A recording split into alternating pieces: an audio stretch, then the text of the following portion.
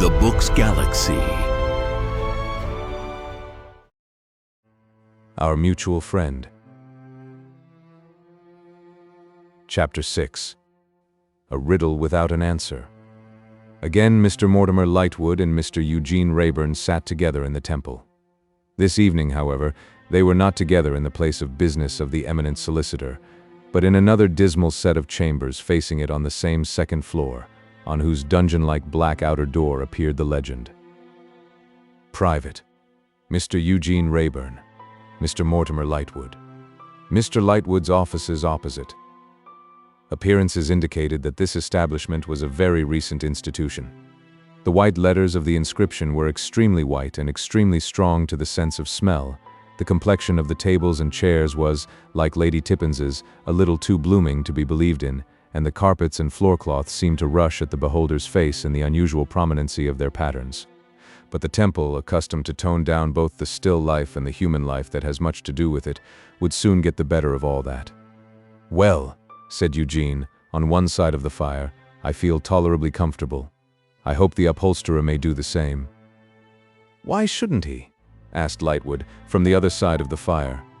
"To be sure," pursued Eugene, reflecting, "he is not in the secret of our pecuniary affairs, so perhaps he may be in an easy frame of mind. We shall pay him," said Mortimer. "Shall we, really?" returned Eugene, indolently surprised. "You don't say so." "I mean to pay him, Eugene, for my part," said Mortimer in a slightly injured tone. "Ah, I mean to pay him too," retorted Eugene. "But then I mean so much that I don't mean." "Don't mean?" "So much that I only mean and shall always only mean and nothing more, my dear Mortimer. It's the same thing." His friend, lying back in his easy chair, watched him lying back in his easy chair, as he stretched out his legs on the hearthrug, and said, with the amused look that Eugene Wrayburn could always awaken in him without seeming to try or care: "Anyhow, your vagaries have increased the bill." "Calls the domestic virtues vagaries," exclaimed Eugene, raising his eyes to the ceiling.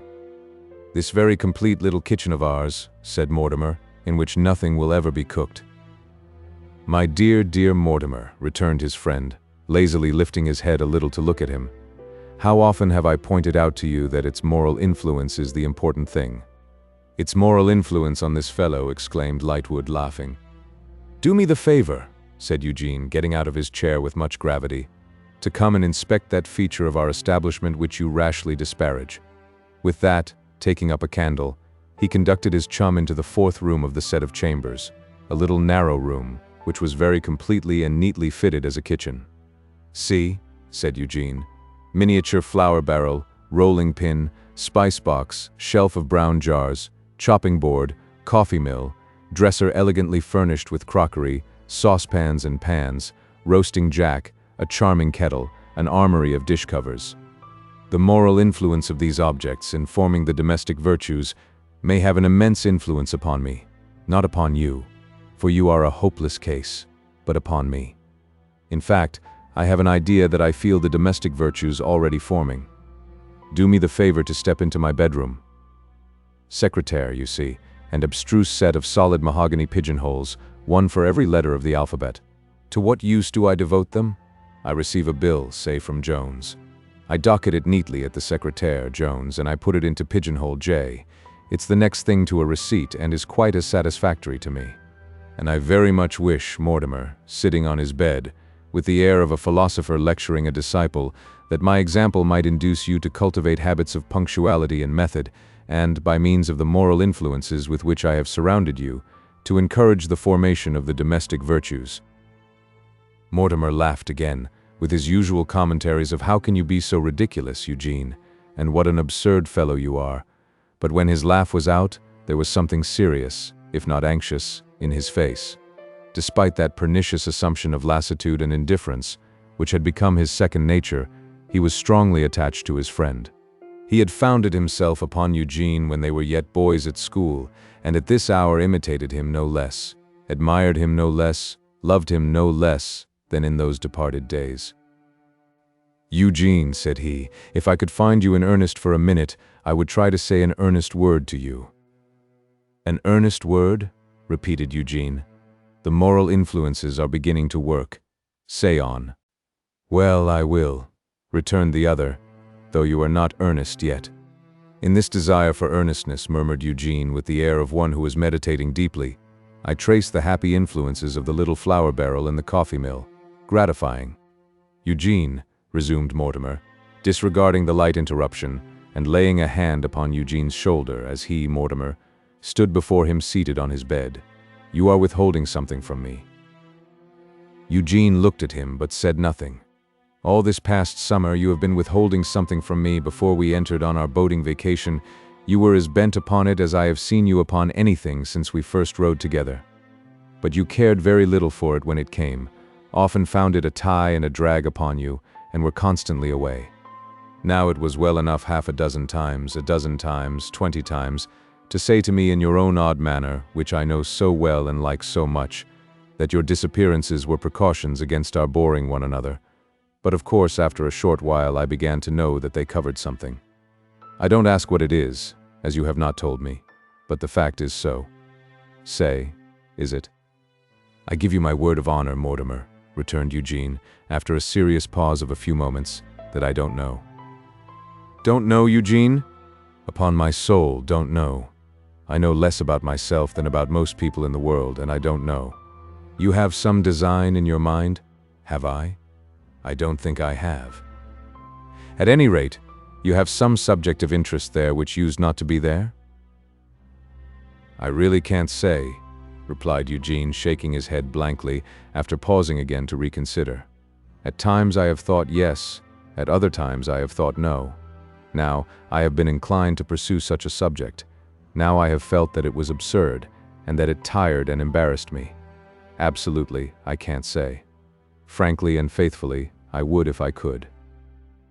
So replying, he clapped a hand, in his turn, on his friend's shoulder as he rose from his seat upon the bed, and said, "You must take your friend as he is.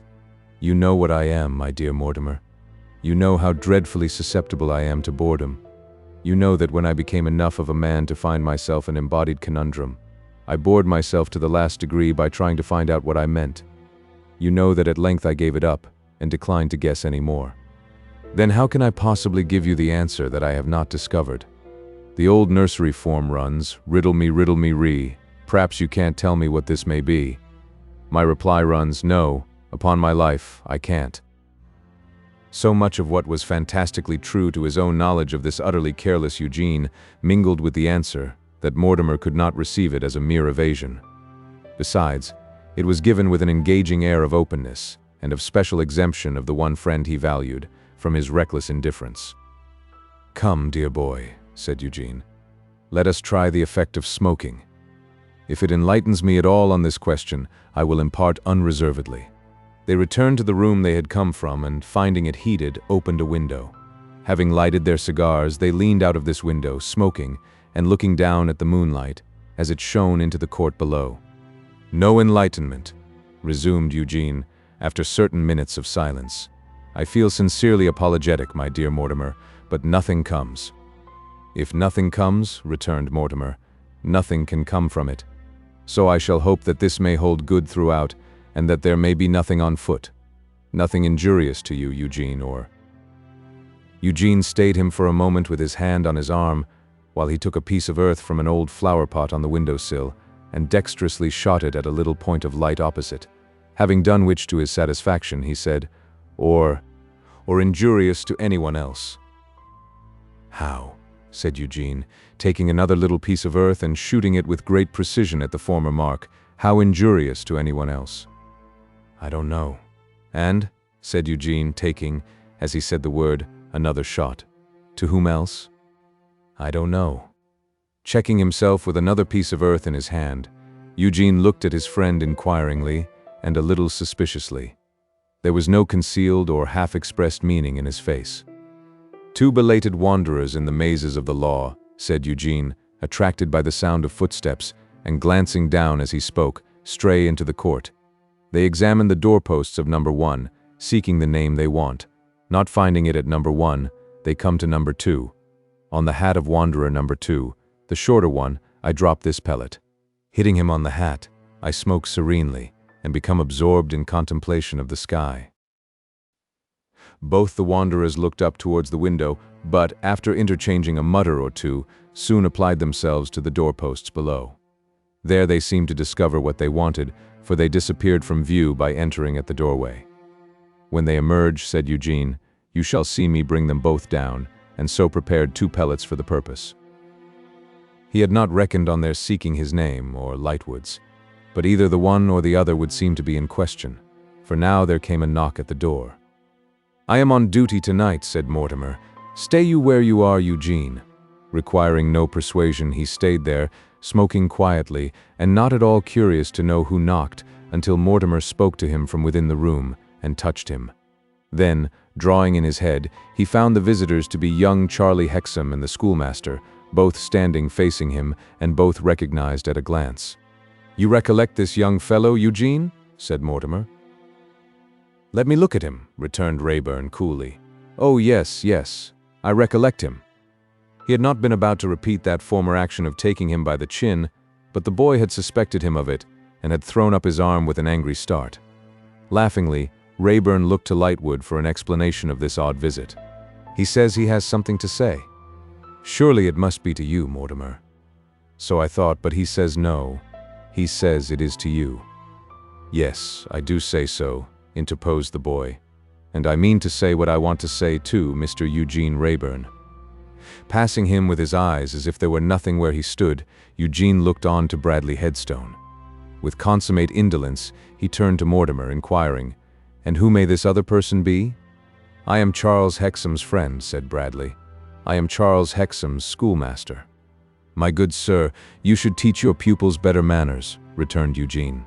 Composedly smoking, he leaned an elbow on the chimney-piece, at the side of the fire, and looked at the schoolmaster. It was a cruel look, in its cold disdain of him, as a creature of no worth. The schoolmaster looked at him, and that, too, was a cruel look, though of the different kind, that it had a raging jealousy and fiery wrath in it. Very remarkably, neither Eugene Rayburn nor Bradley Headstone looked at all at the boy. Through the ensuing dialogue, those two, no matter who spoke or whom was addressed, looked at each other. There was some secret, sure perception between them, which set them against one another in all ways. "In some high respects, Mr. Eugene Rayburn," said Bradley, answering him with pale and quivering lips, "the natural feelings of my pupils are stronger than my teaching." "In most respects, I dare say," replied Eugene, enjoying his cigar, "though whether high or low is of no importance. You have my name very correctly. Pray, what is yours?" "It cannot concern you much to know, but—" "True," interposed Eugene, striking sharply and cutting him short at his mistake. "It does not concern me at all to know. I can say schoolmaster, which is a most respectable title. You are right, schoolmaster." It was not the dullest part of this goad in its galling of Bradley Headstone that he had made it himself in a moment of incautious anger. He tried to set his lips so as to prevent their quivering, but they quivered fast. "Mr. Eugene Rayburn," said the boy, "I want a word with you. I have wanted it so much that we have looked out your address in the book, and we have been to your office, and we have come from your office here." "You have given yourself much trouble, schoolmaster," observed Eugene, blowing the feathery ash from his cigar. "I hope it may prove remunerative." "And I am glad to speak," pursued the boy, "in presence of Mr. Lightwood, because it was through Mr. Lightwood that you ever saw my sister." For a mere moment, Rayburn turned his eyes aside from the schoolmaster to note the effect of the last word on Mortimer, who, standing on the opposite side of the fire, as soon as the word was spoken, turned his face towards the fire and looked down into it. "Similarly, it was through Mr. Lightwood that you ever saw her again, for you were with him on the night when my father was found, and so I found you with her on the next day. Since then, you have seen my sister often. You have seen my sister oftener and oftener. And I want to know why?" "Was this worthwhile, schoolmaster?" murmured Eugene with the air of a disinterested adviser. "So much trouble for nothing? You should know best, but I think not." "I don't know, Mr. Rayburn," answered Bradley with his passion rising, "why you address me." "Don't you?" said Eugene. "Then I won't." He said it so tauntingly in his perfect placidity that the respectable right hand clutching the respectable hairguard of the respectable watch could have wound it round his throat and strangled him with it. Not another word did Eugene deem it worthwhile to utter, but stood leaning his head upon his hand, smoking, and looking imperturbably at the chafing Bradley headstone with his clutching right hand, until Bradley was well-nigh mad. "Mr. Rayburn," proceeded the boy, "we not only know this that I have charged upon you, but we know more. It has not yet come to my sister's knowledge that we have found it out, but we have. We had a plan, Mr. Headstone and I, for my sister's education, and for its being advised and overlooked by Mr. Headstone, who is a much more competent authority, whatever you may pretend to think as you smoke, than you could produce if you tried. Then, what do we find? What do we find, Mr. Lightwood? Why, we find that my sister is already being taught, without our knowing it. We find that while my sister gives an unwilling and cold ear to our schemes for her advantage, I, her brother, and Mr. Headstone, the most competent authority, as his certificates would easily prove, that could be produced, she is willfully and willingly profiting by other schemes. I, and taking pains too, for I know what such pains are. And so does Mr. Headstone. Well, somebody pays for this, is a thought that naturally occurs to us. Who pays? We apply ourselves to find out, Mr. Lightwood, and we find that your friend, this Mr. Eugene Rayburn here, pays. Then I ask him what right has he to do it, and what does he mean by it, and how comes he to be taking such a liberty without my consent, when I am raising myself in the scale of society by my own exertions and Mr. Headstone's aid, and have no right to have any darkness cast upon my prospects, or any imputation upon my respectability through my sister. The boyish weakness of this speech, combined with its great selfishness, made it a poor one indeed. And yet Bradley Headstone, used to the little audience of a school, and unused to the larger ways of men, showed a kind of exultation in it. "Now I tell Mr. Eugene Rayburn," pursued the boy, forced into the use of the third person by the hopelessness of addressing him in the first, "that I object to his having any acquaintance at all with my sister, and that I request him to drop it altogether. He is not to take it into his head that I am afraid of my sister's caring for him." As the boy sneered, the master sneered, and Eugene blew off the feathery ash again. "But I object to it, and that's enough. I am more important to my sister than he thinks. As I raise myself, I intend to raise her. She knows that, and she has to look to me for her prospects. Now I understand all this very well, and so does Mr. Headstone. My sister is an excellent girl, but she has some romantic notions, not about such things as your Mr. Eugene Rayburn's, but about the death of my father and other matters of that sort. Mr. Rayburn encourages those notions to make himself of importance, and so she thinks she ought to be grateful to him, and perhaps even likes to be. Now I don't choose her to be grateful to him, or to be grateful to anybody but me, except Mr. Headstone. And I tell Mr. Rayburn that if he don't take heed of what I say, it will be worse for her. Let him turn that over in his memory, and make sure of it. Worse for her." A pause ensued, in which the schoolmaster looked very awkward. "May I suggest, schoolmaster," said Eugene, removing his fast-waning cigar from his lips to glance at it, "that you can now take your pupil away. And Mr. Lightwood," added the boy with a burning face under the flaming aggravation of getting no sort of answer or attention, "I hope you'll take notice of what I have said to your friend, and of what your friend has heard me say, word by word, whatever he pretends to the contrary. You are bound to take notice of it, Mr. Lightwood, for as I have already mentioned, you first brought your friend into my sister's company, and but for you we never should have seen him. Lord knows none of us ever wanted him, any more than any of us will ever miss him. Now Mr. Headstone, as Mr. Eugene Rayburn has been obliged to hear what I had to say, and couldn't help himself, and as I have said it out to the last word, we have done all we wanted to do, and may go." "Go downstairs and leave me a moment, Hexam," he returned. The boy, complying with an indignant look and as much noise as he could make, swung out of the room, and Lightwood went to the window and leaned there, looking out. "You think me of no more value than the dirt under your feet," said Bradley to Eugene, speaking in a carefully weighed and measured tone, or he could not have spoken at all. "I assure you, schoolmaster," replied Eugene, "I don't think about you." "That's not true," returned the other. "You know better." "That's coarse," Eugene retorted. "But you don't know better. Mr. Rayburn, at least I know very well that it would be idle to set myself against you in insolent words or overbearing manners. That lad who has just gone out could put you to shame in half a dozen branches of knowledge in half an hour, but you can throw him aside like an inferior. You can do as much by me, I have no doubt beforehand. Possibly, remarked Eugene. But I am more than a lad, said Bradley, with his clutching hand. And I will be heard, sir. As a schoolmaster, said Eugene, you are always being heard. That ought to content you. But it does not content me, replied the other, white with passion. Do you suppose that a man, in forming himself for the duties I discharge, and in watching and repressing himself daily to discharge them well, dismisses a man's nature? I suppose you, said Eugene, judging from what I see as I look at you, to be rather too passionate for a good schoolmaster. As he spoke, he tossed away the end of his cigar. Passionate with you, sir, I admit I am. Passionate with you, sir, I respect myself for being, but I have not devils for my pupils. For your teachers, I should rather say, replied Eugene. Mr. Rayburn. Schoolmaster? Sir, my name is Bradley Headstone. As you justly said, my good sir, your name cannot concern me. Now, what more? This more.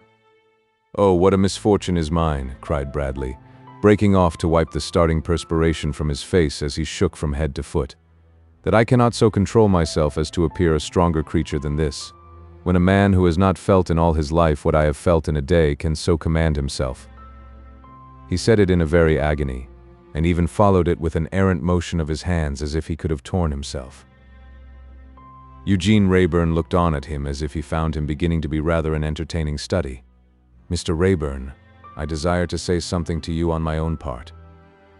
Come, come, schoolmaster, returned Eugene, with a languid approach to impatience as the other again struggled with himself. Say what you have to say. And let me remind you that the door is standing open, and your young friend waiting for you on the stairs. When I accompanied that youth here, sir, I did so with the purpose of adding, as a man whom you should not be permitted to put aside, in case you put him aside as a boy, that his instinct is correct and right. Thus Bradley Headstone with great effort and difficulty. Is that all? Asked Eugene. No, sir, said the other, flushed and fierce. I strongly support him in his disapproval of your visits to his sister, and in his objection to your officiousness and worse, in what you have taken upon yourself to do for her. Is that all? Asked Eugene. No, sir. I determine to tell you that you are not justified in these proceedings, and that they are injurious to his sister. Are you her schoolmaster as well as her brothers? Or perhaps you would like to be, said Eugene. It was a stab that the blood followed, in its rush to Bradley Headstone's face, as swiftly as if it had been dealt with a dagger. What do you mean by that? Was as much as he could utter. A natural ambition enough, said Eugene coolly. Far be it from me to say otherwise. The sister who is something too much upon your lips, perhaps, is so very different from all the associations to which she had been used, and from all the low obscure people about her, that it is a very natural ambition. Do you throw my obscurity in my teeth, Mr. Rayburn? That can hardly be, for I know nothing concerning it, schoolmaster, and seek to know nothing. You reproach me with my origin, said Bradley Headstone. You cast insinuations at my bringing up.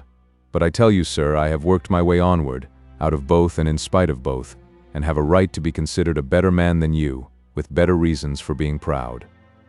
How I can reproach you with what is not within my knowledge, or how I can cast stones that were never in my hand, is a problem for the ingenuity of a schoolmaster to prove, returned Eugene. Is that all? No, sir. If you suppose that boy, who really will be tired of waiting, said Eugene politely. If you suppose that boy to be friendless, Mr. Rayburn, you deceive yourself. I am his friend, and you shall find me so. And you will find him on the stairs, remarked Eugene. You may have promised yourself, sir, that you could do what you chose here because you had to deal with a mere boy, inexperienced, friendless, and unassisted. But I give you warning that this mean calculation is wrong. You have to do with a man also. You have to do with me. I will support him, and, if need be, require reparation for him. My hand and heart are in this cause, and are open to him. And quite a coincidence the door is open, remarked Eugene. I scorn your shifty evasions, and I scorn you, said the schoolmaster. In the meanness of your nature you revile me with the meanness of my birth. I hold you in contempt for it. But if you don't profit by this visit, and act accordingly, you will find me as bitterly in earnest against you as I could be, if I deemed you worth a second thought on my own account." With a consciously bad grace and stiff manner, as Rayburn looked so easily and calmly on, he went out with these words, and the heavy door closed like a furnace door upon his red and white heats of rage. "A curious monomaniac," said Eugene. "The man seems to believe that everybody was acquainted with his mother." Mortimer Lightwood being still at the window, to which he had in delicacy withdrawn, Eugene called to him, and he fell to slowly pacing the room. "My dear fellow," said Eugene, as he lighted another cigar, "I fear my unexpected visitors have been troublesome. If as a set-off, excuse the legal phrase from a barrister at law, you would like to ask Tippins to tea, I pledge myself to make love to her." "Eugene," replied Mortimer, still pacing the room, "I am sorry for this, and to think that I have been so blind." "How blind, dear boy?" inquired his unmoved friend. "What were your words that night at the Riverside public house?" said Lightwood, stopping. "What was it that you asked me? Did I feel like a dark combination of traitor and pickpocket when I thought of that girl?" "I seem to remember the expression," said Eugene. "How do you feel when you think of her just now?" His friend made no direct reply, but observed, after a few whiffs of his cigar, "Don't mistake the situation. There is no better girl in all this London than Lizzie Hexam. There is no better among my people at home, no better among your people. Granted. What follows?" "There," said Eugene, looking after him dubiously as he paced away to the other end of the room, "you put me again upon guessing the riddle that I have given up. Eugene, do you design to capture and desert this girl?" "My dear fellow, no." "Do you design to marry her?" "My dear fellow, no." "Do you design to pursue her?" "My dear fellow, I don't design anything. I have no design whatever. I am incapable of designs. If I conceived a design, I should speedily abandon it, exhausted by the operation." "Oh, Eugene." "My dear Mortimer, not that tone of melancholy reproach, I entreat. What can I do more than tell you all I know, and acknowledge my ignorance of all I don't know? How does that little old song go, which, under pretense of being cheerful, is by far the most lugubrious I ever heard in my life? Away with melancholy, nor doleful changes ring on life and human folly, but merrily, merrily sing fa la. Don't let us sing fa la, my dear Mortimer, which is comparatively unmeaning, but let us sing that we give up guessing the riddle altogether. Are you in communication with this girl, Eugene, and is what these people say true? I concede both admissions to my honorable and learned friend. Then what is to come of it? What are you doing? Where are you going? My dear Mortimer, one would think the schoolmaster had left behind him a catechizing infection. You are ruffled by the want of another cigar. Take one of these, I entreat. Light it at mine, which is in perfect order. So. Now do me the justice to observe that I am doing all I can towards self-improvement, and that you have a light thrown on those household implements which, when you only saw them as in a glass darkly, you were hastily, I must say hastily, inclined to depreciate. Sensible of my deficiencies, I have surrounded myself with moral influences expressly meant to promote the formation of the domestic virtues. To those influences and to the improving society of my friend from boyhood, commend me with your best wishes. Ah, Eugene, said Lightwood, affectionately, now standing near him, so that they both stood in one little cloud of smoke. I would that you answered my 3 questions. What is to come of it? What are you doing? Where are you going? And my dear Mortimer, returned Eugene, lightly fanning away the smoke with his hand for the better exposition of his frankness of face and manner. Believe me, I would answer them instantly if I could. But to enable me to do so, I must first have found out the troublesome conundrum long abandoned. Here it is, Eugene Rayburn, tapping his forehead and breast. Riddle me, Ree. Perhaps you can't tell me what this may be? No, upon my life I can't. I give it up. Chapter 7. In which a friendly move is originated. The arrangement between Mr. Boffin and his literary man, Mr. Silas Wegg, so far altered with the altered habits of Mr. Boffin's life, as that the Roman Empire usually declined in the morning, and in the eminently aristocratic family mansion, rather than in the evening as of yore, and in Boffin's bower. There were occasions, however, when Mr. Boffin, seeking a brief refuge from the blandishments of fashion, would present himself at the bower after dark, to anticipate the next sallying forth of Weg, and would there, on the old settle, pursue the downward fortunes of those enervated and corrupted masters of the world who were by this time on their last legs. If Weg had been worse paid for his office, or better qualified to discharge it, he would have considered these visits complimentary and agreeable, but, holding the position of a handsomely remunerated humbug, he resented them. This was quite according to rule, for the incompetent servant, by whomsoever employed, is always against his employer. Even those born governors, noble and right honorable creatures, who have been the most imbecile in high places, have uniformly shown themselves the most opposed, sometimes in bailying distrust, sometimes in vapid insolence, to their employer. What is in such wise true of the public master and servant is equally true of the private master and servant all the world over. When Mr. Silas Weg did at last obtain free access to our house, as he had been wont to call the mansion outside which he had sat shelterless so long, and when he did at last find it in all particulars as different from his mental plans of it, as according to the nature of things it well could be, that far-seeing and far-reaching character, by way of asserting himself and making out a case for compensation, affected to fall into a melancholy strain of musing over the mournful past, as if the house and he had had a fall in life together. "And this, sir," Silas would say to his patron, sadly nodding his head and musing, "was once our house. This, sir, is the building from which I have so often seen those great creatures, Miss Elizabeth, Master George, Aunt Jane, and Uncle Parker, whose very names were of his own inventing, pass and repass. And has it come to this? Indeed. Ah, dear me, dear me." So tender were his lamentations that the kindly Mr. Boffin was quite sorry for him, and almost felt mistrustful that in buying the house he had done him an irreparable injury. 2 or 3 diplomatic interviews, the result of great subtlety on Mr. Weg's part, but assuming the mask of careless yielding to a fortuitous combination of circumstances impelling him towards Clerkenwell, had enabled him to complete his bargain with Mr. Venus. "Bring me round to the Bower," said Silas when the bargain was closed, "next Saturday evening, and if a sociable glass of old Jamaica warm should meet your views, I am not the man to begrudge it." "You are aware of my being poor company, sir," replied Mr. Venus, "but be it so.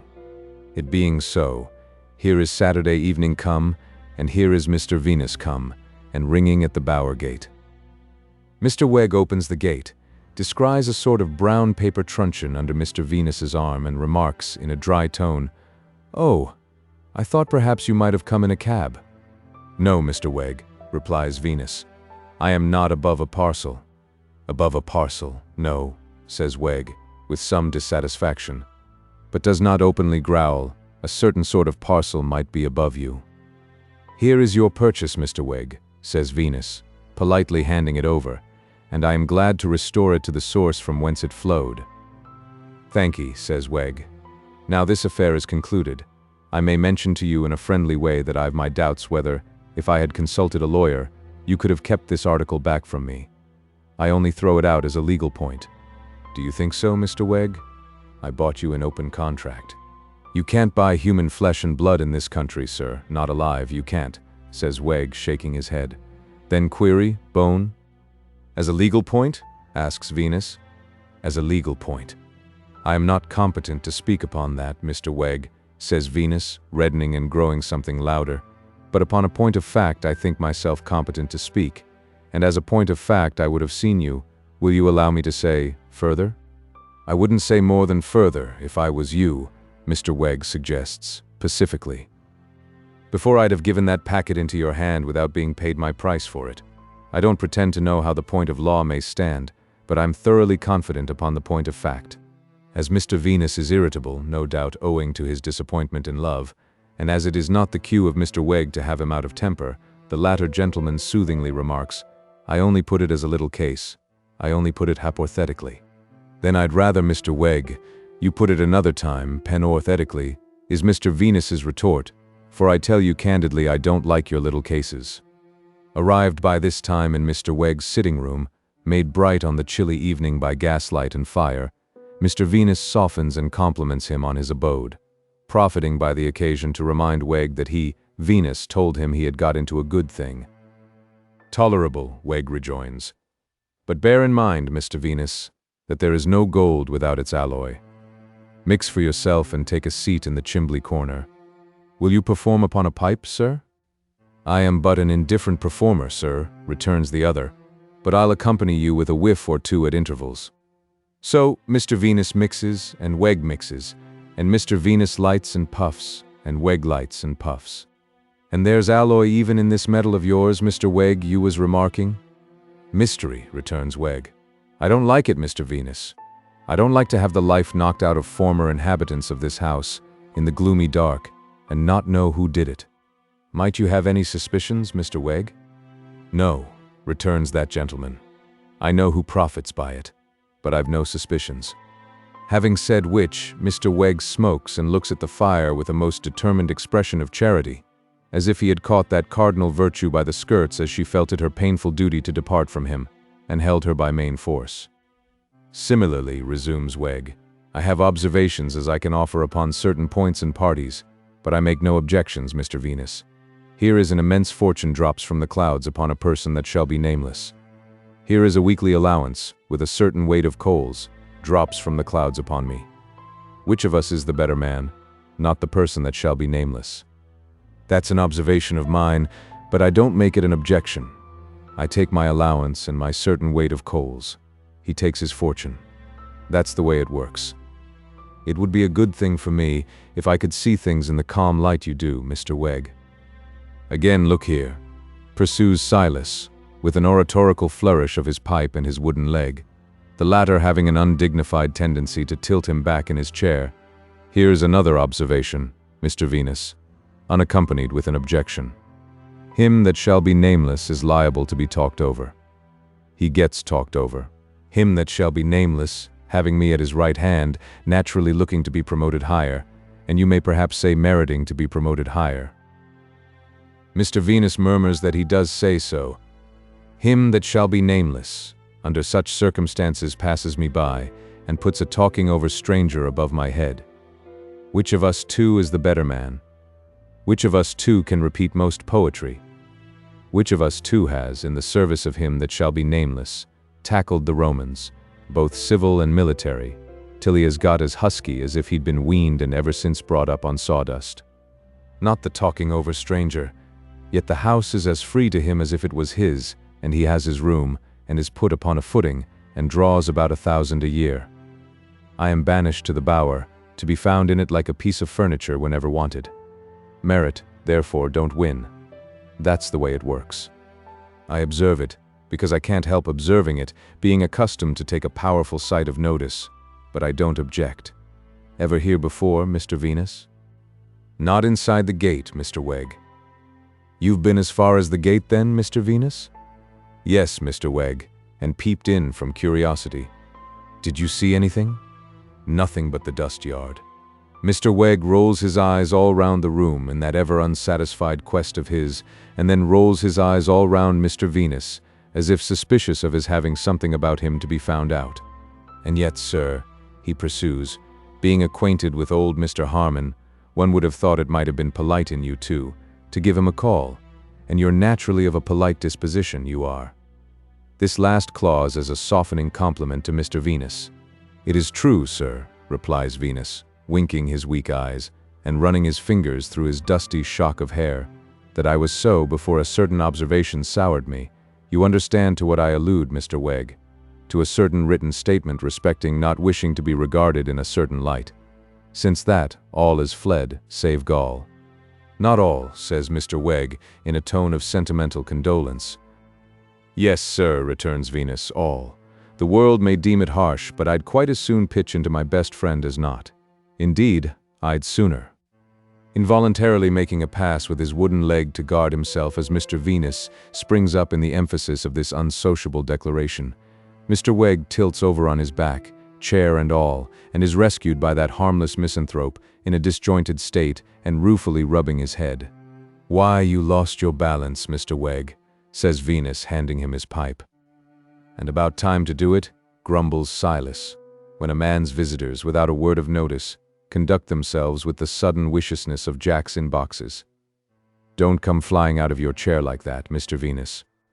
I ask your pardon, Mr. Wegg. I am so soured. Yes, but hang it, says Wegg argumentatively. A well-governed mind can be soured sitting. And as to being regarded in lights, there's bumpy lights as well as bony, in which, again rubbing his head, I object to regard myself. I'll bear it in memory, sir. If you'll be so good. Mr. Wegg slowly subdues his ironical tone and his lingering irritation and resumes his pipe. We were talking of old Mr. Harmon being a friend of yours. Not a friend, Mr. Wegg. Only known to speak to and to have a little deal with now and then. A very inquisitive character, Mr. Wegg, regarding what was found in the dust, as inquisitive as secret. Ah, you found him secret? Returns Wegg, with a greedy relish. He had always the look of it, and the manner of it. Ah, with another roll of his eyes. As to what was found in the dust now, did you ever hear him mention how he found it, my dear friend? Living on the mysterious premises, one would like to know, for instance, where he found things, or, for instance, how he set about it, whether he began at the top of the mounds, or whether he began at the bottom. Whether he prodded, Mr. Wegg's pantomime is skillful and expressive here, or whether he scooped. Should you say scooped, my dear Mr. Venus, or should you as a man say prodded? I should say neither, Mr. Wegg. As a fellow man, Mr. Venus, mix again, why neither? Because I suppose, sir, that what was found in the sorting and sifting. All the mounds are sorted and sifted. You shall see 'em and pass your opinion. Mix again. On each occasion of his saying mix again, Mr. Wegg, with a hop on his wooden leg, hitches his chair a little nearer, more as if he were proposing that himself and Mr. Venus should mix again, than that they should replenish their glasses.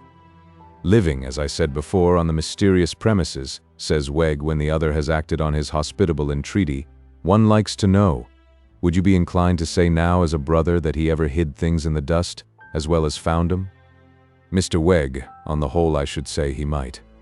Mr. Wegg claps on his spectacles and admiringly surveys Mr. Venus from head to foot. As a mortal equally with myself, whose hand I take in mine for the first time this day, having unaccountably overlooked that act so full of boundless confidence binding a fellow creature to a fellow creature, says Wegg, holding Mr. Venus's palm out, flat and ready for smiting, and now smiting it. As such and no other, for I scorn all lowlier ties betwixt myself and the man walking with his face erect, that alone I call my twin regarded and regarding in this trustful bond. What do you think he might have hid? It is but a supposition, Mr. Wegg. As a being with his hand upon his heart, cries Wegg, and the apostrophe is not the less impressive for the being's hand being actually upon his rum and water. Put your supposition into language, and bring it out, Mr. Venus. He was the species of old gentleman, sir, slowly returns that practical anatomist after drinking, that I should judge likely to take such opportunities as this place offered, of stowing away money, valuables, maybe papers. As one that was ever an ornament to human life, says Mr. Wegg, again holding out Mr. Venus's palm as if he were going to tell his fortune by chiromancy, and holding his own up ready for smiting it when the time should come, as one that the poet might have had his eye on in writing the national naval words. Helm a-weather, now lay her close, yard arm she lies. Again, cried I, Mr. Venus, give her t'other dose, man shrouds and grapples, sir, or she flies. That is to say, regarded in the light of true British oak, for such you are, explain, Mr. Venus, the expression papers. Seeing that the old gentleman was generally cutting off some near relation, or blocking out some natural affection, Mr. Venus rejoins, he most likely made a good many wills and codicils. The palm of Silas Wegg descends with a sounding smack upon the palm of Venus, and Wegg lavishly exclaims, twin in opinion equally with feeling, mix a little more. Having now hitched his wooden leg and his chair close in front of Mr. Venus, Mr. Wegg rapidly mixes for both, gives his visitor his glass, touches its rim with the rim of his own, puts his own to his lips, puts it down, and spreading his hands on his visitor's knees thus addresses him. Mr. Venus, it ain't that I object to being passed over for a stranger, though I regard the stranger as a more than doubtful customer. It ain't for the sake of making money, though money is ever welcome. It ain't for myself, though I am not so haughty as to be above doing myself a good turn. It's for the cause of the right." Mr. Venus, passively winking his weak eyes both at once, demands, "What is, Mr. Wegg?" "The friendly move, sir, that I now propose. You see the move, sir? Till you have pointed it out, Mr. Wegg, I can't say whether I do or not. If there is anything to be found on these premises, let us find it together. Let us make the friendly move of agreeing to look for it together. Let us make the friendly move of agreeing to share the profits of it equally betwixt us, in the cause of the right," thus Silas assuming a noble air. "Then," says Mr. Venus, looking up, after meditating with his hair held in his hands, as if he could only fix his attention by fixing his head, "if anything was to be unburied from under the dust, it would be kept a secret by you and me. Would that be it, Mr. Wegg?" "That would depend upon what it was, Mr. Venus.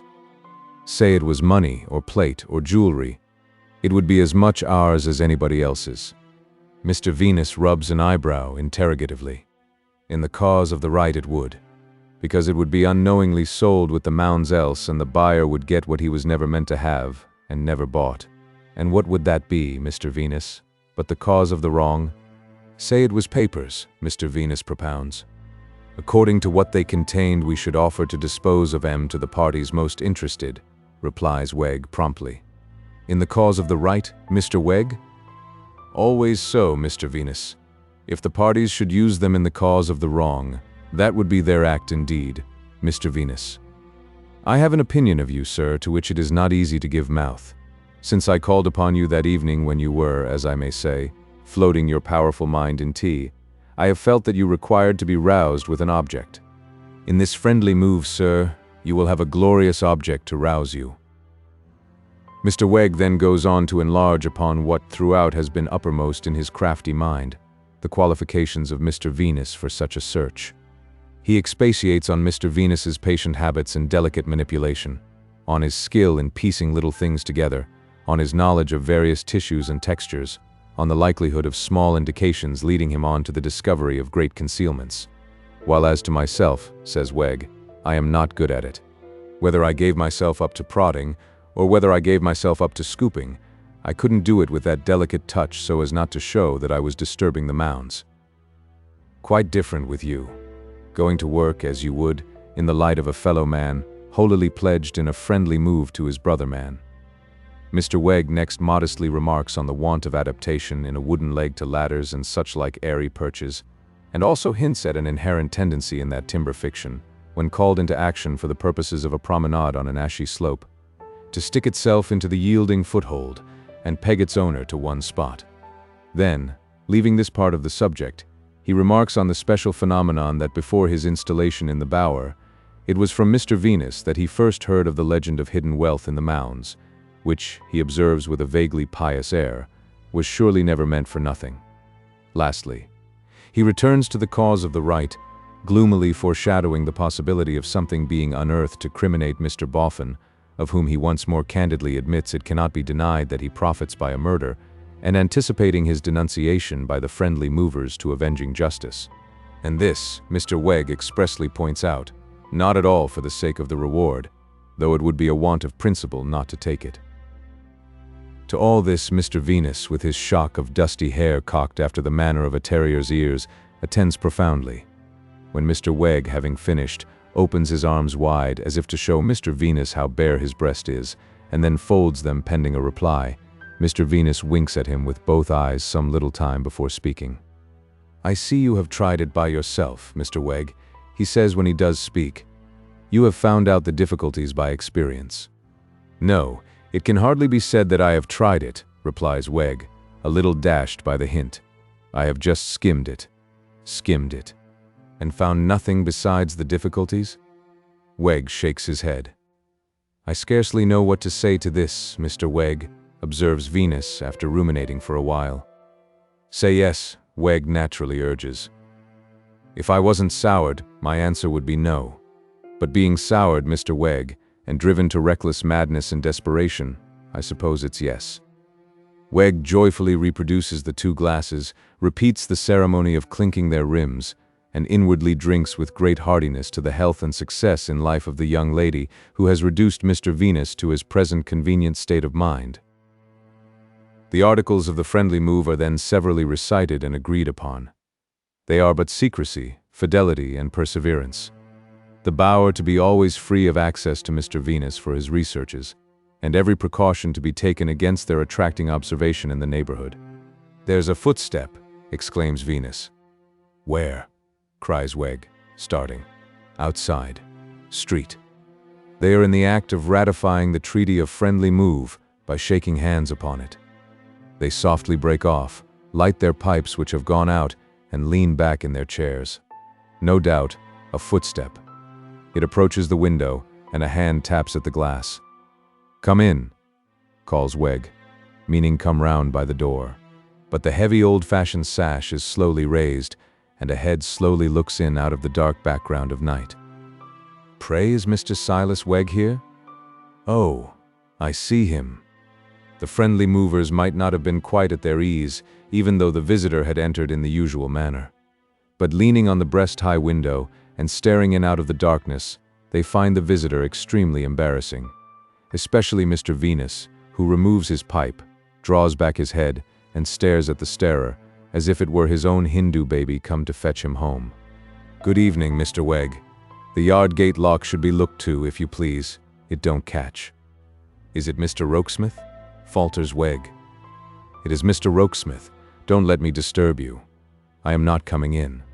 I have only a message for you, which I undertook to deliver on my way home to my lodgings. I was in two minds about coming beyond the gate without ringing, not knowing but you might have a dog about." "I wish I had," mutters Wegg, with his back turned as he rose from his chair. "Saint Hush, the talking over stranger, Mr. Venus." "Is that anyone I know?" inquires the staring secretary. "No, Mr. Rokesmith. Friend of mine, passing the evening with me." "Oh, I beg his pardon. Mr. Boffin wishes you to know that he does not expect you to stay at home any evening, on the chance of his coming. It has occurred to him that he may, without intending it, have been a tie upon you. In future, if he should come without notice, he will take his chance of finding you, and it will be all the same to him if he does not. I undertook to tell you on my way. That's all." With that, and good night, the secretary lowers the window and disappears. They listen, and hear his footsteps go back to the gate, and hear the gate close after him. "And for that individual, Mr. Venus," remarks Wegg, when he is fully gone, "I have been passed over. Let me ask you what you think of him." Apparently, Mr. Venus does not know what to think of him, for he makes sundry efforts to reply, without delivering himself of any other articulate utterance than that he has a singular look. "A double look, you mean, sir?" rejoins Wegg, playing bitterly upon the word. "That's his look. Any amount of singular look for me, but not a double look. That's an underhanded mind, sir." "Do you say there's something against him?" Venus asks. "Something against him?" repeats Wegg. "Something? What would the relief be to my feelings as a fellow man if I wasn't the slave of truth and didn't feel myself compelled to answer everything? See into what wonderful maudlin refuges featherless ostriches plunge their heads. It is such unspeakable moral compensation to Wegg to be overcome by the consideration that Mr. Rokesmith has an underhanded mind. "On this starlight night, Mr. Venus," he remarks, when he is showing that friendly mover out across the yard, and both are something the worse for mixing again and again, "on this starlight night to think that talking over strangers and underhanded minds can go walking home under the sky, as if they was all square. The spectacle of those orbs," says Mr. Venus, gazing upward with his hat tumbling off, "brings heavy on me her crushing words that she did not wish to regard herself nor yet to be regarded in that." I know you needn't repeat 'em," says Wegg, pressing his hand. "But think how those stars steady me in the cause of the right against some that shall be nameless. It isn't that I bear malice, but see how they glisten with old remembrances." "Old remembrances of what, sir?" Mr. Venus begins drearily replying, of her words in her own handwriting, that she does not wish to regard herself nor yet when Silas cuts him short with dignity. "No, sir. Remembrances of our house, of Master George, of Aunt Jane, of Uncle Parker, all laid waste, all offered up sacrifices to the minion of fortune and the worm of the hour. Chapter 8, in which an innocent elopement occurs. The minion of fortune and the worm of the hour, or in less cutting language, Nicodemus Boffin, Esquire, the Golden Dustman, had become as much at home in his eminently aristocratic family mansion as he was likely ever to be. He could not but feel that, like an eminently aristocratic family cheese, it was much too large for his wants, and bred an infinite amount of parasites. But he was content to regard this drawback on his property as a sort of perpetual legacy duty. He felt the more resigned to it, forasmuch as Mrs. Boffin enjoyed herself completely, and Miss Bella was delighted. That young lady was, no doubt, an acquisition to the Boffins. She was far too pretty to be unattractive anywhere, and far too quick of perception to be below the tone of her new career. Whether it improved her heart might be a matter of taste that was open to question, but as touching another matter of taste, its improvement of her appearance and manner, there could be no question whatever. And thus it soon came about that Miss Bella began to set Mrs. Boffin right, and even further that Miss Bella began to feel ill at ease, and as it were responsible, when she saw Mrs. Boffin going wrong. Not that so sweet a disposition and so sound a nature could ever go very wrong even among the great visiting authorities who agreed that the Boffins were charmingly vulgar, which for certain was not their own case in saying so, but that when she made a slip on the social ice on which all the children of Podsnappery, with genteel souls to be saved, are required to skate in circles, or to slide in long rows, she inevitably tripped Miss Bella up, so that young lady felt, and caused her to experience great confusion under the glances of the more skillful performers engaged in those ice exercises. At Miss Bella's time of life it was not to be expected that she should examine herself very closely on the congruity or stability of her position in Mr. Boffin's house, and as she had never been sparing of complaints of her old home when she had no other to compare it with, so there was no novelty of ingratitude or disdain in her very much preferring her new one. "An invaluable man is Rokesmith," said Mr. Boffin, after some 2 or 3 months. "But I can't quite make him out." Neither could Bella, so she found the subject rather interesting. "He takes more care of my affairs, morning, noon, and night," said Mr. Boffin, "than 50 other men put together either could or would, and yet he has ways of his own that are like tying a scaffolding pole right across the road, and bringing me up short when I am almost a walking arm in arm with him." "May I ask how so, sir?" inquired Bella. "Well, my dear," said Mr. Boffin, "he won't meet any company here but you. When we have visitors I should wish him to have his regular place at the table like ourselves, but no, he won't take it." "If he considers himself above it," said Miss Bella, with an airy toss of her head, "I should leave him alone." "It ain't that, my dear," replied Mr. Boffin, thinking it over. "He don't consider himself above it." "Perhaps he considers himself beneath it," suggested Bella. "If so, he ought to know best." "No, my dear, nor it ain't that neither." "No," repeated Mr. Boffin, with a shake of his head, after again thinking it over. "Rokesmith's a modest man, but he don't consider himself beneath it." "Then what does he consider, sir?" asked Bella. "Damn if I know," said Mr. Boffin. "It seemed at first as if it was only Lightwood that he objected to meet, and now it seems to be everybody, except you." "Oh-ho," thought Miss Bella. "Indeed, that's it, is it?" For Mr. Mortimer Lightwood had dined there 2 or 3 times, and she had met him elsewhere, and he had shown her some attention.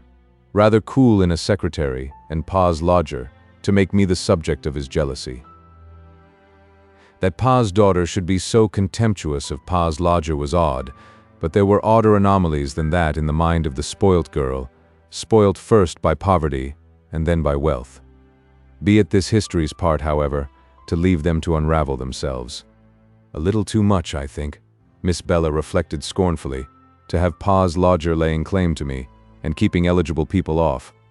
A little too much indeed to have the opportunities opened to me by Mr. and Mrs. Boffin, appropriated by a mere secretary and Pa's lodger.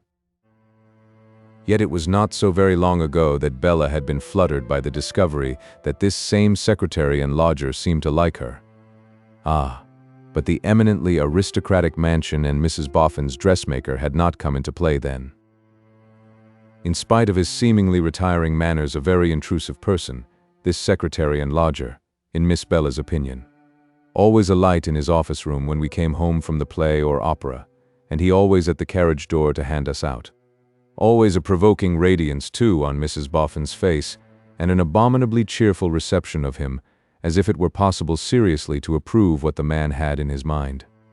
"You never charge me, Miss Wilfer," said the secretary, encountering her by chance alone in the great drawing-room, with commissions for home.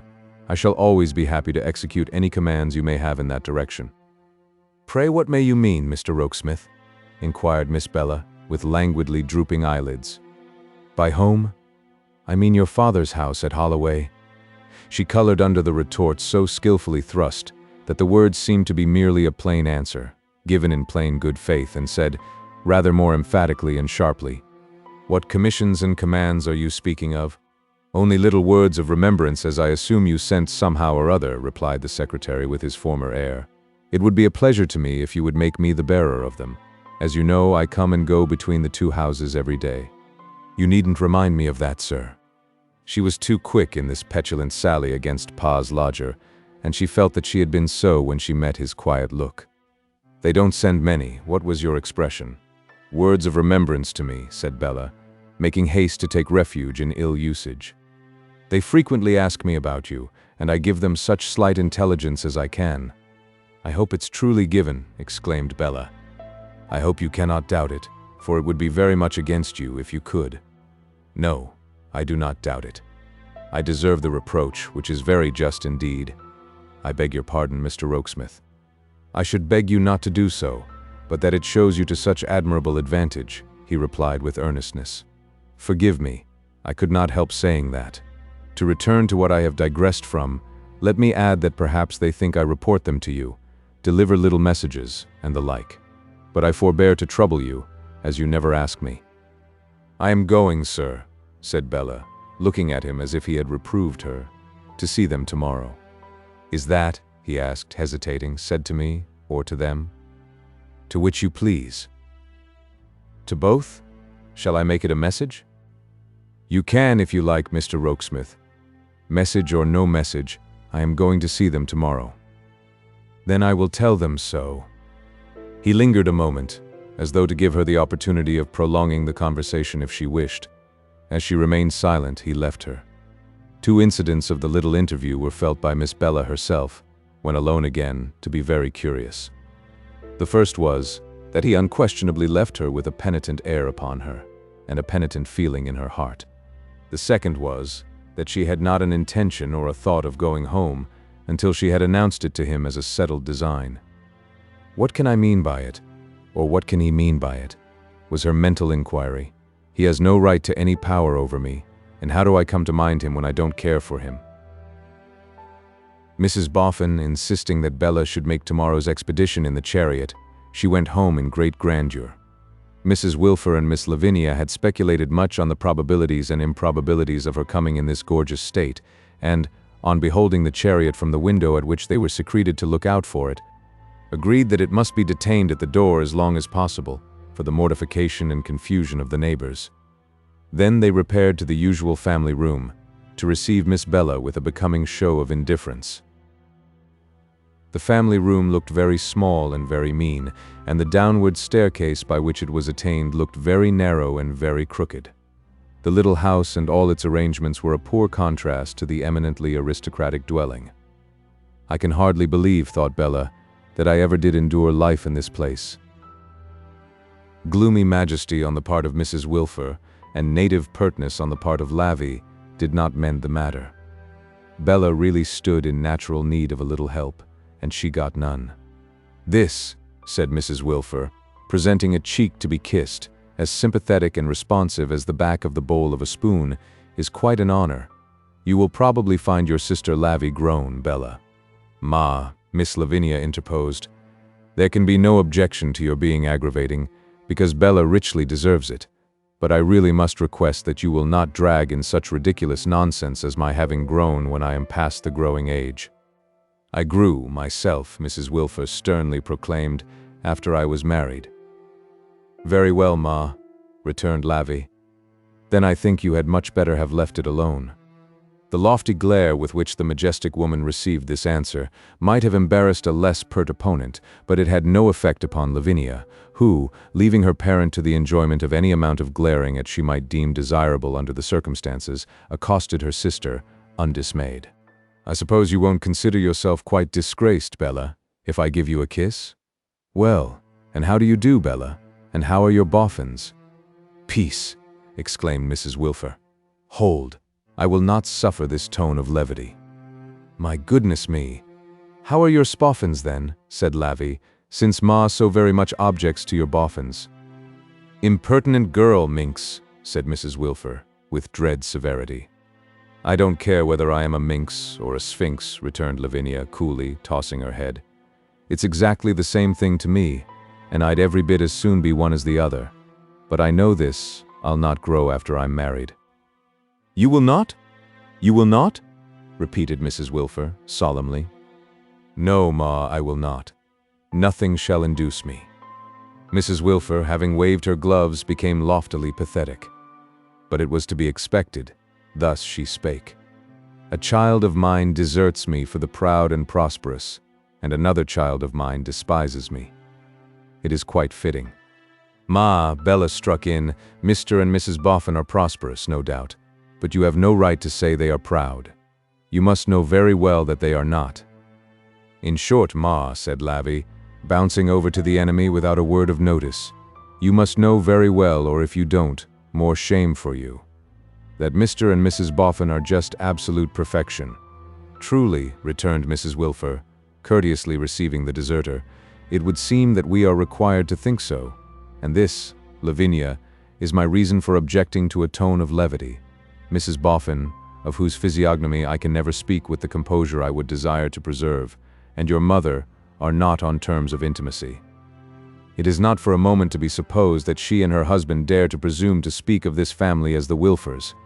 I cannot therefore condescend to speak of them as the Boffins. No, for such a tone, call it familiarity, levity, equality, or what you will, would imply those social interchanges which do not exist.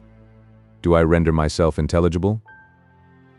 Without taking the least notice of this inquiry, albeit delivered in an imposing and forensic manner, Lavinia reminded her sister, "After all, you know, Bella, you haven't told us how your what's-his-names are." "I don't want to speak of them here," replied Bella, suppressing indignation and tapping her foot on the floor. "They are much too kind and too good to be drawn into these discussions." "Why put it so?" demanded Mrs. Wilfer, with biting sarcasm. "Why adopt a circuitous form of speech? It is polite and it is obliging, but why do it? Why not openly say that they are much too kind and too good for us? We understand the allusion. Why disguise the phrase?" "Ma," said Bella, with one beat of her foot, "you are enough to drive a saint mad, and so is Lavvy." "Unfortunate Lavvy," cried Mrs. Wilfer, in a tone of commiseration. "She always comes for it, my poor child." But Lavvy, with the suddenness of her former desertion, now bounced over to the other enemy, very sharply remarking, "Don't patronize me, Ma, because I can take care of myself." "I only wonder," resumed Mrs. Wilfer, directing her observations to her elder daughter, as safer on the whole than her utterly unmanageable younger, "that you found time and inclination to tear yourself from Mr. and Mrs. Boffin and come to see us at all. I only wonder that our claims, contending against the superior claims of Mr. and Mrs. Boffin, had any weight. I feel I ought to be thankful for gaining so much in competition with Mr. and Mrs. Boffin." The good lady bitterly emphasized the first letter of the word Boffin, as if it represented her chief objection to the owners of that name, and as if she could have borne Dauphin, Moffin, or Poffin much better. "Ma," said Bella, angrily, "you force me to say that I am truly sorry I did come home, and that I never will come home again, except when poor dear Pa is here. For Pa is too magnanimous to feel envy and spite towards my generous friends, and Pa is delicate enough and gentle enough to remember the sort of little claim they thought I had upon them, and the unusually trying position in which, through no act of my own, I had been placed. And I always did love poor dear Pa better than all the rest of you put together, and I always do, and I always shall." Here Bella, deriving no comfort from her charming bonnet and her elegant dress, burst into tears. "I think, R.W.," cried Mrs. Wilfer, lifting up her eyes and apostrophizing the air, "that if you were present, it would be a trial to your feelings to hear your wife and the mother of your family depreciated in your name. But fate has spared you this, R.W., whatever it may have thought proper to inflict upon her." Here Mrs. Wilfer burst into tears. "I hate the Boffins," protested Miss Lavinia. "I don't care who objects to their being called the Boffins. I will call them the Boffins. The Boffins, the Boffins, the Boffins. And I say they are mischief-making Boffins, and I say the Boffins have set Bella against me, and I tell the Boffins to their faces," which was not strictly the fact, but the young lady was excited, "that they are detestable Boffins, disreputable Boffins, odious Boffins, beastly Boffins. There." Here Miss Lavinia burst into tears. The front garden gate clanked, and the secretary was seen coming at a brisk pace up the steps. "Leave me to open the door to him," said Mrs. Wilfer, rising with stately resignation as she shook her head and dried her eyes. "We have at present no stipendiary girl to do so. We have nothing to conceal. If he sees these traces of emotion on our cheeks, let him construe them as he may." With those words she stalked out. In a few moments she stalked in again, proclaiming in her heraldic manner, "Mr. Rokesmith is the bearer of a packet for Miss Bella Wilfer." Mr. Rokesmith followed close upon his name, and of course saw what was amiss, but he discreetly affected to see nothing, and addressed Miss Bella. "Mr. Boffin intended to have placed this in the carriage for you this morning. He wished you to have it, as a little keepsake he had prepared. It is only a purse, Miss Wilfer, but as he was disappointed in his fancy, I volunteered to come after you with it." Bella took it in her hand, and thanked him. "We have been quarreling here a little, Mr. Rokesmith, but not more than we used. You know our agreeable ways among ourselves. You find me just going. Goodbye, Mamma." "Goodbye, Lavvy," and with a kiss for each Miss Bella turned to the door. The secretary would have attended her, but Mrs. Wilfer advancing and saying with dignity, "Pardon me. Permit me to assert my natural right to escort my child to the equipage which is in waiting for her," he begged pardon and gave place. It was a very magnificent spectacle indeed, to see Mrs. Wilfer throw open the house door and loudly demand with extended gloves the male domestic of Mrs. Boffin, to whom, presenting himself, she delivered the brief but majestic charge, "Miss Wilfer," coming out, and so delivered her over, like a female lieutenant of the Tower relinquishing a state prisoner. The effect of this ceremonial was for some quarter of an hour afterwards perfectly paralyzing on the neighbors, and was much enhanced by the worthy lady airing herself for that term in a kind of splendidly serene trance on the top step. When Bella was seated in the carriage, she opened the little packet in her hand. It contained a pretty purse, and the purse contained a banknote for £50. "This shall be a joyful surprise for poor dear Pa," said Bella, "and I'll take it myself into the city." As she was uninformed respecting the exact locality of the place of business of Chicksey Veneering and Stables, but knew it to be near Mincing Lane, she directed herself to be driven to the corner of that darksome spot. Thence she dispatched the male domestic of Mrs. Boffin in search of the counting-house of Chicksey Veneering and Stables, with a message importing that if R. Wilfer could come out, there was a lady waiting who would be glad to speak with him. The delivery of these mysterious words from the mouth of a footman caused so great an excitement in the counting-house that a youthful scout was instantly appointed to follow Rumty, observe the lady, and come in with his report. Nor was the agitation by any means diminished, when the scout rushed back with the intelligence that the lady was a slap-up gal in a bang-up chariot. Rumty himself, with his pen behind his ear under his rusty hat, arrived at the carriage door in a breathless condition, and had been fairly lugged into the vehicle by his cravat and embraced almost unto choking before he recognized his daughter. "My dear child," he then panted, incoherently. "Good gracious me, what a lovely woman you are. I thought you had been unkind and forgotten your mother and sister. I have just been to see them, Pa dear."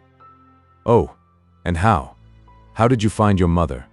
asked R.W., dubiously. "Very disagreeable, Pa, and so was Lavvy." "They are sometimes a little liable to it," observed the patient cherub. "But I hope you made allowances, Bella, my dear." "No. I was disagreeable too, Pa. We were all of us disagreeable together. But I want you to come and dine with me somewhere, Pa." "Why, my dear? I have already partaken of a, if one might mention such an article in this superb chariot of a saveloy, replied R. Wilfer, modestly dropping his voice on the word as he eyed the canary-colored fittings. Oh, that's nothing, Pa. Truly, it ain't as much as one could sometimes wish it to be, my dear, he admitted, drawing his hand across his mouth. Still, when circumstances over which you have no control interpose obstacles between yourself and small Germans, you can't do better than bring a contented mind to bear on, again dropping his voice in deference to the chariot. Saveloys, you poor good Pa. Pa, do, I beg and pray, get leave for the rest of the day, and come and pass it with me. Well, my dear, I'll cut back and ask for leave. But before you cut back, said Bella, who had already taken him by the chin, pulled his hat off, and begun to stick up his hair in her old way, do say that you are sure I am giddy and inconsiderate, but have never really slighted you, Pa. My dear, I say it with all my heart, and might I likewise observe, her father delicately hinted, with a glance out at window, that perhaps it might be calculated to attract attention, having one's hair publicly done by a lovely woman in an elegant turnout in Fenchurch Street. Bella laughed and put on his hat again, but when his boyish figure bobbed away, its shabbiness and cheerful patience smote the tears out of her eyes. I hate that secretary for thinking it of me, she said to herself, and yet it seems half true. Back came her father, more like a boy than ever, in his release from school. All right, my dear. Leave given at once. Really very handsomely done. Now where can we find some quiet place, Pa, in which I can wait for you while you go on an errand for me, if I send the carriage away? It demanded cogitation. You see, my dear, he explained, you really have become such a very lovely woman that it ought to be a very quiet place. At length he suggested, near the garden up by the Trinity House on Tower Hill. So they were driven there, and Bella dismissed the chariot, sending a penciled note by it to Mrs. Boffin that she was with her father. Now, Pa, attend to what I am going to say, and promise and vow to be obedient. I promise and vow, my dear. You ask no questions. You take this purse. You go to the nearest place where they keep everything of the very, very best, ready-made.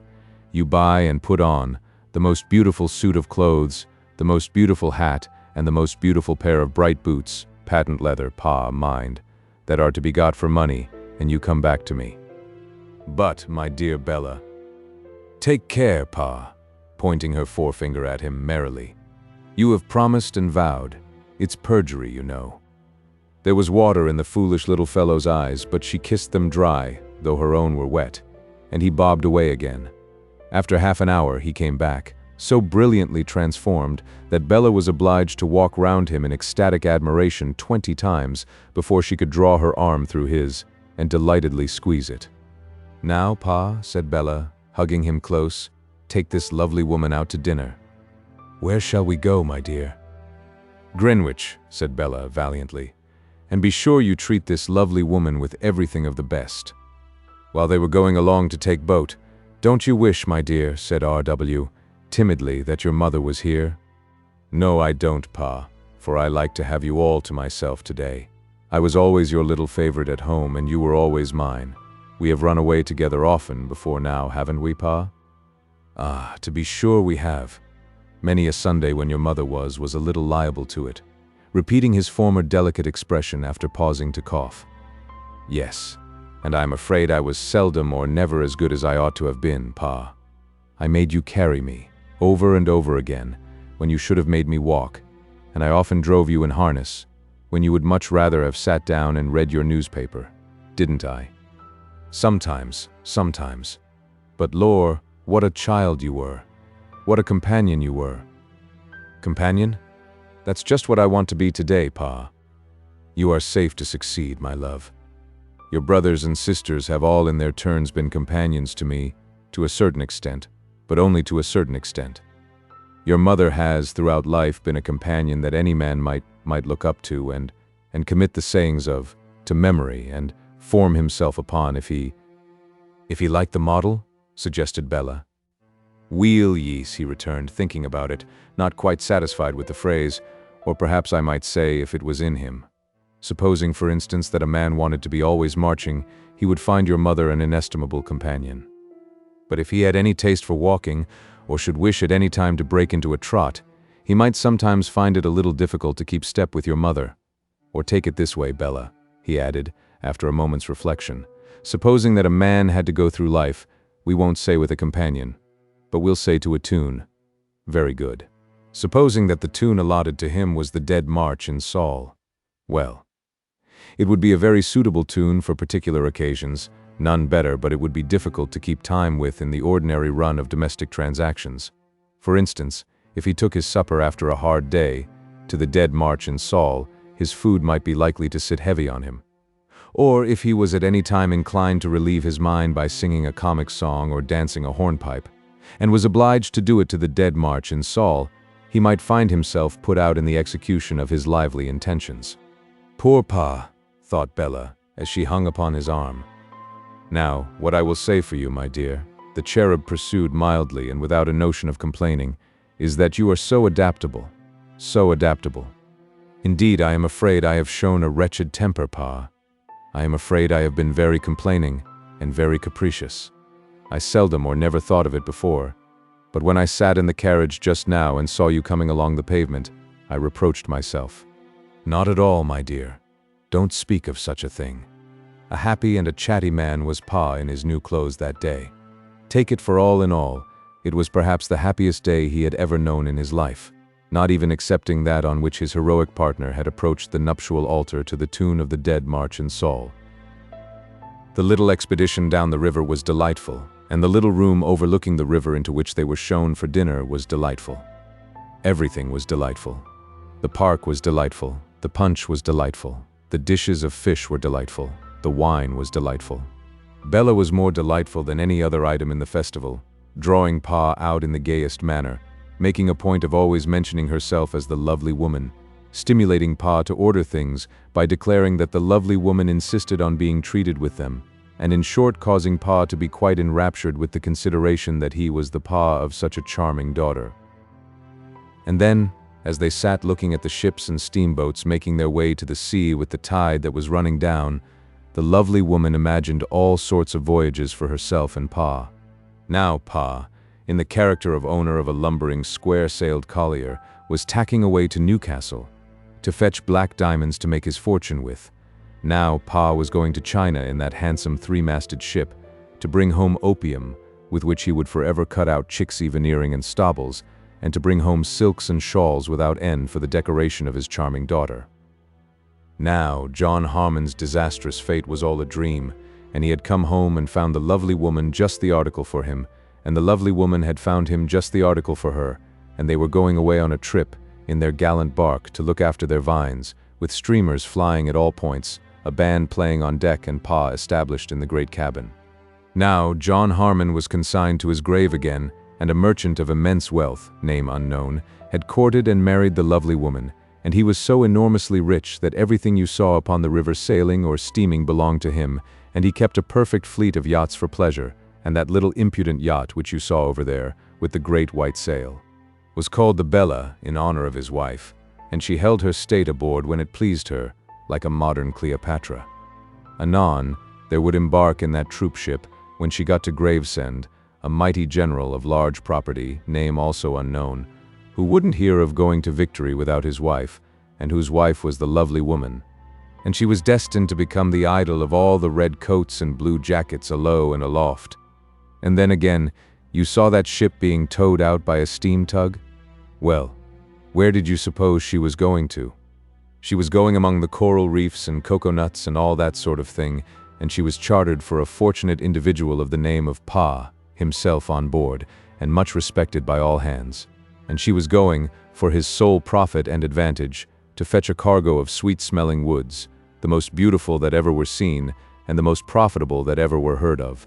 And her cargo would be a great fortune, as indeed it ought to be, the lovely woman who had purchased her and fitted her expressly for this voyage, being married to an Indian prince, who was a something or other, and who wore cashmere shawls all over himself and diamonds and emeralds blazing in his turban, and was beautifully coffee-colored and excessively devoted, though a little too jealous.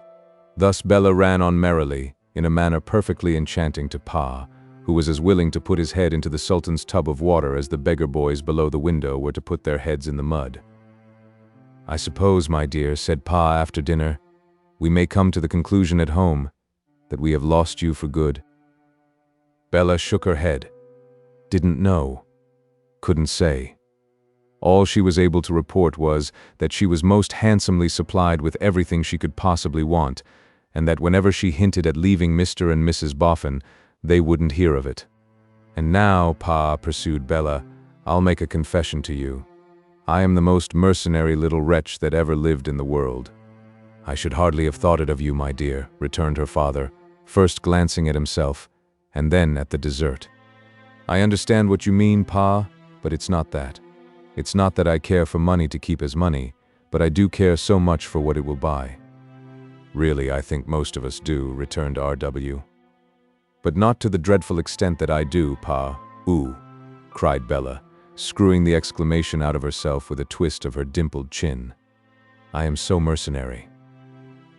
With a wistful glance, R.W. said, in default of having anything better to say, "About when did you begin to feel it coming on, my dear?" "That's it, Pa. That's the terrible part of it. When I was at home and only knew what it was to be poor, I grumbled but didn't so much mind.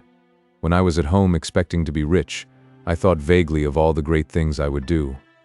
But when I had been disappointed of my splendid fortune, and came to see it from day to day in other hands, and to have before my eyes what it could really do, then I became the mercenary little wretch I am." "It's your fancy, my dear." "I can assure you it's nothing of the sort, Pa," said Bella, nodding at him, with her very pretty eyebrows raised as high as they would go, and looking comically frightened. "It's a fact. I am always avariciously scheming." "Lor? But how?" "I'll tell you, Pa.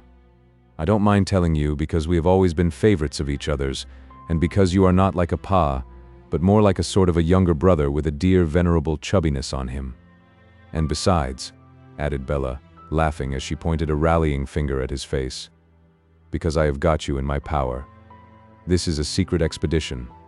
If ever you tell of me, I'll tell of you. I'll tell Ma that you dined at Greenwich." "Well, seriously, my dear," observed R.W., with some trepidation of manner, "it might be as well not to mention it." "Aha!" laughed Bella. "I knew you wouldn't like it, sir. So you keep my confidence and I'll keep yours. But betray the lovely woman and you shall find her a serpent. Now, you may give me a kiss, Pa, and I should like to give your hair a turn, because it has been dreadfully neglected in my absence." R.W. submitted his head to the operator, and the operator went on talking, at the same time putting separate locks of his hair through a curious process of being smartly rolled over her two revolving forefingers, which were then suddenly pulled out of it in opposite lateral directions. On each of these occasions the patient winced and winked. "I have made up my mind that I must have money, Pa. I feel that I can't beg it, borrow it, or steal it, and so I have resolved that I must marry it." R.W. cast up his eyes towards her, as well as he could under the operating circumstances, and said in a tone of remonstrance, "My dear Bella, have resolved, I say, Pa, that to get money I must marry money, in consequence of which I am always looking out for money to captivate." "My dear Bella." "Yes, Pa, that is the state of the case. If ever there was a mercenary plotter whose thoughts and designs were always in her mean occupation, I am the amiable creature. But I don't care. I hate and detest being poor, and I won't be poor if I can marry money. Now you are deliciously fluffy, Pa, and in a state to astonish the waiter and pay the bill." "But, my dear Bella, this is quite alarming at your age." "I told you so, Pa, but you wouldn't believe it," returned Bella, with a pleasant childish gravity. "Isn't it shocking?" "It would be quite so if you fully knew what you said, my dear, or meant it." "Well, Pa, I can only tell you that I mean nothing else. Talk to me of love," said Bella contemptuously, though her face and figure certainly rendered the subject no incongruous one. "Talk to me of fiery dragons, but talk to me of poverty and wealth, and there indeed we touch upon realities." "My dear, this is becoming awful," her father was emphatically beginning when she stopped him. "Pa, tell me, did you marry money?" "You know I didn't, my dear." Bella hummed the Dead March in Saul and said, after all, it signified very little. But seeing him look grave and downcast, she took him round the neck and kissed him back to cheerfulness again. "I didn't mean that last touch, Pa. It was only said in joke. Now mind, you are not to tell of me, and I'll not tell of you, and more than that, I promise to have no secrets from you, Pa, and you may make certain that, whatever mercenary things go on, I shall always tell you all about them in strict confidence." Fain to be satisfied with this concession from the lovely woman, R.W. rang the bell and paid the bill. "Now all the rest of this, Pa," said Bella, rolling up the purse when they were alone again, hammering it small with her little fist on the table and cramming it into one of the pockets of his new waistcoat, "is for you, to buy presents with for them at home, and to pay bills with, and to divide as you like, and spend exactly as you think proper. Last of all, take notice, Pa, that it's not the fruit of any avaricious scheme. Perhaps if it was, your little mercenary wretch of a daughter wouldn't make so free with it." After which, she tugged at his coat with both hands, and pulled him all askew in buttoning that garment over the precious waistcoat pocket, and then tied her dimples into her bonnet strings in a very knowing way, and took him back to London. Arrived at Mr. Boffin's door, she set him with his back against it, tenderly took him by the ears as convenient handles for her purpose, and kissed him until he knocked muffled double knocks at the door with the back of his head. That done, she once more reminded him of their compact and gaily parted from him. Not so gaily, however, but that tears filled her eyes as he went away down the dark street. Not so gaily, but that she several times said, "Ah, poor little Pa. Ah, poor dear struggling shabby little Pa," before she took heart to knock at the door. Not so gaily, but that the brilliant furniture seemed to stare her out of countenance as if it insisted on being compared with the dingy furniture at home. Not so gaily, but that she fell into very low spirits sitting late in her own room, and very heartily wept, as she wished, now that the deceased old John Harmon had never made a will about her, now that the deceased young John Harmon had lived to marry her. "Contradictory things to wish," said Bella, "but my life and fortunes are so contradictory altogether that what can I expect myself to be?" Chapter 9, in which the orphan makes his will. The secretary, working in the dismal swamp betimes next morning, was informed that a youth waited in the hall who gave the name of Sloppy. The footman who communicated this intelligence made a decent pause before uttering the name, to express that it was forced on his reluctance by the youth in question, and that if the youth had had the good sense and good taste to inherit some other name, it would have spared the feelings of him the bearer. "Mrs. Boffin will be very well pleased," said the secretary in a perfectly composed way. "Show him in." Mr. Sloppy, being introduced, remained close to the door, revealing in various parts of his form many surprising, confounding, and incomprehensible buttons. "I am glad to see you," said John Rokesmith in a cheerful tone of welcome. "I have been expecting you." Sloppy explained that he had meant to come before, but that the orphan, of whom he made mention as our Johnny, had been ailing, and he had waited to report him well. "Then he is well now?" said the secretary. "No, he ain't," said Sloppy. Mr. Sloppy, having shaken his head to a considerable extent, proceeded to remark that he thought Johnny must have took him from the minders. Being asked what he meant, he answered, "Them that come out upon him in particular his chest." Being requested to explain himself, he stated that there was some of 'em what you couldn't kiver with a sixpence. Pressed to fall back upon a nominative case, he opined that they woes about as red as ever red could be. "But as long as they strikes outards, sir," continued Sloppy, "they ain't so much. It's their striking inards that's to be kep off." John Rokesmith hoped the child had had medical attendance? "Oh yes," said Sloppy. "He had been took to the doctor's shop once." "And what did the doctor call it?" Rokesmith asked him. After some perplexed reflection, Sloppy answered, brightening, he called it something as woes weary long for spots. Rokesmith suggested measles. "No," said Sloppy with confidence, "ever so much longer than them, sir." Mr. Sloppy was elevated by this fact, and seemed to consider that it reflected credit on the poor little patient. "Mrs. Boffin will be sorry to hear this," said Rokesmith. "Mrs. Higdon said so, sir, when she kep it from her, hoping as our Johnny would work round." "But I hope he will," said Rokesmith with a quick turn upon the messenger. "I hope so," answered Sloppy. "It all depends on their striking inards." He then went on to say that whether Johnny had took 'em from the minders, or whether the minders had took 'em from Johnny, The minders had been sent home and had got 'em.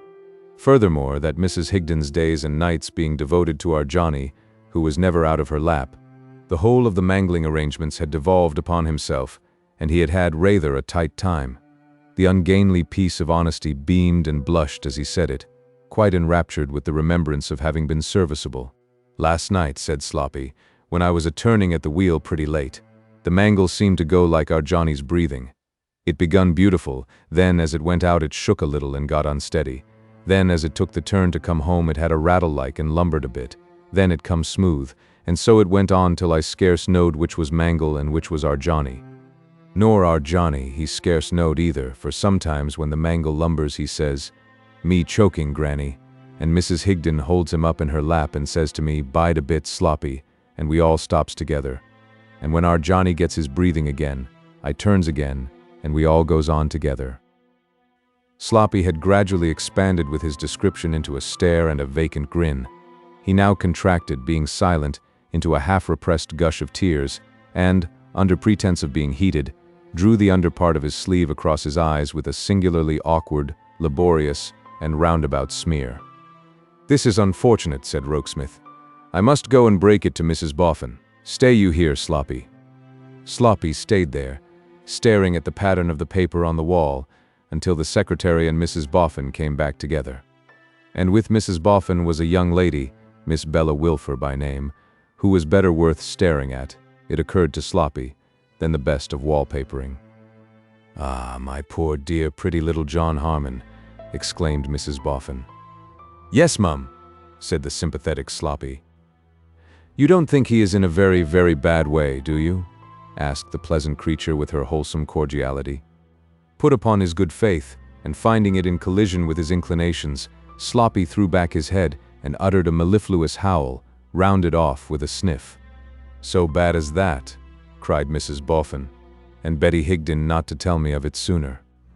"I think she might have been mistrustful, mum," answered Sloppy, hesitating. "Of what? For heaven's sake?" "I think she might have been mistrustful, mum," returned Sloppy with submission, "of standing in our Johnny's light. There's so much trouble in illness, and so much expense, and she's seen such a lot of it's being objected to." "But she never can have thought," said Mrs. Boffin, "that I would grudge the dear child anything?" "No, mum, but she might have thought, as a habit like, of its standing in Johnny's light, and might have tried to bring him through it unbeknownst." Sloppy knew his ground well.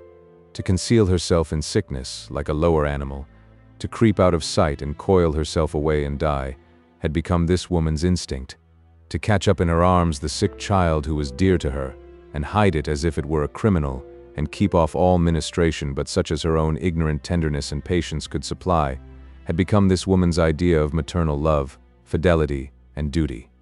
The shameful accounts we read every week in the Christian year, my lords and gentlemen and honorable boards, the infamous records of small official inhumanity, do not pass by the people as they pass by us. And hence these irrational, blind, and obstinate prejudices, so astonishing to our magnificence, and having no more reason in them, God save the Queen and confound their politics, no, than smoke has in coming from fire. "It's not a right place for the poor child to stay in," said Mrs. Boffin. "Tell us, dear Mr. Rokesmith, what to do for the best." He had already thought what to do, and the consultation was very short. He could pave the way, he said, in half an hour, and then they would go down to Brentford. "Pray take me," said Bella.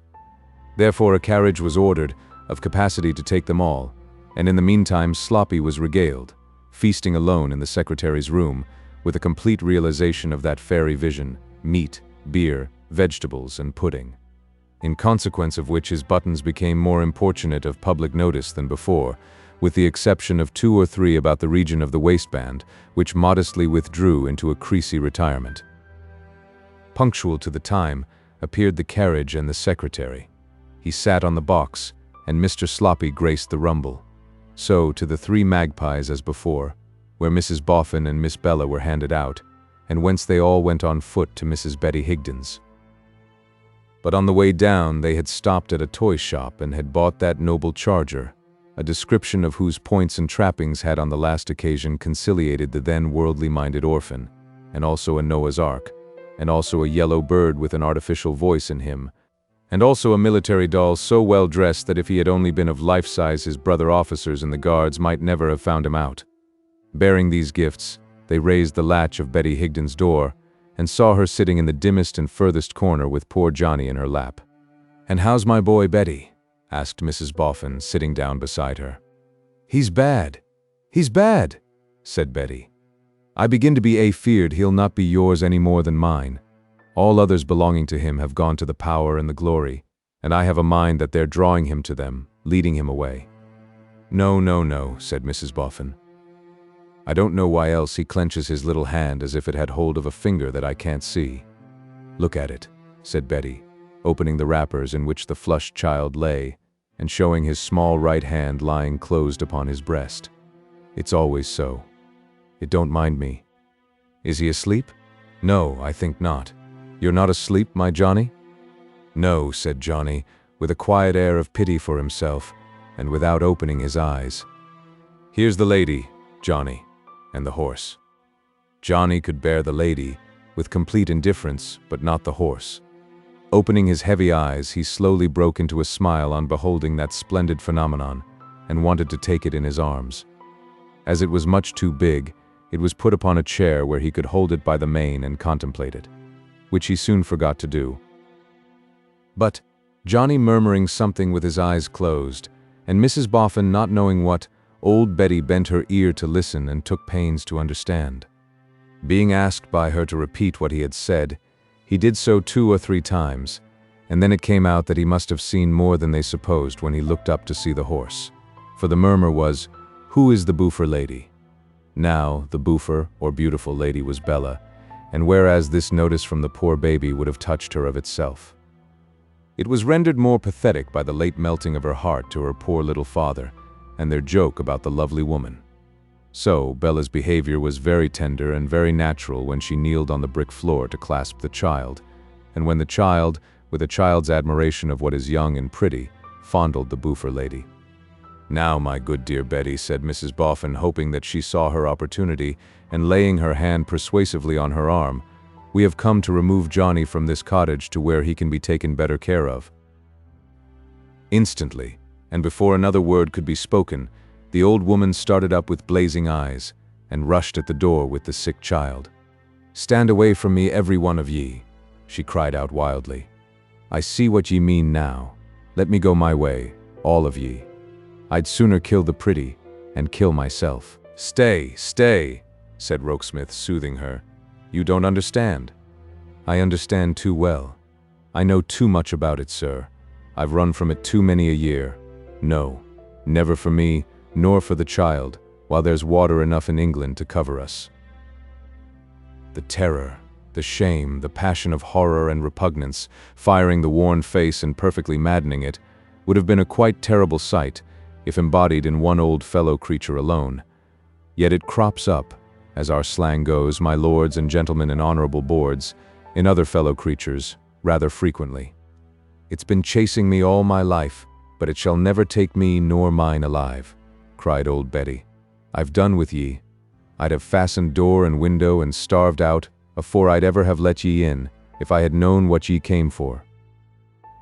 But catching sight of Mrs. Boffin's wholesome face, she relented, and crouching down by the door and bending over her burden to hush it, said humbly, "Maybe my fears has put me wrong. If they have so, tell me, and the good Lord forgive me. I'm quick to take this fright, I know, and my head is somewhat light with wearying and watching." "There, there, there," returned Mrs. Boffin. "Come, come, say no more of it, Betty. It was a mistake, a mistake. Any one of us might have made it in your place, and felt just as you do." "The Lord bless ye," said the old woman, stretching out her hand. "Now, see, Betty," pursued the sweet, compassionate soul, holding the hand kindly, "what I really did mean, and what I should have begun by saying out, if I had only been a little wiser and handier. We want to move Johnny to a place where there are none but children, a place set up on purpose for sick children, where the good doctors and nurses pass their lives with children, talk to none but children, touch none but children, comfort and cure none but children." "Is there really such a place?" asked the old woman, with a gaze of wonder. "Yes, Betty, on my word, and you shall see it. If my home was a better place for the dear boy, I'd take him to it. But indeed, it's not." "You shall take him," returned Betty, fervently kissing the comforting hand, "where you will, my dearie. I am not so hard but that I believe your face and voice, and I will as long as I can see and hear." This victory gained, Rokesmith made haste to profit by it, for he saw how woefully time had been lost. He dispatched Sloppy to bring the carriage to the door, caused the child to be carefully wrapped up, bade old Betty get her bonnet on, collected the toys, enabling the little fellow to comprehend that his treasures were to be transported with him, and had all things prepared so easily that they were ready for the carriage as soon as it appeared, and in a minute afterwards were on their way. Sloppy they left behind, relieving his overcharged breast with a paroxysm of mangling. At the children's hospital, the gallant steed, the Noah's Ark, Yellow Bird, and the officer in the guards were made as welcome as their child owner. But the doctor said aside to Rokesmith, "This should have been days ago. Too late." However, they were all carried up into a fresh, airy room, and there Johnny came to himself, out of a sleep or a swoon or whatever it was, to find himself lying in a little quiet bed, with a little platform over his breast, on which were already arranged, to give him heart and urge him to cheer up, the Noah's Ark, the noble steed, and the Yellow Bird. With the officer and the guards doing duty over the whole, quite as much to the satisfaction of his country as if he had been upon parade, and at the bed's head was a colored picture beautiful to see, representing as it were another Johnny seated on the knee of some angel surely who loved little children. And marvelous fact, to lie and stare at, Johnny had become one of a little family, all in little quiet beds, except two playing dominoes in little armchairs at a little table on the hearth. And on all the little beds were little platforms whereon were to be seen dolls' houses. Woolly dogs with mechanical barks in them not very dissimilar from the artificial voice pervading the bowels of the Yellow Bird, tin armies, Moorish tumblers, wooden tea-things, and the riches of the earth. As Johnny murmured something in his placid admiration, the ministering women at his bed's head asked him what he said. It seemed that he wanted to know whether all these were brothers and sisters of his, so they told him yes. It seemed then that he wanted to know whether God had brought them all together there, so they told him yes again.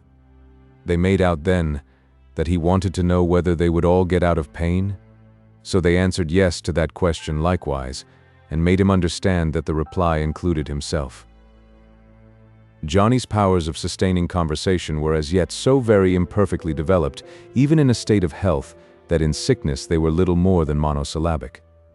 But he had to be washed and tended, and remedies were applied, and though those offices were far, far more skillfully and lightly done than ever anything had been done for him in his little life, so rough and short, they would have hurt and tired him but for an amazing circumstance which laid hold of his attention. This was no less than the appearance on his own little platform in pairs, of all creation, on its way into his own particular ark, the elephant leading, and the fly, with a diffident sense of his size, politely bringing up the rear. A very little brother lying in the next bed with a broken leg was so enchanted by this spectacle that his delight exalted its enthralling interest, and so came rest and sleep. "I see you are not afraid to leave the dear child here, Betty," whispered Mrs. Boffin. "No, ma'am. Most willingly, most thankfully, with all my heart and soul." So they kissed him and left him there, and old Betty was to come back early in the morning, and nobody but Rokesmith knew for certain how that the doctor had said, "This should have been days ago. Too late."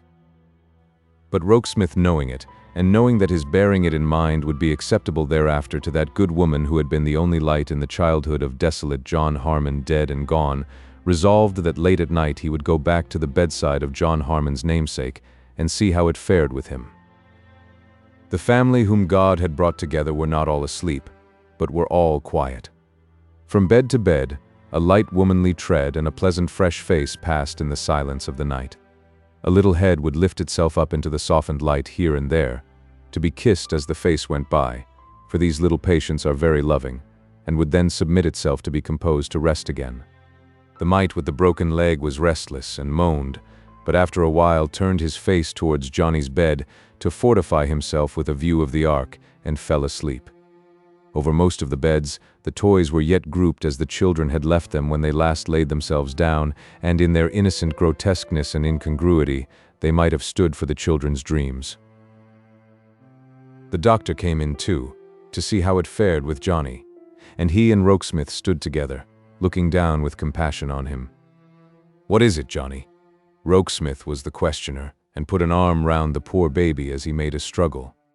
"Him," said the little fellow. "Those." The doctor was quick to understand children, and, taking the horse, the ark, the yellow bird, and the man in the guards, from Johnny's bed, softly placed them on that of his next neighbor, the mite with the broken leg.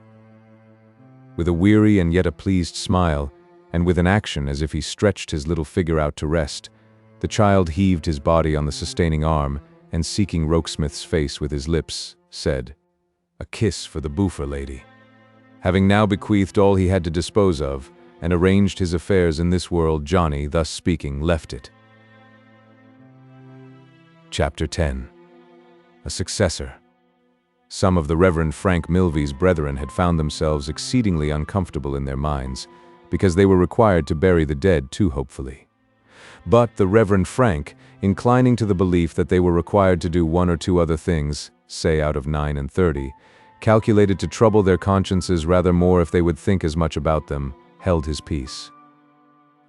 Indeed, the Reverend Frank Milvy was a forbearing man who noticed many sad warps and blights in the vineyard wherein he worked, and did not profess that they made him savagely wise. He only learned that the more he himself knew, in his little limited human way, the better he could distantly imagine what omniscience might know. Wherefore, if the Reverend Frank had had to read the words that troubled some of his brethren, and profitably touched innumerable hearts, in a worse case than Johnny's, he would have done so out of the pity and humility of his soul. Reading them over Johnny, he thought of his own 6 children, but not of his poverty, and read them with dimmed eyes. And very seriously did he and his bright little wife, who had been listening, look down into the small grave and walk home arm in arm. There was grief in the aristocratic house, and there was joy in the bower. Mr. Wegg argued, if an orphan were wanted, was he not an orphan himself, and could a better be desired? And why go beating about Brentford bushes, seeking orphans forsooth who had established no claims upon you and made no sacrifices for you, when here was an orphan ready to your hand who had given up in your cause, Miss Elizabeth, Master George, Aunt Jane, and Uncle Parker? Mr. Wegg chuckled, consequently, when he heard the tidings. Nay, it was afterwards affirmed by a witness who shall at present be nameless, that in the seclusion of the bower he poked out his wooden leg, in the stage ballet manner, and executed a taunting or triumphant pirouette on the genuine leg remaining to him. John Rokesmith's manner towards Mrs. Boffin at this time was more the manner of a young man towards a mother than that of a secretary towards his employer's wife. It had always been marked by a subdued, affectionate deference that seemed to have sprung up on the very day of his engagement. Whatever was odd in her dress or her ways had seemed to have no oddity for him.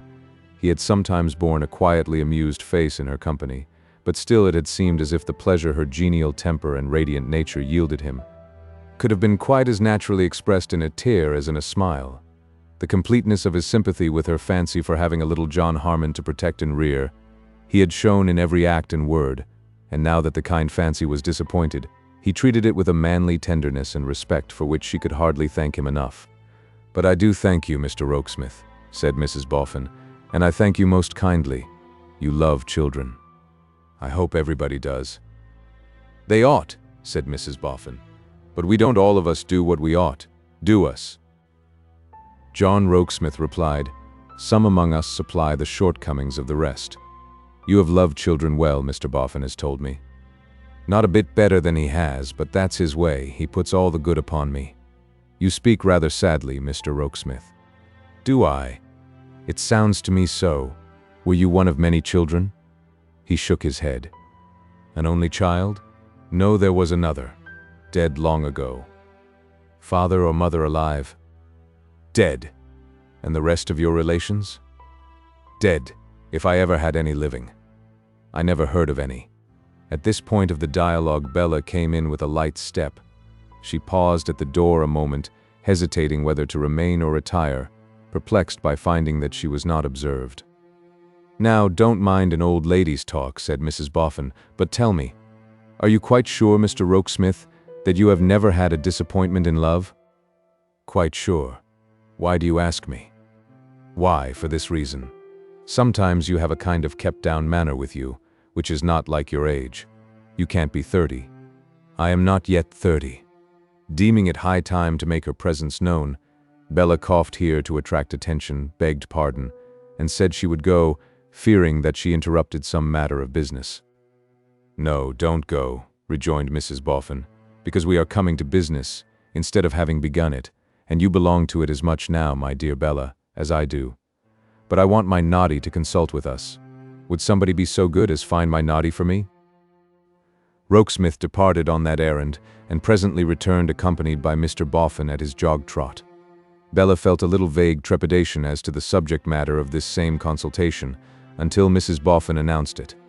"Now you come and sit by me, my dear," said that worthy soul, taking her comfortable place on a large ottoman in the center of the room, and drawing her arm through Bella's. "And Noddy, you sit here, and Mr. Rokesmith, you sit there. Now, you see, what I want to talk about is this.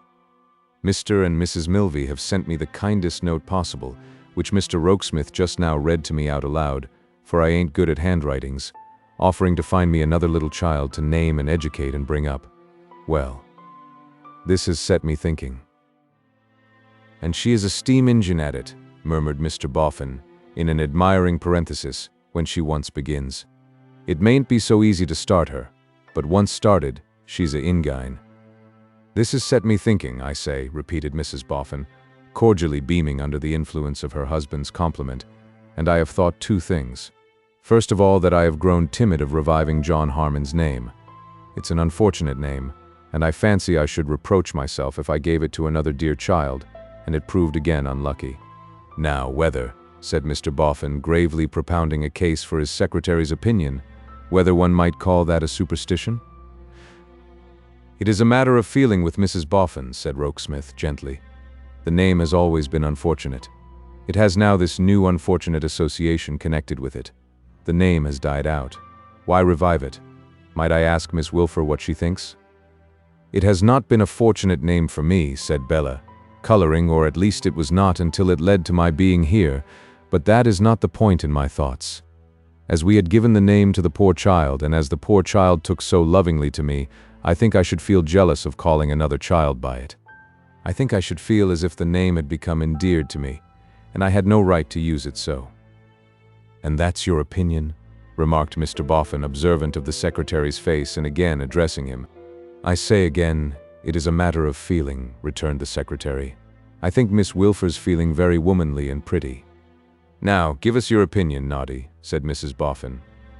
"My opinion, old lady," returned the Golden Dustman, "is your opinion." "Then," said Mrs. Boffin, "we agree not to revive John Harmon's name, but to let it rest in the grave. It is, as Mr. Rokesmith says, a matter of feeling, but lore, how many matters are matters of feeling? Well, and so I come to the second thing I have thought of. You must know, Bella, my dear, and Mr. Rokesmith, that when I first named to my husband my thoughts of adopting a little orphan boy in remembrance of John Harmon, I further named to my husband that it was comforting to think that how the poor boy would be benefited by John's own money, and protected from John's own forlornness." "Hear, hear," cried Mr. Boffin. "So she did. Encore." "No, not encore, Noddy, my dear," returned Mrs. Boffin, "because I am going to say something else. I meant that, I am sure, as much as I still mean it. But this little death has made me ask myself the question, seriously, whether I wasn't too bent upon pleasing myself. Else why did I seek out so much for a pretty child, and a child quite to my liking? Wanting to do good, why not do it for its own sake, and put my tastes and likings by?" "Perhaps," said Bella, and perhaps she said it with some little sensitiveness arising out of those old curious relations of hers towards the murdered man, "perhaps in reviving the name, you would not have liked to give it to a less interesting child than the original. He interested you very much." "Well, my dear," returned Mrs. Boffin, giving her a squeeze, "it's kind of you to find that reason out, and I hope it may have been so, and indeed to a certain extent I believe it was so, but I am afraid not to the whole extent. However, that don't come in question now, because we have done with the name." "Laid it up as a remembrance," suggested Bella musingly. "Much better said, my dear, laid it up as a remembrance. Well then, I have been thinking if I take any orphan to provide for, let it not be a pet and a plaything for me, but a creature to be helped for its own sake." "Not pretty then?" said Bella. "No," returned Mrs. Boffin stoutly. "Nor prepossessing then?" said Bella. "No," returned Mrs. Boffin. "Not necessarily so. That's as it may happen. A well-disposed boy comes in my way who may be even a little wanting in such advantages for getting on in life, but is honest and industrious and requires a helping hand and deserves it. If I am very much in earnest and quite determined to be unselfish, let me take care of him." Here the footman whose feelings had been hurt on the former occasion appeared and, crossing to Rokesmith, apologetically announced the objectionable Sloppy. The 4 members of council looked at one another and paused. "Shall he be brought here, ma'am?" asked Rokesmith. "Yes," said Mrs. Boffin. Whereupon the footman disappeared, reappeared presenting Sloppy, and retired much disgusted. The consideration of Mrs. Boffin had clothed Mr. Sloppy in a suit of black, on which the tailor had received personal directions from Rokesmith to expend the utmost cunning of his art, with a view to the concealment of the cohering and sustaining buttons. But so much more powerful were the frailties of Sloppy's form than the strongest resources of tailoring science, that he now stood before the council, a perfect Argus in the way of buttons, shining and winking and gleaming and twinkling out of 100 of those eyes of bright metal at the dazzled spectators. The artistic taste of some unknown hatter had furnished him with a hatband of wholesale capacity which was fluted behind, from the crown of his hat to the brim, and terminated in a black bunch, from which the imagination shrunk discomfited and the reason revolted. Some special powers with which his legs were endowed had already hitched up his glossy trousers at the ankles and bagged them at the knees, while similar gifts in his arms had raised his coat sleeves from his wrists and accumulated them at his elbows. Thus set forth, with the additional embellishments of a very little tail to his coat and a yawning gulf at his waistband, Sloppy stood confessed. "And how is Betty, my good fellow?" Mrs. Boffin asked him. "Thankee, mum," said Sloppy. "She do pretty nicely, and sending her duty and many thanks for the tea and all favours and wishing to know the family's healths." "Have you just come, Sloppy?" "Yes, mum." "Then you have not had your dinner yet?" "No, mum, but I mean to it. For I ain't forgotten your handsome orders that I was never to go away without having had a good off of meat and beer and pudding. No, there was 4 of 'em, for I reckoned 'em up when I had 'em. Meat 1, beer 2, vegetables 3, and which was 4? Why, pudding, he was 4. Here Sloppy threw his head back, opened his mouth wide, and laughed rapturously. "How are the 2 poor little minders?" asked Mrs. Boffin. "Striking right out, mum, and coming round beautiful." Mrs. Boffin looked on the other 3 members of council, and then said, beckoning with her finger, "Sloppy." "Yes, mum.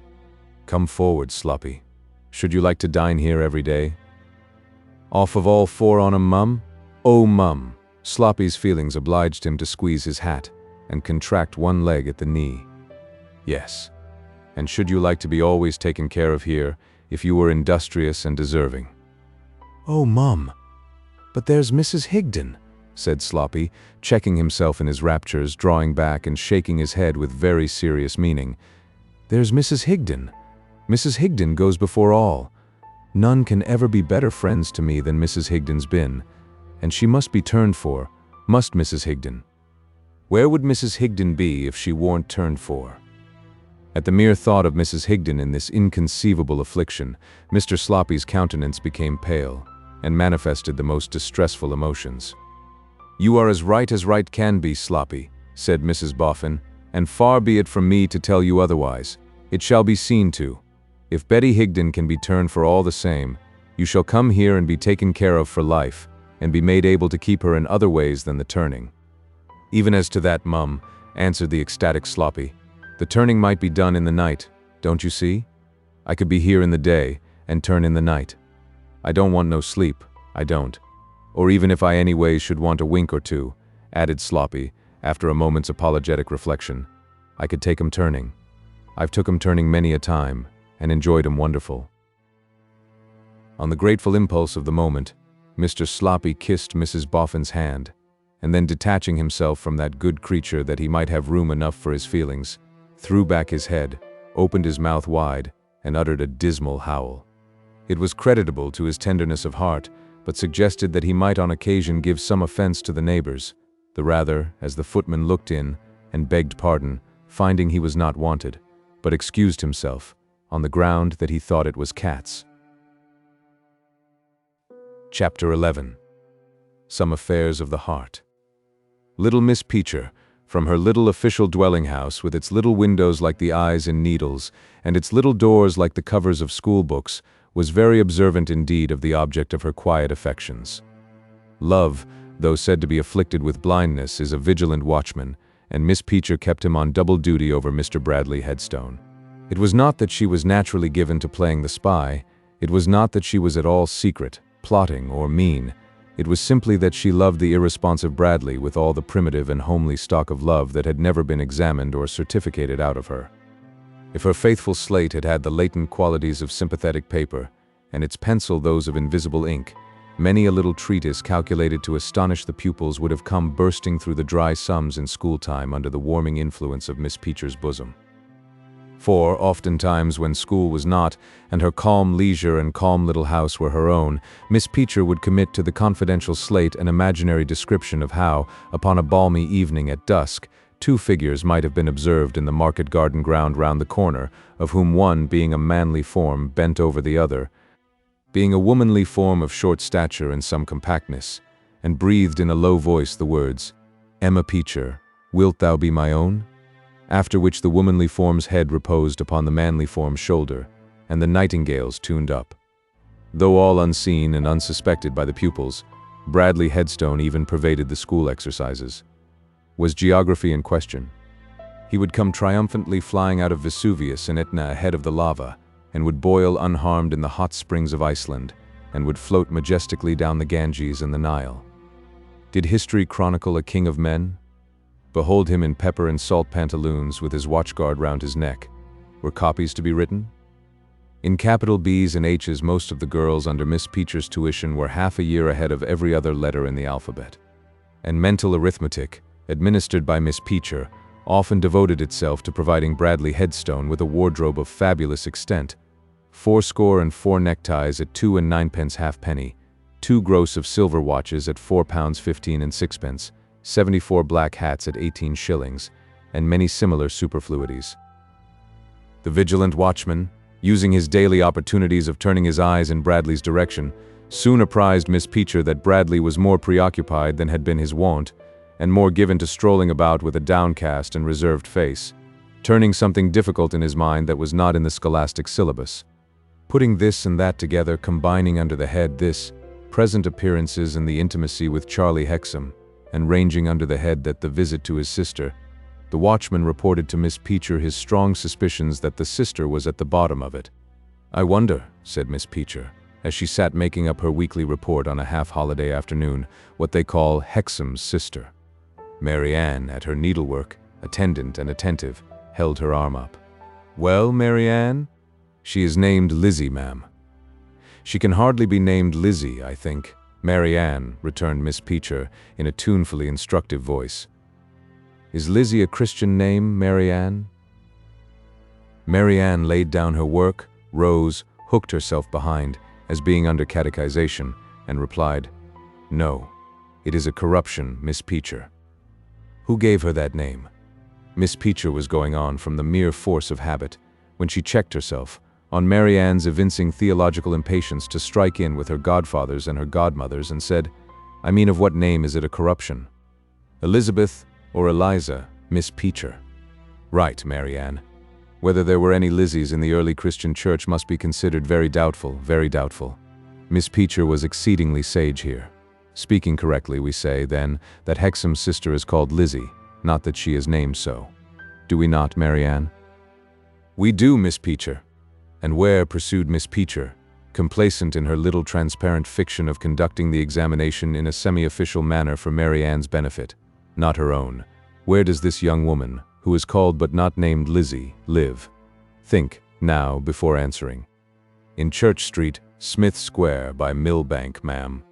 "In Church Street, Smith Square, by Millbank," repeated Miss Peacher, as if possessed beforehand of the book in which it was written. "Exactly so." And what occupation does this young woman pursue, Mary Ann? Take time. She has a place of trust at an outfitter's in the city, ma'am. Oh, said Miss Peacher, pondering on it, but smoothly added in a confirmatory tone, at an outfitter's in the city. Yees? And Charlie, Mary Ann was proceeding, when Miss Peacher stared. I mean Hexam, Miss Peacher. I should think you did, Mary Ann. I am glad to hear you do. And Hexam says, Mary Ann went on, that he is not pleased with his sister, and that his sister won't be guided by his advice, and persists in being guided by somebody else's, and that— Mr. Headstone coming across the garden? Exclaimed Miss Peacher with a flushed glance at the looking-glass. You have answered very well, Mary Ann. You are forming an excellent habit of arranging your thoughts clearly. That will do. The discreet Mary Ann resumed her seat in her silence and stitched, and was stitching when the schoolmaster's shadow came in before him, announcing that he might be instantly expected. Good evening, Miss Peacher, he said, pursuing the shadow and taking its place. Good evening, Mr. Headstone. Mary Ann, a chair. Thank you, said Bradley, seating himself in his constrained manner. This is but a flying visit. I have looked in, on my way, to ask a kindness of you as a neighbor. Did you say on your way, Mr. Headstone? Asked Miss Peacher. On my way to where I am going. Church Street, Smith Square, by Mill Bank, repeated Miss Peacher in her own thoughts. Charlie Hexam has gone to get a book or two he wants, and will probably be back before me. As we leave my house empty, I took the liberty of telling him I would leave the key here. Would you kindly allow me to do so? Certainly, Mr. Headstone. Going for an evening walk, sir? Partly for a walk, and partly for on business. Business in Church Street, Smith Square, by Mill Bank, repeated Miss Peacher to herself. Having said which, pursued Bradley, laying his door key on the table, I must be already going.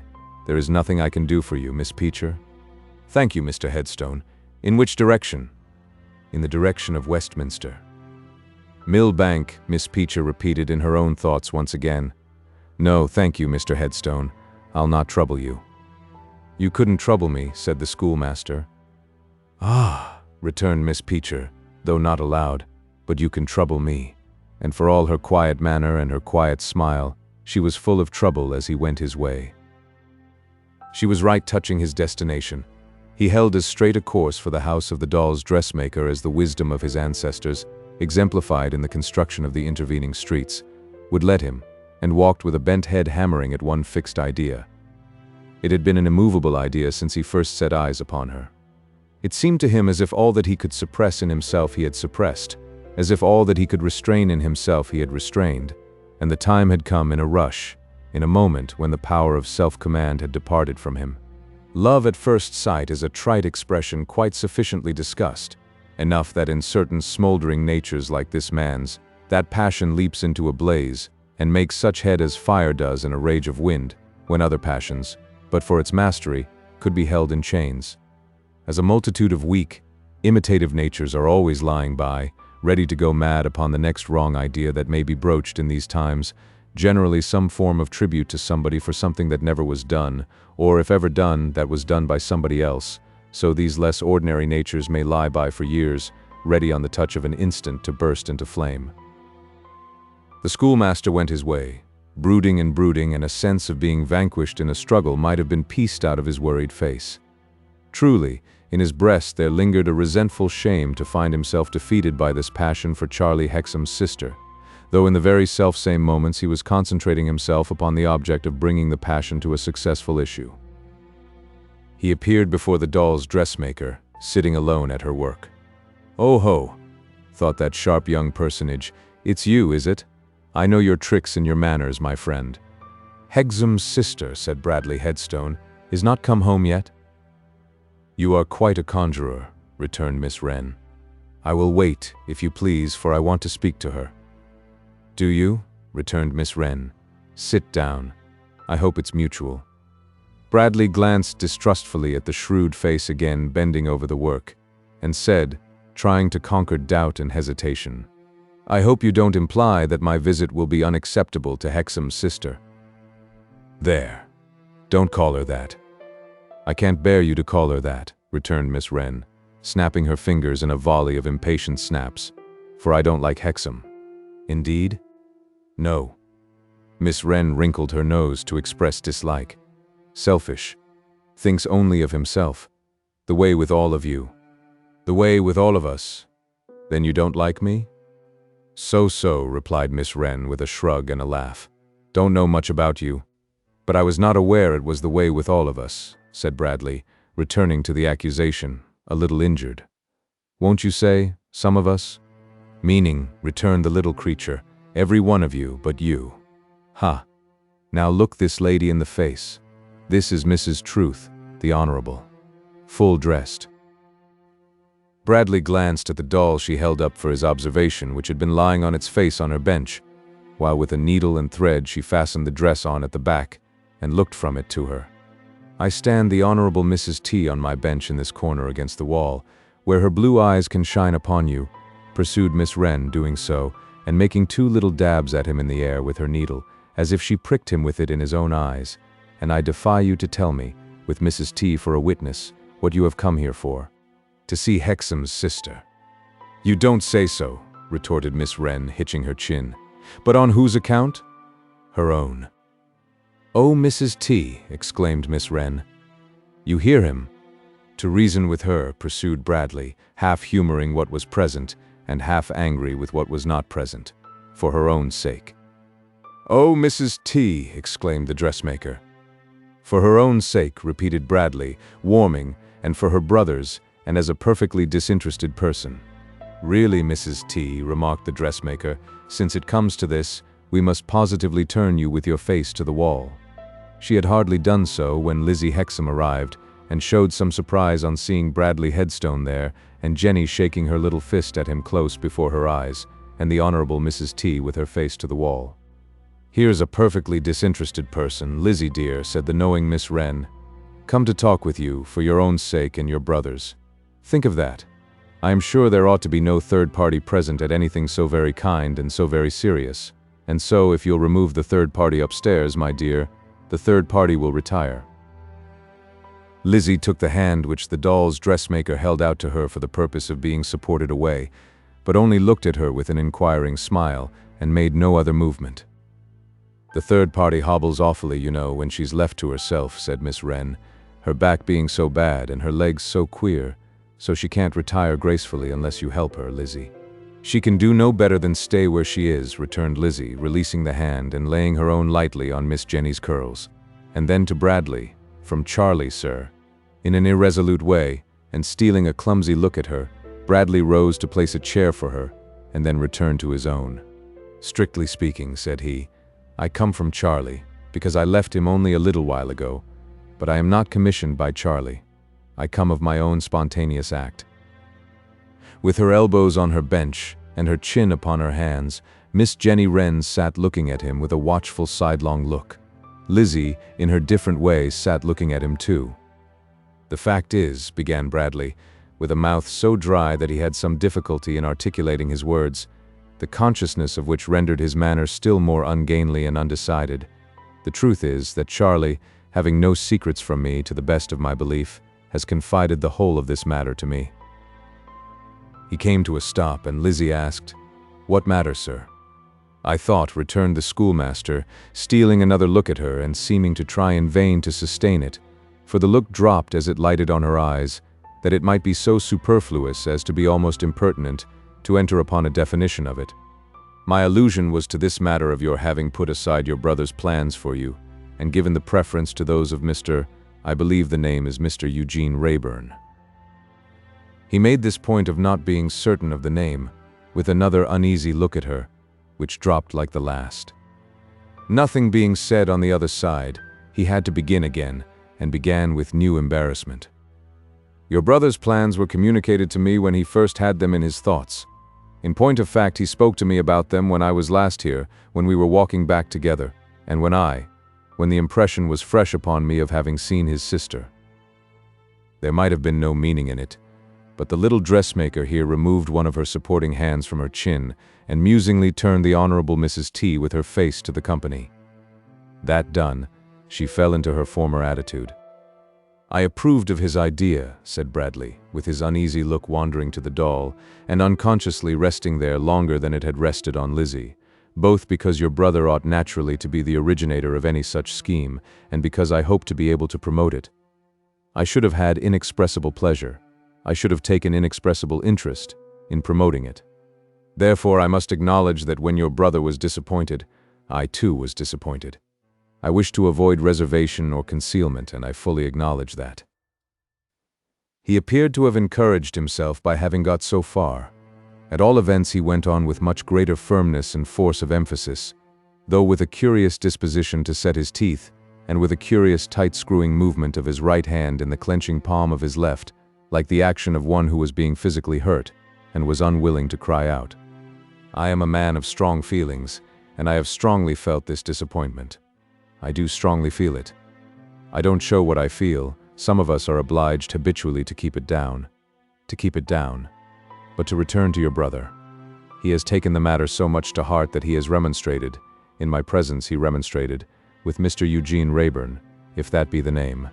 He did so quite ineffectually, as anyone not blinded to the real character of Mr. Eugene Wrayburn would readily suppose." He looked at Lizzie again and held the look, and his face turned from burning red to white, and from white back to burning red, and so for the time to lasting deadly white. "Finally, I resolved to come here alone, and appeal to you. I resolved to come here alone, and entreat you to retract the course you have chosen, and instead of confiding in a mere stranger, a person of most insolent behavior to your brother and others, to prefer your brother and your brother's friend." Lizzie Hexam had changed color when those changes came over him, and her face now expressed some anger, more dislike, and even a touch of fear. But she answered him very steadily. "I cannot doubt, Mr. Headstone, that your visit is well meant. You have been so good a friend to Charlie that I have no right to doubt it. I have nothing to tell Charlie, but that I accepted the help to which he so much objects before he made any plans for me, or certainly before I knew of any. It was considerately and delicately offered, and there were reasons that had weight with me which should be as dear to Charlie as to me. I have no more to say to Charlie on this subject." His lips trembled and stood apart, as he followed this repudiation of himself, and limitation of her words to her brother. "I should have told Charlie, if he had come to me," she resumed, as though it were an afterthought, "that Jenny and I find our teacher very able and very patient, and that she takes great pains with us. So much so that we have said to her we hope in a very little while to be able to go on by ourselves. Charlie knows about teachers, and I should also have told him, for his satisfaction, that ours comes from an institution where teachers are regularly brought up." "I should like to ask you," said Bradley Headstone, grinding his words slowly out, as though they came from a rusty mill. "I should like to ask you, if I may without offense, whether you would have objected, no, rather I should like to say, if I may without offense, that I wish I had had the opportunity of coming here with your brother and devoting my poor abilities and experience to your service." "Thank you, Mr. Headstone. But I fear," he pursued, after a pause, furtively wrenching at the seat of his chair with one hand, as if he would have wrenched the chair to pieces, and gloomily observing her while her eyes were cast down, "that my humble services would not have found much favor with you?" She made no reply, and the poor stricken wretch sat contending with himself in a heat of passion and torment. After a while he took out his handkerchief and wiped his forehead and hands. "There is only one thing more I had to say, but it is the most important. There is a reason against this matter. There is a personal relation concerned in this matter not yet explained to you. It might, I don't say it would, it might induce you to think differently. To proceed under the present circumstances is out of the question. Will you please come to the understanding that there shall be another interview on the subject? With Charlie, Mr. Headstone?" "With? Well," he answered, breaking off. "Yes, say with him too. Will you please come to the understanding that there must be another interview under more favorable circumstances before the whole case can be submitted?" "I don't," said Lizzie, shaking her head. "Understand your meaning, Mr. Headstone." "Limit my meaning for the present," he interrupted, "to the whole case being submitted to you in another interview." "What case, Mr. Headstone? What is wanting to it?" You shall be informed in the other interview." Then he said, as if in a burst of irrepressible despair, I leave it all incomplete. There is a spell upon me, I think." And then added, almost as if he asked for pity, "Good night." He held out his hand. As she, with manifest hesitation, not to say reluctance, touched it, a strange tremble passed over him, and his face, so deadly white, was moved as by a stroke of pain. Then he was gone. The doll's dressmaker sat with her attitude unchanged, eyeing the door by which he had departed, until Lizzie pushed her bench aside and sat down near her. Then, eyeing Lizzie as she had previously eyed Bradley and the door, Miss Wren chopped that very sudden and keen chop in which her jaws sometimes indulged, leaned back in her chair with folded arms, and thus expressed herself. "Humph. If he, I mean, of course, my dear, the party who is coming to court me when the time comes, should be that sort of man, he may spare himself the trouble. He wouldn't do to be trotted about and made useful. He'd take fire and blow up while he was about it." "And so you would be rid of him," said Lizzie, humoring her. "Not so easily," returned Miss Wren. "He wouldn't blow up alone. He'd carry me up with him. I know his tricks and his manners." "Would he want to hurt you, do you mean?" asked Lizzie. "Mightn't exactly want to do it, my dear," returned Miss Wren. "But a lot of gunpowder among lighted lucifer matches in the next room might almost as well be here." "He is a very strange man," said Lizzie, thoughtfully. "I wish he was so very strange a man as to be a total stranger," answered the sharp little thing. It being Lizzie's regular occupation when they were alone of an evening to brush out and smooth the long fair hair of the doll's dressmaker, she unfastened a ribbon that kept it back while the little creature was at her work, and it fell in a beautiful shower over the poor shoulders that were much in need of such adorning rain. "Not now, Lizzie, dear," said Jenny. "Let us have a talk by the fire." With those words, she in her turn loosened her friend's dark hair, and it dropped of its own weight over her bosom, in two rich masses. Pretending to compare the colors and admire the contrast, Jenny so managed a mere touch or two of her nimble hands, as that she herself, laying a cheek on one of the dark folds, seemed blinded by her own clustering curls to all but the fire, while the fine, handsome face and brow of Lizzie were revealed without obstruction in the somber light. "Let us have a talk," said Jenny, "about Mr. Eugene Wrayburn." Something sparkled down among the fair hair resting on the dark hair, and if it were not a star, which it couldn't be, it was an eye, and if it were an eye, it was Jenny Wren's eye, bright and watchful as the bird's whose name she had taken. "Why about Mr. Wrayburn?" Lizzie asked. "For no better reason than because I'm in the humor. I wonder whether he's rich." "No, not rich." "Poor?" "I think so, for a gentleman." "Ah, to be sure. Yes, he's a gentleman. Not of our sort, is he?" A shake of the head, a thoughtful shake of the head, and the answer, softly spoken, "Oh no, oh no." The doll's dressmaker had an arm round her friend's waist. Adjusting the arm, she slyly took the opportunity of blowing at her own hair where it fell over her face. Then the eye down there, under lighter shadows, sparkled more brightly and appeared more watchful. "When he turns up, he shan't be a gentleman. I'll very soon send him packing if he is. However, he's not Mr. Wrayburn. I haven't captivated him. I wonder whether anybody has, Lizzie. It is very likely." "Is it very likely? I wonder who." "Is it not very likely that some lady has been taken by him and that he may love her dearly?" "Perhaps. I don't know. What would you think of him, Lizzie, if you were a lady?" "I a lady!" she repeated, laughing. "Such a fancy!" "Yes, but say, just as a fancy, and for instance, I a lady. I, a poor girl who used to row poor father on the river. I, who had rowed poor father out and home on the very night when I saw him for the first time. I, who was made so timid by his looking at me that I got up and went out." "He did look at you even that night, though you were not a lady," thought Miss Wren. "I a lady," Lizzie went on in a low voice with her eyes upon the fire. "I, with poor father's grave not even cleared of undeserved stain and shame, and he trying to clear it for me. I a lady." "Only as a fancy, and for instance," urged Miss Wren. "Too much, Jenny dear, too much. My fancy is not able to get that far." As the low fire gleamed upon her, it showed her smiling, mournfully and abstractedly. But I am in the humor, and I must be humored, Lizzie, because after all I am a poor little thing, and have had a hard day with my bad child. Look in the fire, as I like to hear you tell how you used to do when you lived in that dreary old house that had once been a windmill. Look in the what was its name when you told fortunes with your brother that I don't like. The hollow down by the flare? Ah, that's the name. You can find a lady there, I know. More easily than I can make one of such material as myself, Jenny. The sparkling eye looked steadfastly up, as the musing face looked thoughtfully down. Well, said the doll's dressmaker, we have found our lady? Lizzie nodded and asked, shall she be rich? She had better be, as he's poor. She is very rich. Shall she be handsome? Even you can be that, Lizzie, so she ought to be. She is very handsome. What does she say about him? Asked Miss Jenny in a low voice, watchful, through an intervening silence, of the face looking down at the fire. She is glad to be rich, that he may have the money.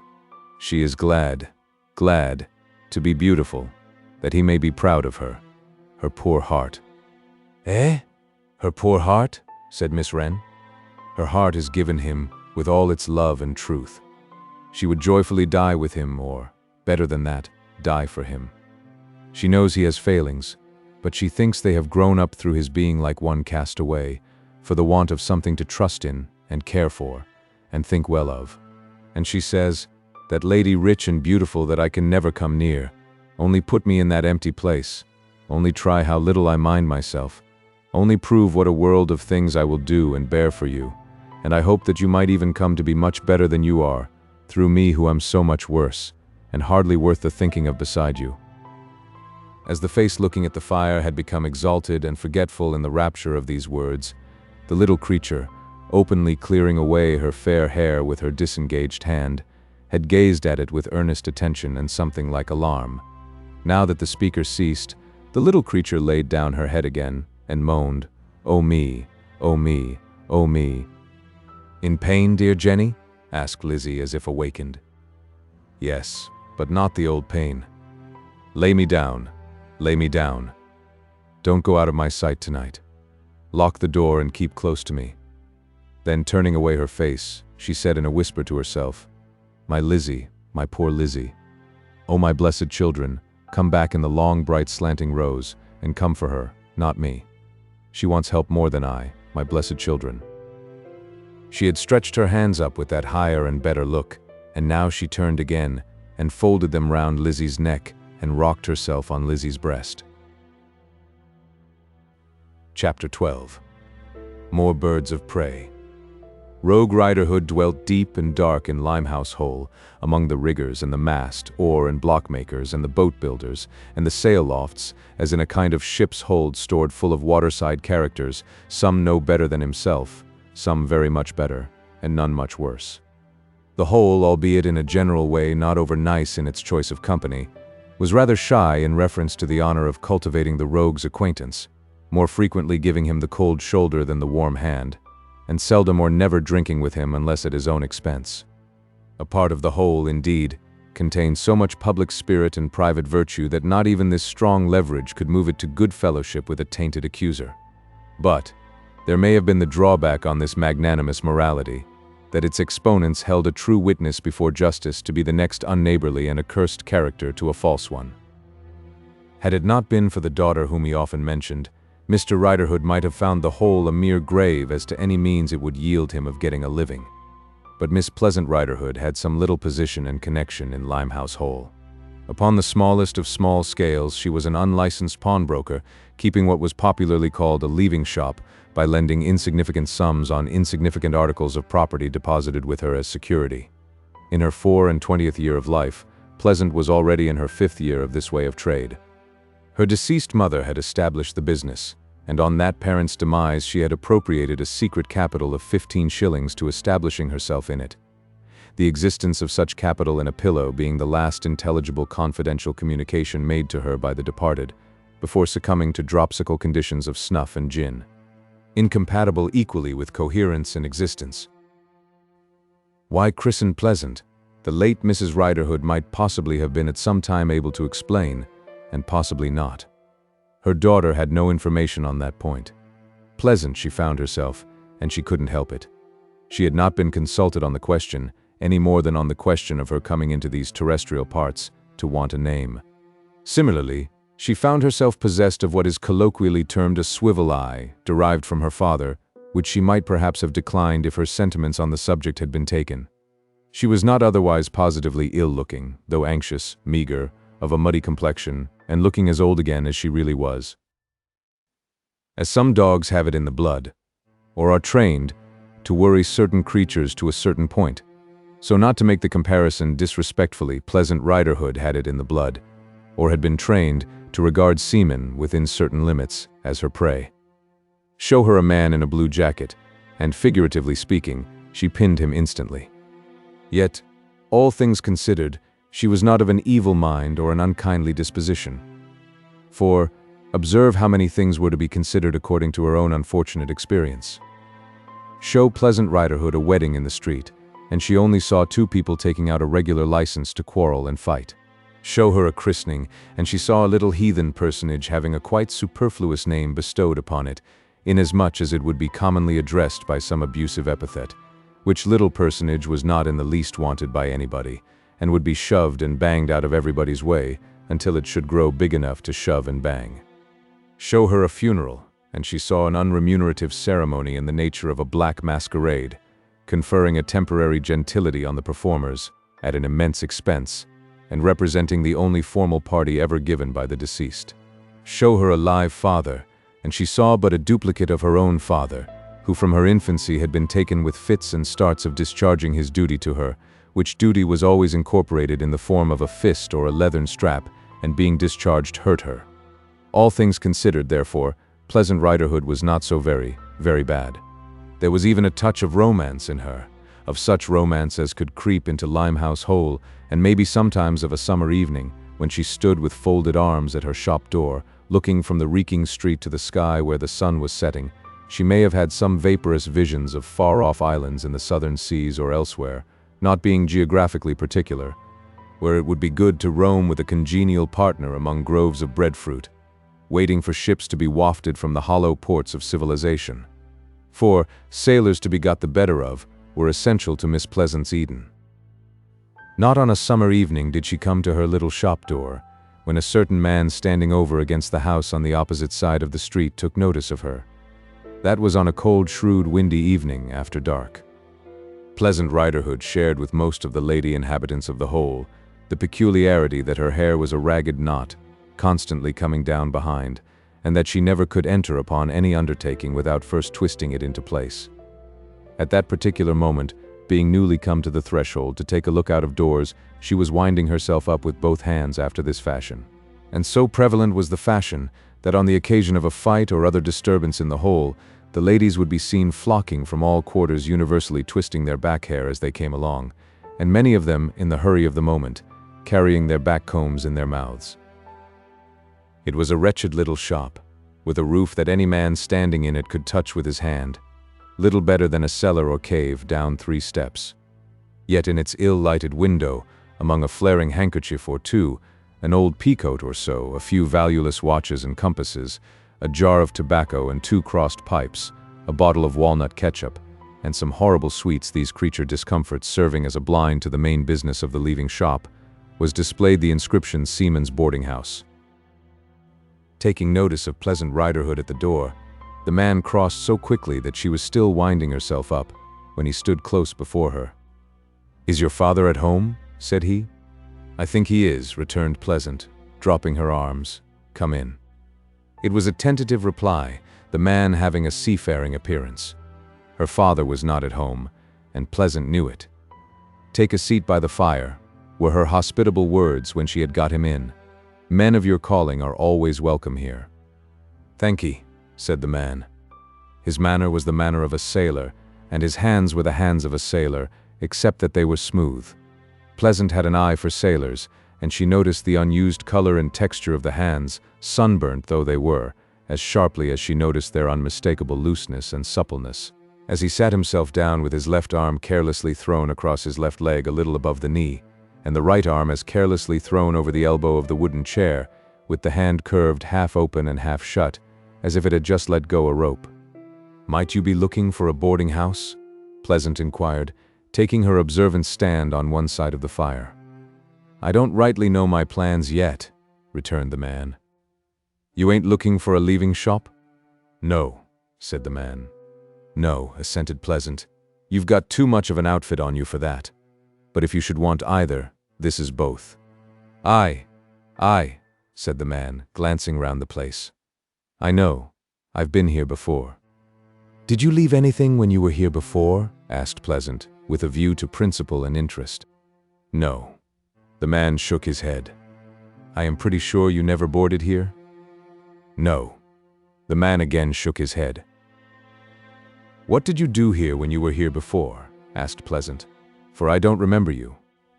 "It's not at all likely you should. I only stood at the door one night on the lower step there, while a shipmate of mine looked in to speak to your father. I remember the place well, looking very curiously round it." "Might that have been long ago?" "Aye, a goodish bit ago, when I came off my last voyage." "Then you have not been to sea lately?" "No. Been in the sick bay since then, and been employed ashore." "Then, to be sure, that accounts for your hands." The man, with a keen look, a quick smile, and a change of manner, caught her up. "You're a good observer." "Yes, that accounts for my hands." Pleasant was somewhat disquieted by his look, and returned it suspiciously. Not only was his change of manner, though very sudden, quite collected, but his former manner, which he resumed, had a certain suppressed confidence and sense of power in it that were half threatening. "Will your father be long?" he inquired. "I don't know. I can't say." "As you supposed he was at home, it would seem that he has just gone out?" "How's that?" "I supposed he had come home," Pleasant explained. "Oh, you supposed he had come home? Then he has been some time out?" "How's that?" "I don't want to deceive you. Father's on the river in his boat." "At the old work?" asked the man. "I don't know what you mean," said Pleasant, shrinking a step back. "What on earth do you want?" "I don't want to hurt your father. I don't want to say I might if I chose. I want to speak to him. Not much in that, is there? There shall be no secrets from you. You shall be by. And plainly, Miss Riderhood, there is nothing to be got out of me, or made of me. I am not good for the leaving shop. I am not good for the boarding house. I am not good for anything in your way to the extent of 6 penn'orth of halfpence. Put the idea aside, and we shall get on together." "But you're a seafaring man?" argued Pleasant, as if that were a sufficient reason for his being good for something in her way. "Yes and no. I have been, and I may be again. But I am not for you. Won't you take my word for it?" The conversation had arrived at a crisis to justify Miss Pleasant's hair in tumbling down. It tumbled down accordingly, and she twisted it up, looking from under her bent forehead at the man. In taking stock of his familiarly worn rough-weather nautical clothes, piece by piece, she took stock of a formidable knife in a sheath at his waist ready to his hand, and of a whistle hanging round his neck, and of a short, jagged, knotted club with a loaded head that peeped out of a pocket of his loose outer jacket or frock. He sat quietly looking at her, but, with these appendages partially revealing themselves and with a quantity of bristling oakum-colored head and whisker, he had a formidable appearance. "Won't you take my word for it?" he asked again. Pleasant answered with a short, dumb nod. He rejoined with another short, dumb nod. Then he got up and stood with his arms folded, in front of the fire, looking down into it occasionally, as she stood with her arms folded, leaning against the side of the chimney-piece. "To while away the time till your father comes," he said. "Pray, is there much robbing and murdering of seamen about the waterside now?" "No," said Pleasant. "Any? Complaints of that sort are sometimes made, about Ratcliffe and Wapping and up that way. But who knows how many are true? To be sure, and it don't seem necessary." "That's what I say," observed Pleasant. "Where's the reason for it? Bless the sailors, it ain't as if they ever could keep what they have, without it." "You're right. Their money may be soon got out of them, without violence," said the man. "Of course it may," said Pleasant, "and then they ship again and get more. and the best thing for 'em too to ship again as soon as ever they can be brought to it. They're never so well off as when they're afloat. I'll tell you why I ask, pursued the visitor, looking up from the fire. I was once beset that way myself, and left for dead. No, said Pleasant. Where did it happen? It happened, returned the man, with a ruminative air, as he drew his right hand across his chin and dipped the other in the pocket of his rough outer coat. It happened somewhere about here, as I reckon. I don't think it can have been a mile from here. Were you drunk? Asked Pleasant. I was muddled, but not with fair drinking. I had not been drinking, you understand. A mouthful did it. Pleasant, with a grave look, shook her head, importing that she understood the process, but decidedly disapproved. Fair trade is one thing, said she, but that's another. No one has a right to carry on with Jack in that way. The sentiment does you credit, returned the man, with a grim smile, and added, in a mutter, the more so, as I believe it's not your father's. Yes, I had a bad time of it, that time. I lost everything, and had a sharp struggle for my life, weak as I was. Did you get the parties punished? Asked Pleasant. A tremendous punishment followed, said the man, more seriously, but it was not of my bringing about. Of whose, then? Asked Pleasant. The man pointed upward with his forefinger and, slowly recovering that hand, settled his chin in it again as he looked at the fire. Bringing her inherited eye to bear upon him, Pleasant Riderhood felt more and more uncomfortable. His manner was so mysterious, so stern, so self-possessed. Anyways, said the damsel, I am glad punishment followed, and I say so. Fair trade with seafaring men gets a bad name through deeds of violence. I am as much against deeds of violence being done to seafaring men as seafaring men can be themselves. I am of the same opinion as my mother was when she was living. Fair trade, my mother used to say, but no robbery and no blows. In the way of trade, Miss Pleasant would have taken, and indeed did take when she could, as much as 30 shillings a week for board that would be dear at 5, and likewise conducted the leaving business upon correspondingly equitable principles, yet she had that tenderness of conscience and those feelings of humanity, that the moment her ideas of trade were overstepped, she became the seaman's champion, even against her father, whom she seldom otherwise resisted.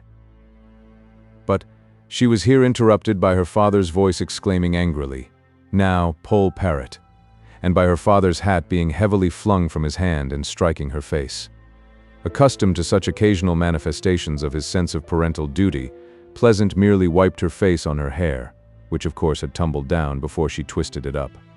This was another common procedure on the part of the ladies of the whole, when heated by verbal or fistic altercation.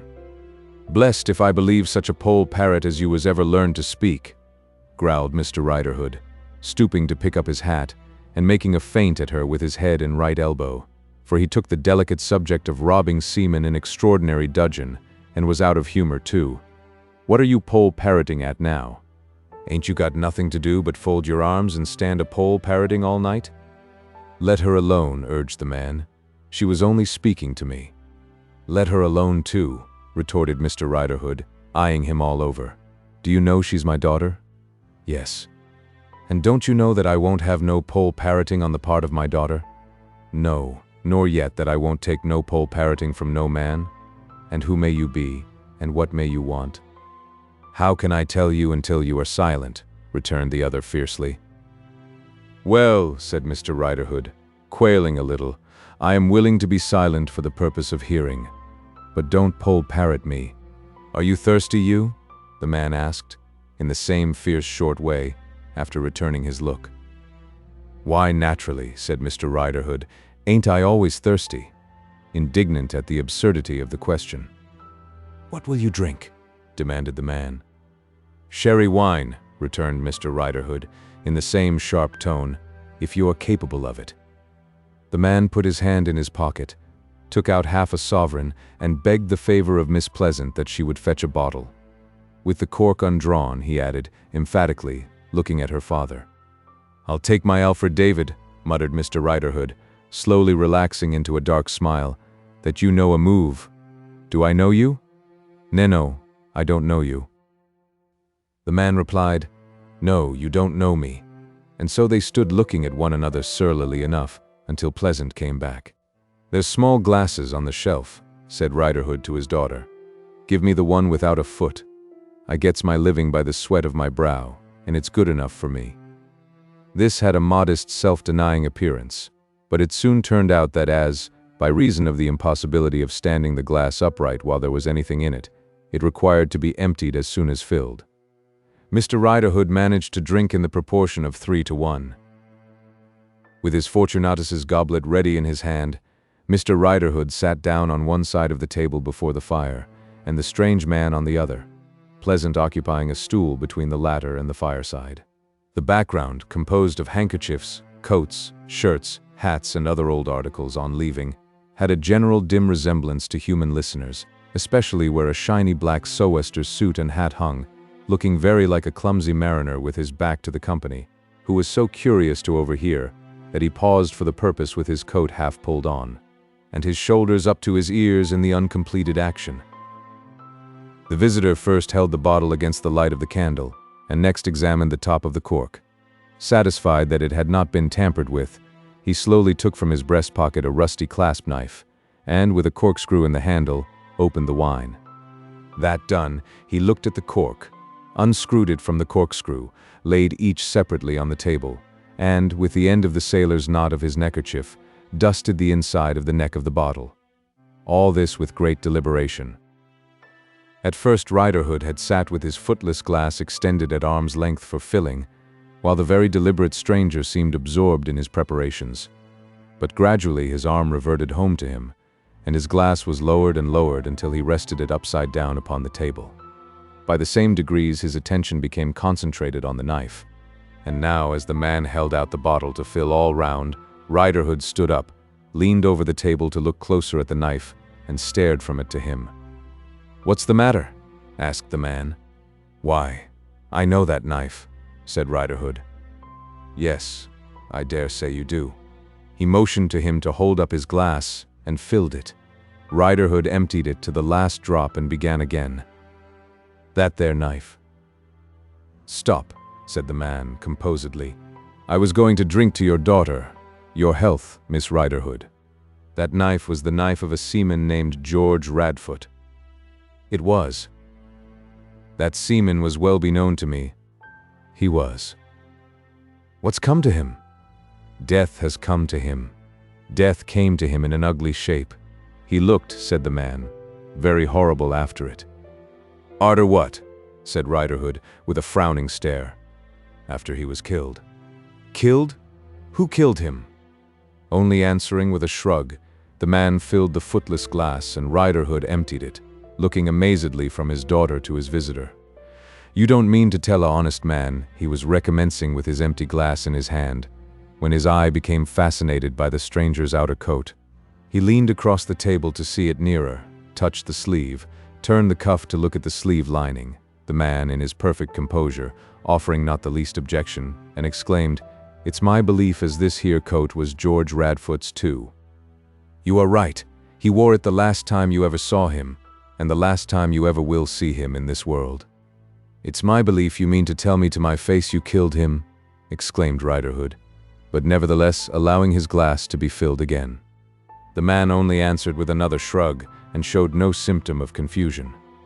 "Wish I may die if I know what to be up to with this chap," said Riderhood, after staring at him and tossing his last glassful down his throat. "Let's know what to make of you. Say something plain." "I will," returned the other, leaning forward across the table and speaking in a low, impressive voice. "What a liar you are." The honest witness rose and made as though he would fling his glass in the man's face. The man, not wincing and merely shaking his forefinger half knowingly, half menacingly, the piece of honesty thought better of it and sat down again, putting the glass down too. "And when you went to that lawyer yonder in the temple with that invented story," said the stranger, in an exasperatingly comfortable sort of confidence, "you might have had your strong suspicions of a friend of your own, you know. I think you had, you know." "Me my suspicions? Of what friend?" "Tell me again, whose knife was this?" demanded the man. "It was possessed by, and was the property of, him as I have made mention on," said Riderhood, stupidly evading the actual mention of the name. "Tell me again whose coat was this?" "That their article of clothing likewise belonged to, and was wore by him as I have made mention on," was again the dull Old Bailey evasion. "I suspect that you gave him the credit of the deed and of keeping cleverly out of the way. But there was small cleverness in his keeping out of the way. The cleverness would have been to have got back for one single instant to the light of the sun." "Things is come to a pretty pass," growled Mr. Riderhood, rising to his feet, goaded to stand at bay, "when bulliers as is wearing dead men's clothes, and bulliers as is armed with dead men's knives, is to come into the houses of honest live men, getting their livings by the sweats of their brows, and is to make these here sort of charges with no rhyme and no reason. Neither the one nor yet the other. Why should I have had my suspicions of him?" "Because you knew him," replied the man. "Because you had been one with him, and knew his real character under a fair outside. Because on the night which you had afterwards reason to believe to be the very night of the murder, he came in here, within an hour of his having left his ship in the docks, and asked you in what lodgings he could find room.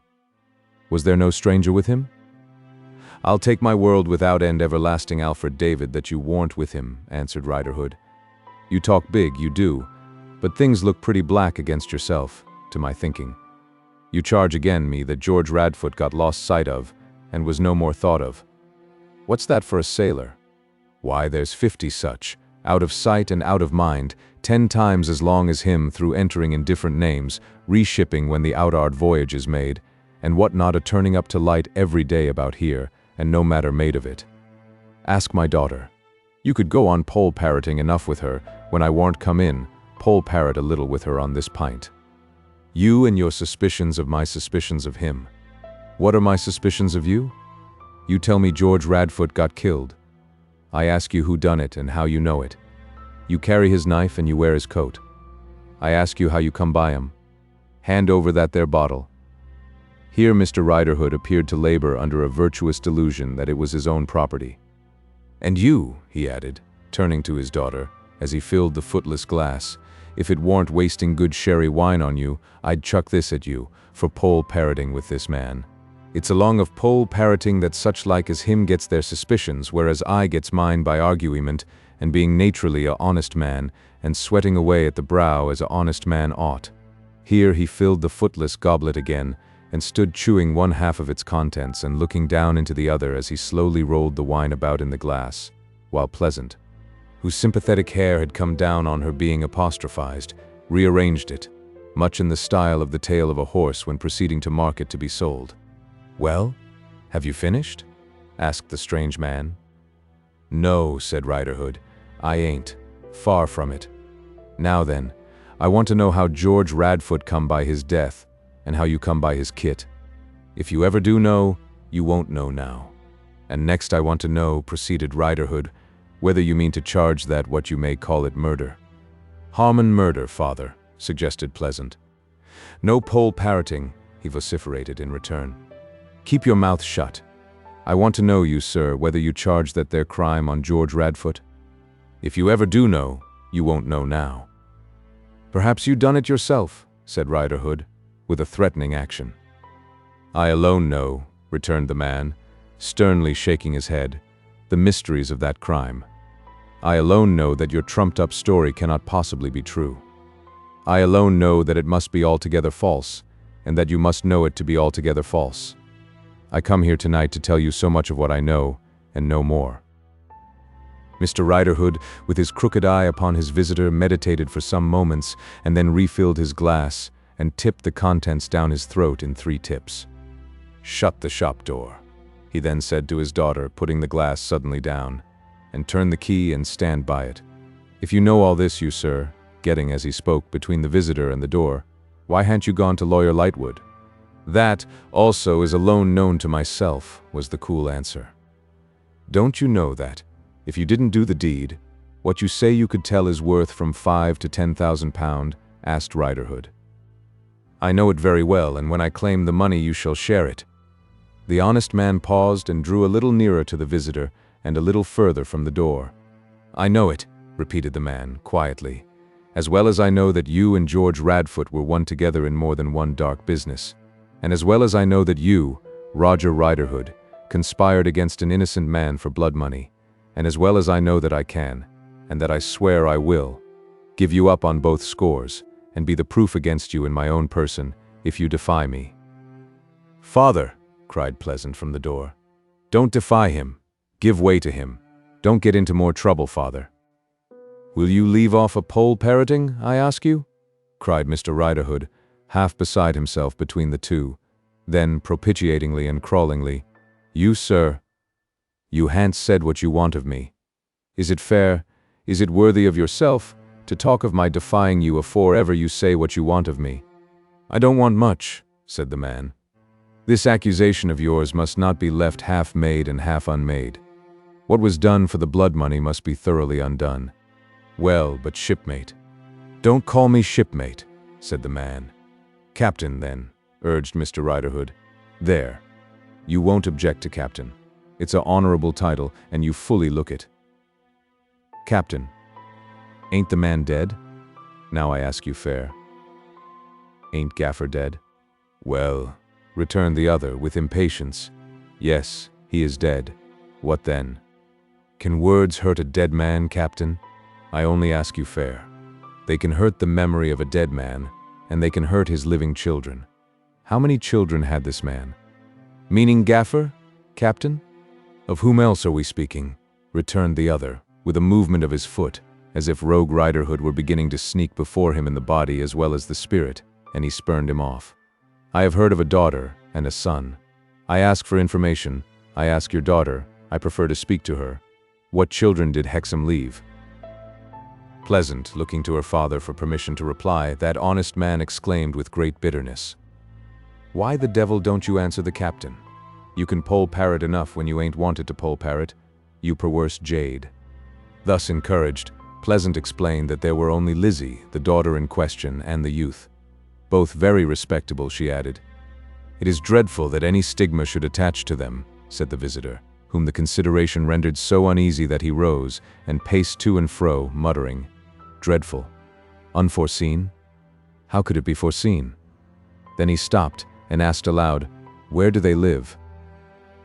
Pleasant further explained that only the daughter had resided with the father at the time of his accidental death, and that she had immediately afterwards quitted the neighborhood.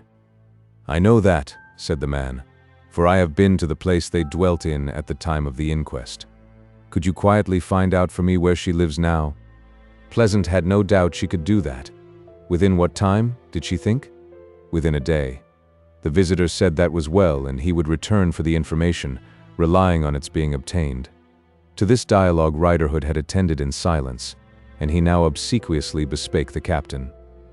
"Captain, mentioning them unfortunate words of mine respecting Gaffer, it is contrarily to be bore in mind that Gaffer always were a precious rascal, and that his line were a thieving line.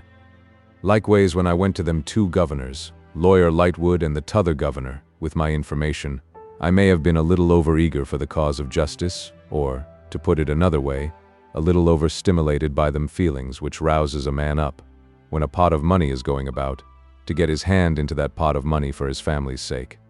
Besides which, I think the wine of them two governors was, I will not say a hocussed wine, but fur from a wine as was healthy for the mind.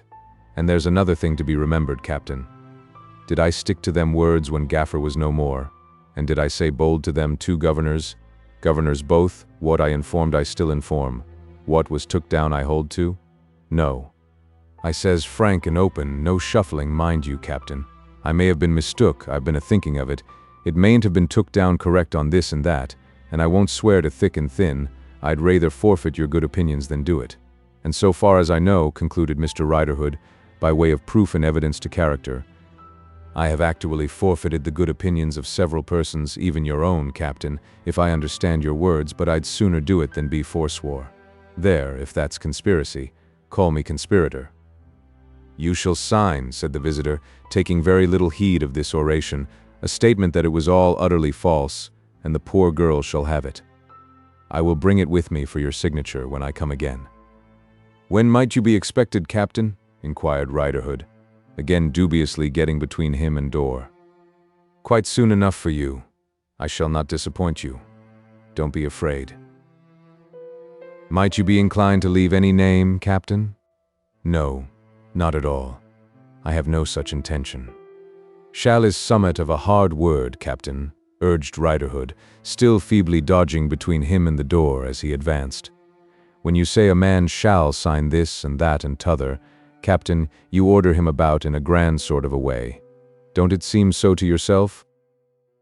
The man stood still and angrily fixed him with his eyes.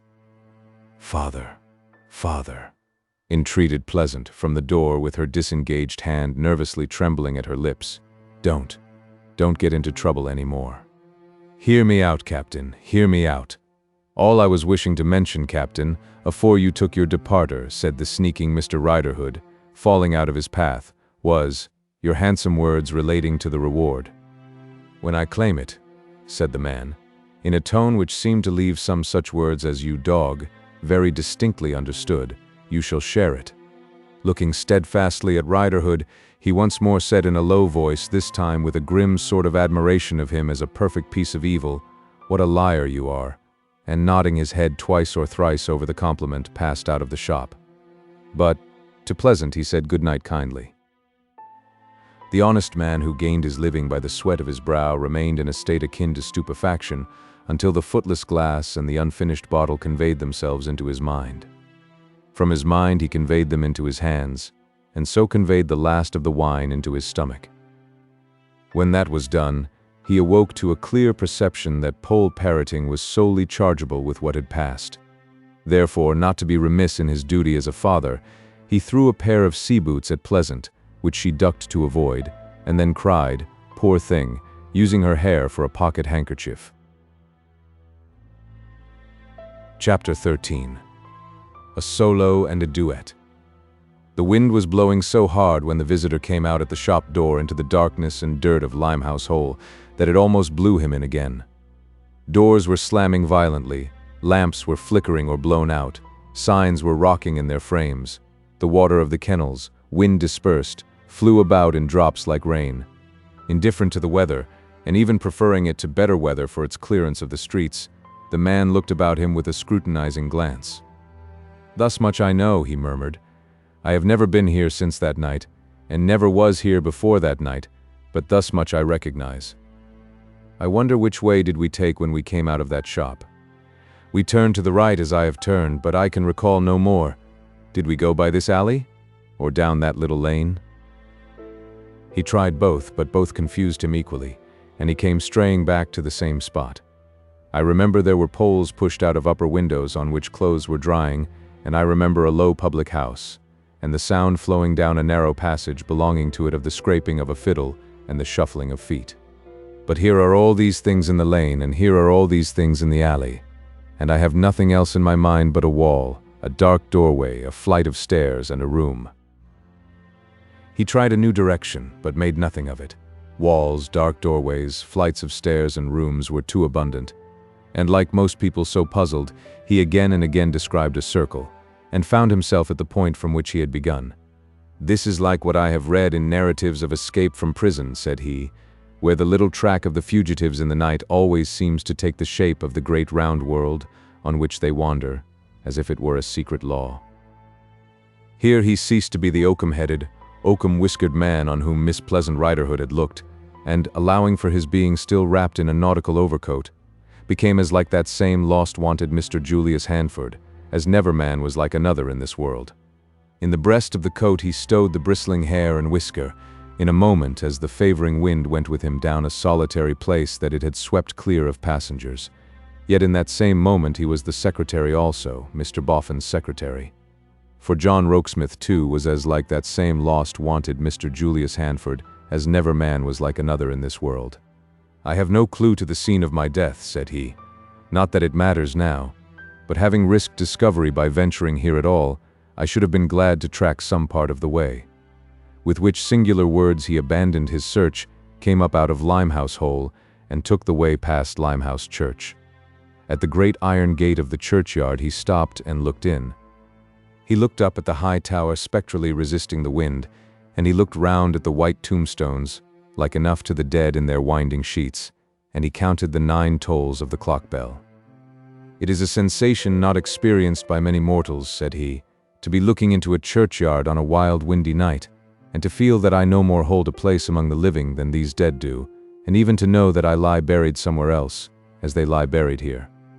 Nothing uses me to it. A spirit that was once a man could hardly feel stranger or lonelier, going unrecognized among mankind than I feel. But this is the fanciful side of the situation. It has a real side, so difficult that, though I think of it every day, I never thoroughly think it out. Now, let me determine to think it out as I walk home. I know I evade it, as many men, perhaps most men, do evade thinking their way through their greatest perplexity. I will try to pin myself to mine. Don't evade it, John Harmon. Don't evade it. Think it out. When I came to England, attracted to the country with which I had none but most miserable associations, by the accounts of my fine inheritance that found me abroad, I came back, shrinking from my father's money, shrinking from my father's memory, mistrustful of being forced on a mercenary wife, mistrustful of my father's intention in thrusting that marriage on me, mistrustful that I was already growing avaricious, mistrustful that I was slackening in gratitude to the two dear, noble, honest friends who had made the only sunlight in my childish life, or that of my heartbroken sister. I came back, timid, divided in my mind, afraid of myself and everybody here, knowing of nothing but wretchedness that my father's wealth had ever brought about. Now, stop and so far think it out, John Harmon. Is that so? That is exactly so. On board serving as third mate was George Radfoot. I knew nothing of him. His name first became known to me about a week before we sailed, through my being accosted by one of the ship agent's clerks as Mr. Radfoot. It was one day when I had gone aboard to look to my preparations, and the clerk, coming behind me as I stood on deck, tapped me on the shoulder and said, "Mr. Radfoot, look here," referring to some papers that he had in his hand. And my name first became known to Radfoot through another clerk within a day or two, and while the ship was yet in port, coming up behind him, tapping him on the shoulder and beginning, "I beg your pardon, Mr. Harmon. I believe we were alike in bulk and stature, but not otherwise, and that we were not strikingly alike, even in those respects when we were together and could be compared." However, a sociable word or two on these mistakes became an easy introduction between us, and the weather was hot, and he helped me to a cool cabin on deck alongside his own, and his first school had been at Brussels as mine had been, and he had learnt French as I had learnt it, and he had a little history of himself to relate, God only knows how much of it true, and how much of it false that had its likeness to mine. I had been a seaman too. So we got to be confidential together, and the more easily yet, because he and everyone on board had known by general rumor what I was making the voyage to England for. By such degrees and means, he came to the knowledge of my uneasiness of mind, and of its setting at that time in the direction of desiring to see and form some judgment of my allotted wife, before she could possibly know me for myself, also to try Mrs. Boffin and give her a glad surprise. So the plot was made out of our getting common sailors' dresses, as he was able to guide me about London, and throwing ourselves in Bella Wilfer's neighborhood, and trying to put ourselves in her way, and doing whatever chance might favor on the spot, and seeing what came of it. If nothing came of it, I should be no worse off, and there would merely be a short delay in my presenting myself to Lightwood. I have all these facts right? Yes, they are all accurately right. His advantage in all this was that for a time I was to be lost. It might be for a day or for 2 days, but I must be lost sight of on landing, or there would be recognition, anticipation, and failure. Therefore, I disembarked with my valise in my hand, as Potterson the steward and Mr. Jacob Kibble, my fellow passenger, afterwards remembered, and waited for him in the dark by that very Limehouse church which is now behind me. As I had always shunned the port of London, I only knew the church through his pointing out its spire from on board. Perhaps I might recall, if it were any good to try, the way by which I went to it alone from the river, but how we two went from it to Riderhood's shop, I don't know any more than I know what turns we took and doubles we made after we left it. The way was purposely confused, no doubt.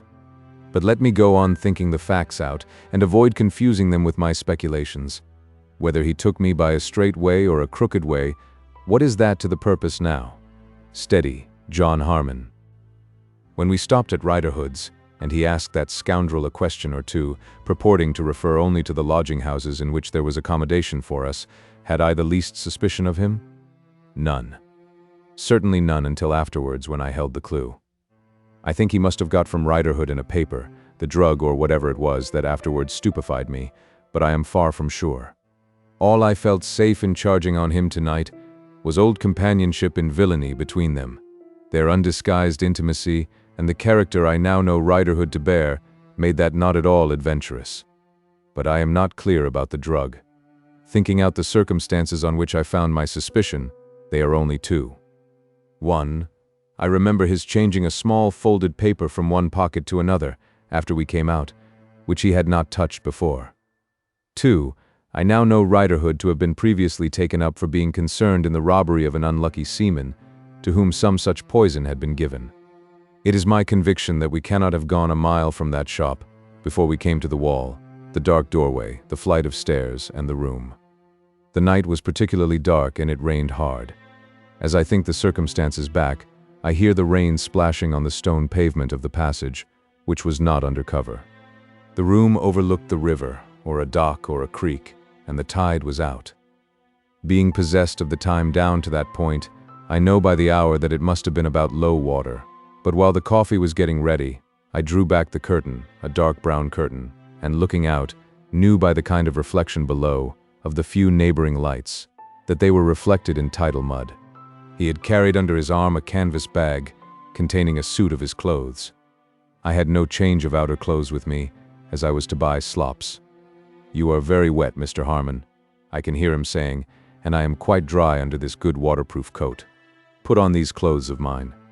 You may find on trying them that they will answer your purpose tomorrow, as well as the slops you mean to buy, or better. While you change, I'll hurry the hot coffee." When he came back, I had his clothes on, and there was a black man with him, wearing a linen jacket, like a steward, who put the smoking coffee on the table in a tray and never looked at me. I am so far literal and exact? Literal and exact, I am certain. Now, I pass to sick and deranged impressions. They are so strong that I rely upon them, but there are spaces between them that I know nothing about, and they are not pervaded by any idea of time. I had drank some coffee, when to my sense of sight he began to swell immensely, and something urged me to rush at him. We had a struggle near the door. He got from me, through my not knowing where to strike, in the whirling round of the room and the flashing of flames of fire between us.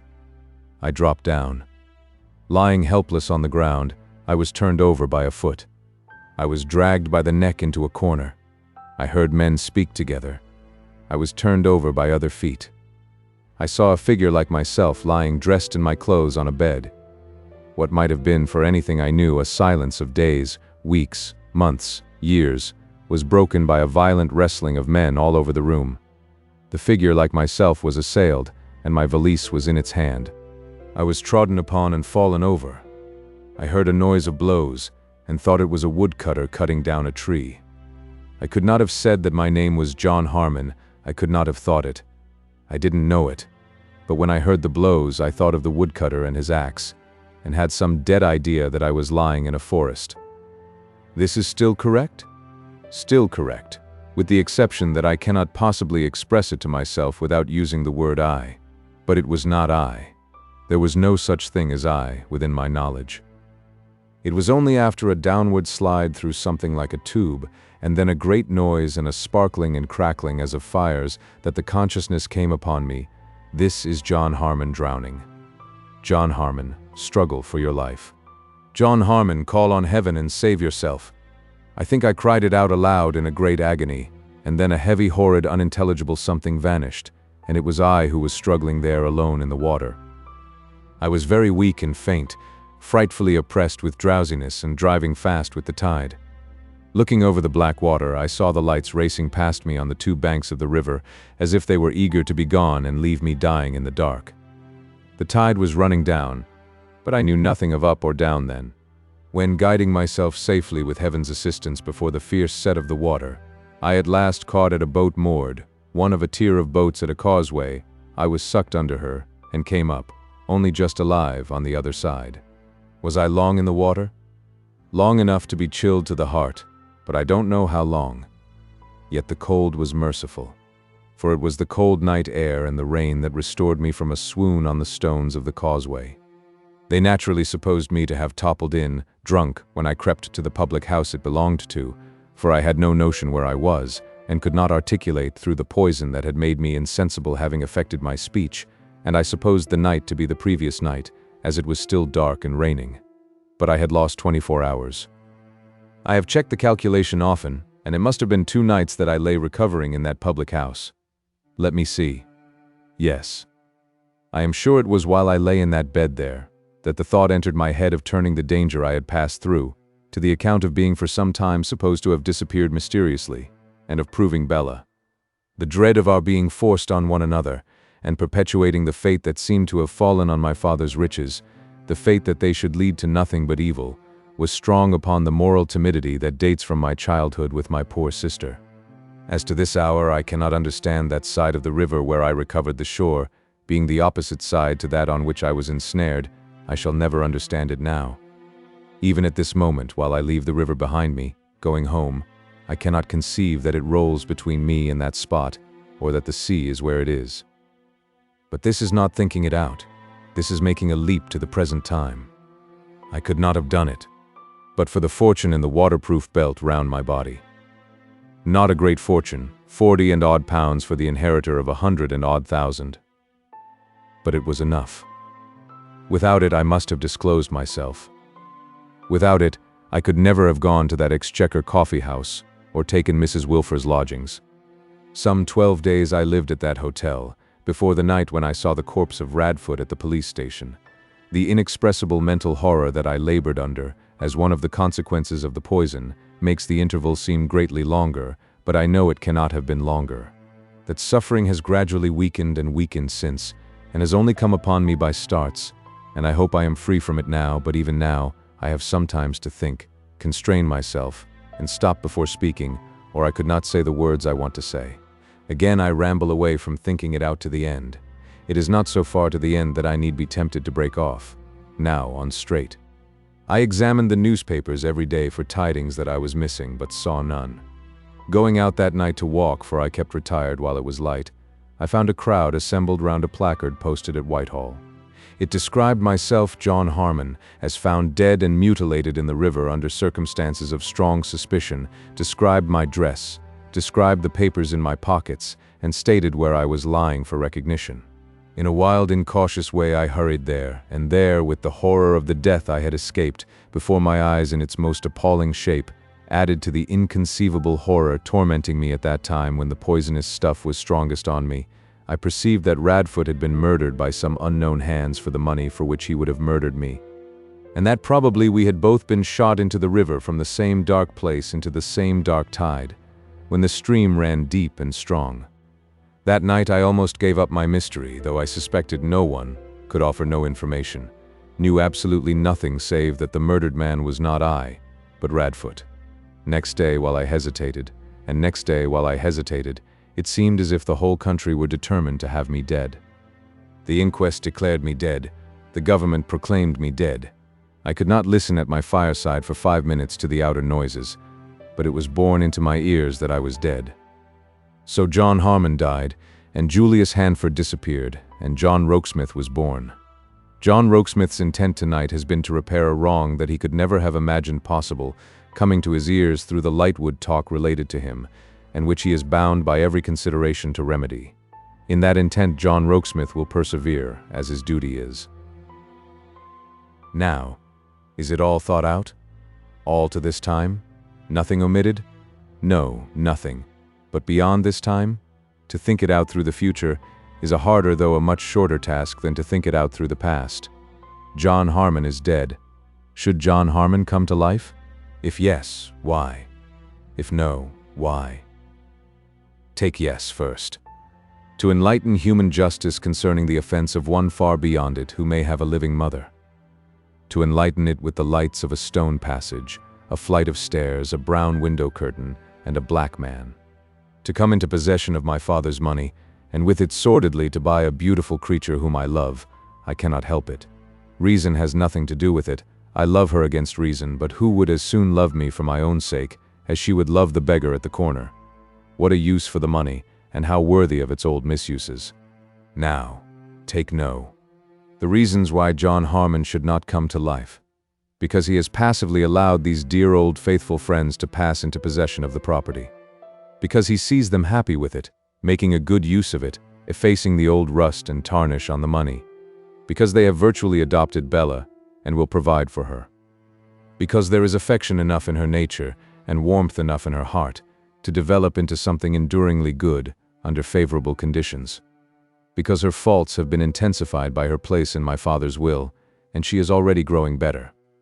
Because her marriage with John Harmon, after what I have heard from her own lips, would be a shocking mockery, of which both she and I must always be conscious, and which would degrade her in her mind, and me in mine, and each of us in the others. Because if John Harmon comes to life and does not marry her, the property falls into the very hands that hold it now. What would I have? Dead, I have found the true friends of my lifetime still as true, as tender, and as faithful as when I was alive, and making my memory an incentive to good actions done in my name. Dead, I have found them when they might have slighted my name, and passed greedily over my grave to ease and wealth, lingering by the way, like single-hearted children, to recall their love for me when I was a poor frightened child. Dead, I have heard from the woman who would have been my wife if I had lived, the revolting truth that I should have purchased her, caring nothing for me, as a sultan buys a slave. What would I have? If the dead could know, or do know, how the living use them, who among the hosts of dead has found a more disinterested fidelity on earth than I? Is not that enough for me? If I had come back, these noble creatures would have welcomed me, wept over me, given up everything to me with joy. I did not come back, and they have passed unspoiled into my place. Let them rest in it, and let Bella rest in hers. What course for me then? This: to live the same quiet secretary life, carefully avoiding chances of recognition, until they shall have become more accustomed to their altered state, and until the great swarm of swindlers under many names shall have found newer prey. By that time, the method I am establishing through all the affairs, and with which I will every day take new pains to make them both familiar, will be, I may hope, a machine in such working order as that they can keep it going. I know I need but ask of their generosity to have. When the right time comes, I will ask no more than will replace me in my former path of life, and John Rokesmith shall tread it as contentedly as he may. But John Harmon shall come back no more. That I may never, in the days to come afar off, have any weak misgiving that Bella might, in any contingency, have taken me for my own sake if I had plainly asked her, I will plainly ask her, proving beyond all question what I already know too well. And now it is all thought out, from the beginning to the end, and my mind is easier. So deeply engaged had the living dead man been in thus communing with himself that he had regarded neither the wind nor the way, and had resisted the former instinctively as he had pursued the latter. But being now come into the city, where there was a coach stand, he stood irresolute whether to go to his lodgings or to go first to Mr. Boffin's house. He decided to go round by the house, arguing, as he carried his overcoat upon his arm, that it was less likely to attract notice if left there than if taken to Holloway, both Mrs. Wilfer and Miss Lavinia being ravenously curious touching every article of which the lodger stood possessed. Arriving at the house, he found that Mr. and Mrs. Boffin were out, but that Miss Wilfer was in the drawing room. Miss Wilfer had remained at home, in consequence of not feeling very well, and had inquired in the evening if Mr. Rokesmith were in his room. "Make my compliments to Miss Wilfer, and say I am here now." Miss Wilfer's compliments came down in return, and if it were not too much trouble, would Mr. Rokesmith be so kind as to come up before he went?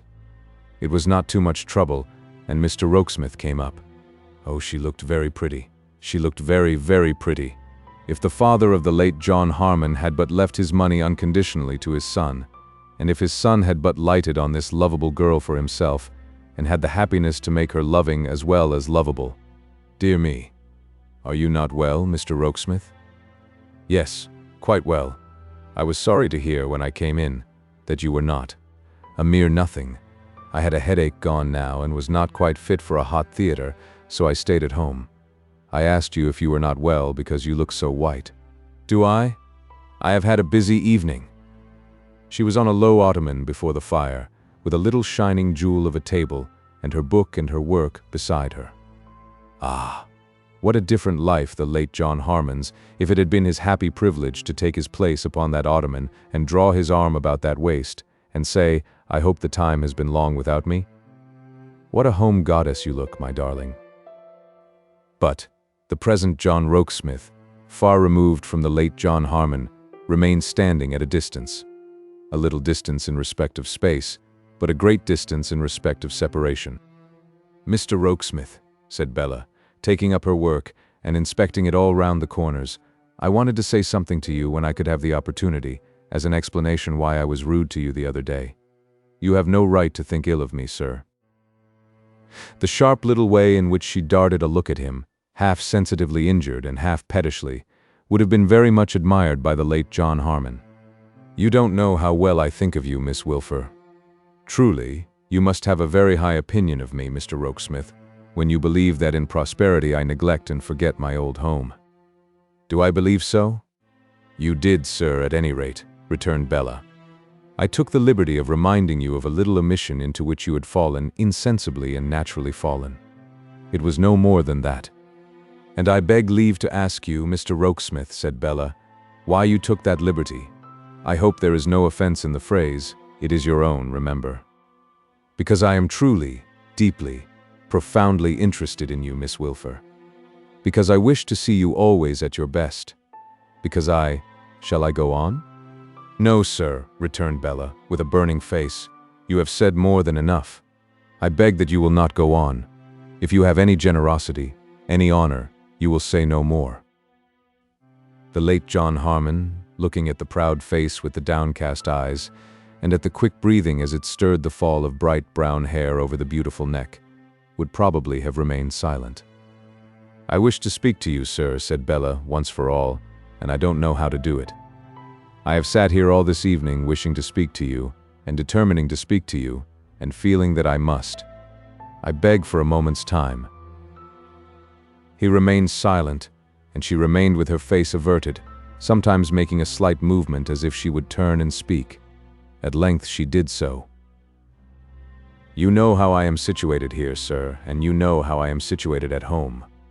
I must speak to you for myself, since there is no one about me whom I could ask to do so. It is not generous in you, it is not honorable in you, to conduct yourself towards me as you do. Is it ungenerous or dishonorable to be devoted to you, fascinated by you? Preposterous, said Bella. The late John Harmon might have thought it rather a contemptuous and lofty word of repudiation. I now feel obliged to go on, pursued the secretary, though it were only in self-explanation and self-defense, I hope, Miss Wilfer, that it is not unpardonable even in me to make an honest declaration of an honest devotion to you. An honest declaration, repeated Bella with emphasis. Is it otherwise? I must request, sir, said Bella, taking refuge in a touch of timely resentment, that I may not be questioned. You must excuse me if I decline to be cross-examined.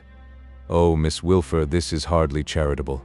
I ask you nothing but what your own emphasis suggests. However, I waive even that question. But what I have declared, I take my stand by.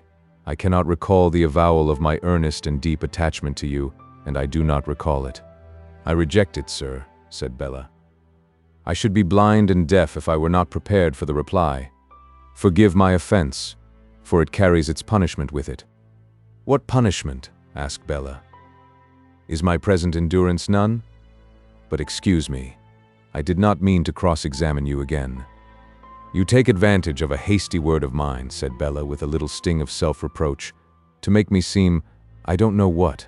I spoke without consideration when I used it. If that was bad, I am sorry, but you repeated after consideration, and that seems to me to be at least no better. For the rest, I beg it may be understood, Mr. Rokesmith, that there is an end of this between us, now and forever. Now and forever, he repeated. Yes. I appeal to you, sir, proceeded Bella with increasing spirit, not to pursue me. I appeal to you not to take advantage of your position in this house to make my position in it distressing and disagreeable. I appeal to you to discontinue your habit of making your misplaced attentions as plain to Mrs. Boffin as to me. Have I done so? I should think you have, replied Bella. In any case, it is not your fault if you have not, Mr. Rokesmith. I hope you are wrong in that impression. I should be very sorry to have justified it. I think I have not. For the future there is no apprehension. It is all over. I am much relieved to hear it, said Bella. I have far other views in life, and why should you waste your own?" "Mine," said the secretary. "My life." His curious tone caused Bella to glance at the curious smile with which he said it. It was gone as he glanced back. "Pardon me, Miss Wilfer," he proceeded, when their eyes met. "You have used some hard words for which I do not doubt you have a justification in your mind that I do not understand. Ungenerous and dishonorable." "In what?" "I would rather not be asked," said Bella, haughtily looking down. "I would rather not ask, but the question is imposed upon me. Kindly explain, or if not kindly, justly." "Oh, sir," said Bella, raising her eyes to his, after a little struggle to forbear, "is it generous and honorable to use the power here which your favor with Mr. and Mrs. Boffin and your ability in your place give you against me?" "Against you? Is it generous and honorable to form a plan for gradually bringing their influence to bear upon a suit which I have shown you that I do not like, and which I tell you that I utterly reject?" The late John Harmon could have borne a good deal, but he would have been cut to the heart by such a suspicion as this. "Would it be generous and honorable to step into your place if you did so? For I don't know that you did, and I hope you did not, anticipating or knowing beforehand that I should come here and designing to take me at this disadvantage." "This mean and cruel disadvantage," said the secretary. "Yes," assented Bella. The secretary kept silence for a little while, then merely said, "You are wholly mistaken, Miss Wilfer. Wonderfully mistaken. I cannot say, however, that it is your fault. If I deserve better things of you, you do not know it." "At least, sir," retorted Bella, with her old indignation rising, "you know the history of my being here at all. I have heard Mr. Boffin say that you are master of every line and word of that will, as you are master of all his affairs. And was it not enough that I should have been willed away like a horse or a dog or a bird, but must you too begin to dispose of me in your mind, and speculate in me, as soon as I had ceased to be the talk and the laugh of the town? Am I forever to be made the property of strangers?" "Believe me," returned the secretary, "you are wonderfully mistaken." "I should be glad to know it," answered Bella. "I doubt if you ever will. Good night. Of course I shall be careful to conceal any traces of this interview from Mr. and Mrs. Boffin, as long as I remain here. Trust me, what you have complained of is at an end forever." "I am glad I have spoken, then, Mr. Rokesmith. It has been painful and difficult, but it is done. If I have hurt you, I hope you will forgive me. I am inexperienced and impetuous, and I have been a little spoilt, but I really am not so bad as I dare say I appear, or as you think me." He quitted the room when Bella had said this, relenting in her willful, inconsistent way. Left alone, she threw herself back on her ottoman and said, "I didn't know the lovely woman was such a dragon." Then she got up and looked in the glass and said to her image, "You have been positively swelling your features, you little fool." Then she took an impatient walk to the other end of the room and back and said, "I wish Pa was here to have a talk about an avaricious marriage, but he is better away, poor dear, for I know I should pull his hair if he was here." And then she threw her work away, and threw her book after it, and sat down and hummed a tune, and hummed it out of tune, and quarreled with it. And John Rokesmith, what did he? He went down to his room, and buried John Harmon many additional fathoms deep. He took his hat and walked out, and as he went to Holloway or anywhere else, not at all minding where heaped mounds upon mounds of earth over John Harmon's grave, his walking did not bring him home until the dawn of day. And so busy had he been all night, piling and piling weights upon weights of earth above John Harmon's grave, that by that time John Harmon lay buried under a whole alpine range, and still the sexton Rokesmith accumulated mountains over him, lightening his labor with the dirge, cover him, crush him, keep him down. Chapter 14. Strong of purpose. The sexton task of piling earth above John Harmon all night long was not conducive to sound sleep, but Rokesmith had some broken morning rest and rose strengthened in his purpose. It was all over now. No ghost should trouble Mr. and Mrs. Boffin's peace. Invisible and voiceless, the ghost should look on for a little while longer at the state of existence out of which it had departed, and then should forever cease to haunt the scenes in which it had no place. He went over it all again. He had lapsed into the condition in which he found himself, as many a man lapses into many a condition, without perceiving the accumulative power of its separate circumstances. When in the distrust engendered by his wretched childhood and the action for evil, never yet for good within his knowledge then of his father and his father's wealth on all within their influence, he conceived the idea of his first deception. It was meant to be harmless. It was to last but a few hours or days. It was to involve in it only the girl so capriciously forced upon him and upon whom he was so capriciously forced, and it was honestly meant well towards her. For, if he had found her unhappy in the prospect of that marriage, through her heart inclining to another man or for any other cause, he would seriously have said, "This is another of the old perverted uses of the misery-making money. I will let it go to my and my sister's only protectors and friends." When the snare into which he fell so outstripped his first intention as that he found himself placarded by the police authorities upon the London walls for dead, he confusedly accepted the aid that fell upon him, without considering how firmly it must seem to fix the Boffins in their accession to the fortune. When he saw them, and knew them, and even from his vantage ground of inspection could find no flaw in them, he asked himself, "And shall I come to life to dispossess such people as these?" There was no good to set against the putting of them to that hard proof. He had heard from Bella's own lips when he stood tapping at the door on that night of his taking the lodgings, that the marriage would have been on her part thoroughly mercenary. He had since tried her, in his own unknown person and supposed station, and she not only rejected his advances but resented them. Was it for him to have the shame of buying her, or the meanness of punishing her? Yet by coming to life and accepting the condition of the inheritance, he must do the former, and by coming to life and rejecting it, he must do the latter. Another consequence that he had never foreshadowed was the implication of an innocent man in his supposed murder. He would obtain complete retraction from the accuser and set the wrong right, but clearly the wrong could never have been done if he had never planned a deception. Then, whatever inconvenience or distress of mind the deception cost him, it was manful repentantly to accept as among its consequences and make no complaint. Thus John Rokesmith in the morning, and it buried John Harmon still many fathoms deeper than he had been buried in the night. Going out earlier than he was accustomed to do, he encountered the cherub at the door. The cherub's way was for a certain space his way, and they walked together. It was impossible not to notice the change in the cherub's appearance. The cherub felt very conscious of it, and modestly remarked, "A present from my daughter Bella, Mr. Rokesmith." The words gave the secretary a stroke of pleasure, for he remembered the £50 and he still loved the girl. No doubt it was very weak. It always is very weak. Some authorities hold, but he loved the girl. "I don't know whether you happen to have read many books of African travel, Mr. Rokesmith," said R.W. "I have read several." "Well, you know, there's usually a King George, or a King Boy, or a King Sambo, or a King Bill, or Bull, or Rum, or Junk, or whatever name the sailors may have happened to give him." "Where?" asked Rokesmith. "Anywhere. Anywhere in Africa, I mean. Pretty well everywhere, I may say. For black kings are cheap, and I think," said R.W., with an apologetic air, "nasty." "I am much of your opinion, Mr. Wilfer. You were going to say?" "I was going to say, the king is generally dressed in a London hat only, or a Manchester pair of braces, or one epaulette, or an uniform coat with his legs in the sleeves, or something of that kind." "Just so," said the secretary.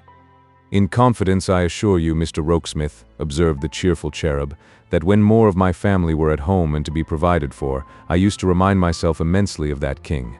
You have no idea, as a single man, of the difficulty I have had in wearing more than one good article at a time." "I can easily believe it, Mr. Wilfer." "I only mention it," said R.W. in the warmth of his heart, "as a proof of the amiable, delicate, and considerate affection of my daughter Bella. If she had been a little spoilt, I couldn't have thought so very much of it under the circumstances. But no, not a bit. And she is so very pretty. I hope you agree with me in finding her very pretty, Mr. Rokesmith?" "Certainly I do. Everyone must." "I hope so," said the cherub. "Indeed, I have no doubt of it. This is a great advancement for her in life, Mr. Rokesmith. A great opening of her prospects. Miss Wilfer could have no better friends than Mr. and Mrs. Boffin." "Impossible," said the gratified cherub. "Really, I begin to think things are very well as they are. If Mr. John Harmon had lived—" "He is better dead," said the secretary. "No, I won't go so far as to say that," urged the cherub, a little remonstrant against the very decisive and unpitying tone. But he mightn't have suited Bella, or Bella mightn't have suited him, or 50 things, whereas now I hope she can choose for herself. Has she, as you place the confidence in me of speaking on the subject, you will excuse my asking, has she perhaps chosen? Faltered the secretary. Oh dear no, returned R.W. Young ladies sometimes, Rokesmith hinted, choose without mentioning their choice to their fathers. Not in this case, Mr. Rokesmith. Between my daughter Bella and me there is a regular league and covenant of confidence. It was ratified only the other day. The ratification dates from these, said the cherub, giving a little pull at the lapels of his coat and the pockets of his trousers. Oh no, she has not chosen. To be sure, young George Sampson, in the days when Mr. John Harmon, who I wish had never been born, said the secretary with a gloomy brow. R.W. looked at him with surprise, as thinking he had contracted an unaccountable spite against the poor deceased, and continued, in the days when Mr. John Harmon was being sought out, young George Sampson certainly was hovering about Bella, and Bella let him hover. But it never was seriously thought of, and it's still less than ever to be thought of now. For Bella is ambitious, Mr. Rokesmith, and I think I may predict will marry fortune. This time, you see, she will have the person and the property before her together, and will be able to make her choice with her eyes open. This is my road. I am very sorry to part company so soon. Good morning, sir. The secretary pursued his way, not very much elevated in spirits by this conversation, and, arriving at the Boffin mansion, found Betty Higden waiting for him. I should thank you kindly, sir, said Betty, if I might make so bold as have a word or two wi' you. She should have as many words as she liked, he told her, and took her into his room and made her sit down. 'Tis concerning Sloppy, sir, said Betty, and that's how I come here by myself. Not wishing him to know what I'm a-going to say to you, I got the start of him early and walked up. You have wonderful energy, returned Rokesmith. You are as young as I am. Betty Higden gravely shook her head. I am strong for my time of life, sir, but not young, thank the Lord. Are you thankful for not being young? Yes, sir. If I was young, it would all have to be gone through again, and the end would be a weary way off, don't you see? But never mind me. 'Tis concerning Sloppy. And what about him, Betty? 'Tis just this, sir. It can't be reasoned out of his head by any powers of mine, but what that he can do right by your kind lady and gentleman, and do his work for me, both together. Now he can't. To give himself up to being put in the way of earning a good living and getting on, he must give me up. Well, he won't.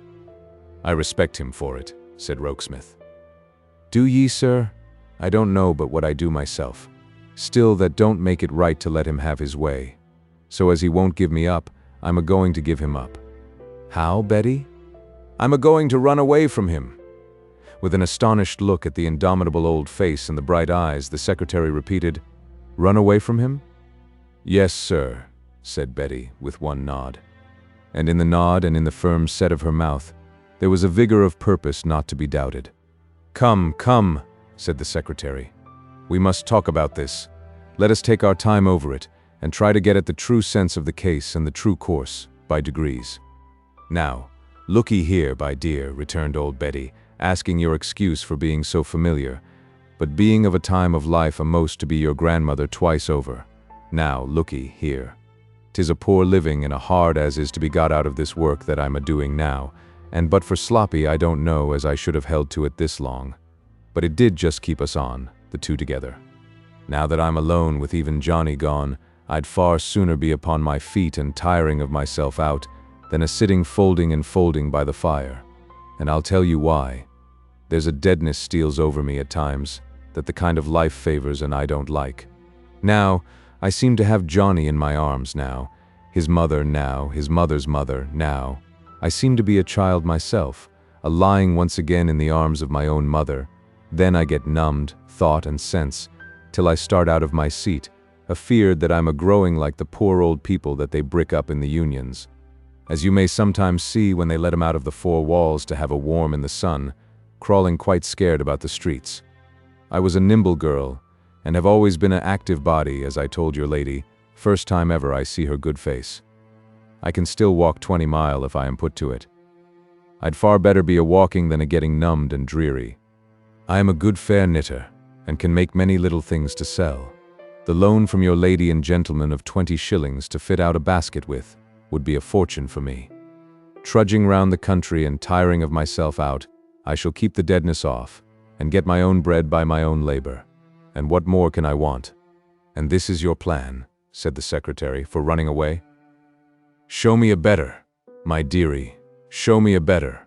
Why, I know very well, said old Betty Higden, and you know very well, that your lady and gentleman would set me up like a queen for the rest of my life, if so be that we could make it right among us to have it so. But we can't make it right among us to have it so. I've never took charity yet, nor yet has anyone belonging to me. And it would be forsaking of myself indeed, and forsaking of my children dead and gone, and forsaking of their children dead and gone, to set up a contradiction now at last. It might come to be justifiable and unavoidable at last, the secretary gently hinted, with a slight stress on the word. I hope it never will. It ain't that I mean to give offense by being anyways proud, said the old creature simply, but that I want to be of a piece like, and helpful of myself right through to my death. And to be sure, added the secretary, as a comfort for her, Sloppy will be eagerly looking forward to his opportunity of being to you what you have been to him. Trust him for that, sir, said Betty cheerfully. Though he had need to be something quick about it, for I'm a-getting to be an old one. But I'm a strong one too, and travel and weather never hurt me yet. Now be so kind as speak for me to your lady and gentleman, and tell 'em what I ask of their good friendliness to let me do, and why I ask it. The secretary felt that there was no gainsaying what was urged by this brave old heroine, and he presently repaired to Mrs. Boffin and recommended her to let Betty Higden have her way, at all events for the time. It would be far more satisfactory to your kind heart, I know, he said, to provide for her, but it may be a duty to respect this independent spirit. Mrs. Boffin was not proof against the considerations set before her. She and her husband had worked too, and had brought their simple faith and honor clean out of dust heaps. If they owed a duty to Betty Higden, of a surety that duty must be done. But Betty, said Mrs. Boffin, when she accompanied John Rokesmith back to his room, and shone upon her with the light of her radiant face, granted all else, I think I wouldn't run away. 'Twould come easier to Sloppy, said Mrs. Higden, shaking her head. 'Twould come easier to me too, but 'tis as you please. When would you go? Now, was the bright and ready answer. Today, my dearie, tomorrow. Bless ye, I am used to it. I know many parts of the country well. When nothing else was to be done, I have worked in many a market garden afore now, and in many a hop garden too. If I give my consent to your going, Betty, which Mr. Rokesmith thinks I ought to do. Betty thanked him with a grateful curtsy. We must not lose sight of you. We must not let you pass out of our knowledge. We must know all about you. Yes, my dearie, but not through letter writing, because letter writing, indeed, writing of most sorts hadn't much come up for such as me when I was young. But I shall be to and fro. No fear of my missing a chance of giving myself a sight of your reviving face. Besides, said Betty, with logical good faith, I shall have a debt to pay off, by littles, and naturally that would bring me back, if nothing else would. Must it be done? Asked Mrs. Boffin, still reluctant, of the secretary. I think it must. After more discussion, it was agreed that it should be done, and Mrs. Boffin summoned Bella to note down the little purchases that were necessary to set Betty up in trade. Don't ye be timorous for me, my dear, said the stanch old heart, observant of Bella's face, when I take my seat with my work, clean and busy and fresh, in a country marketplace, I shall turn a sixpence as sure as ever a farmer's wife there. The secretary took that opportunity of touching on the practical question of Mr. Sloppy's capabilities. He would have made a wonderful cabinet maker, said Mrs. Higden, if there had been the money to put him to it. She had seen him handle tools that he had borrowed to mend the mangle or to knock a broken piece of furniture together in a surprising manner. As to constructing toys for the minders out of nothing, he had done that daily. And once as many as a dozen people had got together in the lane to see the neatness with which he fitted the broken pieces of a foreign monkey's musical instrument. That's well, said the secretary. It will not be hard to find a trade for him. John Harmon being buried under mountains now, the secretary that very same day set himself to finish his affairs and have done with him. He drew up an ample declaration, to be signed by Rogue Riderhood, knowing he could get his signature to it, by making him another and much shorter evening call, and then considered to whom should he give the document. To Hexam's son or daughter? Resolved speedily to the daughter. But it would be safer to avoid seeing the daughter, because the son had seen Julius Handford, and he could not be too careful. There might possibly be some comparison of notes between the son and daughter, which would awaken slumbering suspicion and lead to consequences. I might even, he reflected, be apprehended as having been concerned in my own murder. Therefore, best to send it to the daughter under cover by the post. Pleasant Riderhood had undertaken to find out where she lived, and it was not necessary that it should be attended by a single word of explanation. So far, straight.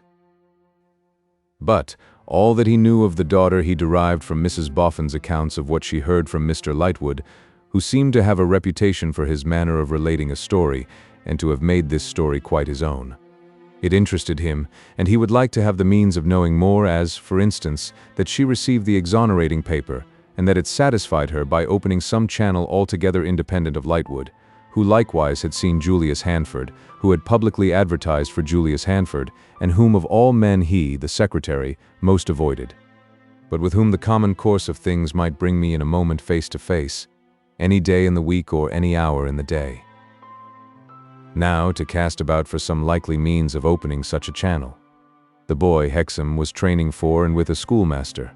The secretary knew it, because his sister's share in that disposal of him seemed to be the best part of Lightwood's account of the family. This young fellow, Sloppy, stood in need of some instruction. If he, the secretary, engaged that schoolmaster to impart it to him, the channel might be opened. The next point was, did Mrs. Boffin know the schoolmaster's name? No, but she knew where the school was. Quite enough. Promptly the secretary wrote to the master of that school, and that very evening Bradley Headstone answered in person. The secretary stated to the schoolmaster how the object was, to send to him for certain occasional evening instruction, a youth whom Mr. and Mrs. Boffin wished to help to an industrious and useful place in life. The schoolmaster was willing to undertake the charge of such a pupil. The secretary inquired on what terms. The schoolmaster stated on what terms. Agreed and disposed of. "May I ask, sir," said Bradley Headstone, "to whose good opinion I owe a recommendation to you? You should know that I am not the principal here. I am Mr. Boffin's secretary. Mr. Boffin is a gentleman who inherited a property of which you may have heard some public mention, the Harmon property." "Mr. Harmon," said Bradley, who would have been a great deal more at a loss than he was, if he had known to whom he spoke, "was murdered and found in the river." "Was murdered and found in the river." "It was not." "No," interposed the secretary, smiling. "It was not he who recommended you. Mr. Boffin heard of you through a certain Mr. Lightwood. I think you know Mr. Lightwood, or know of him." "I know as much of him as I wish to know, sir. I have no acquaintance with Mr. Lightwood, and I desire none. I have no objection to Mr. Lightwood, but I have a particular objection to some of Mr. Lightwood's friends, in short, to one of Mr. Lightwood's friends. His great friend." He could hardly get the words out, even then and there, so fierce did he grow, though keeping himself down with infinite pains of repression, when the careless and contemptuous bearing of Eugene Wrayburn rose before his mind. The secretary saw there was a strong feeling here on some sore point, and he would have made a diversion from it, but for Bradley's holding to it in his cumbersome way. "I have no objection to mention the friend by name," he said doggedly. "The person I object to is Mr. Eugene Wrayburn." The secretary remembered him. In his disturbed recollection of that night when he was striving against the drug drink, there was but a dim image of Eugene's person. But he remembered his name and his manner of speaking, and how he had gone with them to view the body, and where he had stood, and what he had said. "Pray, Mr. Headstone, what is the name?" he asked, again trying to make a diversion, "of young Hexam's sister?" "Her name is Lizzie," said the schoolmaster, with a strong contraction of his whole face. "She is a young woman of a remarkable character, is she not?" "She is sufficiently remarkable to be very superior to Mr. Eugene Wrayburn, though an ordinary person might be that," said the schoolmaster. "And I hope you will not think it impertinent in me, sir, to ask why you put the two names together?" "By mere accident," returned the secretary. "Observing that Mr. Wrayburn was a disagreeable subject with you, I tried to get away from it, though not very successfully, it would appear." "Do you know Mr. Wrayburn, sir?" "No." Then perhaps the names cannot be put together on the authority of any representation of his. Certainly not. I took the liberty to ask, said Bradley, after casting his eyes on the ground, because he is capable of making any representation in the swaggering levity of his insolence. I hope you will not misunderstand me, sir. I am much interested in this brother and sister, and the subject awakens very strong feelings within me. Very, very strong feelings. With a shaking hand, Bradley took out his handkerchief and wiped his brow. The secretary thought, as he glanced at the schoolmaster's face, that he had opened a channel here indeed, and that it was an unexpectedly dark and deep and stormy one, and difficult to sound. All at once, in the midst of his turbulent emotions, Bradley stopped and seemed to challenge his look, much as though he suddenly asked him, "What do you see in me?" "The brother, young Hexam, was your real recommendation here," said the secretary, quietly going back to the point, Mr. and Mrs. Boffin happening to know, through Mr. Lightwood, that he was your pupil. "Anything that I ask respecting the brother and sister, or either of them, I ask for myself out of my own interest in the subject, and not in my official character or on Mr. Boffin's behalf. How I come to be interested, I need not explain. You know the father's connection with the discovery of Mr. Harmon's body." "Sir," replied Bradley, very restlessly indeed, "I know all the circumstances of that case." "Pray tell me, Mr. Headstone," said the secretary, "does the sister suffer under any stigma because of the impossible accusation? Groundless would be a better word that was made against the father, and substantially withdrawn?" "No, sir," returned Bradley, with a kind of anger. "I am very glad to hear it." "The sister," said Bradley, separating his words over carefully, and speaking as if he were repeating them from a book, "suffers under no reproach that repels a man of unimpeachable character who had made for himself every step of his way in life, from placing her in his own station.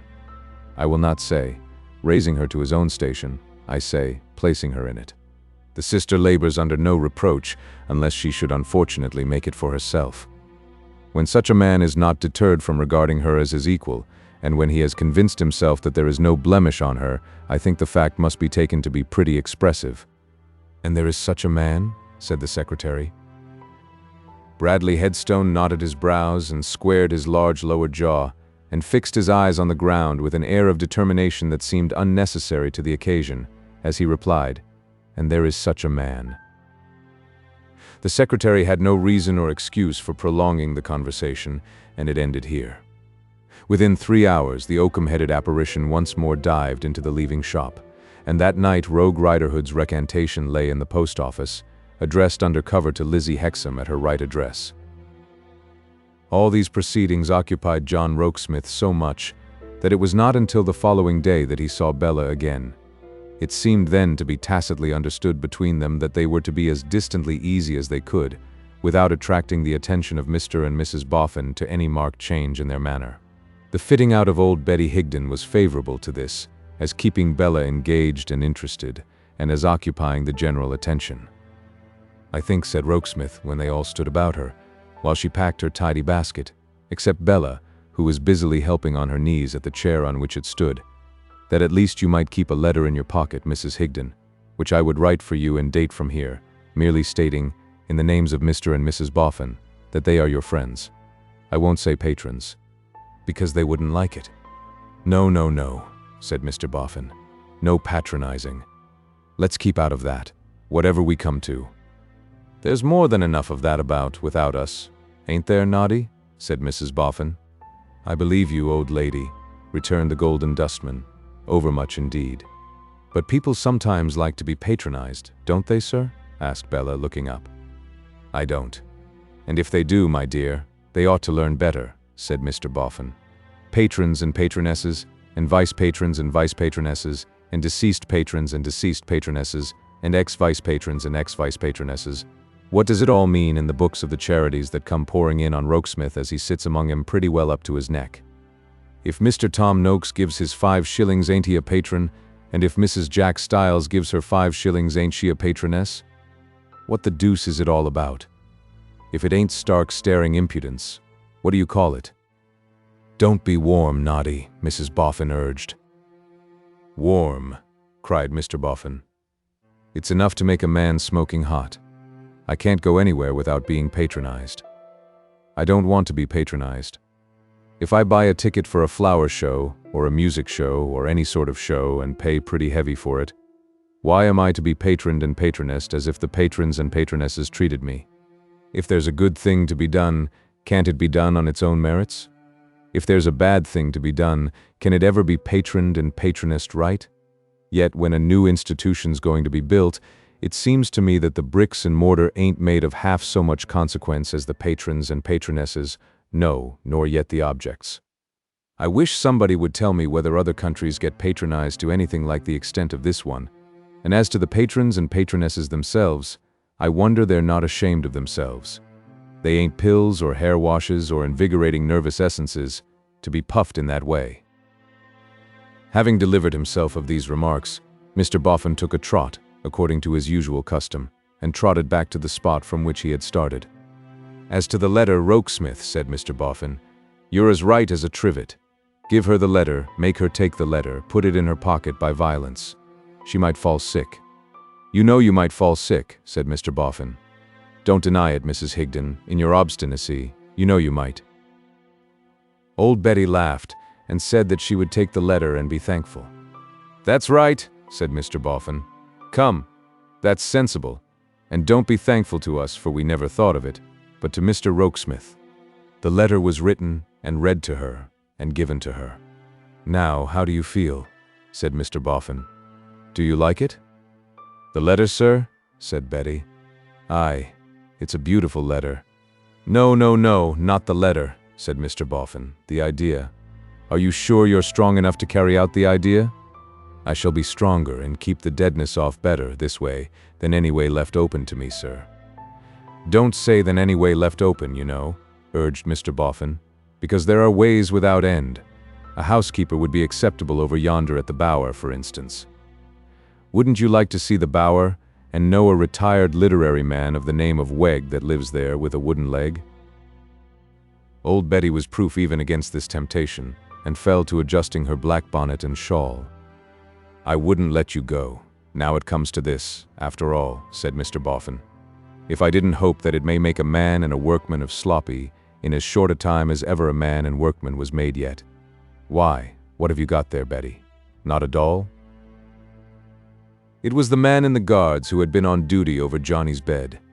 The solitary old woman showed what it was and put it up quietly in her dress. Then she gratefully took leave of Mrs. Boffin and of Mr. Boffin and of Rokesmith, and then put her old withered arms round Bella's young and blooming neck and said, repeating Johnny's words, a kiss for the Boofer lady. The secretary looked on from a doorway at the Boofer lady thus encircled, and still looked on at the Boofer lady standing alone there, when the determined old figure with its steady bright eyes was trudging through the streets, away from paralysis and pauperism. Chapter 15. The whole case so far.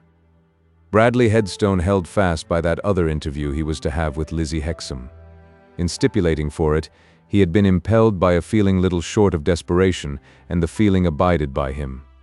It was very soon after his interview with the secretary that he and Charlie Hexam set out one leaden evening, not unnoticed by Miss Peacher, to have this desperate interview accomplished.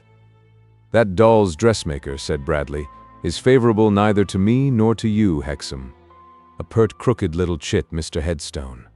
I knew she would put herself in the way if she could, and would be sure to strike in with something impertinent. It was on that account that I proposed our going to the city tonight and meeting my sister. So I supposed, said Bradley, getting his gloves on his nervous hands as he walked. So I supposed. Nobody but my sister, pursued Charlie, would have found out such an extraordinary companion. She has done it in a ridiculous fancy of giving herself up to another. She told me so that night when we went there. Why should she give herself up to the dressmaker? Asked Bradley. Oh, said the boy, coloring. One of her romantic ideas. I tried to convince her so, but I didn't succeed.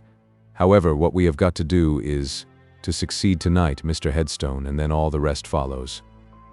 You are still sanguine, Hexam. Certainly I am, sir. Why, we have everything on our side. Except your sister, perhaps, thought Bradley. But he only gloomily thought it, and said nothing. Everything on our side. repeated the boy with boyish confidence. "Respectability, an excellent connection for me, common sense, everything." "To be sure, your sister has always shown herself a devoted sister," said Bradley, willing to sustain himself on even that low ground of hope. "Naturally, Mr. Headstone, I have a good deal of influence with her. And now that you have honored me with your confidence and spoken to me first, I say again, we have everything on our side." And Bradley thought again, except your sister, perhaps. A gray, dusty, withered evening in London City has not a hopeful aspect. The closed warehouses and offices have an air of death about them, and the national dread of color has an air of mourning. The towers and steeples of the many house-encompassed churches, dark and dingy as the sky that seems descending on them, are no relief to the general gloom. A sundial on a church wall has the look, in its useless black shade, of having failed in its business enterprise and stopped payment forever. Melancholy waifs and strays of housekeepers and porters sweep melancholy waifs and strays of papers and pins into the kennels, and other more melancholy waifs and strays explore them, searching and stooping and poking for anything to sell.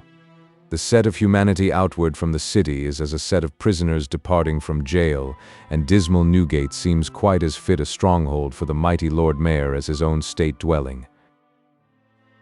On such an evening, when the city grit gets into the hair and eyes and skin, and when the fallen leaves of the few unhappy city trees grind down in corners under wheels of wind, the schoolmaster and the pupil emerged upon the Leadenhall Street region, spying eastward for Lizzie. Being something too soon in their arrival, they lurked at a corner, waiting for her to appear. The best-looking among us will not look very well, lurking at a corner, and Bradley came out of that disadvantage very poorly indeed. "Here she comes, Mr. Headstone. Let us go forward and meet her." As they advanced, she saw them coming and seemed rather troubled, but she greeted her brother with the usual warmth and touched the extended hand of Bradley. "Why? Where are you going, Charlie, dear?" she asked him then. "Nowhere. We came on purpose to meet you." "To meet me, Charlie?" "Yes. We are going to walk with you. But don't let us take the great leading streets where everyone walks, and we can't hear ourselves speak. Let us go by the quiet backways. Here's a large paved court by this church, and quiet too. Let us go up here." "But it's not in the way, Charlie." "Yes, it is," said the boy petulantly. "It's in my way, and my way is yours." She had not released his hand, and, still holding it, looked at him with a kind of appeal. He avoided her eyes under pretense of saying, "Come along, Mr. Headstone." Bradley walked at his side, not at hers, and the brother and sister walked hand in hand. The court brought them to a churchyard, a paved square court with a raised bank of earth about breast high, in the middle enclosed by iron rails. Here, conveniently and healthfully elevated above the level of the living, were the dead and the tombstones, some of the latter droopingly inclined from the perpendicular, as if they were ashamed of the lies they told. They paced the whole of this place once, in a constrained and uncomfortable manner, when the boy stopped and said, "Lizzie, Mr. Headstone has something to say to you. I don't wish to be an interruption either to him or to you, and so I'll go and take a little stroll and come back. I know in a general way what Mr. Headstone intends to say, and I very highly approve of it, as I hope, and indeed I do not doubt you will. I needn't tell you, Lizzie, that I am under great obligations to Mr. Headstone, and that I am very anxious for Mr. Headstone to succeed in all he undertakes, as I hope, and as, indeed, I don't doubt you must be." "Charlie," returned his sister, detaining his hand as he withdrew it, "I think you had better stay. I think Mr. Headstone had better not say what he thinks of saying." "Why? How do you know what it is?" returned the boy. "Perhaps I don't, but—" "Perhaps you don't?" "No, Liz, I should think not. If you knew what it was, you would give me a very different answer. There, let go. Be sensible. I wonder you don't remember that Mr. Headstone is looking on." She allowed him to separate himself from her, and he, after saying, "Now, Liz, be a rational girl and a good sister," walked away. She remained standing alone with Bradley Headstone, and it was not until she raised her eyes that he spoke.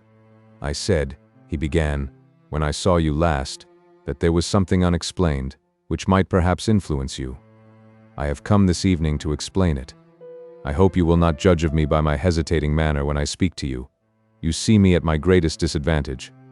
It is most unfortunate for me that I wish you to see me at my best, and that I know you see me at my worst." She moved slowly on when he paused, and he moved slowly on beside her. "It seems egotistical to begin by saying so much about myself," he resumed, "but whatever I say to you seems, even in my own ears, below what I want to say and different from what I want to say. I can't help it. So it is. You are the ruin of me." She started at the passionate sound of the last words, and at the passionate action of his hands with which they were accompanied. "Yes, you are the ruin, the ruin, the ruin of me. I have no resources in myself. I have no confidence in myself. I have no government of myself when you are near me or in my thoughts. And you are always in my thoughts now. I have never been quit of you since I first saw you. Oh, that was a wretched day for me. That was a wretched, miserable day." A touch of pity for him mingled with her dislike of him, and she said, "Mr. Headstone, I am grieved to have done you any harm, but I have never meant it." "There," he cried, despairingly. "Now, I seem to have reproached you, instead of revealing to you the state of my own mind. Bear with me. I am always wrong when you are in question. It is my doom." Struggling with himself, and by times looking up at the deserted windows of the houses as if there could be anything written in their grimy panes that would help him, he paced the whole pavement at her side before he spoke again. "I must try to give expression to what is in my mind. It shall and must be spoken. Though you see me so confounded, though you strike me so helpless, I ask you to believe that there are many people who think well of me, that there are some people who highly esteem me, that I have in my way won a station which is considered worth winning. Surely, Mr. Headstone, I do believe it. Surely I have always known it from Charlie. I ask you to believe that if I were to offer my home such as it is, my station such as it is, my affections such as they are, to any one of the best considered, and best qualified, and most distinguished among the young women engaged in my calling, they would probably be accepted, even readily accepted."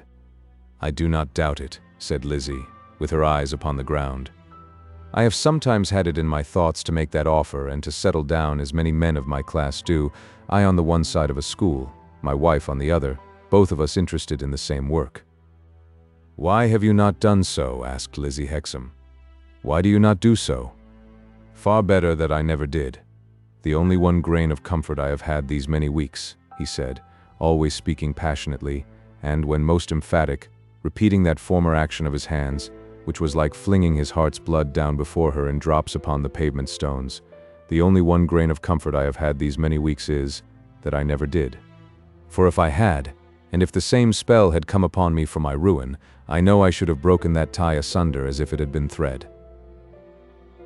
She glanced at him with a glance of fear and a shrinking gesture. He answered as if she had spoken. "No. It would not have been voluntary on my part, any more than it is voluntary in me to be here now. You draw me to you. If I was shut up in a strong prison, you would draw me out. I should break through the wall to come to you.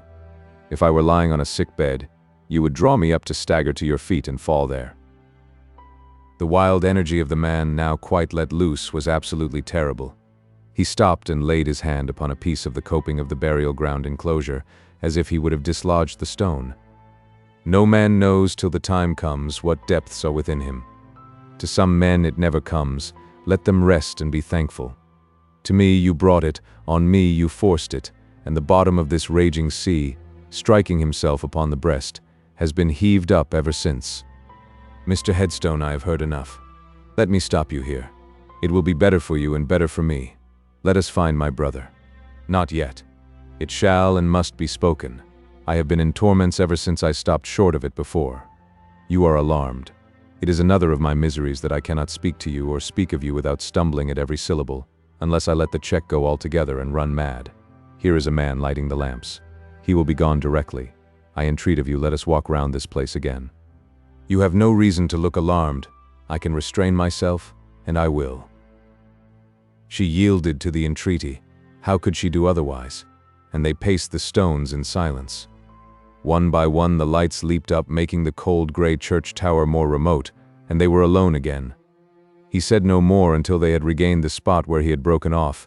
There he again stood still, and again grasped the stone. In saying what he said then, he never looked at her, but looked at it and wrenched at it. You know what I am going to say? I love you.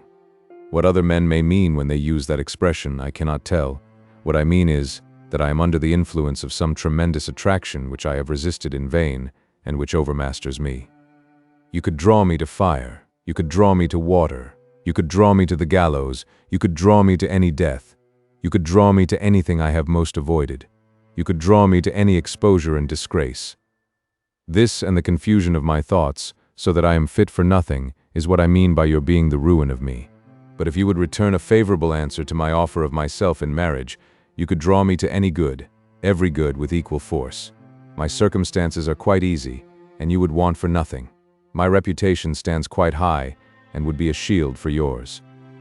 If you saw me at my work, able to do it well and respected in it, you might even come to take a sort of pride in me. I would try hard that you should. Whatever considerations I may have thought of against this offer, I have conquered, and I make it with all my heart. Your brother favors me to the utmost, and it is likely that we might live and work together. Anyhow, it is certain that he would have my best influence and support. I don't know what I could say more if I tried. I might only weaken what is ill enough said as it is. I only add that if it is any claim on you to be in earnest, I am in thorough earnest, dreadful earnest.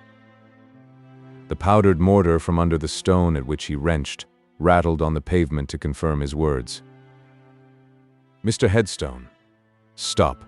I implore you, before you answer me, to walk round this place once more. It will give you a minute's time to think, and me a minute's time to get some fortitude together. Again she yielded to the entreaty, and again they came back to the same place, and again he worked at the stone. Is it? He said, with his attention apparently engrossed by it. Yes or no? Mr. Headstone, I thank you sincerely, I thank you gratefully, and hope you may find a worthy wife before long and be very happy.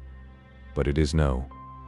Is no short time necessary for reflection, no weeks or days? He asked, in the same half-suffocated way. None whatever. Are you quite decided, and is there no chance of any change in my favor? I am quite decided, Mr. Headstone, and I am bound to answer I am certain there is none.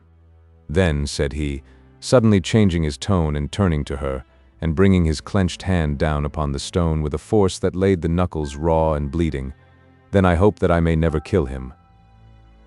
The dark look of hatred and revenge with which the words broke from his livid lips, and with which he stood holding out his smeared hand as if it held some weapon, and had just struck a mortal blow, made her so afraid of him that she turned to run away. But he caught her by the arm. Mr. Headstone, let me go. Mr. Headstone, I must call for help. It is I who should call for help, he said. You don't know yet how much I need it. The working of his face as she shrank from it, glancing round for her brother and uncertain what to do, might have extorted a cry from her in another instant, but all at once he sternly stopped it and fixed it, as if death itself had done so. There, you see, I have recovered myself. Hear me out. With much of the dignity of courage, as she recalled her self-reliant life and her right to be free from accountability to this man, she released her arm from his grasp and stood looking full at him. She had never been so handsome in his eyes. A shade came over them while he looked back at her, as if she drew the very light out of them to herself. This time, at least, I will leave nothing unsaid, he went on, folding his hands before him, clearly to prevent his being betrayed into any impetuous gesture. This last time, at least, I will not be tortured with afterthoughts of a lost opportunity. Mr. Eugene Wrayburn, was it of him you spoke in your ungovernable rage and violence? Lizzie Hexam demanded with spirit. He bit his lip and looked at her and said never a word. Was it Mr. Wrayburn that you threatened? He bit his lip again and looked at her and said never a word. You asked me to hear you out, and you will not speak. Let me find my brother. Stay, I threaten no one. Her look dropped for an instant to his bleeding hand. He lifted it to his mouth, wiped it on his sleeve, and again folded it over the other. Mr. Eugene Wrayburn, he repeated.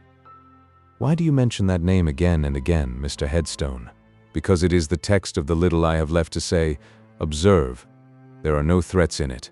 If I utter a threat, stop me and fasten it upon me, Mr. Eugene Wrayburn. A worse threat than was conveyed in his manner of uttering the name could hardly have escaped him. He haunts you. You accept favors from him. You are willing enough to listen to him. I know it, as well as he does. Mr. Rayburn has been considerate and good to me, sir, said Lizzie, proudly, in connection with the death and with the memory of my poor father. No doubt. He is of course a very considerate and a very good man, Mr. Eugene Rayburn. He is nothing to you, I think, said Lizzie, with an indignation she could not repress. Oh yes, he is. There you mistake. He is much to me. What can he be to you? He can be a rival to me among other things, said Bradley. Mr. Headstone, returned Lizzie with a burning face, it is cowardly in you to speak to me in this way. But it makes me able to tell you that I do not like you and that I never have liked you from the first, and that no other living creature has anything to do with the effect you have produced upon me for yourself. His head bent for a moment, as if under a weight, and he then looked up again, moistening his lips. I was going on with the little I had left to say. I knew all this about Mr. Eugene Rayburn, all the while you were drawing me to you. I strove against the knowledge, but quite in vain. It made no difference in me. With Mr. Eugene Rayburn in my mind, I went on. With Mr. Eugene Rayburn in my mind, I spoke to you just now. With Mr. Eugene Rayburn in my mind, I have been set aside and I have been cast out. If you give those names to my thanking you for your proposal and declining it, is it my fault, Mr. Headstone? Said Lizzie, compassionating the bitter struggle he could not conceal, almost as much as she was repelled and alarmed by it. I am not complaining, he returned. I am only stating the case. I had to wrestle with my self-respect when I submitted to be drawn to you in spite of Mr. Rayburn. You may imagine how low my self-respect lies now. She was hurt and angry, but repressed herself in consideration of his suffering and of his being her brother's friend. And it lies under his feet, said Bradley, unfolding his hands in spite of himself and fiercely motioning with them both towards the stones of the pavement. Remember that. It lies under that fellow's feet, and he treads upon it and exults above it. He does not, said Lizzie. He does, said Bradley. I have stood before him face to face, and he crushed me down in the dirt of his contempt and walked over me. Why? Because he knew with triumph what was in store for me tonight. Oh, Mr. Headstone, you talk quite wildly, quite collectedly. I know what I say too well. Now I have said all. I have used no threat, remember. I have done no more than show you how the case stands so far. At this moment her brother sauntered into view close by. She darted to him and caught him by the hand. Bradley followed and laid his heavy hand on the boy's opposite shoulder. Charlie Hexam, I am going home. I must walk home by myself tonight and get shut up in my room without being spoken to. Give me half an hour's start and let me be till you find me at my work in the morning. I shall be at my work in the morning just as usual. Clasping his hands, he uttered a short, unearthly, broken cry and went his way. The brother and sister were left looking at one another near a lamp in the solitary churchyard, and the boy's face clouded and darkened as he said in a rough tone, "What is the meaning of this? What have you done to my best friend? Out with the truth."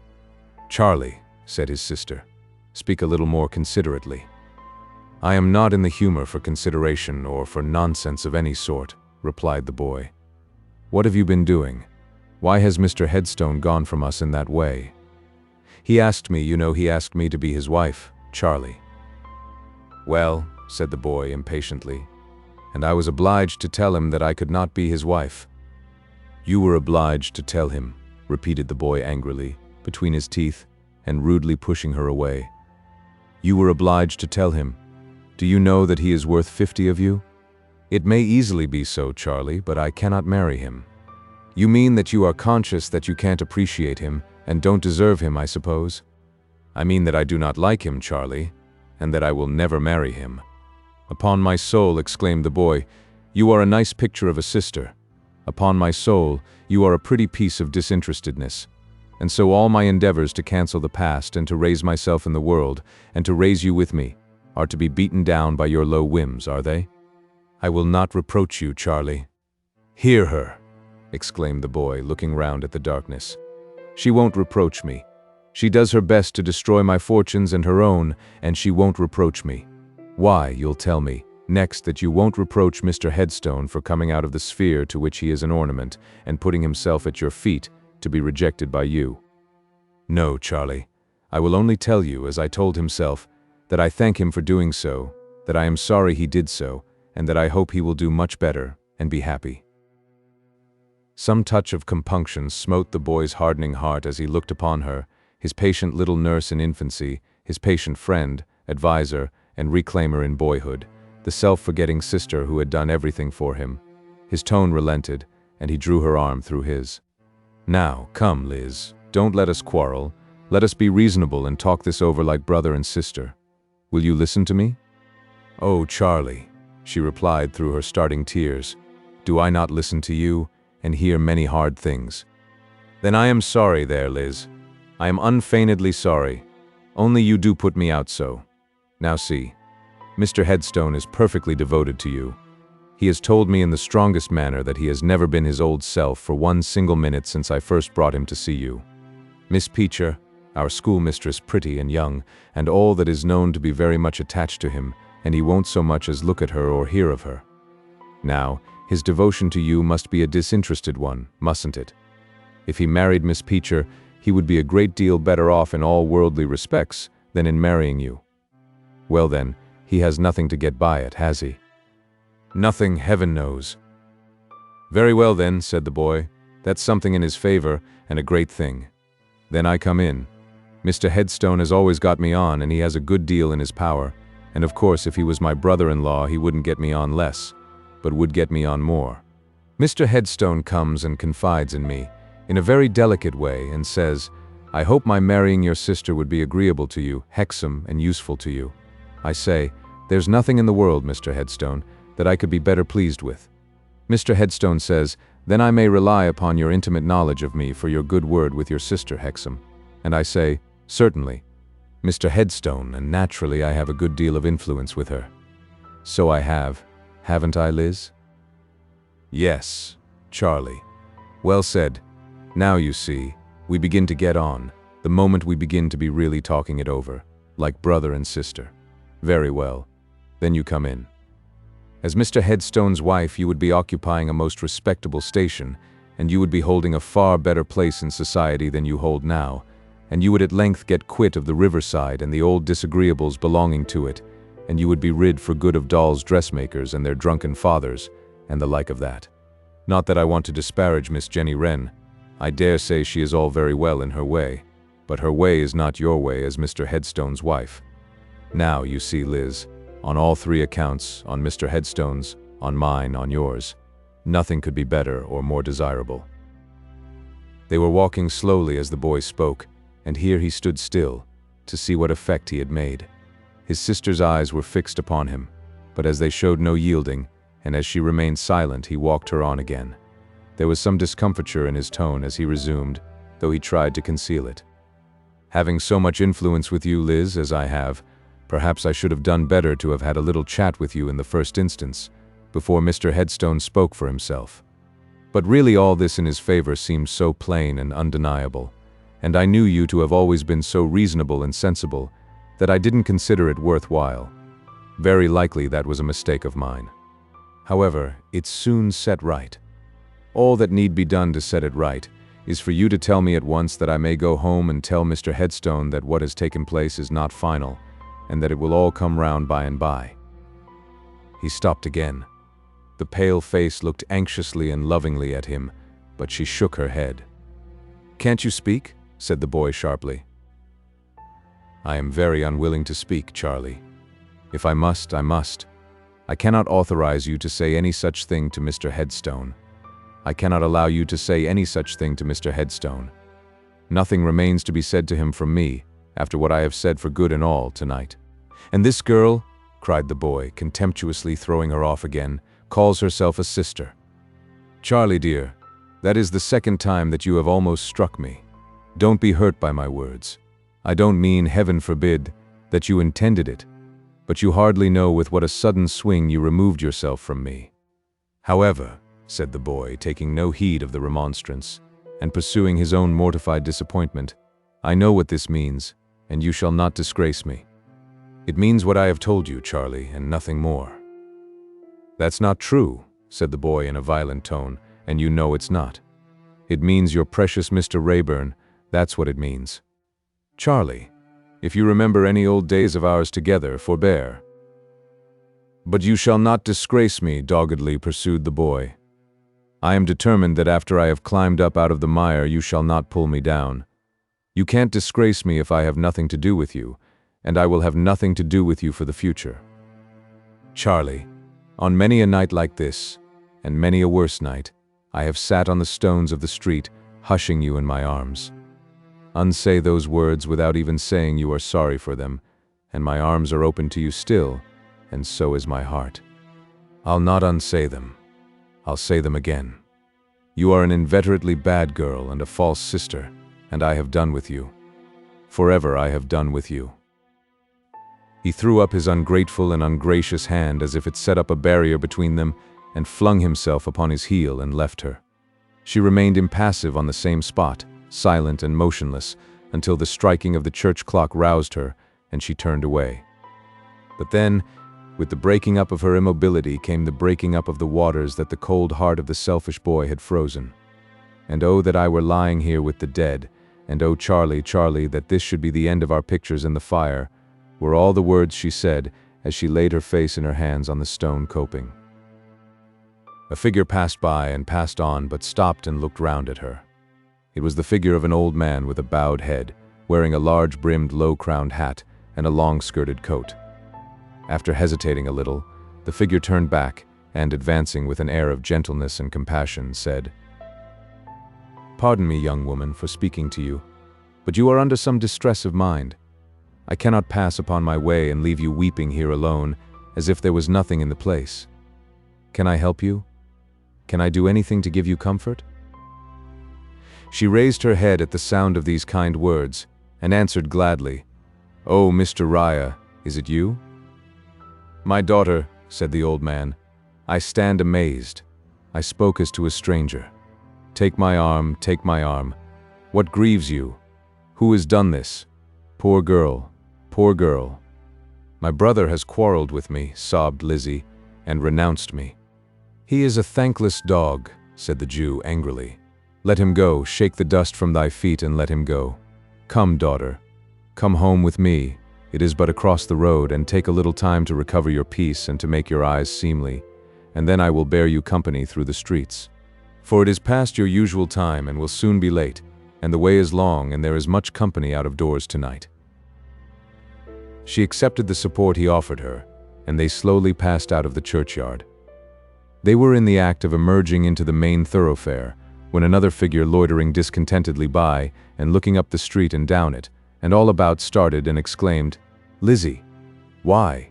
Where have you been? Why? What's the matter?" As Eugene Rayburn thus addressed her, she drew closer to the Jew and bent her head. The Jew, having taken in the whole of Eugene at one sharp glance, cast his eyes upon the ground and stood mute. "Lizzie, what is the matter?" "Mr. Rayburn, I cannot tell you now. I cannot tell you tonight, if I ever can tell you. Pray leave me. But Lizzie, I came expressly to join you. I came to walk home with you, having dined at a coffee house in this neighborhood and knowing your hour. And I have been lingering about," added Eugene, "like a bailiff, or, with a look at Raya, an old clothesman." The Jew lifted up his eyes and took in Eugene once more, at another glance. "Mr. Rayburn, pray, pray, leave me with this protector. And one thing more. Pray, pray be careful of yourself."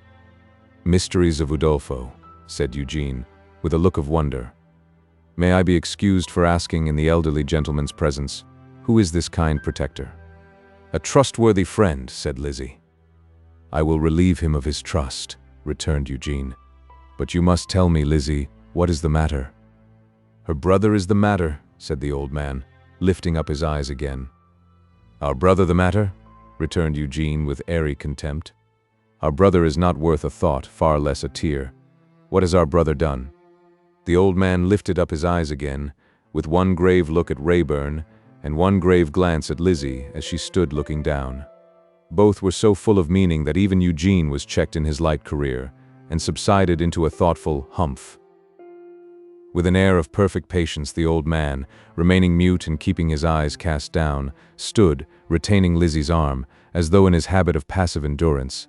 It would be all one to him if he had stood there motionless all night.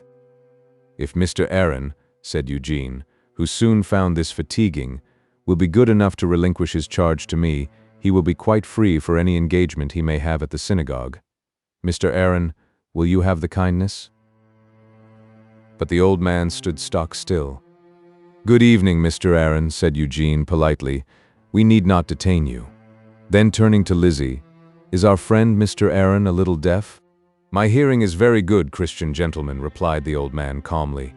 "But I will hear only one voice tonight, desiring me to leave this damsel before I have conveyed her to her home. If she requests it, I will do it. I will do it for no one else." "May I ask why so, Mr. Aaron?" said Eugene, quite undisturbed in his ease. "Excuse me? If she asks me, I will tell her," replied the old man. "I will tell no one else." "I do not ask you," said Lizzie, "and I beg you to take me home. Mr. Rayburn, I have had a bitter trial tonight, and I hope you will not think me ungrateful or mysterious or changeable. I am neither. I am wretched. Pray remember what I said to you. Pray, take care." "My dear Lizzie," he returned in a low voice, bending over her on the other side. "Of what? Of whom? Of anyone you have lately seen and made angry?" He snapped his fingers and laughed. "Come," said he, "since no better may be, Mr. Aaron and I will divide this trust, and see you home together. Mr. Aaron on that side, I on this. If perfectly agreeable to Mr. Aaron, the escort will now proceed." He knew his power over her. He knew that she would not insist upon his leaving her. He knew that, her fears for him being aroused, she would be uneasy if he were out of her sight. For all his seeming levity and carelessness, he knew whatever he chose to know of the thoughts of her heart. And going on at her side so gaily, regardless of all that had been urged against him, so superior in his sallies and self-possession to the gloomy constraint of her suitor and the selfish petulance of her brother, so faithful to her, as it seemed, when her own stock was faithless, what an immense advantage, what an overpowering influence were his that night. Add to the rest, poor girl, that she had heard him vilified for her sake, and that she had suffered for his, and where the wonder that his occasional tones of serious interest, setting off his carelessness, as if it were assumed to calm her, that his lightest touch, his lightest look, his very presence beside her in the dark common street, were like glimpses of an enchanted world, which it was natural for jealousy and malice and all meanness to be unable to bear the brightness of, and to gird at as bad spirits might. Nothing more being said of repairing to Raya's, they went direct to Lizzie's lodging. A little short of the house door she parted from them, and went in alone. "Mr. Aaron," said Eugene, when they were left together in the street, "with many thanks for your company, it remains for me unwillingly to say farewell." "Sir," returned the other, "I give you good night, and I wish that you were not so thoughtless." "Mr. Aaron," returned Eugene, "I give you good night, and I wish, for you are a little dull, that you were not so thoughtful." But now that his part was played out for the evening, and when in turning his back upon the Jew he came off the stage, he was thoughtful himself. "How did Lightwood's catechism run?" he murmured, as he stopped to light his cigar. "What is to come of it? What are you doing? Where are you going? We shall soon know now. Ah," with a heavy sigh. The heavy sigh was repeated as if by an echo, an hour afterwards, when Raya, who had been sitting on some dark steps in a corner over against the house, arose and went his patient way, stealing through the streets in his ancient dress, like the ghost of a departed time. Chapter 16. An anniversary occasion. The estimable Twemlow, dressing himself in his lodgings over the stable yard in Duke Street, St. James's, and hearing the horses at their toilette below, finds himself on the whole in a disadvantageous position as compared with the noble animals at livery. For whereas on the one hand he has no attendant to slap him soundingly and require him in gruff accents to come up and come over, still, on the other hand, he has no attendant at all, and the mild gentleman's finger joints and other joints working rustily in the morning, he could deem it agreeable even to be tied up by the countenance at his chamber door. So he were there skillfully rubbed down and slushed and sluiced and polished and clothed, while himself taking merely a passive part in these trying transactions. How the fascinating Tippins gets on when arraying herself for the bewilderment of the senses of men is known only to the Graces and her maid, but perhaps even that engaging creature, though not reduced to the self-dependence of Twemlow, could dispense with a good deal of the trouble attendant on the daily restoration of her charms, seeing that as to her face and neck this adorable divinity is, as it were, a diurnal species of lobster throwing off a shell every forenoon and needing to keep in a retired spot until the new crust hardens. Howbeit, Twemlow doth at length invest himself with collar and cravat and wristbands to his knuckles, and goeth forth to breakfast. And to breakfast with whom but his near neighbours, the Lamels of Sackville Street, who have imparted to him that he will meet his distant kinsman, Mr. Fledgley. The awful Snigsworth might taboo and prohibit Fledgley, but the peaceable Twemlow reasons, if he is my kinsman I didn't make him so, and to meet a man is not to know him. It is the first anniversary of the happy marriage of Mr. and Mrs. Lamel, and the celebration is a breakfast, because a dinner on the desired scale of sumptuosity cannot be achieved within less limits than those of the non-existent palatial residence of which so many people are madly envious. So Twemlow trips with not a little stiffness across Piccadilly, sensible of having once been more upright in figure and less in danger of being knocked down by swift vehicles.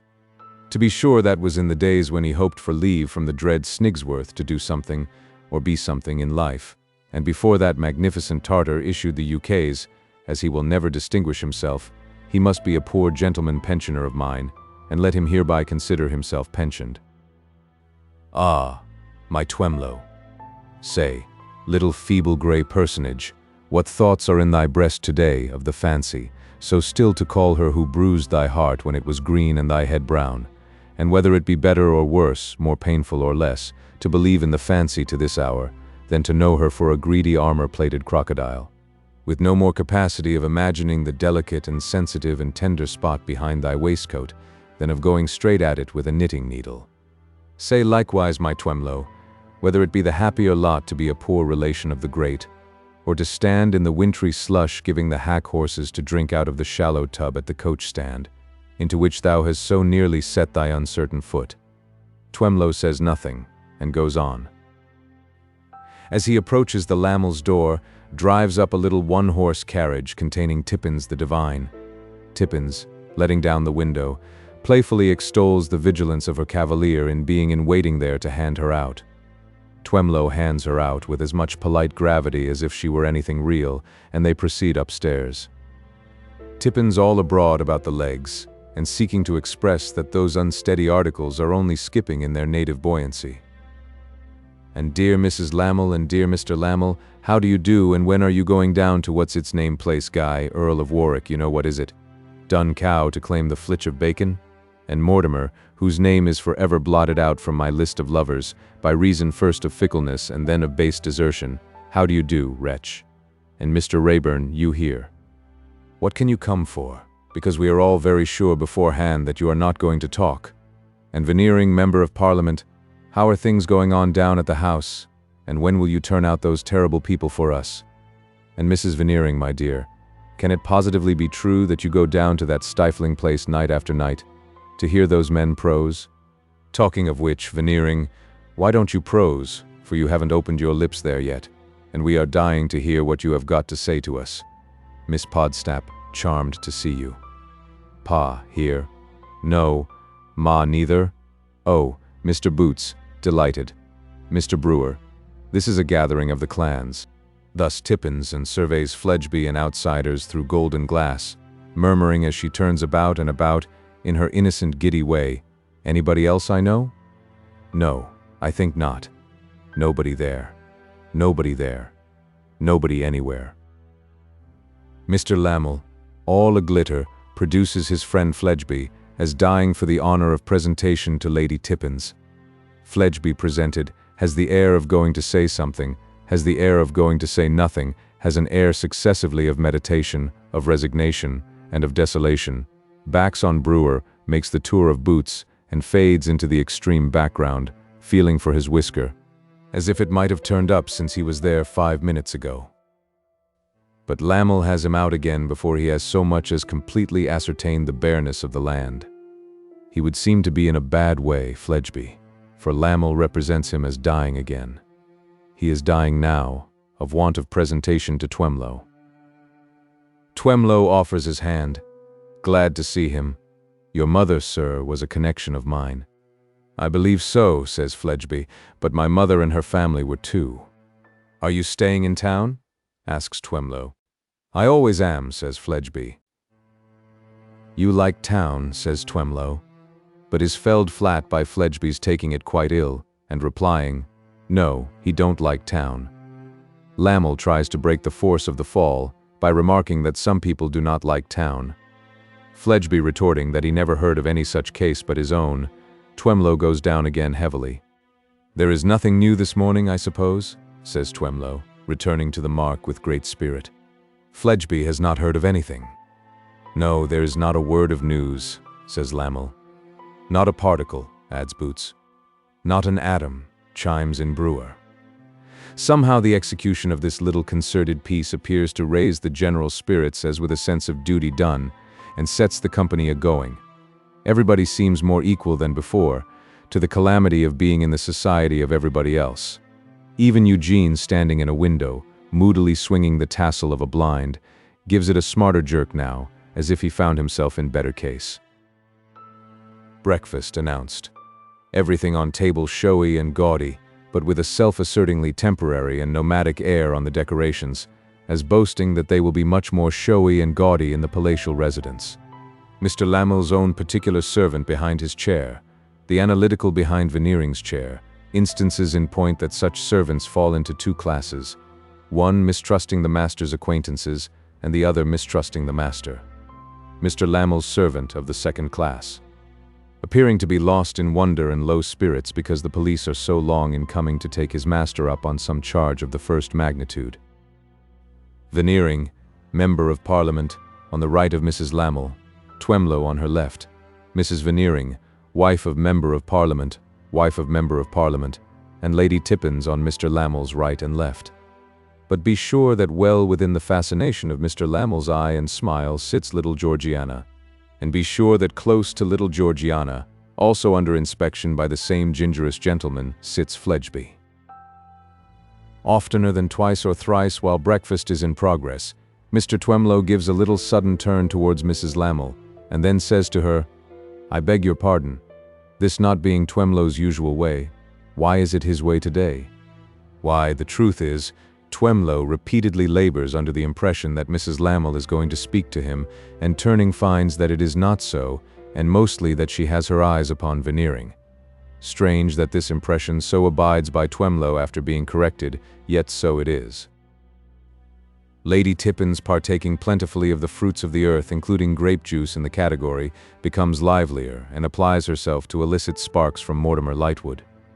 It is always understood among the initiated that that faithless lover must be planted at table opposite to Lady Tippins, who will then strike conversational fire out of him. In a pause of mastication and deglutition, Lady Tippins, contemplating Mortimer, recalls that it was at our dear Veneering's, and in the presence of a party who are surely all here, that he told them his story of the man from somewhere, which afterwards became so horribly interesting and vulgarly popular. Yes, Lady Tippins, assents Mortimer, as they say on the stage, even so. Then we expect you, retorts the charmer, to sustain your reputation and tell us something else. Lady Tippins, I exhausted myself for life that day, and there is nothing more to be got out of me. Mortimer parries thus, with a sense upon him that elsewhere it is Eugene and not he who is the jester, and that in these circles where Eugene persists in being speechless, he, Mortimer, is but the double of the friend on whom he has founded himself. But, quoth the fascinating Tippins, I am resolved on getting something more out of you. Traitor, what is this I hear about another disappearance? As it is you who have heard it, returns Lightwood, perhaps you'll tell us. Monster, away, retorts Lady Tippins. Your own golden dustman referred me to you. Mr. Lamel, striking in here, proclaims aloud that there is a sequel to the story of the man from somewhere. Silence ensues upon the proclamation. I assure you, says Lightwood, glancing round the table, I have nothing to tell. but Eugene adding in a low voice, "There, tell it, tell it." He corrects himself with the addition, "Nothing worth mentioning." Boots and Brewer immediately perceive that it is immensely worth mentioning, and become politely clamorous. Veneering is also visited by a perception to the same effect. But it is understood that his attention is now rather used up, and difficult to hold, that being the tone of the House of Commons. "Pray don't be at the trouble of composing yourselves to listen," says Mortimer Lightwood, "because I shall have finished long before you have fallen into comfortable attitudes. It's like, impatiently interrupts Eugene, the children's narrative. "I'll tell you a story of Jack O'Manery, and now my story's begun. I'll tell you another of Jack and his brother, and now my story is done. Get on, and get it over." Eugene says this with a sound of vexation in his voice, leaning back in his chair and looking balefully at Lady Tippins, who nods to him as her dear bear, and playfully insinuates that she, a self-evident proposition, is beauty and he beast. The reference, proceeds Mortimer, which I suppose to be made by my honorable and fair enslaver opposite, is to the following circumstance. Very lately, the young woman, Lizzie Hexam, daughter of the late Jesse Hexam, otherwise Gaffer, who will be remembered to have found the body of the man from somewhere, mysteriously received, she knew not from whom, an explicit retraction of the charges made against her father by another waterside character of the name of Riderhood. Nobody believed them, because little rogue Riderhood, I am tempted into the paraphrase by remembering the charming wolf who would have rendered society a great service if he had devoured Mr. Riderhood's father and mother in their infancy, had previously played fast and loose with the said charges and, in fact, abandoned them. However, the retraction I have mentioned found its way into Lizzie Hexam's hands, with a general flavor on it of having been favored by some anonymous messenger in a dark cloak and slouched hat, and was by her forwarded, in her father's vindication, to Mr. Boffin, my client. You will excuse the phraseology of the shop, but as I never had another client, and in all likelihood never shall have, I am rather proud of him as a natural curiosity probably unique. Although as easy as usual on the surface, Lightwood is not quite as easy as usual below it. With an air of not minding Eugene at all, he feels that the subject is not altogether a safe one in that connection. The natural curiosity which forms the sole ornament of my professional museum, he resumes, hereupon desires his secretary, an individual of the hermit crab or oyster species, and whose name, I think, is Chokesmith, but it doesn't in the least matter, say Artichoke, to put himself in communication with Lizzie Hexam. Artichoke professes his readiness so to do, endeavors to do so, but fails. "Why fails?" asks Boots. "How fails?" asks Brewer. "Pardon me," returns Lightwood. "I must postpone the reply for one moment, or we shall have an anti-climax." Artichoke failing signally, my client refers the task to me, his purpose being to advance the interests of the object of his search. I proceed to put myself in communication with her. I even happen to possess some special means, with a glance at Eugene, of putting myself in communication with her, but I fail too because she has vanished. "Vanished," is the general echo. "Disappeared," says Mortimer. "Nobody knows how, nobody knows when, nobody knows where." And so ends the story to which my honorable and fair enslaver opposite referred. Tippins, with a bewitching little scream, opines that we shall every one of us be murdered in our beds. Eugene eyes her as if some of us would be enough for him. Mrs. Veneering, wife of Member of Parliament, remarks that these social mysteries make one afraid of leaving baby. Veneering, Member of Parliament, wishes to be informed, with something of a second-hand air of seeing the right honorable gentleman at the head of the Home Department in his place, whether it is intended to be conveyed that the vanished person has been spirited away or otherwise harmed. Instead of Lightwood's answering, Eugene answers, and answers hastily and vexedly, "No, no, no, he doesn't mean that. He means voluntarily vanished, but utterly, completely." However, the great subject of the happiness of Mr. and Mrs. Lamel must not be allowed to vanish with the other vanishments, with the vanishing of the murderer, the vanishing of Julius Hanford, the vanishing of Lizzie Hexam, and therefore Veneering must recall the present sheep to the pen from which they have strayed. Who so fit to discourse of the happiness of Mr. and Mrs. Lamel, they being the dearest and oldest friends he has in the world? Or what audience so fit for him to take into his confidence as that audience, a noun of multitude or signifying many, who are all the oldest and dearest friends he has in the world? So Veneering, without the formality of rising, launches into a familiar oration, gradually toning into the parliamentary sing-song, in which he sees at that board his dear friend Twemlow, who on that day 12-month bestowed on his dear friend Lamel the fair hand of his dear friend Sophronia, and in which he also sees at that board his dear friends Boots and Brewer, whose rallying round him at a period when his dear friend Lady Tippins likewise rallied round him, and in the foremost rank he can never forget while memory holds her seat. But he is free to confess that he misses from that board his dear old friend Podsnap, though he is well represented by his dear young friend Georgiana. And he further sees at that board, this he announces with pomp, as if exulting in the powers of an extraordinary telescope, his friend Mr. Fledgeby, if he will permit him to call him so. For all of these reasons, and many more which he right well knows will have occurred to persons of your exceptional acuteness, he is here to submit to you that the time has arrived when, with our hearts in our glasses, with tears in our eyes, with blessings on our lips, and in a general way with a profusion of gammon and spinach in our emotional larders, we should one and all drink to our dear friends the Lamels, wishing them many years as happy as the last, and many, many friends as congenially united as themselves. And this he will add, that Anastasia Veneering, who is instantly heard to weep, is formed on the same model as her old and chosen friend Sophronia Lamel, in respect that she is devoted to the man who wooed and won her, and nobly discharges the duties of a wife. Seeing no better way out of it, Veneering here pulls up his oratorical Pegasus extremely short and plumps down, clean over his head, with, "Lamel, God bless you." Then Lamel, too much of him every way, pervadingly too much nose of a coarse wrong shape, and his nose in his mind and his manners, too much smile to be real, too much frown to be false, too many large teeth to be visible at once without suggesting a bite. He thanks you, dear friends, for your kindly greeting, and hopes to receive you, it may be on the next of these delightful occasions, in a residence better suited to your claims on the rights of hospitality. He will never forget that at Veneering's he first saw Sophronia.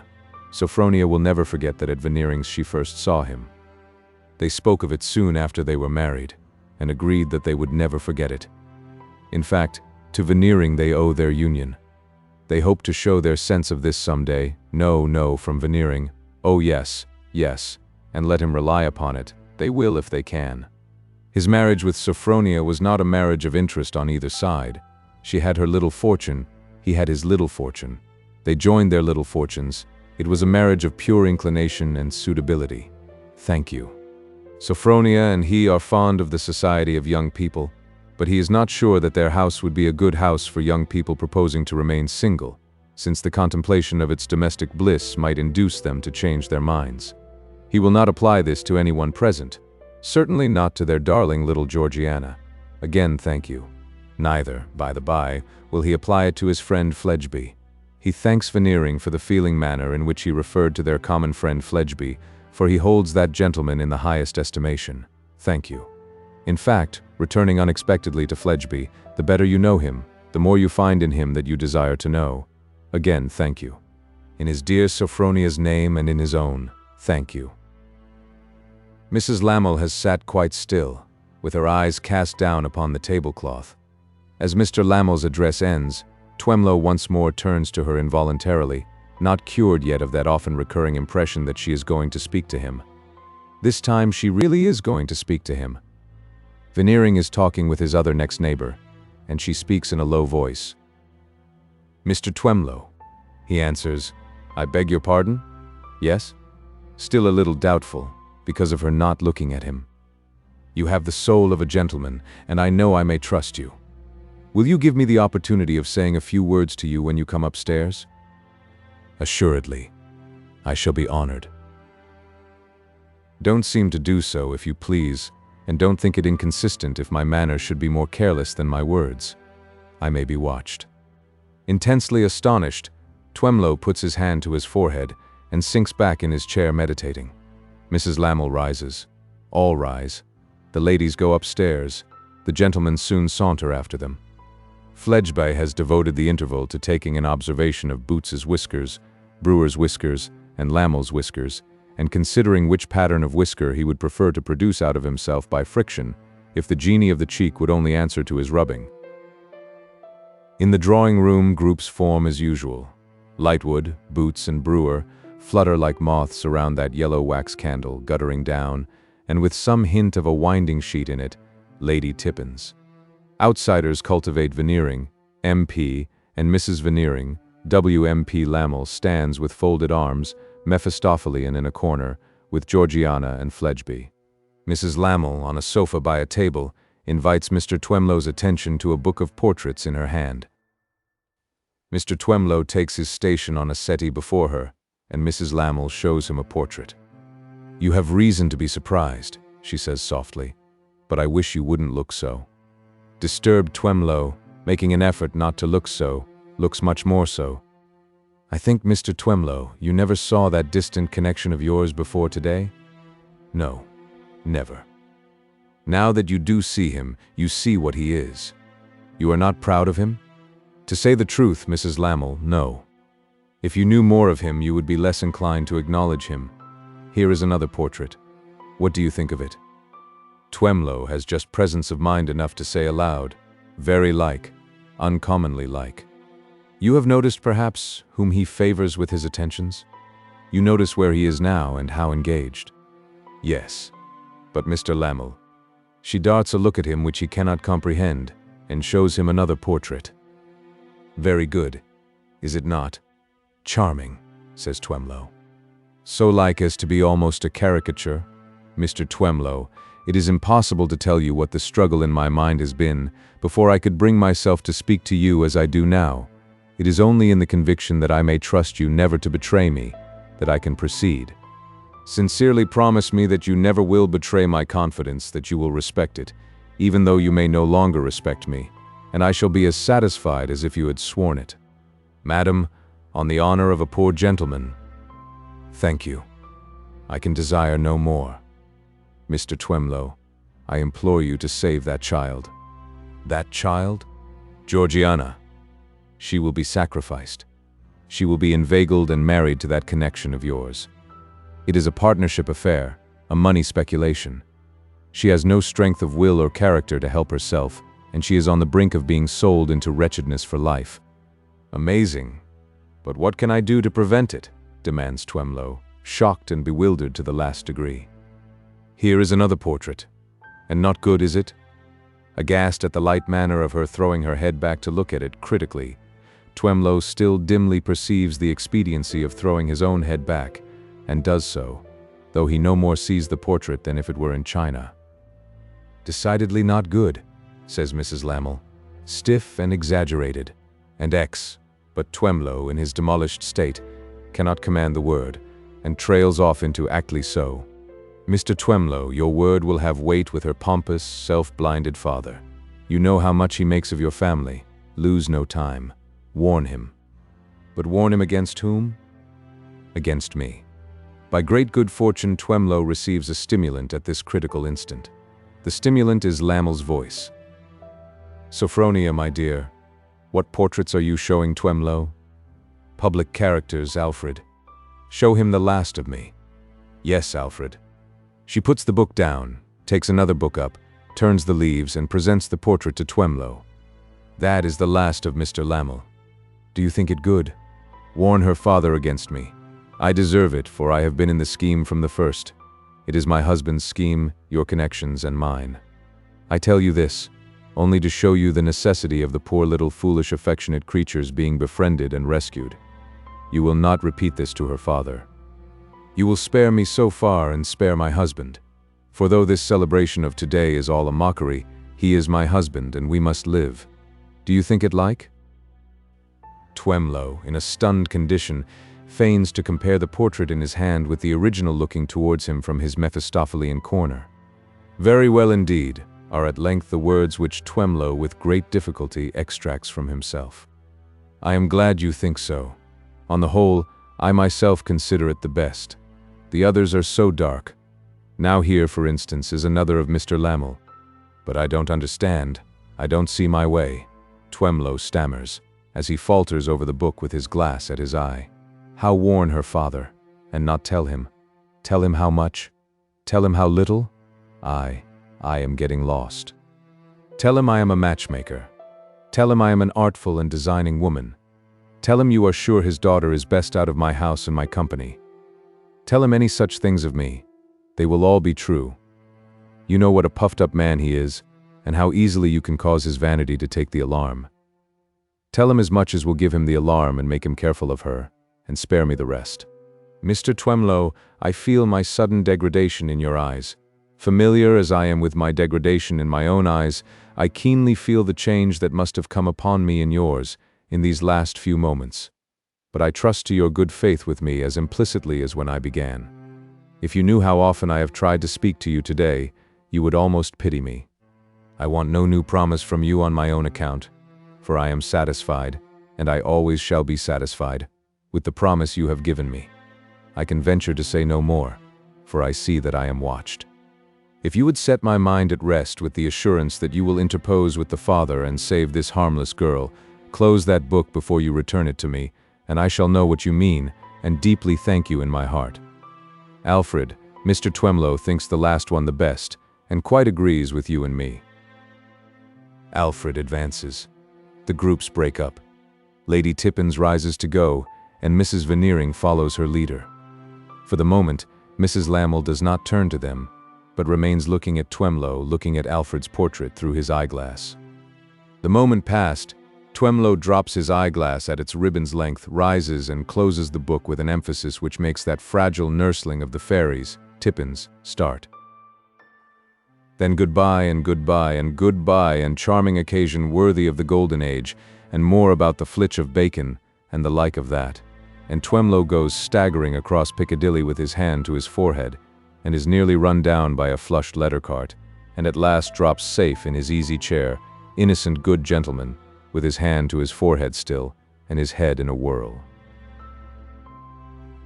Book the Third, A Long Lane. Chapter 1. Lodgers in Queer Street. It was a foggy day in London, and the fog was heavy and dark. Animate London, with smarting eyes and irritated lungs, was blinking, wheezing, and choking. Inanimate London was a sooty spectre, divided in purpose between being visible and invisible, and so being wholly neither. Gaslights flared in the shops with a haggard and unblessed air, as knowing themselves to be night creatures that had no business abroad under the sun, while the sun itself, when it was for a few moments dimly indicated through circling eddies of fog, showed as if it had gone out and were collapsing flat and cold. Even in the surrounding country it was a foggy day, but there the fog was gray, whereas in London it was, at about the boundary line, dark yellow, and a little within it brown, and then browner, until at the heart of the city, which calls St. Mary Axe, it was rusty black. From any point of the high ridge of land northward, it might have been discerned that the loftiest buildings made an occasional struggle to get their heads above the foggy sea, and especially that the great dome of St. Paul's seemed to die hard. But this was not perceivable in the streets at their feet, where the whole metropolis was a heap of vapor charged with muffled sound of wheels, and enfolding a gigantic catarrh. At 9 o'clock on such a morning, the place of business of Pubsey and Company was not the liveliest object even in St. Mary Axe, which is not a very lively spot, with a sobbing gaslight in the counting-house window, and a burglarious stream of fog creeping in to strangle it through the keyhole of the main door. But the light went out, and the main door opened, and Raya came forth with a bag under his arm. Almost in the act of coming out at the door, Raya went into the fog, and was lost to the eyes of St. Mary Axe. But the eyes of this history can follow him westward, by Cornhill, Cheapside, Fleet Street, and the Strand, to Piccadilly and the Albany. Thither he went at his grave and measured pace, staff in hand, skirt at heel, and more than one head, turning to look back at his venerable figure already lost in the mist, supposed it to be some ordinary figure indistinctly seen, which fancy and the fog had worked into that passing likeness. Arrived at the house in which his master's chambers were on the second floor, Rhea proceeded up the stairs and paused at Fascination Fledgeby's door. Making free with neither bell nor knocker, he struck upon the door with the top of his staff, and having listened, sat down on the threshold. It was characteristic of his habitual submission that he sat down on the raw, dark staircase, as many of his ancestors had probably sat down in dungeons, taking what befell him as it might befall. After a time, when he had grown so cold as to be fain to blow upon his fingers, he arose and knocked with his staff again, and listened again, and again sat down to wait. Thrice he repeated these actions before his listening ears were greeted by the voice of Fledgeby, calling from his bed, "Hold your row. I'll come and open the door directly." But in lieu of coming directly, he fell into a sweet sleep for some quarter of an hour more, during which added interval Raya sat upon the stairs and waited with perfect patience. At length the door stood open, and Mr. Fledgeby's retreating drapery plunged into bed again. Following it at a respectful distance, Raya passed into the bedchamber, where a fire had been some time lighted and was burning briskly. "Why, what time of night do you mean to call it?" inquired Fledgeby, turning away beneath the clothes and presenting a comfortable rampart of shoulder to the chilled figure of the old man. "Sir, it is full 10:30 in the morning." "The deuce it is. Then it must be precious foggy?" "Very foggy, sir." "And raw, then?" "Chill and bitter," said Raya, drawing out a handkerchief and wiping the moisture from his beard and long gray hair as he stood on the verge of the rug, with his eyes on the acceptable fire. With a plunge of enjoyment, Fledgeby settled himself afresh. "Any snow or sleet or slush or anything of that sort?" he asked. "No, sir, no. Not quite so bad as that. The streets are pretty clean." "You needn't brag about it," returned Fledgeby, disappointed in his desire to heighten the contrast between his bed and the streets. "But you're always bragging about something. Got the books there?" "They are here, sir." "All right. I'll turn the general subject over in my mind for a minute or two, and while I'm about it you can empty your bag and get ready for me." With another comfortable plunge, Mr. Fledgeby fell asleep again. The old man, having obeyed his directions, sat down on the edge of a chair and, folding his hands before him, gradually yielded to the influence of the warmth and dozed.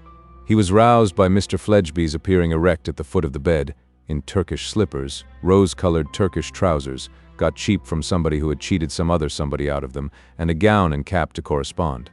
In that costume he would have left nothing to be desired if he had been further fitted out with a bottomless chair, a lantern, and a bunch of matches. "Now, old un," cried Fascination in his light raillery, "what dodgery are you up to next, sitting there with your eyes shut? You ain't asleep.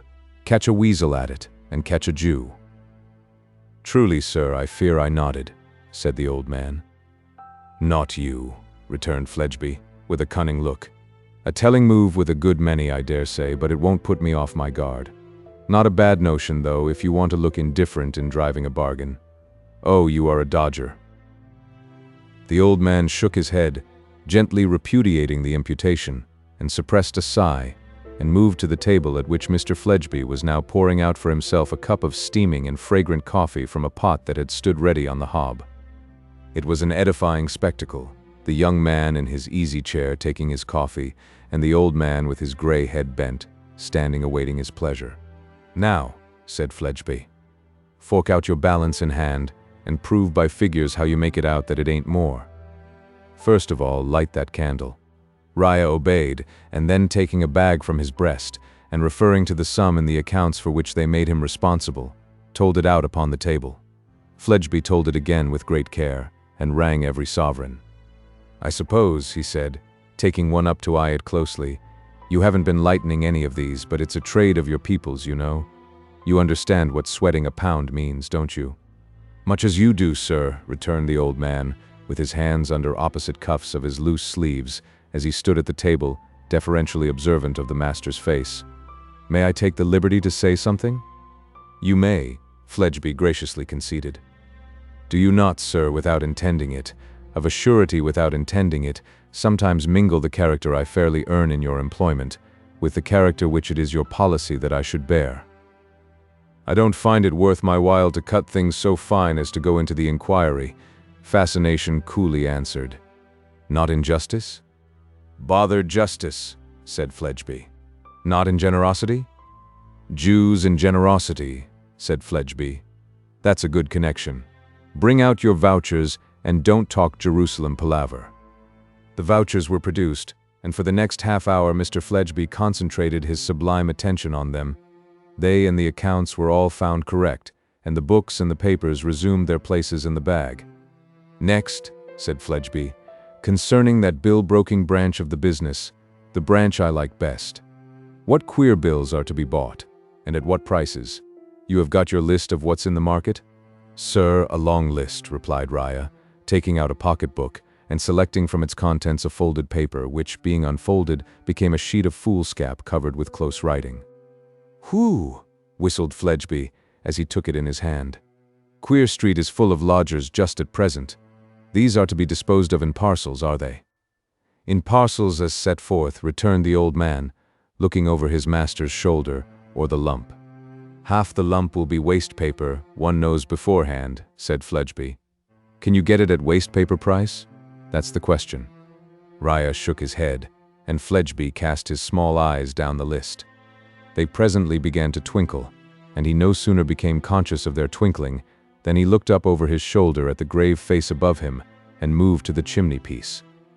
Making a desk of it, he stood there with his back to the old man, warming his knees, perusing the list at his leisure, and often returning to some lines of it, as though they were particularly interesting. At those times he glanced in the chimney glass to see what note the old man took of him. He took none that could be detected, but, aware of his employer's suspicions, stood with his eyes on the ground. Mr. Fledgeby was thus amiably engaged when a step was heard at the outer door, and the door was heard to open hastily. Hark! That's your doing, you pump of Israel, said Fledgeby. You can't have shut it. Then the step was heard within, and the voice of Mr. Alfred Lammle called aloud, Are you anywhere here, Fledgeby? To which Fledgeby, after cautioning Raya in a low voice to take his cue as it should be given him, replied, Here I am, and opened his bedroom door. Come in, said Fledgeby. This gentleman is only Pubsey and Company of St. Mary Axe, that I am trying to make terms for an unfortunate friend with in a matter of some dishonored bills. But really Pubsey and Company are so strict with their debtors and so hard to move, that I seem to be wasting my time. Can't I make any terms with you on my friend's part, Mr. Raya? I am but the representative of another, sir, returned the Jew in a low voice. I do as I am bidden by my principal. It is not my capital that is invested in the business. It is not my profit that arises therefrom. Ha ha, laughed Fledgeby. Lammle? Ha ha, laughed Lammle. Yes, of course, we know. Devilish good, ain't it, Lammle? Said Fledgeby, unspeakably amused by his hidden joke. Always the same, said Lammle. Mr. Raya, Pubsey and Company St. Mary Axe, Fledgeby put in, as he wiped away the tears that trickled from his eyes, so rare was his enjoyment of his secret joke. Mr. Raya is bound to observe the invariable forms for such cases made and provided, said Lammle. He is only the representative of another, cried Fledgeby. Does as he is told by his principal, not his capital that's invested in the business. Oh, that's good. Ha ha ha ha. Mr. Lammle joined in the laugh and looked knowing, and the more he did both, the more exquisite the secret joke became for Mr. Fledgeby. However, said that fascinating gentleman, wiping his eyes again, if we go on in this way, we shall seem to be almost making game of Mr. Raya, or of Pubsey and Company, St. Mary Axe, or of somebody, which is far from our intention. Mr. Raya, if you would have the kindness to step into the next room for a few moments while I speak with Mr. Lammle here, I should like to try to make terms with you once again before you go. The old man, who had never raised his eyes during the whole transaction of Mr. Fledgeby's joke, silently bowed and passed out by the door which Fledgeby opened for him. Having closed it on him, Fledgeby returned to Lammle, standing with his back to the bedroom fire, with one hand under his coat skirts and all his whiskers in the other. Halloa, said Fledgeby. There's something wrong. How do you know it? Demanded Lammle. Because you show it, replied Fledgeby in unintentional rhyme. Well then, there is, said Lammle. There is something wrong. The whole thing's wrong. I say, remonstrated Fascination very slowly, and sitting down with his hands on his knees to stare at his glowering friend with his back to the fire. I tell you, Fledgeby, repeated Lammle with a sweep of his right arm, the whole thing's wrong. The game's up. What game's up? Demanded Fledgeby as slowly as before, and more sternly. The game. Our game. Read that. Fledgeby took a note from his extended hand and read it aloud. Alfred Lammle, Esquire, Sir, Allow Mrs. Podstap and myself to express our united sense of the polite attentions of Mrs. Alfred Lamel and yourself towards our daughter, Georgiana. Allow us also wholly to reject them for the future and to communicate our final desire that the two families may become entire strangers. I have the honor to be, sir, your most obedient and very humble servant, John Podsnap. Fledgeby looked at the 3 blank sides of this note, quite as long and earnestly as at the first expressive side, and then looked at Lamel, who responded with another extensive sweep of his right arm. "Whose doing is this?" said Fledgeby. "Impossible to imagine," said Lamel. "Perhaps," suggested Fledgeby, after reflecting with a very discontented brow, "somebody has been giving you a bad character." "Or you," said Lamel, with a deeper frown. Mr. Fledgeby appeared to be on the verge of some mutinous expressions, when his hand happened to touch his nose. A certain remembrance connected with that feature operating as a timely warning, he took it thoughtfully between his thumb and forefinger and pondered, Lamel meanwhile eyeing him with furtive eyes. "Well," said Fledgeby, "this won't improve with talking about. If we ever find out who did it, we'll mark that person. There's nothing more to be said, except that you undertook to do what circumstances prevent your doing. And that you undertook to do what you might have done by this time if you had made a prompter use of circumstances," snarled Lamel. "Ha! That," remarked Fledgeby, with his hands in the Turkish trousers, "is matter of opinion." "Mr. Fledgeby," said Lamel in a bullying tone, "am I to understand that you in any way reflect upon me or hint dissatisfaction with me in this affair?" "No," said Fledgeby, "provided you have brought my promissory note in your pocket, and now hand it over." Lamel produced it, not without reluctance. Fledgeby looked at it, identified it, twisted it up, and threw it into the fire. They both looked at it as it blazed, went out, and flew in feathery ash up the chimney. "Now, Mr. Fledgeby," said Lamel as before, "am I to understand that you in any way reflect upon me or hint dissatisfaction with me in this affair?" "No," said Fledgeby. "Finally and unreservedly no?" "Yes." "Fledgeby, my hand." Mr. Fledgeby took it, saying, "And if we ever find out who did this, we'll mark that person. And in the most friendly manner, let me mention one thing more. I don't know what your circumstances are, and I don't ask. You have sustained a loss here. Many men are liable to be involved at times, and you may be, or you may not be. But whatever you do, Lamel, don't, I beg of you, ever fall into the hands of Pubsey and Company in the next room, for they are grinders.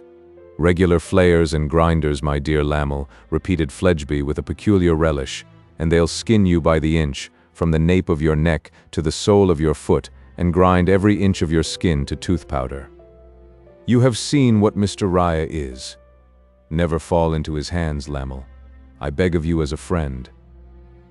Mr. Lamel, disclosing some alarm at the solemnity of this affectionate adjuration, demanded why the devil he ever should fall into the hands of Pubsey and Company. "To confess the fact, I was made a little uneasy," said the candid Fledgeby, "by the manner in which that Jew looked at you when he heard your name. I didn't like his eye. But it may have been the heated fancy of a friend. Of course, if you are sure that you have no personal security out, which you may not be quite equal to meeting, and which can have got into his hands, it must have been fancy. Still, I didn't like his eye." The brooding Lamel, with certain white dints coming and going in his palpitating nose, looked as if some tormenting imp were pinching it. Fledgeby, watching him with a twitch in his mean face which did duty there for a smile, looked very like the tormentor who was pinching. "But I mustn't keep him waiting too long," said Fledgeby, "or he'll revenge it on my unfortunate friend. How's your very clever and agreeable wife? She knows we have broken down." I showed her the letter. "Very much surprised?" asked Fledgeby. "I think she would have been more so," answered Lamel, "if there had been more go in you." "Oh, she lays it upon me then?" "Mr. Fledgeby, I will not have my words misconstrued." "Don't break out, Lamel," urged Fledgeby in a submissive tone, "because there's no occasion. I only asked a question. Then she don't lay it upon me? To ask another question." "No, sir." "Very good," said Fledgeby, plainly seeing that she did. "My compliments to her. Goodbye." They shook hands, and Lamel strode out pondering. Fledgeby saw him into the fog, and returning to the fire and musing with his face to it, stretched the legs of the rose-colored Turkish trousers wide apart, and meditatively bent his knees, as if he were going down upon them. "You have a pair of whiskers, Lamel, which I never liked," murmured Fledgeby, "and which money can't produce. You are boastful of your manners and your conversation. You wanted to pull my nose, and you have let me in for a failure, and your wife says I am the cause of it. I'll bowl you down. I will, though I have no whiskers." Here he rubbed the places where they were due, and no manners and no conversation.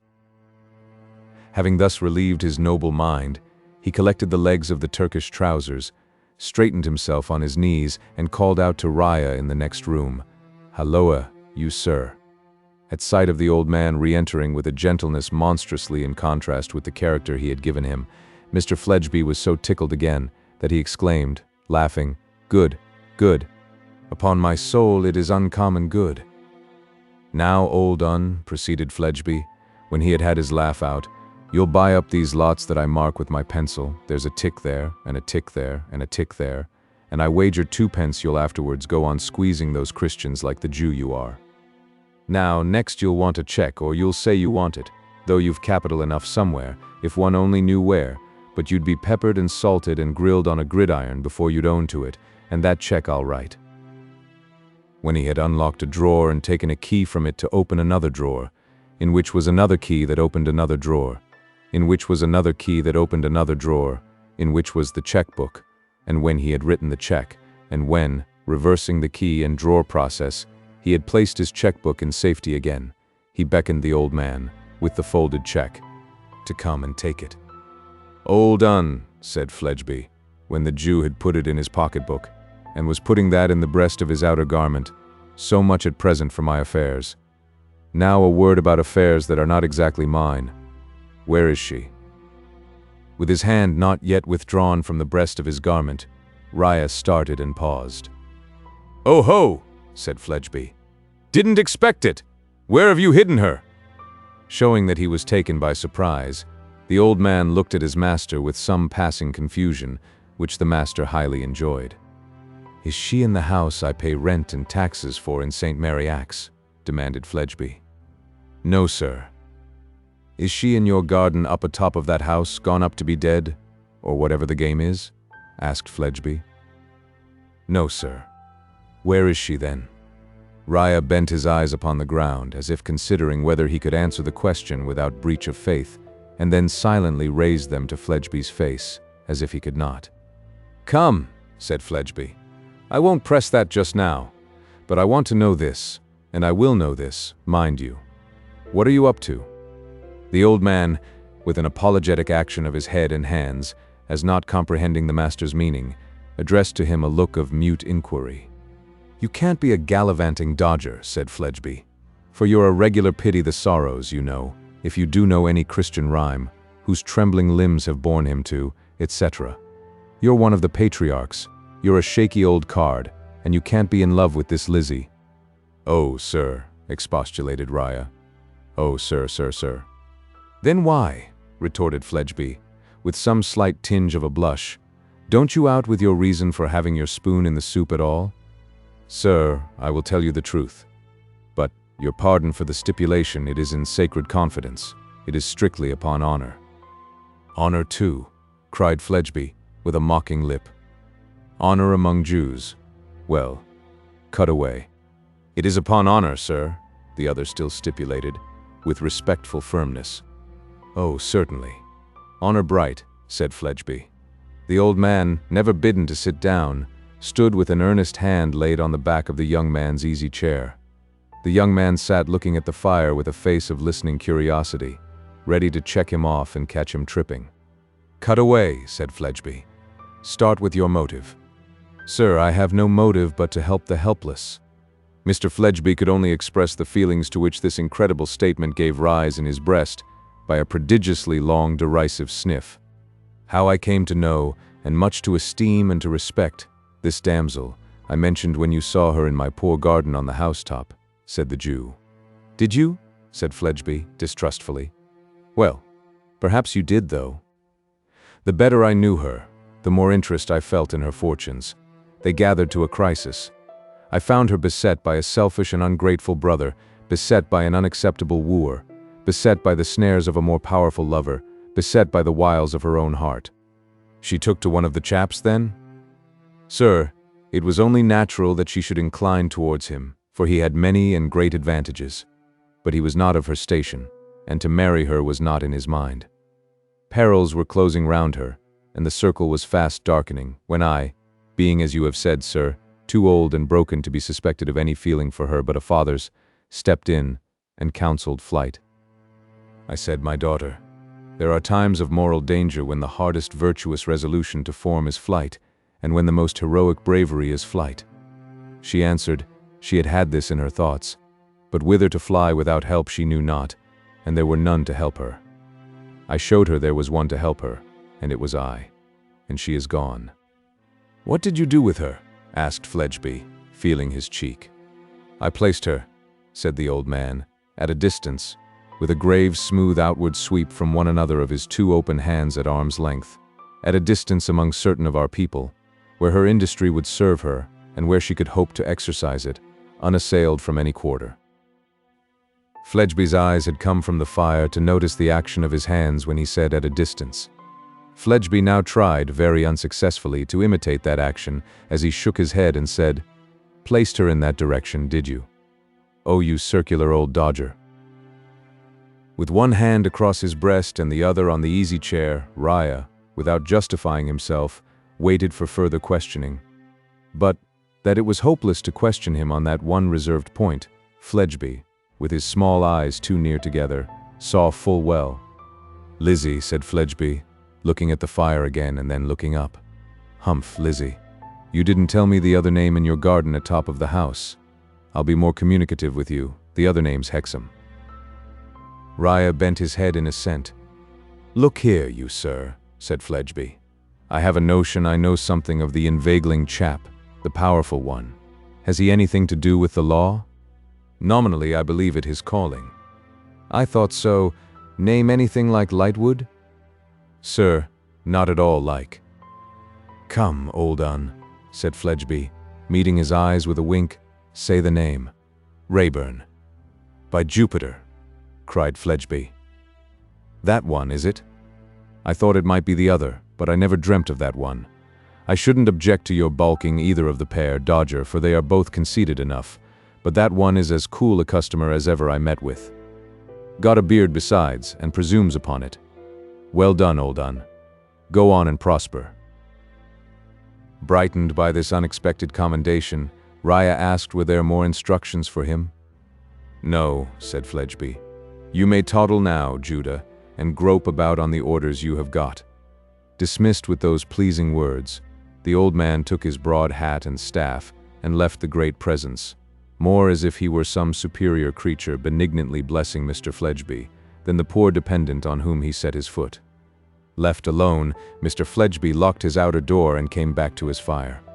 "Well done you," said Fascination to himself. "Slow you may be, sure you are." This he twice or thrice repeated with much complacency, as he again dispersed the legs of the Turkish trousers and bent the knees. "A tidy shot that, I flatter myself," he then soliloquized. "And a Jew brought down with it. Now, when I heard the story told at Lammel's, I didn't make a jump at Raya.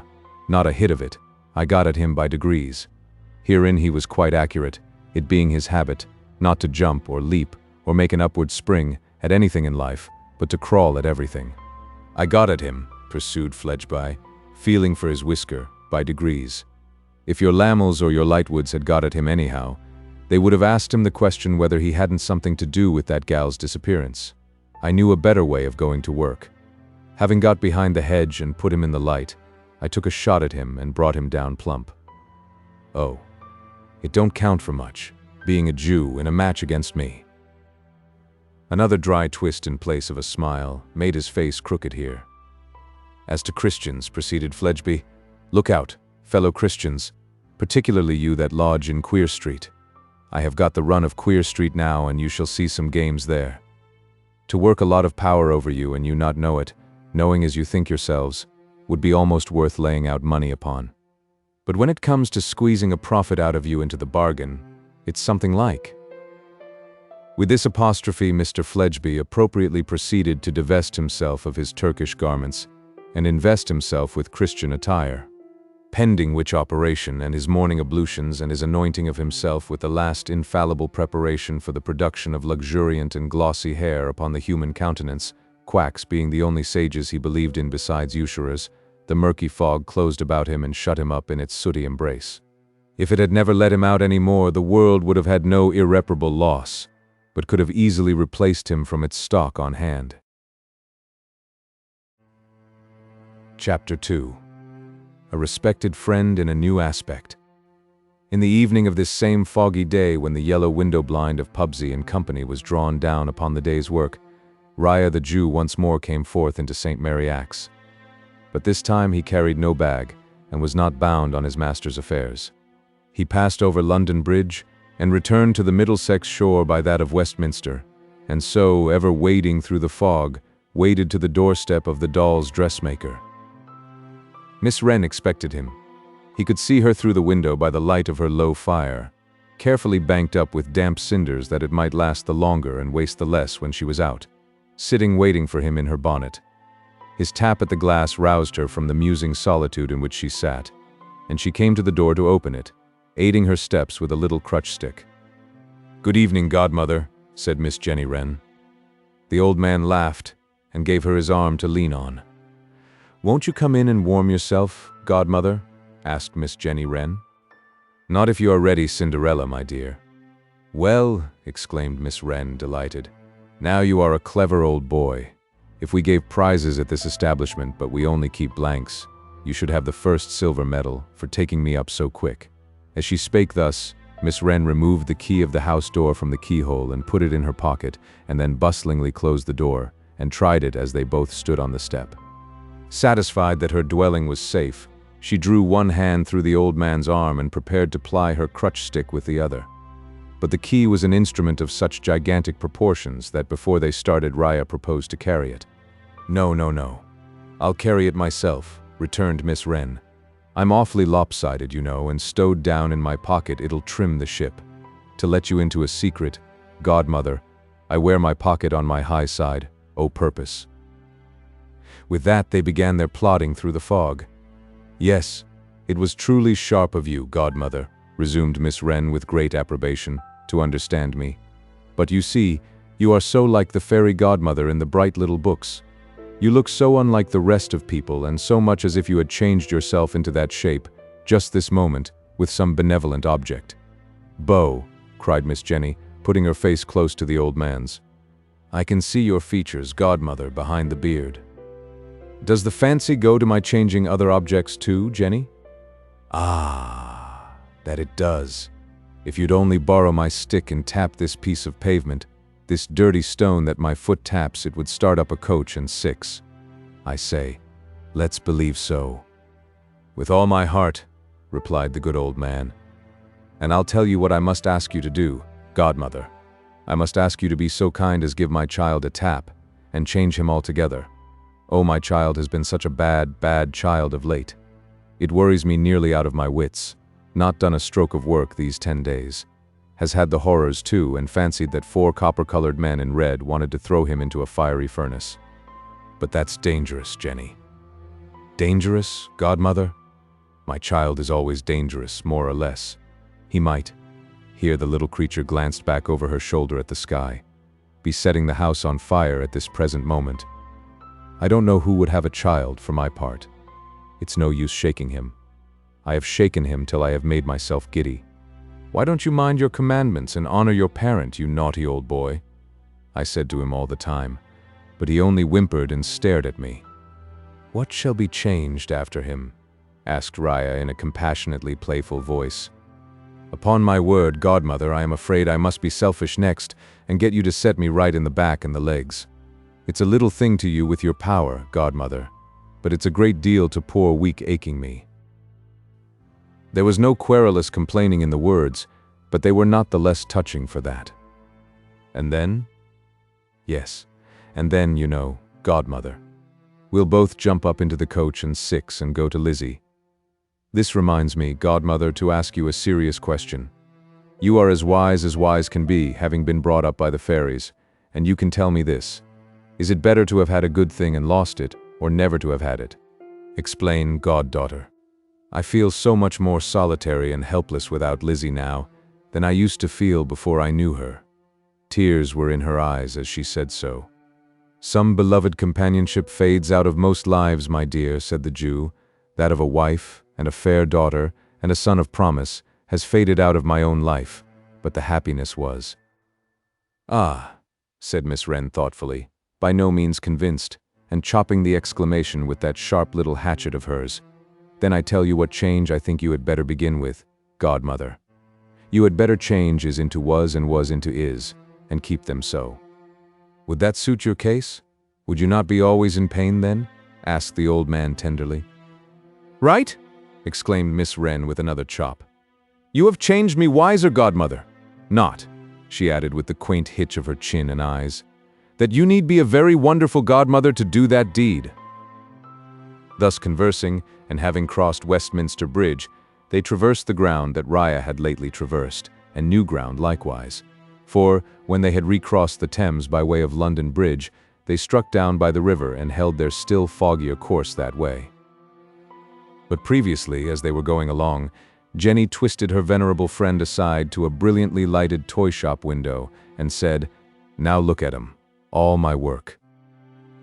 This referred to a dazzling semicircle of dolls in all the colors of the rainbow, who were dressed for presentation at court, for going to balls, for going out driving, for going out on horseback, for going out walking, for going to get married, for going to help other dolls to get married, for all the gay events of life. Pretty, pretty, pretty, said the old man with a clap of his hands. Most elegant taste. Glad you like 'em, returned Miss Wren, loftily.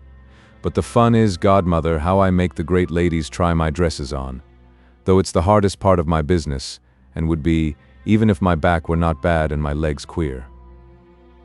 He looked at her as not understanding what she said. Bless you, godmother, said Miss Wren. I have to scud about town at all hours. If it was only sitting at my bench, cutting out and sewing, it would be comparatively easy work, but it's the trying on by the great ladies that takes it out of me. How? The trying on? asked Ria. What a moony godmother you are after all, returned Miss Wren. Look here. There's a drawing room, or a grand day in the park, or a show, or a fete, or what you like. Very well. I squeeze among the crowd, and I look about me. When I see a great lady very suitable for my business, I say, You'll do, my dear, and I take particular notice of her, and run home and cut her out and baste her. Then another day I come scudding back again to try on, and then I take particular notice of her again. Sometimes she plainly seems to say, How that little creature is staring, and sometimes likes it and sometimes don't, but much more often yes than no. All the time I am only saying to myself, I must hollow out a bit here, I must slope away there, and I am making a perfect slave of her, with making her try on my doll's dress. Evening parties are severer work for me, because there's only a doorway for a full view, and what with hobbling among the wheels of the carriages and the legs of the horses, I fully expect to be run over some night. However, there I have 'em, just the same. When they go bobbing into the hall from the carriage, and catch a glimpse of my little physiognomy poked out from behind a policeman's cape in the rain, I dare say they think I am wondering and admiring with all my eyes and heart, but they little think they're only working for my dolls. There was Lady Belinda Whitrose. I made her do double duty in one night.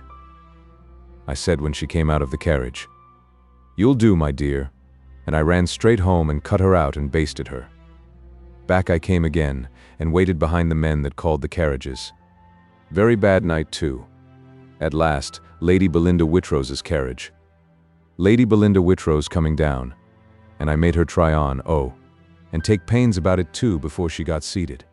That's Lady Belinda hanging up by the waist, much too near the gaslight for a wax one, with her toes turned in. When they had plodded on for some time nigh the river, Ria asked the way to a certain tavern called the Six Jolly Fellowship Porters. Following the directions he received, they arrived, after 2 or 3 puzzled stoppages for consideration, and some uncertain looking about them, at the door of Miss Abby Potterson's dominions. A peep through the glass portion of the door revealed to them the glories of the bar, and Miss Abby herself seated in state on her snug throne, reading the newspaper, to whom, with deference, they presented themselves. Taking her eyes off her newspaper and pausing with a suspended expression of countenance, as if she must finish the paragraph in hand before undertaking any other business whatever, Miss Abby demanded, with some slight asperity, "Now then, what's for you?" "Could we see Miss Potterson?" asked the old man, uncovering his head. "You not only could, but you can and you do," replied the hostess. "Might we speak with you, madam?" By this time Miss Abby's eyes had possessed themselves of the small figure of Miss Jenny Wren, for the closer observation of which Miss Abby laid aside her newspaper, rose, and looked over the half-door of the bar. The crutch stick seemed to entreat for its owner leave to come in and rest by the fire, so Miss Abby opened the half-door and said, as though replying to the crutch stick, "Yes, come in and rest by the fire." "My name is Raya," said the old man, with courteous action, "and my avocation is in London City. This, my young companion—" "Stop a bit," interposed Miss Wren. "I'll give the lady my card." She produced it from her pocket with an air, after struggling with the gigantic door key which had got upon the top of it and kept it down. Miss Abby, with manifest tokens of astonishment, took the diminutive document and found it to run concisely thus: Miss Jenny Wren, dolls dressmaker. Dolls attended at their own residences. "Lud!" exclaimed Miss Potterson, staring, and dropped the card.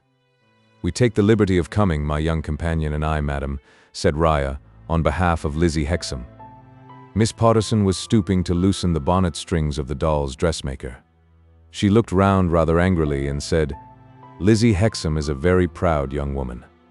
"She would be so proud," returned Raya, dexterously, "to stand well in your good opinion, that before she quitted London for where, in the name of the Cape of Good Hope?" asked Miss Potterson, as though supposing her to have emigrated. "For the country," was the cautious answer. "She made us promise to come and show you a paper, which she left in our hands for that special purpose. I am an unserviceable friend of hers, who began to know her after her departure from this neighborhood. She has been for some time living with my young companion, and has been a helpful and a comfortable friend to her. Much needed, madam," he added, in a lower voice. "Believe me, if you knew all, much needed." "I can believe that," said Miss Abby, with a softening glance at the little creature. "And if it's proud to have a heart that never hardens, and a temper that never tires, and a touch that never hurts," Miss Jenny struck in, flushed, "she is proud, and if it's not, she is not." Her set purpose of contradicting Miss Abby point blank was so far from offending that dread authority as to elicit a gracious smile. "You do right, child," said Miss Abby, "to speak well of those who deserve well of you."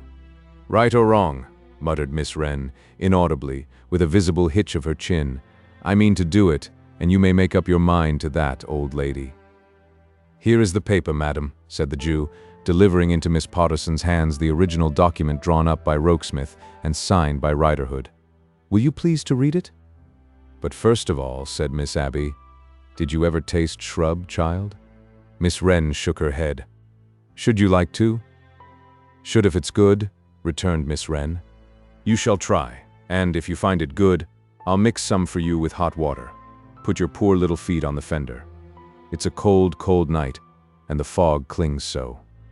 As Miss Abby helped her to turn her chair, her loosened bonnet dropped on the floor. "Why, what lovely hair!" cried Miss Abby. "And enough to make wigs for all the dolls in the world. What a quantity!" "Call that a quantity?" returned Miss Wren. "Poof! What do you say to the rest of it?"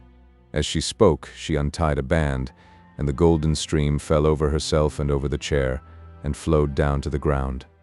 Miss Abby's admiration seemed to increase her perplexity. She beckoned the Jew towards her as she reached down the shrub bottle from its niche, and whispered, "Child or woman?" "Child in years," was the answer, "woman in self-reliance and trial."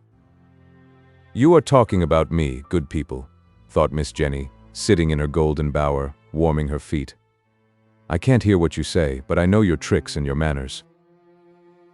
The shrub, when tasted from a spoon, perfectly harmonizing with Miss Jenny's palate, A judicious amount was mixed by Miss Potterson's skillful hands, whereof Rhea too partook. After this preliminary, Miss Abby read the document, and, as often as she raised her eyebrows in so doing, the watchful Miss Jenny accompanied the action with an expressive and emphatic sip of the shrub and water. "As far as this goes," said Miss Abby Potterson, when she had read it several times and thought about it, "it proves what didn't much need proving, that Rogue Riderhood is a villain. I have my doubts whether he is not the villain who solely did the deed, but I have no expectation of those doubts ever being cleared up now. I believe I did Lizzie's father wrong, but never Lizzie's self, because when things were at the worst I trusted her, had perfect confidence in her, and tried to persuade her to come to me for a refuge. I am very sorry to have done a man wrong, particularly when it can't be undone. Be kind enough to let Lizzie know what I say, not forgetting that if she will come to the Porters, after all, bygones being bygones, she will find a home at the Porters and a friend at the Porters. She knows Miss Abby of old, remind her, and she knows what like the home and what like the friend is likely to turn out. I am generally short and sweet or short and sour, according as it may be and as opinions vary," remarked Miss Abby, "and that's about all I have got to say, and enough too." But before the shrub and water was sipped out, Miss Abby bethought herself that she would like to keep a copy of the paper by her. "It's not long, sir," said she to Rhea, "and perhaps you wouldn't mind just jotting it down." The old man willingly put on his spectacles and, standing at the little desk in the corner where Miss Abby filed her receipts and kept her sample files, customers' scores were interdicted by the strict administration of the Porters, wrote out the copy in a fair round character. As he stood there, doing his methodical penmanship, his ancient scribe-like figure intent upon the work, and the little doll's dressmaker sitting in her golden bower before the fire, Miss Abby had her doubts whether she had not dreamed those two rare figures into the bar of the 6 Jolly Fellowships, and might not wake with a nod next moment and find them gone. Miss Abby had twice made the experiment of shutting her eyes and opening them again, still finding the figures there, when dreamlike, a confused hubbub arose in the public room.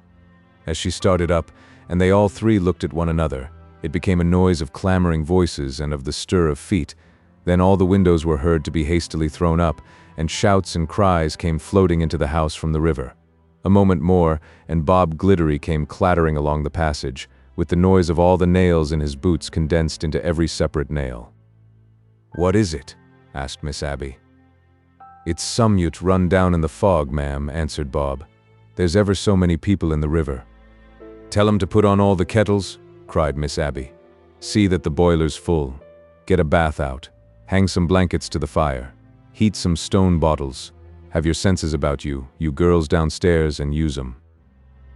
While Miss Abby partly delivered these directions to Bob, whom she seized by the hair, and whose head she knocked against the wall, as a general injunction to vigilance and presence of mind, and partly hailed the kitchen with them, the company in the public room, jostling one another, rushed out to the causeway, and the outer noise increased. "Come and look," said Miss Abby to her visitors. They all three hurried to the vacated public room, and passed by one of the windows into the wooden veranda overhanging the river. "Does anybody down there know what has happened?" demanded Miss Abby, in her voice of authority. "It's a steamer, Miss Abby," cried one blurred figure in the fog. "It always is a steamer, Miss Abby," cried another. "Them's her lights, Miss Abby. What you see a blinking yonder," cried another. "She's a blowing off her steam, Miss Abby, and that's what makes the fog and the noise worse, don't you see?" explained another. Boats were putting off, torches were lighting up, people were rushing tumultuously to the water's edge. Some man fell in with a splash, and was pulled out again with a roar of laughter. The drags were called for. A cry for the lifebuoy passed from mouth to mouth. It was impossible to make out what was going on upon the river, for every boat that put off sculled into the fog and was lost to view at a boat's length. Nothing was clear but that the unpopular steamer was assailed with reproaches on all sides. She was the murderer, bound for Gallows Bay. She was the manslaughterer, bound for penal settlement. Her captain ought to be tried for his life. Her crew ran down men in rowboats with a relish. She mashed up Thames lightermen with her paddles. She fired property with her funnels. She always was, and she always would be, wreaking destruction upon somebody or something, after the manner of all her kind. The whole bulk of the fog teemed with such taunts, uttered in tones of universal hoarseness. All the while, the steamer's lights moved spectrally a very little, as she lay to, waiting the upshot of whatever accident had happened. Now, she began burning blue lights. These made a luminous patch about her, as if she had set the fog on fire, and in the patch, the cries changing their note, and becoming more fitful and more excited shadows of men and boats could be seen moving, while voices shouted, "There! There again! A couple more strokes ahead! Hurrah! Look out! Hold on! Haul in!" and the like. Lastly, with a few tumbling clots of blue fire, the night closed in dark again, the wheels of the steamer were heard revolving, and her lights glided smoothly away in the direction of the sea. It appeared to Miss Abby and her two companions that a considerable time had been thus occupied. There was now as eager a set towards the shore beneath the house as there had been from it, and it was only on the first boat of the rush coming in that it was known what had occurred. "If that's Tom Tootle," Miss Abby made proclamation, in her most commanding tones, "let him instantly come underneath here." The submissive Tom complied, attended by a crowd. "What is it, Tootle?" demanded Miss Abby. "It's a foreign steamer, miss, run down a wherry." "How many in the wherry?" "One man, Miss Abby." "Found?" "Yes. He's been under water a long time, miss, but they've grappled up the body." "Let him bring it here. You, Bob Glittery, shut the house door and stand by it on the inside, and don't you open till I tell you. Any police down there?" "Here, Miss Abby," was official rejoinder. "After they have brought the body in, keep the crowd out, will you, and help Bob Glittery to shut 'em out." "All right, Miss Abby." The autocratic landlady withdrew into the house with Rhea and Miss Jenny, and disposed those forces, one on either side of her, within the half-door of the bar as behind a breastwork. "You two stand close here," said Miss Abby, "and you'll come to no hurt, and see it brought in. Bob, you stand by the door." That sentinel, smartly giving his rolled shirt sleeves an extra and a final tuck on his shoulders, obeyed. Sound of advancing voices, sound of advancing steps. Shuffle and talk without. Momentary pause. Two peculiarly blunt knocks or pokes at the door, as if the dead man arriving on his back were striking at it with the soles of his motionless feet.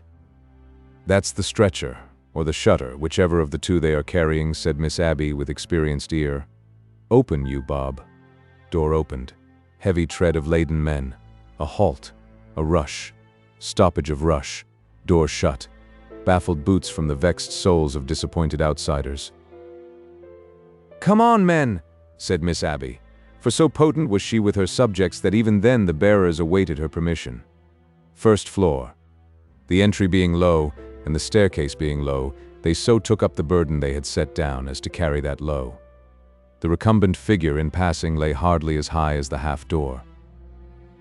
Miss Abby started back at sight of it. "Why, good God," said she, turning to her two companions, "that's the very man who made the declaration we have just had in our hands. That's riderhood." Chapter 3. The same respected friend in more aspects than one. In sooth, it is riderhood and no other, or it is the outer husk and shell of riderhood and no other that is born into Miss Abby's first-floor bedroom. Supple to twist and turn as the rogue has ever been, he is sufficiently rigid now, and not without much shuffling of attendant feet and tilting of his bier this way and that way, and peril even of his sliding off it and being tumbled in a heap over the balustrades, can he be got upstairs. "Fetch a doctor," quoth Miss Abby, "and then fetch his daughter. On both of which errands, quick messengers depart." The doctor-seeking messenger meets the doctor halfway, coming under convoy of police. Doctor examines the dank carcass and pronounces, not hopefully, that it is worthwhile trying to reanimate the same. All the best means are at once in action, and everybody present lends a hand, and a heart and soul. No one has the least regard for the man. With them all he has been an object of avoidance, suspicion, and aversion, but the spark of life within him is curiously separable from himself now, and they have a deep interest in it, probably because it is life, and they are living and must die. In answer to the doctor's inquiry, how did it happen, and was anyone to blame, Tom Tootle gives in his verdict, unavoidable accident and no one to blame but the sufferer. He was slinking about in his boat, says Tom, which slinking were, not to speak ill of the dead, the manner of the man, when he come right athwart the steamer's bows and she cut him in two. Mr. Tootle is so far figurative, touching the dismemberment, as that he means the boat and not the man. For the man lies whole before them. Captain Joey, the bottle-nosed regular customer in the glazed hat, is a pupil of the much-respected old school and, having insinuated himself into the chamber in the execution of the important service of carrying the drowned man's neckkerchief, favors the doctor with a sagacious old scholastic suggestion that the body should be hung up by the heels, similar, says Captain Joey, to mutton in a butcher's shop, and should then, as a particularly choice maneuver for promoting easy respiration, be rolled upon casks. These scraps of the wisdom of the captain's ancestors are received with such speechless indignation by Miss Abby that she instantly seizes the captain by the collar and without a single word ejects him, not presuming to remonstrate, from the scene. There then remain to assist the doctor and Tom only those three other regular customers, Bob Glamour, William Williams, and Jonathan, family name of the latter, if any, unknown to mankind, who are quite enough. Miss Abby, having looked in to make sure that nothing is wanted, descends to the bar, and there awaits the result, with the gentle Jew and Miss Jenny Wren. If you are not gone for good, Mr. Riderhood, it would be something to know where you are hiding at present. This flabby lump of mortality that we work so hard at with such patient perseverance yields no sign of you. If you are gone for good, rogue, it is very solemn, and if you are coming back, it is hardly less so. Nay, in the suspense and mystery of the latter question, involving that of where you may be now, there is a solemnity even added to that of death, making us who are in attendance alike afraid to look on you and to look off you, and making those below start at the least sound of a creaking plank in the floor. Stay. Did that eyelid tremble? So the doctor, breathing low and closely watching, asks himself, No. Did that nostril twitch? No. This artificial respiration ceasing, do I feel any faint flutter under my hand upon the chest? No. Over and over again, no, but try over and over again, nevertheless. See? A token of life. An indubitable token of life. The spark may smolder and go out, or it may glow and expand, but see. The four rough fellows, seeing, shed tears. Neither riderhood in this world, nor riderhood in the other, could draw tears from them, but a striving human soul between the two can do it easily. He is struggling to come back. Now, he is almost here. Now he is far away again. Now he is struggling harder to get back. And yet, like us all, when we swoon, like us all, every day of our lives when we wake, he is instinctively unwilling to be restored to the consciousness of this existence, and would be left dormant, if he could. Bob Glittery returns with pleasant riderhood, who is out when sought for, and hard to find. She has a shawl over her head, and her first action, when she takes it off weeping and curtsies to Miss Abby, is to wind her hair up. Thank you, Miss Abby, for having father here. I am bound to say, girl, I didn't know who it was, returns Miss Abby, but I hope it would have been pretty much the same if I had known. Poor Pleasant, fortified with a sip of brandy, is ushered into the first-floor chamber. She could not express much sentiment about her father if she were called upon to pronounce his funeral oration, but she has a greater tenderness for him than he ever had for her, and crying bitterly when she sees him stretched unconscious, asks the doctor, with clasped hands, "Is there no hope, sir? Oh, poor father. Is poor father dead?" To which the doctor, on one knee beside the body, busy and watchful, only rejoins without looking round, "Now, my girl, unless you have the self-command to be perfectly quiet, I cannot allow you to remain in the room." Pleasant, consequently, wipes her eyes with her back hair, which is in fresh need of being wound up, and having got it out of the way, watches with terrified interest all that goes on. Her natural woman's aptitude soon renders her able to give a little help. Anticipating the doctor's want of this or that, she quietly has it ready for him, and so by degrees is entrusted with the charge of supporting her father's head upon her arm. It is something so new to Pleasant to see her father an object of sympathy and interest, to find anyone very willing to tolerate his society in this world, not to say pressingly and soothingly entreating him to belong to it, that it gives her a sensation she never experienced before. Some hazy idea that if affairs could remain thus for a long time, it would be a respectable change, floats in her mind. Also some vague idea that the old evil is drowned out of him, and that if he should happily come back to resume his occupation of the empty form that lies upon the bed, his spirit will be altered. In which state of mind she kisses the stony lips, and quite believes that the impassive hand she chafes will revive a tender hand, if it revive ever. Sweet delusion for pleasant riderhood. But they minister to him with such extraordinary interest, their anxiety is so keen, their vigilance is so great, their excited joy grows so intense as the signs of life strengthen, that how can she resist it, poor thing? And now he begins to breathe naturally, and he stirs, and the doctor declares him to have come back from that inexplicable journey where he stopped on the dark road, and to be here. Tom Tootle, who is nearest to the doctor when he says this, grasps the doctor fervently by the hand. Bob Glamour, William Williams, and Jonathan of the no surname all shake hands with one another round, and with the doctor too. Bob Glamour blows his nose, and Jonathan of the no surname is moved to do likewise, but lacking a pocket handkerchief abandons that outlet for his emotion. Pleasant sheds tears deserving her own name, and her sweet delusion is at its height. There is intelligence in his eyes. He wants to ask a question. He wonders where he is. Tell him. "Father, you were run down on the river and are at Miss Abby Potterson's." He stares at his daughter, stares all around him, closes his eyes, and lies slumbering on her arm. The short-lived delusion begins to fade. The low, bad, unimpressible face is coming up from the depths of the river, or what other depths, to the surface again. As he grows warm, the doctor and the four men cool.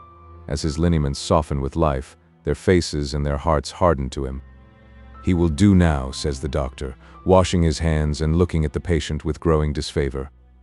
"Many a better man," moralizes Tom Tootle with a gloomy shake of the head, "ain't had his luck." "It's to be hoped he'll make a better use of his life," says Bob Glamour, "than I expect he will." "Or than he done afore," adds William Williams. "But no, not he," says Jonathan of the no surname, clinching the quartet. They speak in a low tone because of his daughter, but she sees that they have all drawn off, and that they stand in a group at the other end of the room, shunning him. It would be too much to suspect them of being sorry that he didn't die when he had done so much towards it, but they clearly wish that they had had a better subject to bestow their pains on. Intelligence is conveyed to Miss Abby in the bar, who reappears on the scene and contemplates from a distance, holding whispered discourse with the doctor. The spark of life was deeply interesting while it was in abeyance, but now that it has got established in Mr. Riderhood, there appears to be a general desire that circumstances had admitted of its being developed in anybody else, rather than that gentleman. "However," says Miss Abby, cheering them up, "you have done your duty like good and true men, and you had better come down and take something at the expense of the porters." This they all do, leaving the daughter watching the father, to whom in their absence Bob Gliddery presents himself. "His gills looks rum, don't they?" says Bob after inspecting the patient. Pleasant faintly nods. "His gills'll look rummer when he wakes, won't they?" says Bob. Pleasant hopes not. "Why?" "When he finds himself here, you know," Bob explains, "'cause Miss Abby forbid him the house and ordered him out of it. But what you may call the fates ordered him into it again, which is rumness, ain't it?" "He wouldn't have come here of his own accord," returns poor Pleasant, with an effort at a little pride. "No," retorts Bob, "nor he wouldn't have been let in if he had." The short delusion is quite dispelled now. As plainly as she sees on her arm the old father, unimproved, Pleasant sees that everybody there will cut him when he recovers consciousness. "I'll take him away ever so soon as I can," thinks Pleasant with a sigh. "He's best at home." Presently they all return, and wait for him to become conscious that they will all be glad to get rid of him. Some clothes are got together for him to wear, his own being saturated with water, and his present dress being composed of blankets. Becoming more and more uncomfortable, as though the prevalent dislike were finding him out somewhere in his sleep and expressing itself to him, the patient at last opens his eyes wide and is assisted by his daughter to sit up in bed. "Well, Riderhood," says the doctor, "how do you feel?" He replies gruffly, nothing to boast on, having, in fact, returned to life in an uncommonly sulky state. "I don't mean to preach, but I hope," says the doctor, gravely shaking his head, "that this escape may have a good effect upon you, Riderhood." The patient's discontented growl of a reply is not intelligible. His daughter, however, could interpret, if she would, that what he says is, he don't want no pole parroting. Mr. Riderhood next demands his shirt, and draws it on over his head, with his daughter's help, exactly as if he had just had a fight. "Wanted a steamer?" he pauses to ask her. "Yes, father. I'll have the law on her, bust her, and make her pay for it." He then buttons his linen very moodily, twice or thrice stopping to examine his arms and hands, as if to see what punishment he has received in the fight. He then doggedly demands his other garments, and slowly gets them on, with an appearance of great malevolence towards his late opponent and all the spectators. He has an impression that his nose is bleeding, and several times draws the back of his hand across it, and looks for the result in a pugilistic manner, greatly strengthening that incongruous resemblance. "Where's my fur cap?" he asks in a surly voice, when he has shuffled his clothes on. "In the river," somebody rejoins. "And warn't there no honest man to pick it up?" "O' course there was, though, and to cut off with it arterwards. You are a rare lot, all on you." Thus, Mr. Riderhood, taking from the hands of his daughter, with special ill will, a lent cap, and grumbling as he pulls it down over his ears. Then, getting on his unsteady legs, leaning heavily upon her, and growling, "Hold still, can't you? What? You must be a staggering next, must you?" He takes his departure out of the ring in which he has had that little turn-up with death. Chapter 4. A happy return of the day. Mr. and Mrs. Wilfer had seen a full quarter of 100 more anniversaries of their wedding day than Mr. and Mrs. Lamel had seen of theirs, but they still celebrated the occasion in the bosom of their family. Not that these celebrations ever resulted in anything particularly agreeable, or that the family was ever disappointed by that circumstance on account of having looked forward to the return of the auspicious day with sanguine anticipations of enjoyment.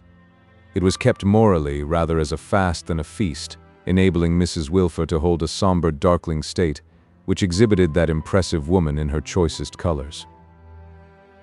The noble lady's condition on these delightful occasions was one compounded of heroic endurance and heroic forgiveness. Lurid indications of the better marriages she might have made shone athwart the awful gloom of her composure, and fitfully revealed the cherub as a little monster unaccountably favored by heaven, who had possessed himself of a blessing for which many of his superiors had sued and contended in vain. So firmly had his position towards his treasure become established, that when the anniversary arrived, it always found him in an apologetic state.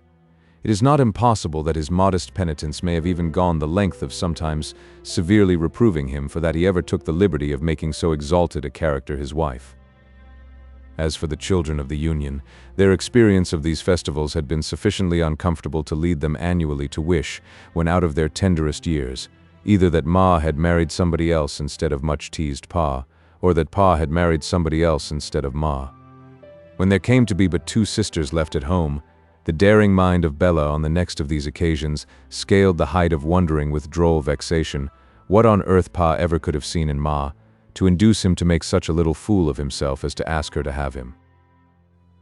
The revolving year now bringing the day round in its orderly sequence, Bella arrived in the Boffin chariot to assist at the celebration. It was the family custom when the day recurred to sacrifice a pair of fowls on the altar of Hymen, and Bella had sent a note beforehand to intimate that she would bring the votive offering with her. So, Bella and the fowls, by the united energies of 2 horses, 2 men, 4 wheels, and a plum-pudding carriage dog with as uncomfortable a collar on as if he had been George IV, were deposited at the door of the parental dwelling. They were there received by Mrs. Wilfer in person, whose dignity on this, as on most special occasions, was heightened by a mysterious toothache. "I shall not require the carriage at night," said Bella. "I shall walk back." The male domestic of Mrs. Boffin touched his hat, and in the act of departure had an awful glare bestowed upon him by Mrs. Wilfer, intended to carry deep into his audacious soul the assurance that, whatever his private suspicions might be, male domestics in livery were no rarity there.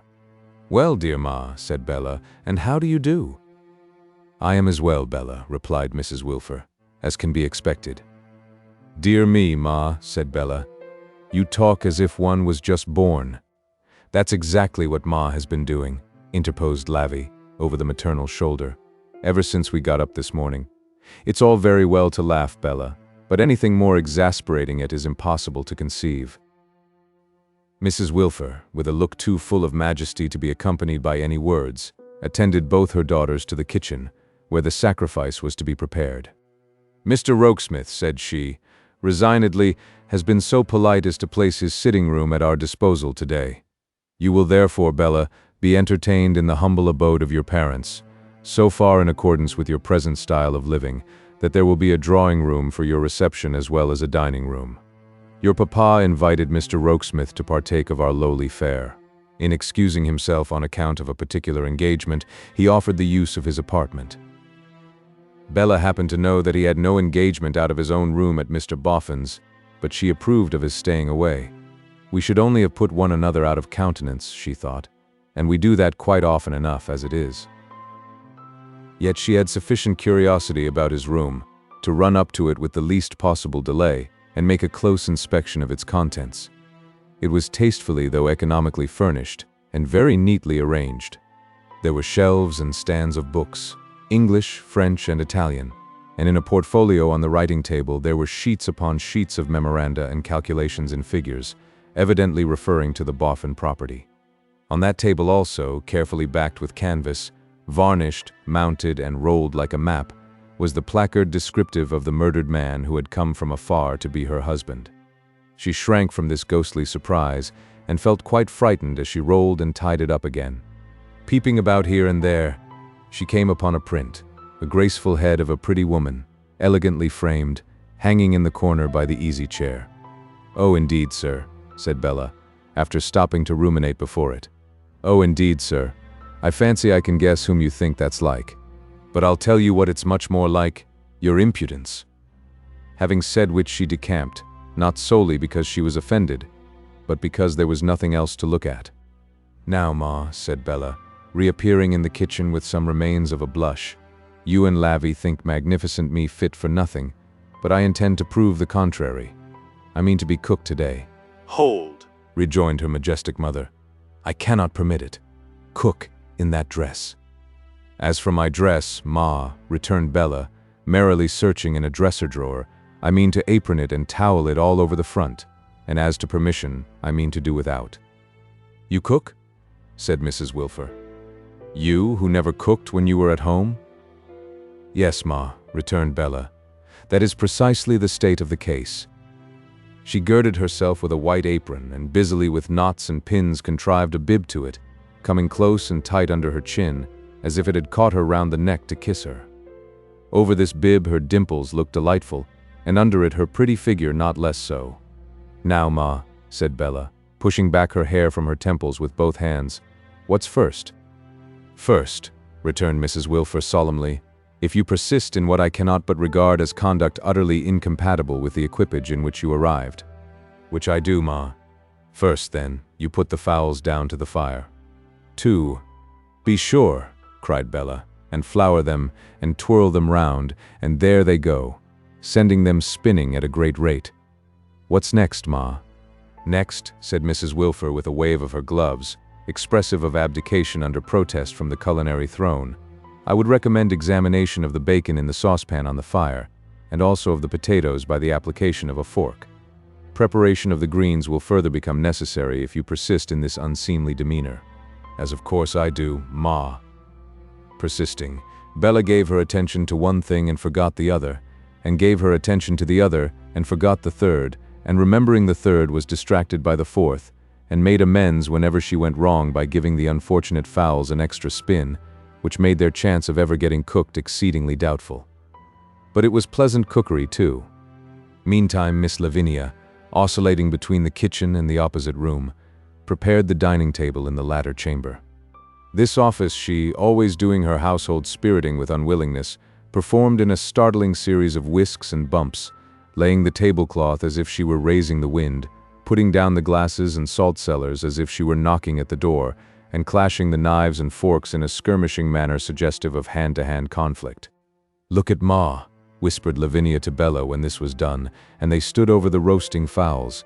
If one was the most dutiful child in existence, of course on the whole one hopes one is. Isn't she enough to make one want to poke her with something wooden, sitting there bolt upright in a corner? Only suppose, returned Bella, that poor Pa was to sit bolt upright in another corner. My dear, he couldn't do it, said Lavvy. Pa would loll directly. But indeed I do not believe there ever was any human creature who could keep so bolt upright as Ma, or put such an amount of aggravation into one back. What's the matter, Ma? Ain't you well, Ma? Doubtless I am very well, returned Mrs. Wilfer, turning her eyes upon her youngest born with scornful fortitude. What should be the matter with me? You don't seem very brisk, Ma, retorted Lavvy the bold. Brisk? Repeated her parent. Brisk? Whence the low expression? Lavinia, if I am uncomplaining, if I am silently contented with my lot, let that suffice for my family. Well, Ma, returned Lavvy, since you will force it out of me, I must respectfully take leave to say that your family are no doubt under the greatest obligations to you for having an annual toothache on your wedding day, and that it's very disinterested in you and an immense blessing to them. Still, on the whole, it is possible to be too boastful even of that boon. You incarnation of sauciness, said Mrs. Wilfer, do you speak like that to me? On this day of all days in the year? Pray, do you know what would have become of you if I had not bestowed my hand upon R.W. your father on this day? No, Ma, replied Lavvy, I really do not. And with the greatest respect for your abilities and information, I very much doubt if you do either. Whether or no the sharp vigor of this sally on a weak point of Mrs. Wilfer's entrenchments might have routed that heroine for the time is rendered uncertain by the arrival of a flag of truce in the person of Mr. George Sampson, bidden to the feast as a friend of the family, whose affections were now understood to be in course of transference from Bella to Lavinia, and whom Lavinia kept possibly in remembrance of his bad taste in having overlooked her in the first instance, under a course of stinging discipline. I congratulate you, Mrs. Wilfer, said Mr. George Sampson, who had meditated this neat address while coming along, on the day. Mrs. Wilfer thanked him with a magnanimous sigh, and again became an unresisting prey to that inscrutable toothache. I am surprised, said Mr. Sampson feebly, that Miss Bella condescends to cook. Here Miss Lavinia descended on the ill-starred young gentleman with a crushing supposition that at all events it was no business of his. This disposed of Mr. Sampson in a melancholy retirement of spirit until the cherub arrived, whose amazement at the lovely woman's occupation was great. However, she persisted in dishing the dinner as well as cooking it, and then sat down, bibless and apronless, to partake of it as an illustrious guest. Mrs. Wilfer first responding to her husband's cheerful, "For what we are about to receive," with a sepulchral amen, calculated to cast a damp upon the stoutest appetite. But what, said Bella, as she watched the carving of the fowls, makes them pink inside, I wonder, Pa? Is it the breed? No, I don't think it's the breed, my dear, returned Pa. I rather think it is because they are not done. They ought to be, said Bella. Yes, I am aware they ought to be, my dear, rejoined her father, but they ain't. So, the gridiron was put in requisition, and the good-tempered cherub, who was often as uncherubically employed in his own family as if he had been in the employment of some of the old masters, undertook to grill the fowls. Indeed, except in respect of staring about him, a branch of the public service to which the pictorial cherub is much addicted, this domestic cherub discharged as many odd functions as his prototype, with the difference, say, that he performed with a blacking brush on the family's boots, instead of performing on enormous wind instruments and double basses, and that he conducted himself with cheerful alacrity to much useful purpose, instead of foreshortening himself in the air with the vaguest intentions. Bella helped him with his supplemental cookery and made him very happy, but put him in mortal terror too by asking him when they sat down at table again, how he supposed they cooked fowls at the Greenwich dinners, and whether he believed they really were such pleasant dinners as people said. His secret winks and nods of remonstrance in reply made the mischievous Bella laugh until she choked, and then Lavinia was obliged to slap her on the back, and then she laughed the more. But her mother was a fine corrective at the other end of the table, to whom her father, in the innocence of his good fellowship, at intervals appealed with, "My dear, I am afraid you are not enjoying yourself?" "Why so, R.W.?" She would sonorously reply, "Because, my dear, you seem a little out of sorts." Not at all, would be the rejoinder, in exactly the same tone. Would you take a merry thought, my dear? Thank you. I will take whatever you please, R.W. Well, but my dear, do you like it? I like it as well as I like anything, R.W. The stately woman would then, with a meritorious appearance of devoting herself to the general good, pursue her dinner as if she were feeding somebody else on high public grounds. Bella had brought dessert and 2 bottles of wine, thus shedding unprecedented splendor on the occasion. Mrs. Wilfer did the honors of the first glass by proclaiming, "R.W., I drink to you." "Thank you, my dear. And I to you." "Pa and Ma," said Bella. "Permit me," Mrs. Wilfer interposed, with outstretched glove. "No, I think not. I drank to your papa. If, however, you insist on including me, I can in gratitude offer no objection." "Why, lor, Ma," interposed Lavvy the bold. "Isn't it the day that made you and Pa one and the same? I have no patience. By whatever other circumstance the day may be marked, it is not the day, Lavinia, on which I will allow a child of mine to pounce upon me. I beg, nay, command, that you will not pounce. R.W., it is appropriate to recall that it is for you to command and for me to obey. It is your house, and you are master at your own table. Both our healths."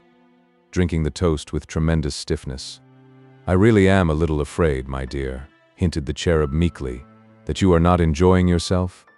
"On the contrary," returned Mrs. Wilfer, "quite so. Why should I not? I thought, my dear, that perhaps your face might... My face might be a martyrdom, but what would that import, or who should know it, if I smiled?"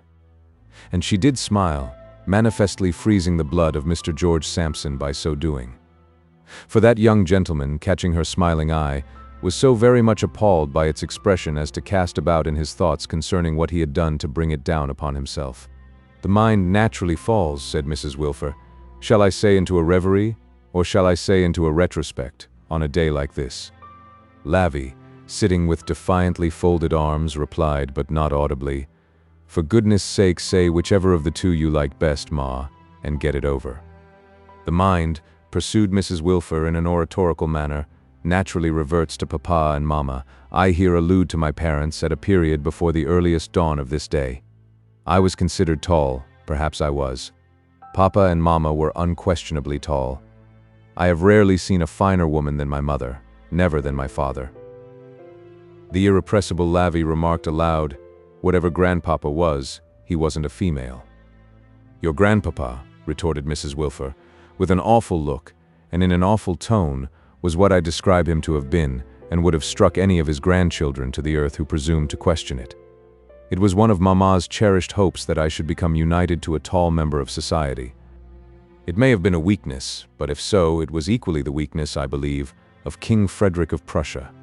These remarks being offered to Mr. George Sampson, who had not the courage to come out for single combat, but lurked with his chest under the table and his eyes cast down, Mrs. Wilfer proceeded, in a voice of increasing sternness and impressiveness, until she should force that skulker to give himself up. Mamma would appear to have had an indefinable foreboding of what afterwards happened, for she would frequently urge upon me, "Not a little man. Promise me, my child, not a little man. Never, never, never marry a little man." Papa also would remark to me, he possessed extraordinary humor, that a family of whales must not ally themselves with sprats. His company was eagerly sought, as may be supposed, by the wits of the day, and our house was their continual resort. I have known as many as 3 copper-plate engravers exchanging the most exquisite sallies and retorts there at one time. Here Mr. Sampson delivered himself captive, and said, with an uneasy movement on his chair, that 3 was a large number, and it must have been highly entertaining. Among the most prominent members of that distinguished circle was a gentleman measuring 6'4" in height. He was not an engraver. Here Mr. Sampson said, with no reason whatever, of course not. This gentleman was so obliging as to honor me with attentions which I could not fail to understand. Here Mr. Sampson murmured that when it came to that, you could always tell. I immediately announced to both my parents that those attentions were misplaced, and that I could not favor his suit. They inquired, was he too tall? I replied it was not the stature, but the intellect was too lofty. At our house, I said, the tone was too brilliant, The pressure was too high to be maintained by me, a mere woman in everyday domestic life. I well remember Mamma's clasping her hands and exclaiming, "This will end in a little man." Here Mr. Sampson glanced at his host and shook his head with despondency. She afterwards went so far as to predict that it would end in a little man whose mind would be below the average, but that was in what I may denominate a paroxysm of maternal disappointment. "Within a month," said Mrs. Wilfer, deepening her voice, as if she were relating a terrible ghost story. "Within a month, I first saw R.W., my husband. Within a year, I married him." It is natural for the mind to recall these dark coincidences on the present day. Mr. Sampson, at length released from the custody of Mrs. Wilfer's eye, now drew a long breath, and made the original and striking remark that there was no accounting for these sort of presentiments. R.W. scratched his head and looked apologetically all round the table until he came to his wife, when observing her as it were shrouded in a more somber veil than before, he once more hinted, "My dear, I am really afraid you are not altogether enjoying yourself." To which she once more replied, on the contrary, "R.W. quite so." The wretched Mr. Sampson's position at this agreeable entertainment was truly pitiable. For not only was he exposed defenseless to the harangues of Mrs. Wilfer, but he received the utmost contumely at the hands of Lavinia, who, partly to show Bella that she, Lavinia, could do what she liked with him, and partly to pay him off for still obviously admiring Bella's beauty, owed him the life of a dog, illuminated on the one hand by the stately graces of Mrs. Wilfer's oratory, and shadowed on the other by the checks and frowns of the young lady to whom he had devoted himself in his destitution.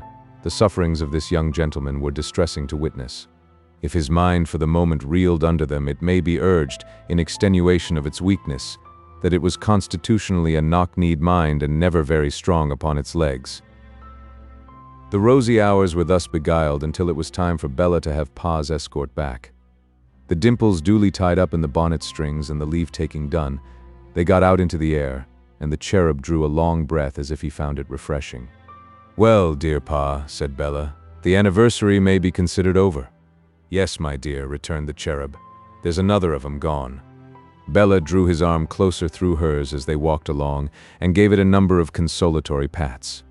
"Thank you, my dear," he said, as if she had spoken. "I am all right, my dear." "Well, and how do you get on, Bella?" "I am not at all improved, Pa." "Ain't you really, though?" "No, Pa. On the contrary, I am worse." "Lor!" said the cherub. "I am worse, Pa.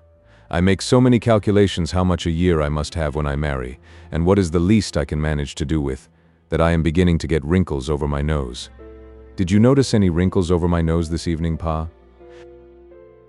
Pa laughing at this, Bella gave him 2 or 3 shakes. "You won't laugh, sir, when you see your lovely woman turning haggard. You had better be prepared in time, I can tell you. I shall not be able to keep my greediness for money out of my eyes long, and when you see it there, you'll be sorry, and serve you right for not being warned in time. Now, sir, we entered into a bond of confidence. Have you anything to impart?" "I thought it was you who was to impart, my love." "Oh, did you indeed, sir? Then why didn't you ask me the moment we came out? The confidences of lovely women are not to be slighted. However, I forgive you this once, and look here, Pa." That's Bella laid the little forefinger of her right glove on her lip, and then laid it on her father's lip. "That's a kiss for you. And now I'm going seriously to tell you, let me see how many 4 secrets.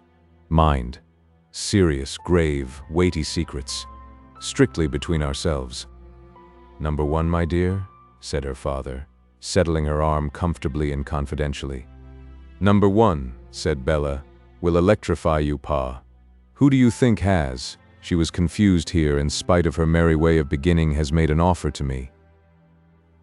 Pa looked in her face, and looked at the ground, and looked in her face again, and declared he could never guess. "Mr. Rokesmith." "You don't tell me so, my dear." "Mr. Rokesmith, Pa," said Bella, separating the syllables for emphasis. "What do you say to that?" Pa answered quietly with the counter-question, "What did you say to that, my love?" "I said no," returned Bella sharply. "Of course." "Yes, of course," said her father, meditating. "And I told him why I thought it a betrayal of trust on his part, and an affront to me," said Bella. "Yes, To be sure, I am astonished indeed. I wonder he committed himself without seeing more of his way first. Now I think of it, I suspect he always has admired you though, my dear." "A hackney coachman may admire me," remarked Bella, with a touch of her mother's loftiness. "It's highly probable, my love. Number 2, my dear?" "Number 2, Pa, is much to the same purpose, though not so preposterous. Mr. Lightwood would propose to me if I would let him." "Then I understand, my dear, that you don't intend to let him?" Bella again saying, with her former emphasis, "Why, of course not." Her father felt himself bound to echo, "Of course not." "I don't care for him," said Bella. "That's enough," her father interposed. "No, Pa, it's not enough," rejoined Bella, giving him another shake or two. "Haven't I told you what a mercenary little wretch I am? It only becomes enough when he has no money, and no clients, and no expectations, and no anything but debts." "Ha," said the cherub, a little depressed. "Number 3, my dear?" "Number 3, Pa, is a better thing. A generous thing, a noble thing, a delightful thing. Mrs. Boffin has herself told me, as a secret, with her own kind lips and truer lips never opened or closed in this life, I am sure that they wish to see me well married, and that when I marry with their consent they will portion me most handsomely." Here the grateful girl burst out crying very heartily. "Don't cry, my darling," said her father with his hand to his eyes. "It's excusable in me to be a little overcome when I find that my dear favorite child is, after all disappointments, to be so provided for and so raised in the world. But don't you cry, don't you cry. I am very thankful. I congratulate you with all my heart, my dear." The good soft little fellow, drying his eyes. Here, Bella put her arms round his neck and tenderly kissed him on the high road, passionately telling him he was the best of fathers and the best of friends, and that on her wedding morning she would go down on her knees to him and beg his pardon for having ever teased him or seemed insensible to the worth of such a patient, sympathetic, genial, fresh young heart. At every one of her adjectives she redoubled her kisses and finally kissed his hat off, and then laughed immoderately when the wind took it and he ran after it. When he had recovered his hat and his breath, and they were going on again once more, said her father then, "Number 4, my dear?" Bella's countenance fell in the midst of her mirth. "After all, perhaps I had better put off number 4, Pa. Let me try once more, if for never so short a time, to hope that it may not really be so." The change in her strengthened the cherub's interest in number 4, and he said quietly, "May not be so, my dear? May not be how, my dear?" Bella looked at him pensively and shook her head. "And yet I know right well it is so, Pa. I know it only too well." "My love," returned her father, "you make me quite uncomfortable. Have you said no to anybody else, my dear?" "No, Pa." "Yes to anybody?" he suggested, lifting up his eyebrows. "No, Pa." "Is there anybody else who would take his chance between yes and no if you would let him, my dear?" "Not that I know of, Pa." "There can't be somebody who won't take his chance when you want him to?" said the cherub, as a last resource. "Why, of course not, Pa," said Bella, giving him another shake or two. "No, of course not," he assented. "Bella, my dear, I am afraid I must either have no sleep tonight, or I must press for number 4. Oh, Pa, there is no good in number 4. I am so sorry for it. I am so unwilling to believe it. I have tried so earnestly not to see it, that it is very hard to tell, even to you. But Mr. Boffin is being spoilt by prosperity and is changing every day. My dear Bella, I hope and trust not. I have hoped and trusted not too, Pa, but every day he changes for the worse, and for the worse. Not to me, he is always much the same to me, but to others about him. Before my eyes he grows suspicious, capricious, hard, tyrannical, unjust. If ever a good man were ruined by good fortune, it is my benefactor. And yet, Pa, think how terrible the fascination of money is. I see this, and hate this, and dread this, and don't know but that money might make a much worse change in me. And yet I have money always in my thoughts and my desires, and the whole life I place before myself is money, money, money, and what money can make of life. Chapter 5. The Golden Dustman falls into bad company.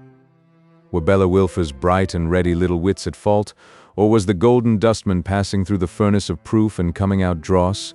Ill news travels fast. We shall know full soon. On that very night of her return from the happy return, something chanced which Bella closely followed with her eyes and ears. There was an apartment at the side of the Boffin mansion, known as Mr. Boffin's room. Far less grand than the rest of the house, it was far more comfortable, being pervaded by a certain air of homely snugness, which upholstering despotism had banished to that spot when it inexorably set its face against Mr. Boffin's appeals for mercy in behalf of any other chamber. Thus, although a room of modest situation for its windows gave on Silas Wegg's old corner, and of no pretensions to velvet, satin, or gilding, it had got itself established in a domestic position analogous to that of an easy dressing gown or pair of slippers, and whenever the family wanted to enjoy a particularly pleasant fireside evening, they enjoyed it, as an institution that must be, in Mr. Boffin's room. Mr. and Mrs. Boffin were reported sitting in this room when Bella got back. Entering it, she found the secretary there too, in official attendance it would appear, for he was standing with some papers in his hand by a table with shaded candles on it, at which Mr. Boffin was seated thrown back in his easy chair. "You are busy, sir," said Bella, hesitating at the door. "Not at all, my dear, not at all. You are one of ourselves. We never make company of you. Come in, come in. Here's the old lady in her usual place." Mrs. Boffin adding her nod and smile of welcome to Mr. Boffin's words, Bella took her book to a chair in the fireside corner by Mrs. Boffin's work table. Mr. Boffin's station was on the opposite side. "Now, Rokesmith," said the golden dustman, so sharply rapping the table to bespeak his attention as Bella turned the leaves of her book, that she started. "Where were we?" "You were saying, sir," returned the secretary, with an air of some reluctance and a glance towards those others who were present, "that you considered the time had come for fixing my salary." "Don't be above calling it wages, man," said Mr. Boffin testily. "What the deuce? I never talked of any salary when I was in service." "My wages," said the secretary, correcting himself. "Rokesmith, you are not proud, I hope?" observed Mr. Boffin, eyeing him askance. "I hope not, sir." "Because I never was when I was poor," said Mr. Boffin. "Poverty and pride don't go at all well together, mind that. How can they go well together? Why, it stands to reason. A man, being poor, has nothing to be proud of. It's nonsense." With a slight inclination of his head and a look of some surprise, the secretary seemed to assent by forming the syllables of the word nonsense on his lips. "Now, concerning these same wages," said Mr. Boffin. "Sit down." The secretary sat down. "Why didn't you sit down before?" asked Mr. Boffin, distrustfully. "I hope that wasn't pride? But about these wages. Now, I've gone into the matter and I say 200 a year. What do you think of it? Do you think it's enough?" "Thank you. It is a fair proposal." "I don't say, you know," Mr. Boffin stipulated, "but what it may be more than enough. And I'll tell you why, Rokesmith. A man of property like me is bound to consider the market price. At first I didn't enter into that as much as I might have done, but I've got acquainted with other men of property since, and I've got acquainted with the duties of property. I mustn't go putting the market price up because money may happen not to be an object with me. A sheep is worth so much in the market, and I ought to give it and no more. A secretary is worth so much in the market, and I ought to give it and no more. However, I don't mind stretching a point with you." "Mr. Boffin, you are very good," replied the secretary with an effort. "Then we put the figure," said Mr. Boffin, "at 200 a year. Then the figure's disposed of. Now, there must be no misunderstanding regarding what I buy for 200 a year. If I pay for a sheep, I buy it out and out. Similarly, if I pay for a secretary, I buy him out and out. In other words, you purchase my whole time?" "Certainly I do." "Look here," said Mr. Boffin. "It ain't that I want to occupy your whole time. You can take up a book for a minute or two when you've nothing better to do, though I think you'll almost always find something useful to do. But I want to keep you in attendance. It's convenient to have you at all times ready on the premises. Therefore, betwixt your breakfast and your supper, on the premises I expect to find you." The secretary bowed. "In bygone days, when I was in service myself," said Mr. Boffin, "I couldn't go cutting about at my will and pleasure, and you won't expect to go cutting about at your will and pleasure. You've rather got into a habit of that lately, but perhaps it was for want of a right specification betwixt us. Now let there be a right specification betwixt us, and let it be this: if you want leave, ask for it." Again the secretary bowed. His manner was uneasy and astonished, and showed a sense of humiliation. "I'll have a bell," said Mr. Boffin, "hung from this room to yours, and when I want you, I'll touch it. I don't call to mind that I have anything more to say at the present moment." The secretary rose, gathered up his papers, and withdrew. Bella's eyes followed him to the door, lighted on Mr. Boffin complacently thrown back in his easy chair, and drooped over her book. "I have let that chap, that young man of mine," said Mr. Boffin, taking a trot up and down the room, "get above his work. It won't do. I must have him down a peg. A man of property owes a duty to other men of property, and must look sharp after his inferiors." Bella felt that Mrs. Boffin was not comfortable, and that the eyes of that good creature sought to discover from her face what attention she had given to this discourse, and what impression it had made upon her. For which reason Bella's eyes drooped more engrossedly over her book, and she turned the page with an air of profound absorption in it. "Naughty," said Mrs. Boffin, after thoughtfully pausing in her work. "My dear," returned the Golden Dustman, stopping short in his trot. "Excuse my putting it to you, Naughty, but now really, haven't you been a little strict with Mr. Rokesmith tonight? Haven't you been a little? Just a little not quite like your old self?" "Why, old woman, I hope so," returned Mr. Boffin, cheerfully, if not boastfully. "Hope so, dearie? Our old selves wouldn't do here, old lady. Haven't you found that out yet? Our old selves would be fit for nothing here but to be robbed and imposed upon. Our old selves weren't people of fortune. Our new selves are. It's a great difference." "Ah," said Mrs. Boffin, pausing in her work again, softly to draw a long breath and to look at the fire. "A great difference. And we must be up to the difference," pursued her husband. "We must be equal to the change. That's what we must be. We've got to hold our own now, against everybody, for everybody's hand is stretched out to be dipped into our pockets, and we have got to recollect that money makes money, as well as makes everything else." "Mentioning recollecting," said Mrs. Boffin, with her work abandoned, her eyes upon the fire and her chin upon her hand.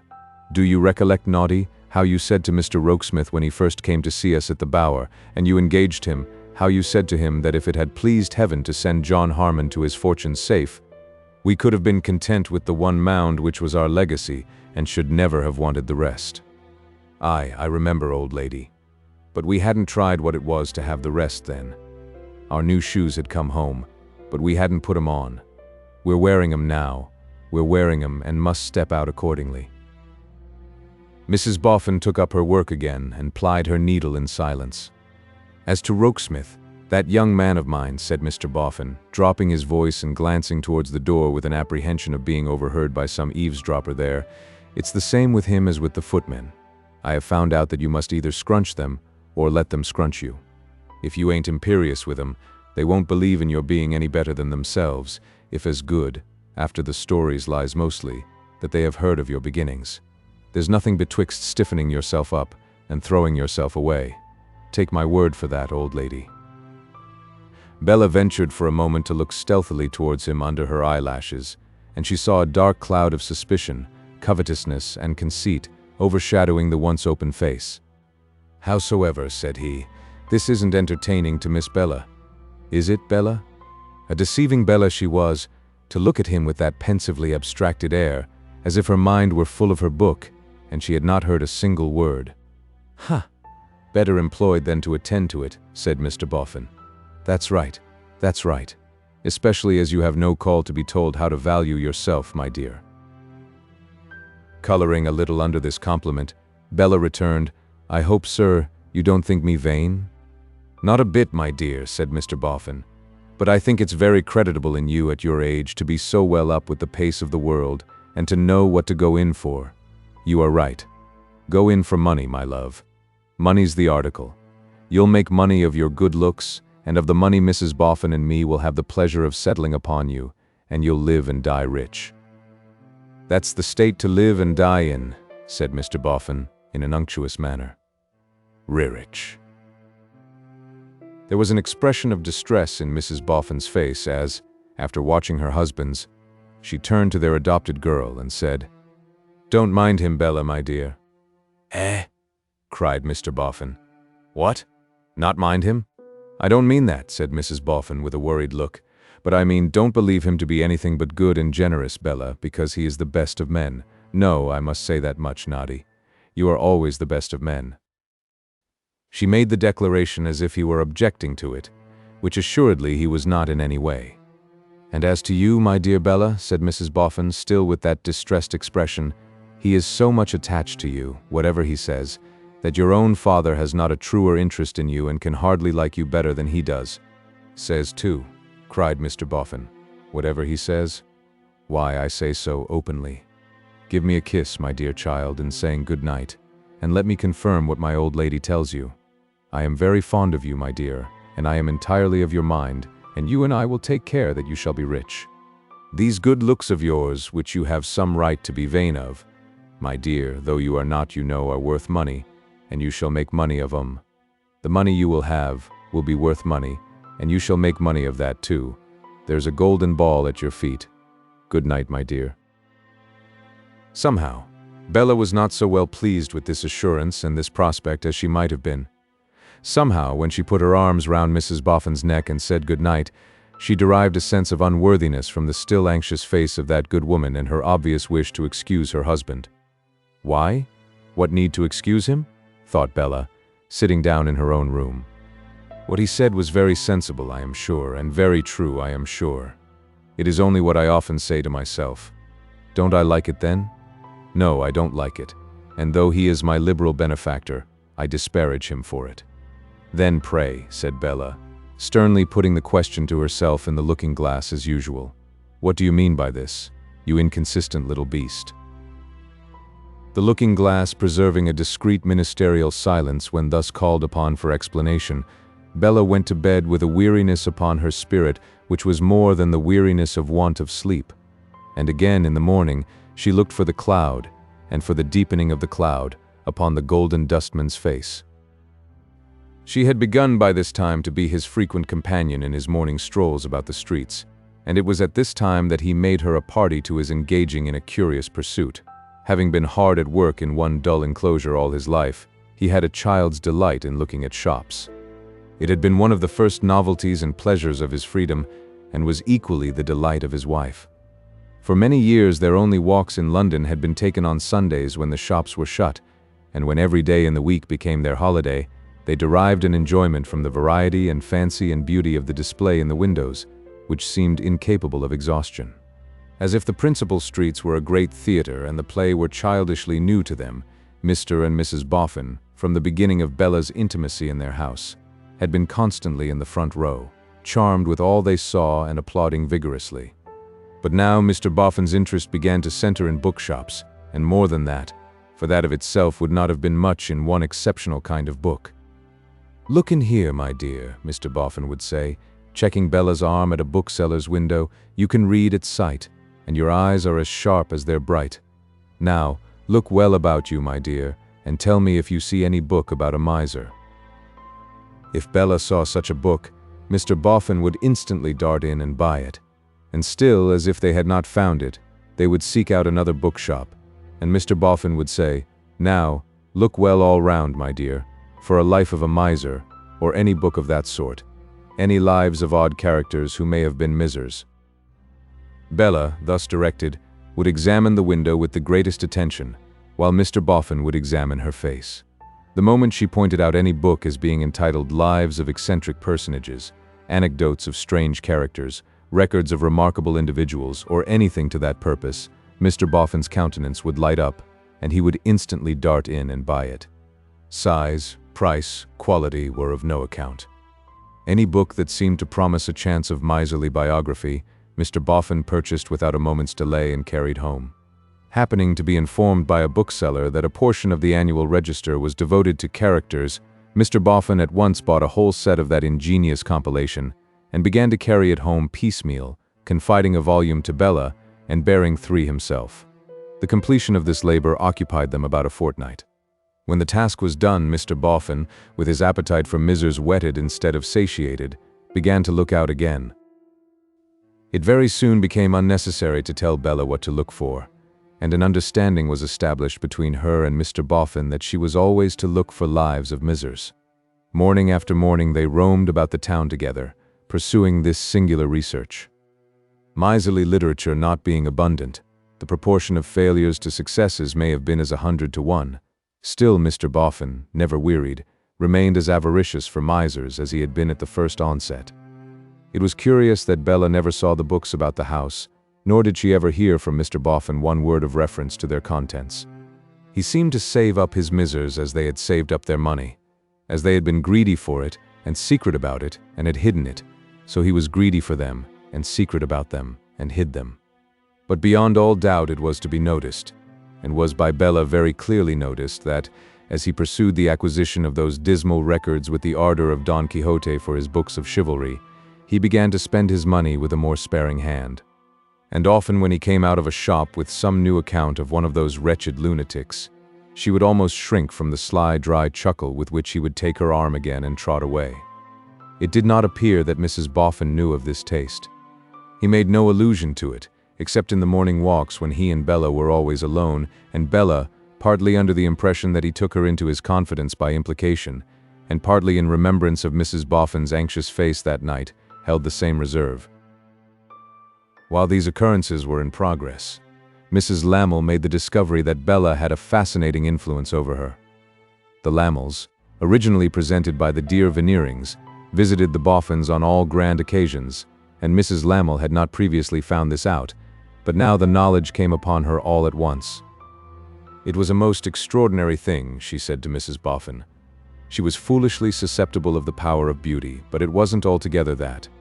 She never had been able to resist a natural grace of manner, but it wasn't altogether that.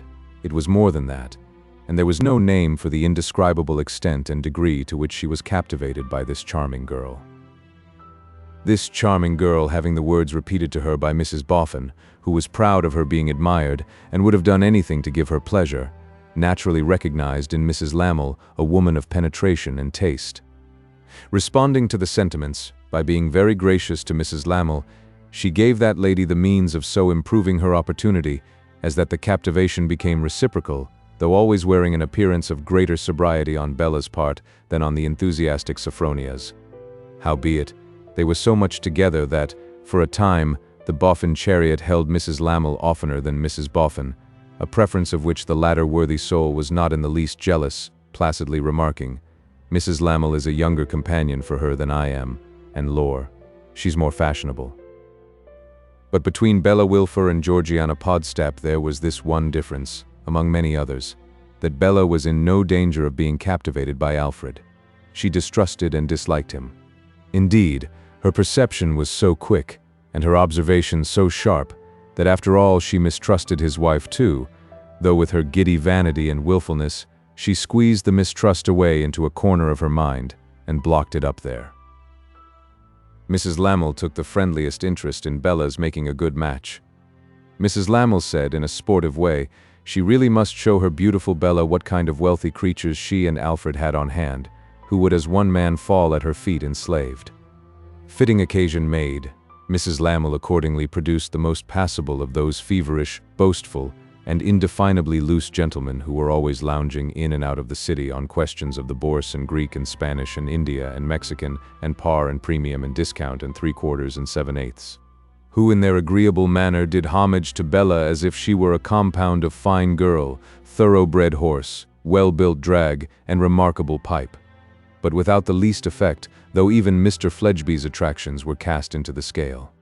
"I fear, Bella dear," said Mrs. Lamel one day in the chariot, "that you will be very hard to please." "I don't expect to be pleased, dear," said Bella, with a languid turn of her eyes. "Truly, my love," returned Sophronia, shaking her head, and smiling her best smile, "it would not be very easy to find a man worthy of your attractions." "The question is not a man, my dear," said Bella coolly, "but an establishment."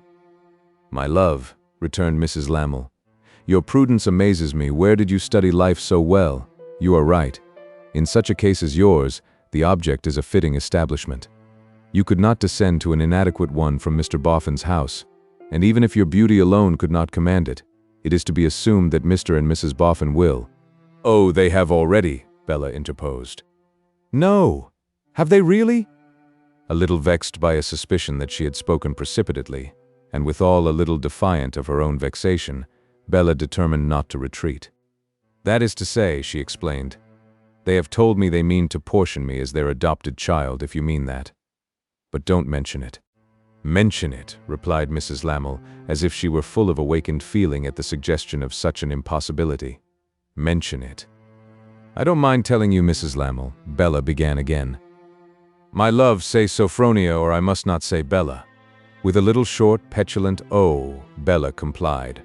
"Oh, Sophronia, then I don't mind telling you, Sophronia, that I am convinced I have no heart, as people call it, and that I think that sort of thing is nonsense."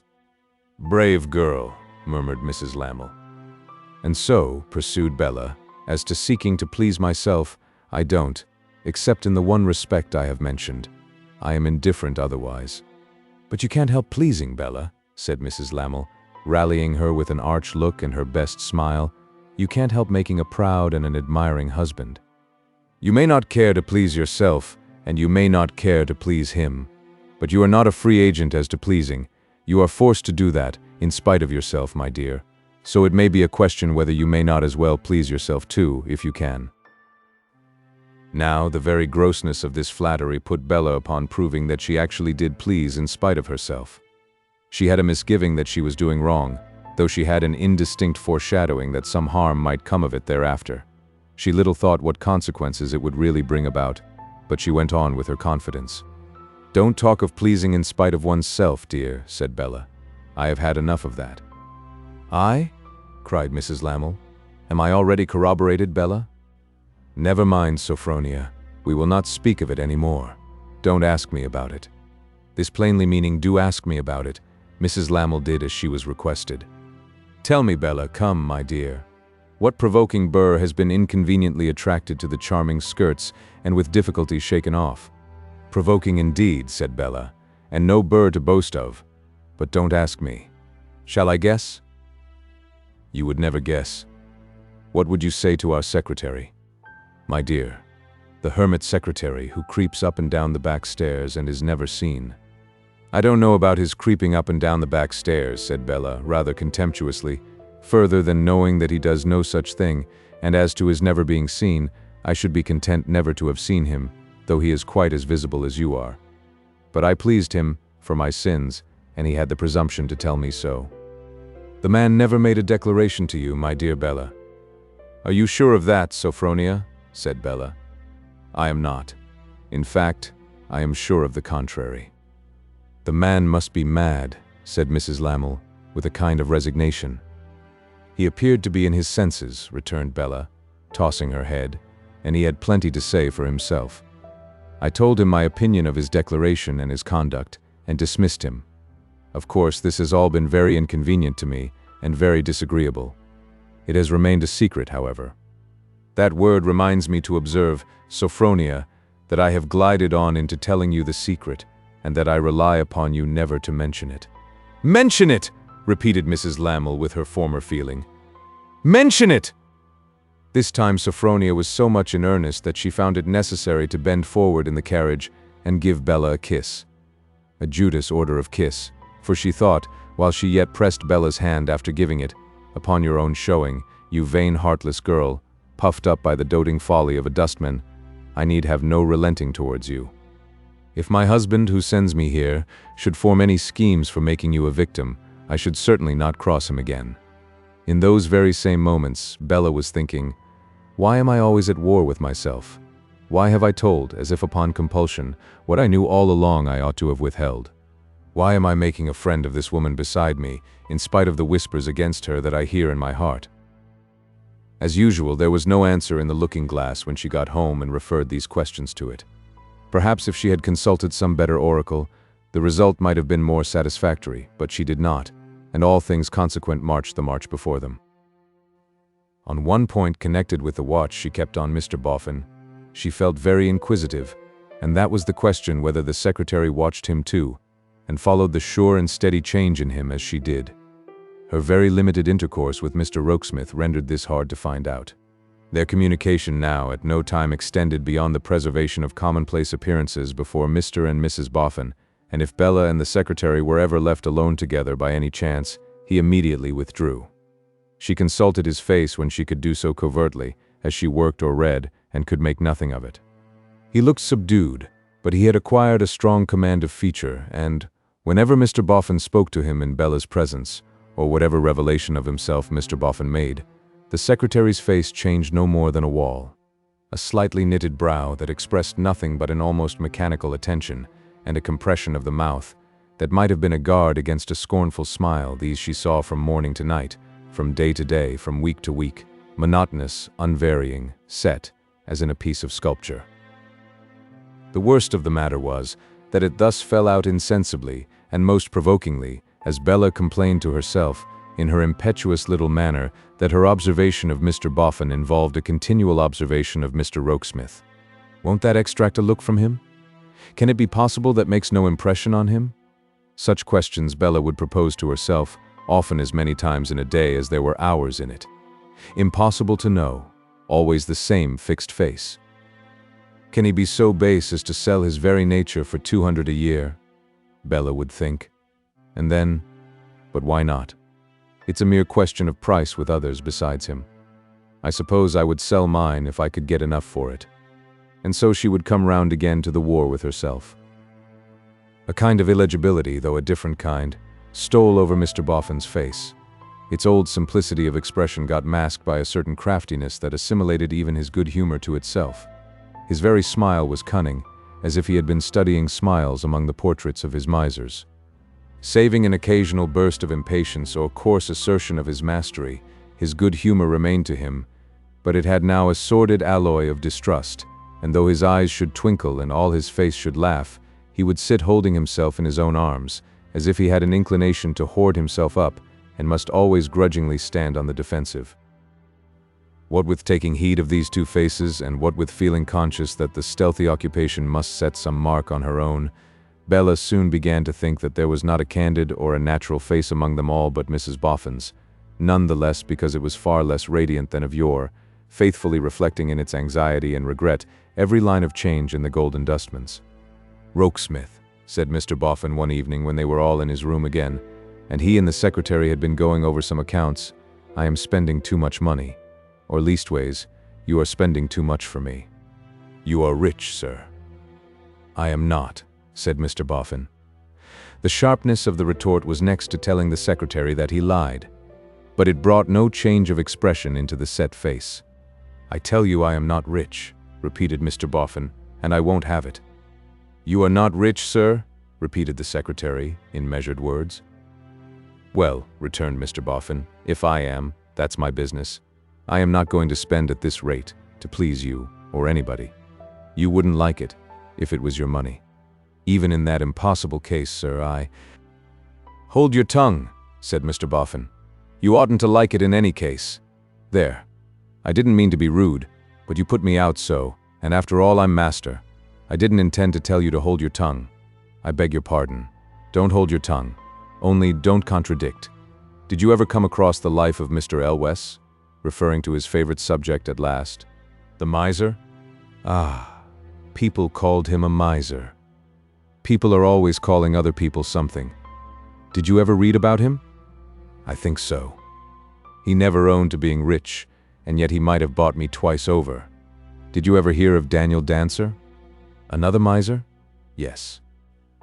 "He was a good un," said Mr. Boffin, "and he had a sister worthy of him. They never called themselves rich neither. If they had called themselves rich, most likely they wouldn't have been so. They lived and died very miserably." "Did they not, sir?" "No, I don't know that they did," said Mr. Boffin, curtly. "Then they are not the misers I mean, those abject wretches." "Don't call names, Rokesmith," said Mr. Boffin. "That exemplary brother and sister lived and died in the foulest and filthiest degradation." "They pleased themselves," said Mr. Boffin, "and I suppose they could have done no more if they had spent their money. But however, I ain't going to fling mine away. Keep the expenses down. The fact is, you ain't enough here, Rokesmith. It wants constant attention in the littlest things. Some of us will be dying in a workhouse next. As the persons you have cited, quietly remarked the secretary, thought they would, if I remember, sir. And very creditable in 'em too, said Mr. Boffin. Very independent in 'em. But never mind them just now.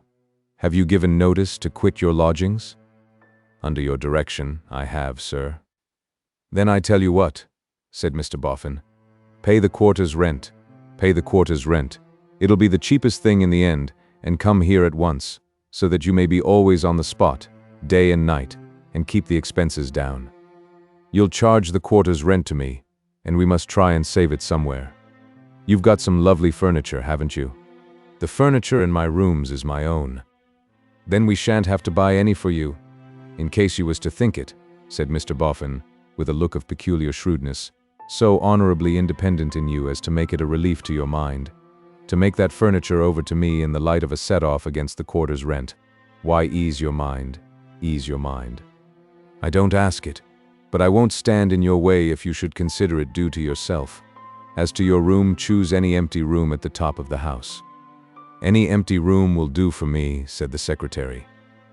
You can take your pick, said Mr. Boffin, and it'll be as good as 8 or 10 shillings a week added to your income. I won't deduct for it. I look to you to make it up handsomely by keeping the expenses down. Now, if you'll show a light, I'll come to your office room and dispose of a letter or two. On that clear, generous face of Mrs. Boffin's, Bella had seen such traces of a pang at the heart while this dialogue was being held, that she had not the courage to turn her eyes to it when they were left alone. Feigning to be intent on her embroidery, she sat plying her needle until her busy hand was stopped by Mrs. Boffin's hand being lightly laid upon it. Yielding to the touch, she felt her hand carried to the good soul's lips, and felt a tear fall on it. "Oh, my loved husband," said Mrs. Boffin, "this is hard to see and hear, but my dear Bella, believe me that in spite of all the change in him, he is the best of men." He came back, at the moment when Bella had taken the hand comfortingly between her own. "Eh?" said he, mistrustfully looking in at the door. "What's she telling you?" "She is only praising you, sir," said Bella. "Praising me? You are sure? Not blaming me for standing on my own defense against a crew of plunderers who could suck me dry by driblets? Not blaming me for getting a little hoard together?"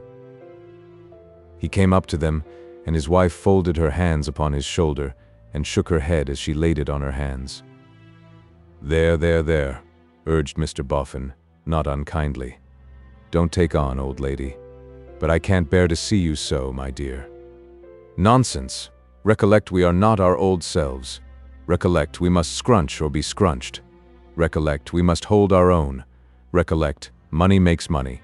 Don't you be uneasy, Bella, my child. Don't you be doubtful. The more I save, the more you shall have."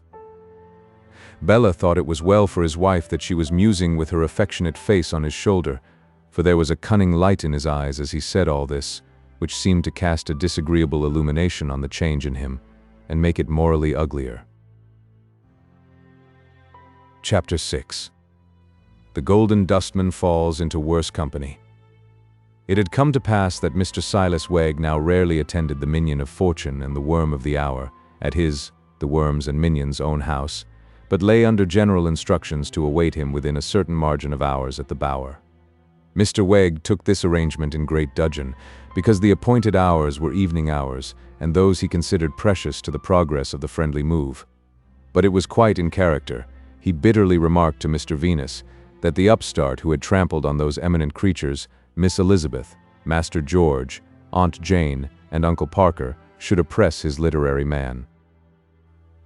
The Roman Empire having worked out its destruction, Mr. Boffin next appeared in a cab with Rollin's Ancient History, which valuable work being found to possess lethargic properties, broke down at about the period when the whole of the army of Alexander the Macedonian, at that time about 40,000 strong, burst into tears simultaneously, on his being taken with a shivering fit after bathing. The wars of the Jews, likewise languishing under Mr. Wegg's generalship, Mr. Boffin arrived in another cab with Plutarch, whose lives he found in the sequel extremely entertaining, though he hoped Plutarch might not expect him to believe them all. What to believe, in the course of his reading, was Mr. Boffin's chief literary difficulty indeed. For some time he was divided in his mind between half, all or none. At length, when he decided, as a moderate man, to compound with half, the question still remained, which half? And that stumbling block he never got over. One evening, when Silas Wegg had grown accustomed to the arrival of his patron in a cab, accompanied by some profane historian charged with unutterable names of incomprehensible peoples, of impossible descent, waging wars any number of years and syllables long, and carrying illimitable hosts and riches about, with the greatest ease, beyond the confines of geography, one evening the usual time passed by, and no patron appeared. After half an hour's grace, Mr. Wegg proceeded to the outer gate, and there executed a whistle, conveying to Mr. Venus, if perchance within hearing, the tidings of his being at home and disengaged. Forth from the shelter of a neighboring wall, Mr. Venus then emerged. "Brother-in-arms," said Mr. Wegg, in excellent spirits, "welcome." In return, Mr. Venus gave him a rather dry good evening. "Walk in, brother," said Silas, clapping him on the shoulder, "and take your seat in my chimney corner, for what says the ballad? No malice to dread, sir, and no falsehood to fear, but truth to delight me, Mr. Venus, and I forgot what to cheer. Lee toddle de omdi, and something to guide, my ain fireside, sir, my ain fireside." With this quotation depending for its neatness rather on the spirit than the words, Mr. Wegg conducted his guest to his hearth. "And you come, brother," said Mr. Wegg, in a hospitable glow. "You come like I don't know what, exactly like it. I shouldn't know you from it. Shedding a halo all around you." "What kind of halo?" asked Mr. Venus. "Ope, sir," replied Silas. "That's your halo." Mr. Venus appeared doubtful on the point and looked rather discontentedly at the fire. "We'll devote the evening, brother," exclaimed Wegg, "to prosecute our friendly move. And arterwards, crushing a flowing wine cup which I allude to brewing rum and water, we'll pledge one another. For what says the poet? And you needn't, Mr. Venus, be your black bottle, for surely I'll be mine, and we'll take a glass with a slice of lemon in it to which you are partial, for auld lang syne." This flow of quotation and hospitality in Wegg indicated his observation of some little querulousness on the part of Venus. "Why, as to the friendly move," observed the last-named gentleman, rubbing his knees peevishly, "one of my objections to it is, that it don't move." "Rome, brother," returned Wegg, "a city which, it may not be generally known, originated in twins and a wolf, and ended in imperial marble, wasn't built in a day." "Did I say it was?" asked Venus. "No, you did not, brother," well inquired. "But I do say," proceeded Venus, "that I am taken from among my trophies of anatomy, am called upon to exchange my human warriors for mere coal ashes warriors, and nothing comes of it. I think I must give up." "No, sir," remonstrated Wegg, enthusiastically. "No, sir. Charge, Chester, charge on, Mr. Venus, on. Never say die, sir. A man of your mark." "It's not so much saying it that I object to," returned Mr. Venus, "as doing it. And having got to do it whether or no, I can't afford to waste my time on groping for nothing in cinders." "But think how little time you have given to the move, sir, after all," urged Wegg. "Add the evenings so occupied together, and what do they come to? And you, sir, harmonizer with myself in opinions, views, and feelings, you with the patience to fit together on wires the whole framework of society, I allude to the human skeleton, you to give in so soon." "I don't like it," returned Mr. Venus moodily, as he put his head between his knees and stuck up his dusty hair. "And there's no encouragement to go on." "Not them mounds without," said Mr. Wegg, extending his right hand with an air of solemn reasoning. "Encouragement? Not them mounds now looking down upon us?" "They're too big," grumbled Venus. "What's a scratch here and a scrape there, a poke in this place and a dig in the other, to them? Besides, what have we found?" "What have we found?" cried Wegg, delighted to be able to acquiesce. "Ah, there I grant you, comrade, nothing. But on the contrary, comrade, what may we find?" "There you'll grant me, anything." "I don't like it," pettishly returned Venus as before. "I came into it without enough consideration. And besides, again, isn't your own Mr. Boffin well acquainted with the mounds?" And wasn't he well acquainted with the deceased and his ways? And has he ever showed any expectation of finding anything? At that moment, wheels were heard. "Now, I should be loath," said Mr. Wegg, with an air of patient injury, "to think so ill of him as to suppose him capable of coming at this time of night, and yet it sounds like him." A ring at the yard bell. "It is him," said Mr. Wegg, "and he is capable of it.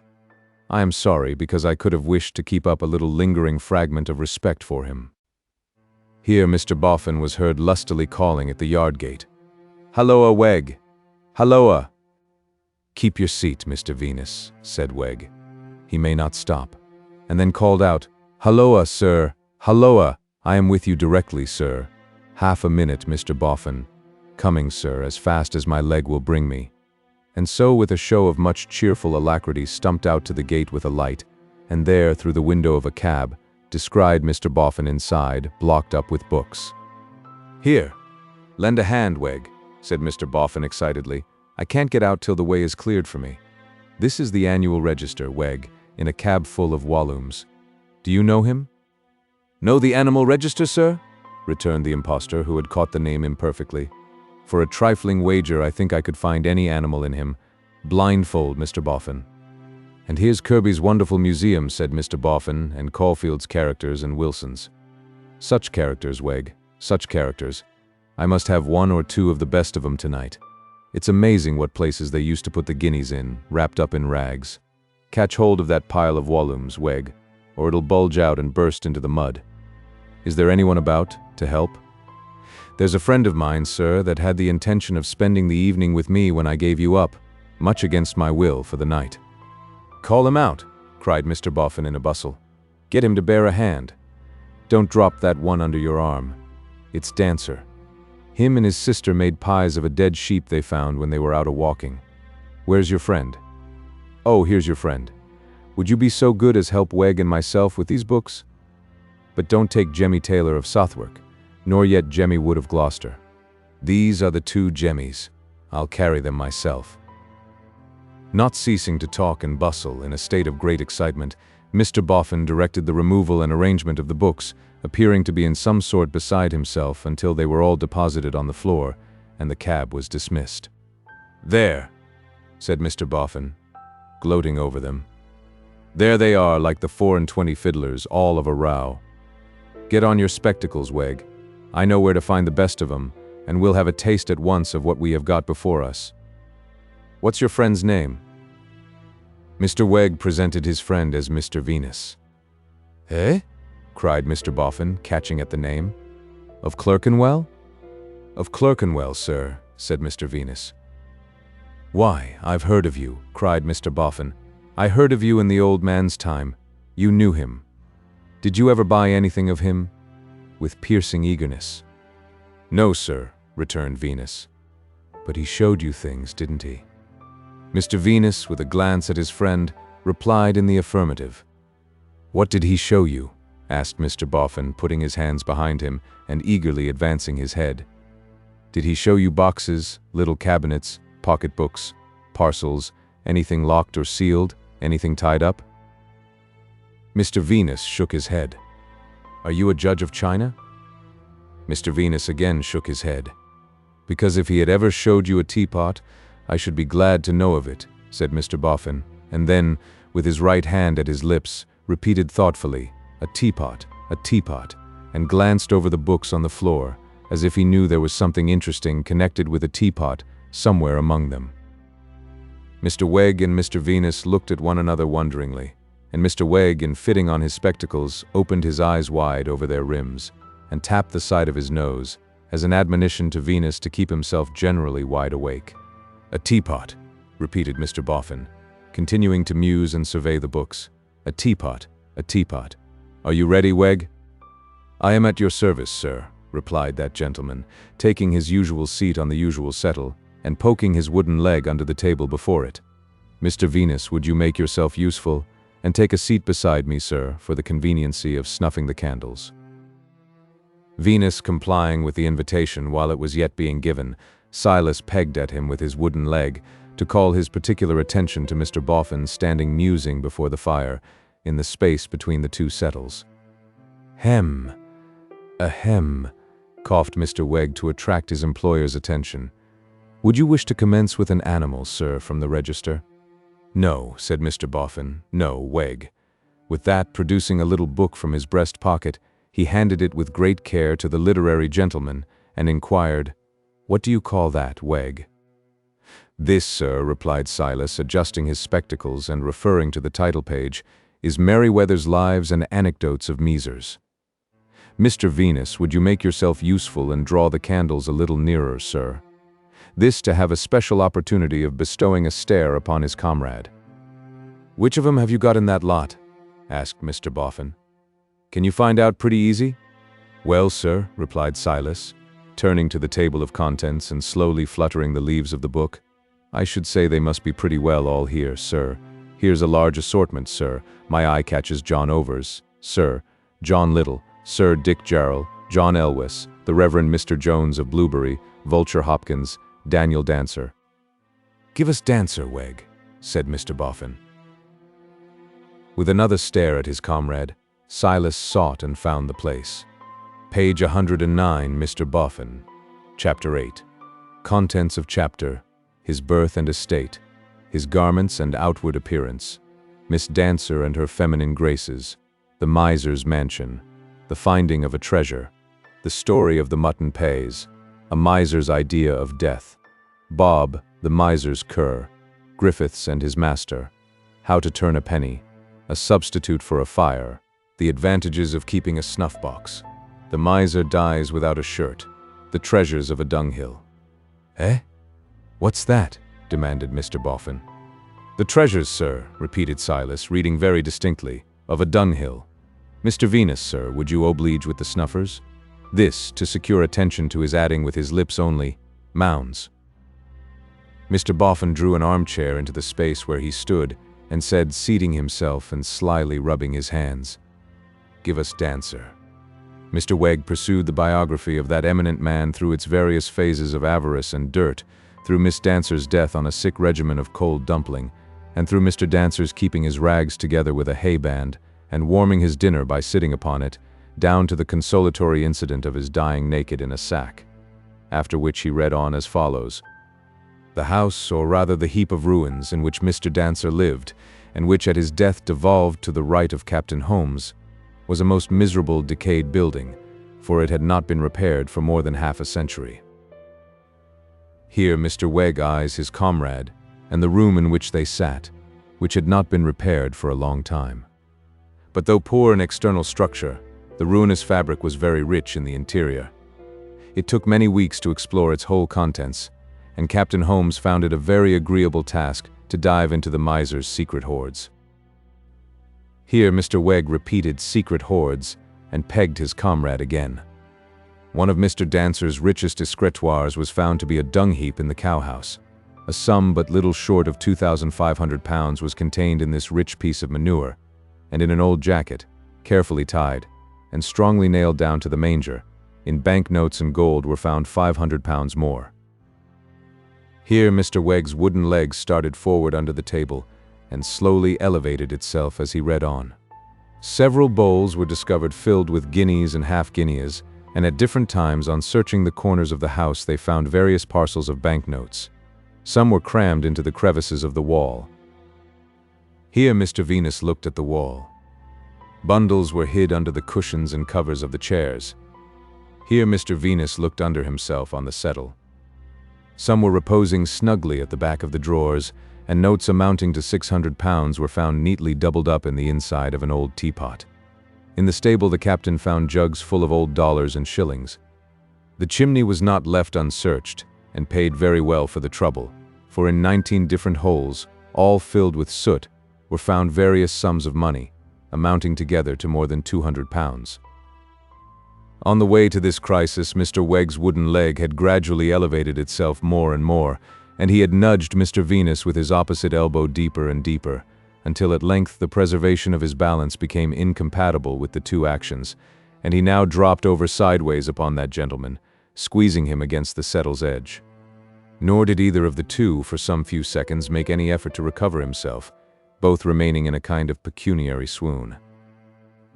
But the sight of Mr. Boffin sitting in the armchair hugging himself, with his eyes upon the fire, acted as a restorative. Counterfeiting a sneeze to cover their movements, Mr. Wegg, with a spasmodic tish-ho, pulled himself and Mr. Venus up in a masterly manner. "Let's have some more," said Mr. Boffin hungrily. "John Elwes is the next, sir. Is it your pleasure to take John Elwes?" "Ah," said Mr. Boffin. "Let's hear what John did." He did not appear to have hidden anything, so went off rather flatly. But an exemplary lady named Wilcox, who had stowed away gold and silver in a pickle pot in a clock case, a canister full of treasure in a hole under her stairs, and a quantity of money in an old rat trap, revived the interest. To her succeeded another lady, claiming to be a pauper, whose wealth was found wrapped up in little scraps of paper and old rag. To her, another lady, apple woman by trade, who had saved a fortune of £10,000 and hidden it here and there, in cracks and corners, behind bricks and under the flooring. To her, a French gentleman, who had crammed up his chimney, rather to the detriment of its drawing powers, a leather valise containing 20,000 francs, gold coins, and a large quantity of precious stones, as discovered by a chimney sweep after his death. By these steps Mr. Wegg arrived at a concluding instance of the human magpie. Many years ago there lived at Cambridge a miserly old couple of the name of Jardine. They had 2 sons. The father was a perfect miser, and at his death 1,000 guineas were discovered secreted in his bed. The 2 sons grew up as parsimonious as their sire. When about 20 years of age, they commenced business at Cambridge as drapers, and they continued there until their death. The establishment of the Messieurs Jardine was the most dirty of all the shops in Cambridge. Customers seldom went in to purchase, except perhaps out of curiosity. The brothers were most disreputable-looking beings, for, although surrounded with gay apparel as their staple in trade, they wore the most filthy rags themselves. It is said that they had no bed, and, to save the expense of one, always slept on a bundle of packing cloths under the counter. In their housekeeping they were penurious in the extreme. A joint of meat did not grace their board for 20 years. Yet, when the first of the brothers died, the other, much to his surprise, found large sums of money which had been secreted even from him. "There!" cried Mr. Boffin. "Even from him, you see. There was only 2 of them, and yet one of them hid from the other." Mr. Venus, who since his introduction to the French gentleman had been stooping to peer up the chimney, had his attention recalled by the last sentence, and took the liberty of repeating it. "Do you like it?" asked Mr. Boffin, turning suddenly. "I beg your pardon, sir? Do you like what Wegg's been a-reading?" Mr. Venus answered that he found it extremely interesting. "Then come again," said Mr. Boffin, "and hear some more. Come when you like. Come the day after tomorrow, half an hour sooner. There's plenty more. There's no end to it." Mr. Venus expressed his acknowledgments and accepted the invitation. "It's wonderful what's been hid, at one time and another," said Mr. Boffin, ruminating. "Truly wonderful." "Meaning, sir," observed Wegg, with a propitiatory face to draw him out, and with another peg at his friend and brother, "in the way of money?" "Money," said Mr. Boffin. "Ah, and papers." Mr. Wegg, in a languid transport, again dropped over on Mr. Venus, and again recovering himself, masked his emotions with a sneeze. "Tight-ish-ho! Did you say papers too, sir? Been hidden, sir?" "Hidden and forgot," said Mr. Boffin. "Why, the bookseller that sold me the wonderful museum, where's the wonderful museum?" He was on his knees on the floor in a moment, groping eagerly among the books. "Can I assist you, sir?" asked Wegg. "No, I have got it. Here it is," said Mr. Boffin, dusting it with the sleeve of his coat. "Volume 4. I know it was the 4th volume that the bookseller read it to me out of. Look for it, Wegg." Silas took the book and turned the leaves. "Remarkable petrifaction, sir?" "No, that's not it," said Mr. Boffin. "It can't have been a petrifaction. Memoirs of General John Reed, commonly called the Walking Rushlight, sir? With portrait?" "No, nor yet him," said Mr. Boffin. "Remarkable case of a person who swallowed a crown piece, sir?" "To hide it?" asked Mr. Boffin. "Why, no, sir," replied Wegg, consulting the text. "It appears to have been done by accident. Oh, this next must be it. Singular discovery of a will, lost 21 years. "That's it," cried Mr. Boffin. "Read that."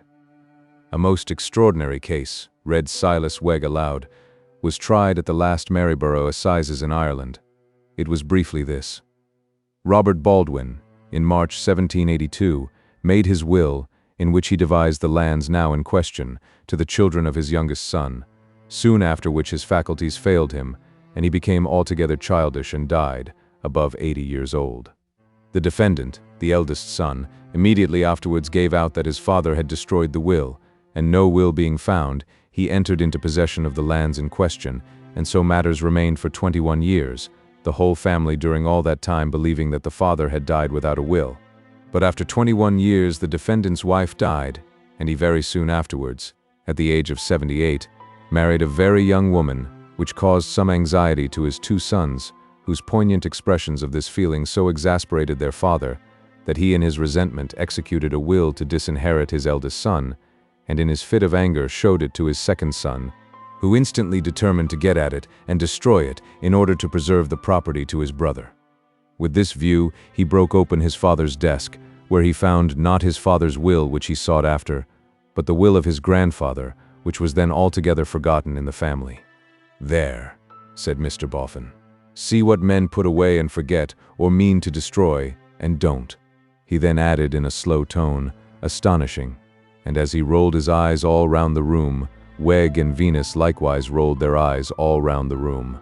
And then Wegg, singly, fixed his eyes on Mr. Boffin, looking at the fire again, as if he had a mind to spring upon him and demand his thoughts or his life.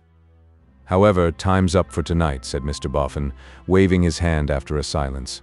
"More the day after tomorrow. Range the books upon the shelves, Wegg. I dare say Mr. Venus will be so kind as help you." While speaking, he thrust his hand into the breast of his outer coat and struggled with some object there that was too large to be got out easily. What was the stupefaction of the friendly movers when this object at last emerging proved to be a much dilapidated dark lantern. Without at all noticing the effect produced by this little instrument, Mr. Boffin stood it on his knee and, producing a box of matches, deliberately lighted the candle in the lantern, blew out the kindled match, and cast the end into the fire. "I'm going, Wegg," he then announced, "to take a turn about the place and round the yard. I don't want you. Me and this same lantern have taken hundreds, thousands of such turns in our time together. But I couldn't think, sir, not on any account I couldn't." Wegg was politely beginning when Mr. Boffin, who had risen and was going towards the door, stopped. "I have told you that I don't want you, Wegg." Wegg looked intelligently thoughtful, as if that had not occurred to his mind until he now brought it to bear on the circumstance. He had nothing for it but to let Mr. Boffin go out and shut the door behind him. But, the instant he was on the other side of it, Wegg clutched Venus with both hands, and said in a choking whisper, as if he were being strangled, "Mr. Venus, he must be followed. He must be watched. He mustn't be lost sight of for a moment." "Why mustn't he?" asked Venus, also strangling. "Comrade, you might have noticed I was a little elevated in spirits when you come in tonight. I've found something." "What have you found?" asked Venus, clutching him with both hands, so that they stood interlocked like a couple of preposterous gladiators. "There's no time to tell you now.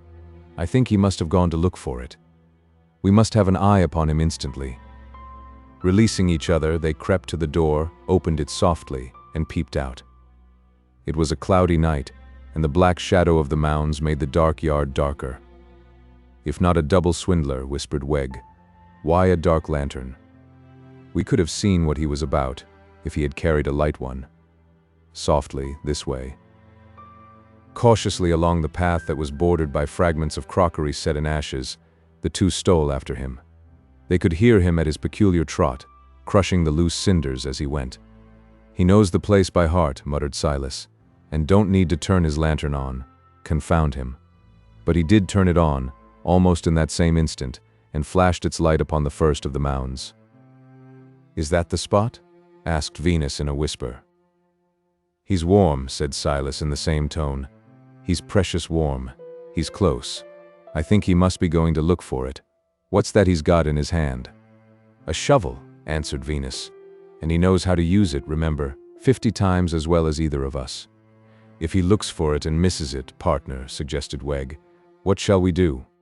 "First of all, wait till he does," said Venus. Discreet advice too, for he darkened his lantern again, and the mound turned black. After a few seconds, he turned the light on once more, and was seen standing at the foot of the second mound, slowly raising the lantern little by little until he held it up at arm's length, as if he were examining the condition of the whole surface. "That can't be the spot too," said Venus. "No," said Weg, "he's getting cold." "It strikes me," whispered Venus, "that he wants to find out whether anyone has been groping about there." "Hush," returned Weg, "he's getting colder and colder. Now he's freezing." This exclamation was elicited by his having turned the lantern off again, and on again, and being visible at the foot of the third mound. "Why, he's going up it," said Venus. "Shovel and all," said Weg, at a nimbler trot. As if the shovel over his shoulder stimulated him by reviving old associations, Mr. Boffin ascended the serpentining walk, up the mound which he had described to Silas Weg on the occasion of their beginning to decline and fall. On striking into it, he turned his lantern off. The two followed him, stooping low, so that their figures might make no mark in relief against the sky when he should turn his lantern on again. Mr. Venus took the lead, towing Mr. Weg, in order that his refractory leg might be promptly extricated from any pitfalls it should dig for itself. They could just make out that the Golden Dustman stopped to breathe. Of course they stopped too, instantly. "This is his own mound," whispered Weg, as he recovered his wind. "This one." "Why, all three are his own," returned Venus. "So he thinks, but he's used to call this his own, because it's the one first left to him, the one that was his legacy when it was all he took under the will. When he shows his light," said Venus, keeping watch upon his dusky figure all the time, "drop lower and keep closer." He went on again, and they followed again. Gaining the top of the mound, he turned on his light, but only partially, and stood it on the ground. A bare, lopsided, weather-beaten pole was planted in the ashes there, and had been there many a year. Hard by this pole, his lantern stood, lighting a few feet of the lower part of it and a little of the ashy surface around, and then casting off a purposeless little clear trail of light into the air. "He can never be going to dig up the pole," whispered Venus as they dropped low and kept close. "Perhaps it's holler and full of something," whispered Weg. He was going to dig, with whatsoever object, for he tucked up his cuffs and spat on his hands, and then went at it like an old digger as he was. He had no design upon the pole, except that he measured a shovel's length from it before beginning, nor was it his purpose to dig deep. Some dozen or so of expert strokes sufficed. Then he stopped, looked down into the cavity, bent over it, and took out what appeared to be an ordinary case bottle, one of those squat, high-shouldered, short-necked glass bottles which the Dutchman is said to keep his courage in. As soon as he had done this, he turned off his lantern, and they could hear that he was filling up the hole in the dark. The ashes being easily moved by a skillful hand, the spies took this as a hint to make off in good time. Accordingly, Mr. Venus slipped past Mr. Weg and towed him down. But Mr. Weg's descent was not accomplished without some personal inconvenience, for his self-willed leg sticking into the ashes about halfway down, and time pressing, Mr. Venus took the liberty of hauling him from his tether by the collar, which occasioned him to make the rest of the journey on his back, with his head enveloped in the skirts of his coat, and his wooden leg coming last, like a drag.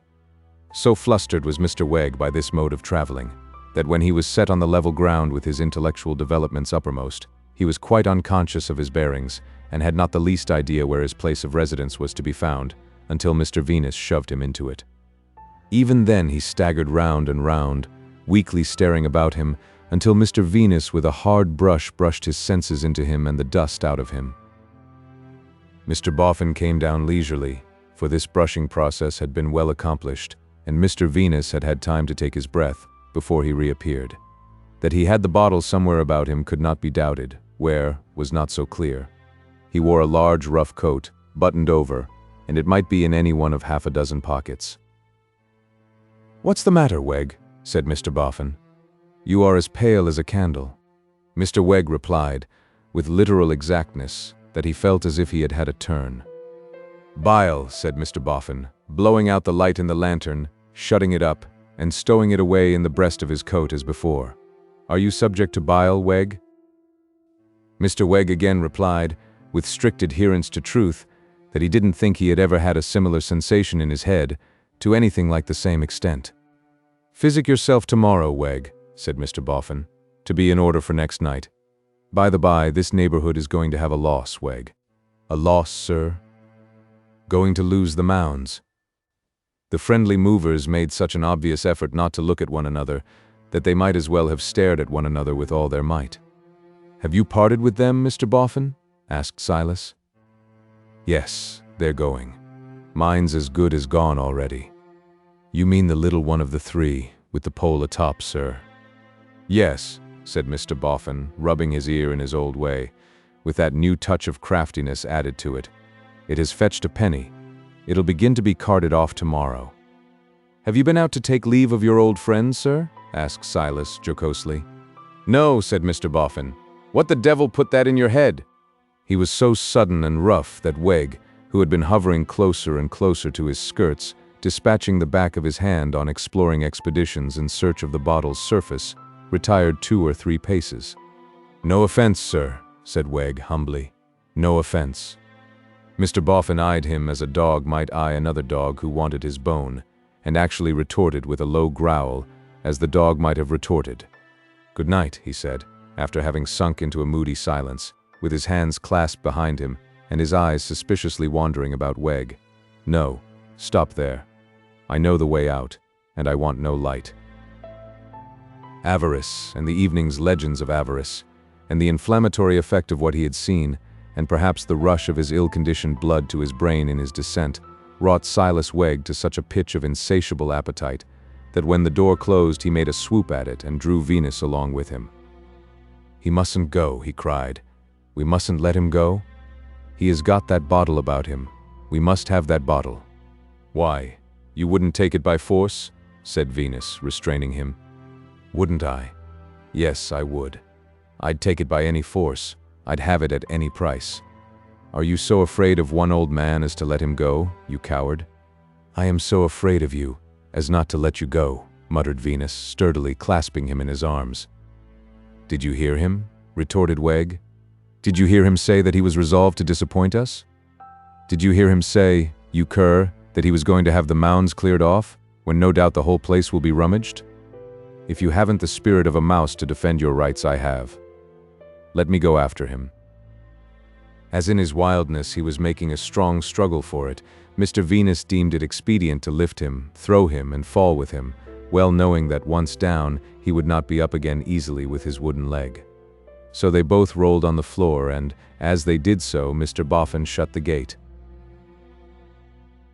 Chapter 7. The friendly move takes up a strong position. The friendly movers sat upright on the floor, panting and eyeing one another, after Mr. Boffin had slammed the gate and gone away. In the weak eyes of Venus, and in every reddish dust-colored hair in his shock of hair, there was a marked distrust of Wegg, and an alertness to fly at him on perceiving the smallest occasion.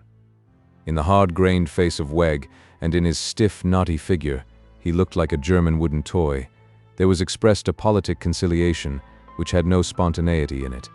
Both were flushed, flustered, and rumpled by the late scuffle, and Wegg, in coming to the ground, had received a humming knock on the back of his devoted head, which caused him still to rub it with an air of having been highly but disagreeably astonished. Each was silent for some time, leaving it to the other to begin. "Brother," said Wegg, at length breaking the silence, "you were right and I was wrong. I forgot myself."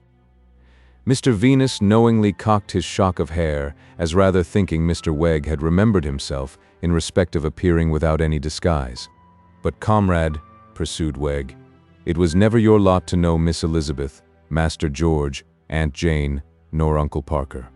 Mr. Venus admitted that he had never known those distinguished persons, and added, in effect, that he had never so much as desired the honor of their acquaintance. "Don't say that, comrade," retorted Wegg. "No, don't say that, because without having known them, you never can fully know what it is to be stimulated to frenzy by the sight of the usurper." Offering these excusatory words as if they reflected great credit on himself, Mr. Wegg impelled himself with his hands towards a chair in a corner of the room, and there, after a variety of awkward gambols, attained a perpendicular position. Mr. Venus also rose. "Comrade," said Wegg, "take a seat. Comrade, what a speaking countenance is yours." Mr. Venus involuntarily smoothed his countenance and looked at his hand, as if to see whether any of its speaking properties came off. "For clearly do I know, mark you," pursued Wegg, pointing his words with his forefinger, "clearly do I know what question your expressive features puts to me." "What question?" said Venus. "The question," returned Wegg, with a sort of joyful affability, "why I didn't mention sooner that I had found something. Says your speaking countenance to me, why didn't you communicate that when I first come in this evening? Why did you keep it back till you thought Mr. Boffin had come to look for the article? Your speaking countenance," said Wegg, "puts it plainer than language. Now, you can't read in my face what answer I give." "No, I can't," said Venus. "I knew it. And why not?" returned Wegg, with the same joyful candor. "Because I lay no claims to a speaking countenance. Because I am well aware of my deficiencies. All men are not gifted alike. But I can answer in words. And in what words? These. I wanted to give you a delightful surprise." Having thus elongated and emphasized the word surprise, Mr. Wegg shook his friend and brother by both hands, and then clapped him on both knees, like an affectionate patron who entreated him not to mention so small a service as that which it had been his happy privilege to render. "Your speaking countenance," said Wegg, being answered to its satisfaction, only asks then, "What have you found? Why, I hear it say the words." "Well," retorted Venus snappishly, after waiting in vain, "if you hear it say the words, why don't you answer it?" "Hear me out," said Wegg. "I'm a-going to. Hear me out. Man and brother, partner in feelings equally with undertakings and actions, I have found a cash box." "Where?" "Hear me out," said Wegg. He tried to reserve whatever he could, and whenever disclosure was forced upon him, broke into a radiant gush of "hear me out." "On a certain day, sir." "When?" said Venus bluntly. "And no," returned Wegg, shaking his head at once observantly, thoughtfully, and playfully. "No, sir, that's not your expressive countenance which asks that question. That's your voice, merely your voice. To proceed. On a certain day, sir, I happened to be walking in the yard, taking my lonely round, for in the words of a friend of my own family, the author of All's Well Arranged as a Duet, deserted, as you will remember, Mr. Venus, by the waning moon, when stars, it will occur to you before I mention it, proclaim night's cheerless noon on tower, fort, or tented ground, the sentry walks his lonely round, the sentry walks. Under those circumstances, sir, I happened to be walking in the yard early one afternoon, and happened to have an iron rod in my hand, with which I have been sometimes accustomed to beguile the monotony of a literary life, when I struck it against an object not necessary to trouble you by naming." "It is necessary." "What object?" demanded Venus in a wrathful tone. "Hear me out," said Wegg. "The pump. When I struck it against the pump, and found not only that the top was loose and opened with a lid, but that something in it rattled. That something, comrade, I discovered to be a small, flat, oblong cash box. Shall I say it was disappointingly light?" "There were papers in it," said Venus. "There your expressive countenance speaks indeed," cried Wegg. "A paper. The box was locked, tied up, and sealed, and on the outside was a parchment label with the writing, 'My will, John Harmon, temporarily deposited here.'" "We must know its contents," said Venus. "Hear me out," cried Wegg. "I said so, and I broke the box open." "Without coming to me?" exclaimed Venus. "Exactly so, sir," returned Wegg, blandly and buoyantly. "I see I take you with me. Here, here, here, resolved, as your discriminating good sense perceives, that if you was to have a saporize, it should be a complete one. Well, sir, and so, as you have honored me by anticipating, I examine the document. Regularly executed, regularly witnessed, very short. Inasmuch as he has never made friends, and has ever had a rebellious family, he, John Harmon, gives to Nicodemus Boffin the little mound, which is quite enough for him, and gives the whole rest and residue of his property to the crown. The date of the will that has been proved must be looked to, remarked Venus. It may be later than this one. "Hear me out," cried Wegg. "I said so. I paid a shilling, never mind your sixpence of it, to look up that will. Brother, that will is dated months before this will. And now, as a fellow man, and as a partner in a friendly move," added Wegg, benignantly taking him by both hands again, and clapping him on both knees again, "say, have I completed my labor of love to your perfect satisfaction, and are you saporized?" Mr. Venus contemplated his fellow man and partner with doubting eyes, and then rejoined stiffly, "This is great news indeed, Mr. Wegg. There is no denying it. But I could have wished you had told it me before you got your fright tonight, and I could have wished you had ever asked me as your partner what we were to do, before you thought you were dividing a responsibility." "Hear me out," cried Wegg.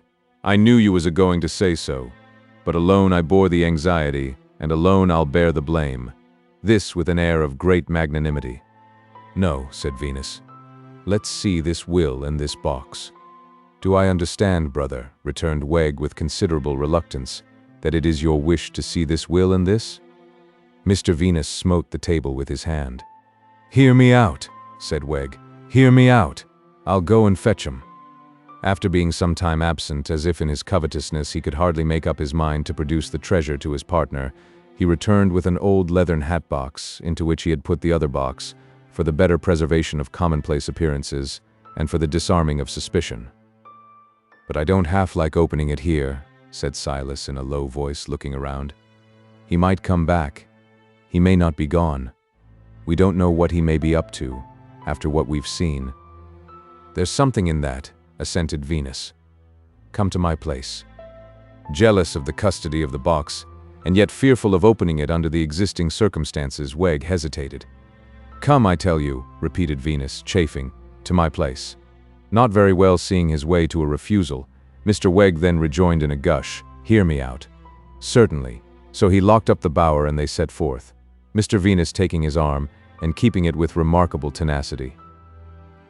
They found the usual dim light burning in the window of Mr. Venus's establishment, imperfectly disclosing to the public the usual pair of preserved frogs, sword in hand, with their point of honor still unsettled. Mr. Venus had closed his shop door on coming out, and now opened it with the key and shut it again as soon as they were within, but not before he had put up and barred the shutters of the shop window. "No one can get in without being let in," said he then, "and we couldn't be more snug than here." So he raked together the yet warm cinders in the rusty grate, and made a fire, and trimmed the candle on the little counter.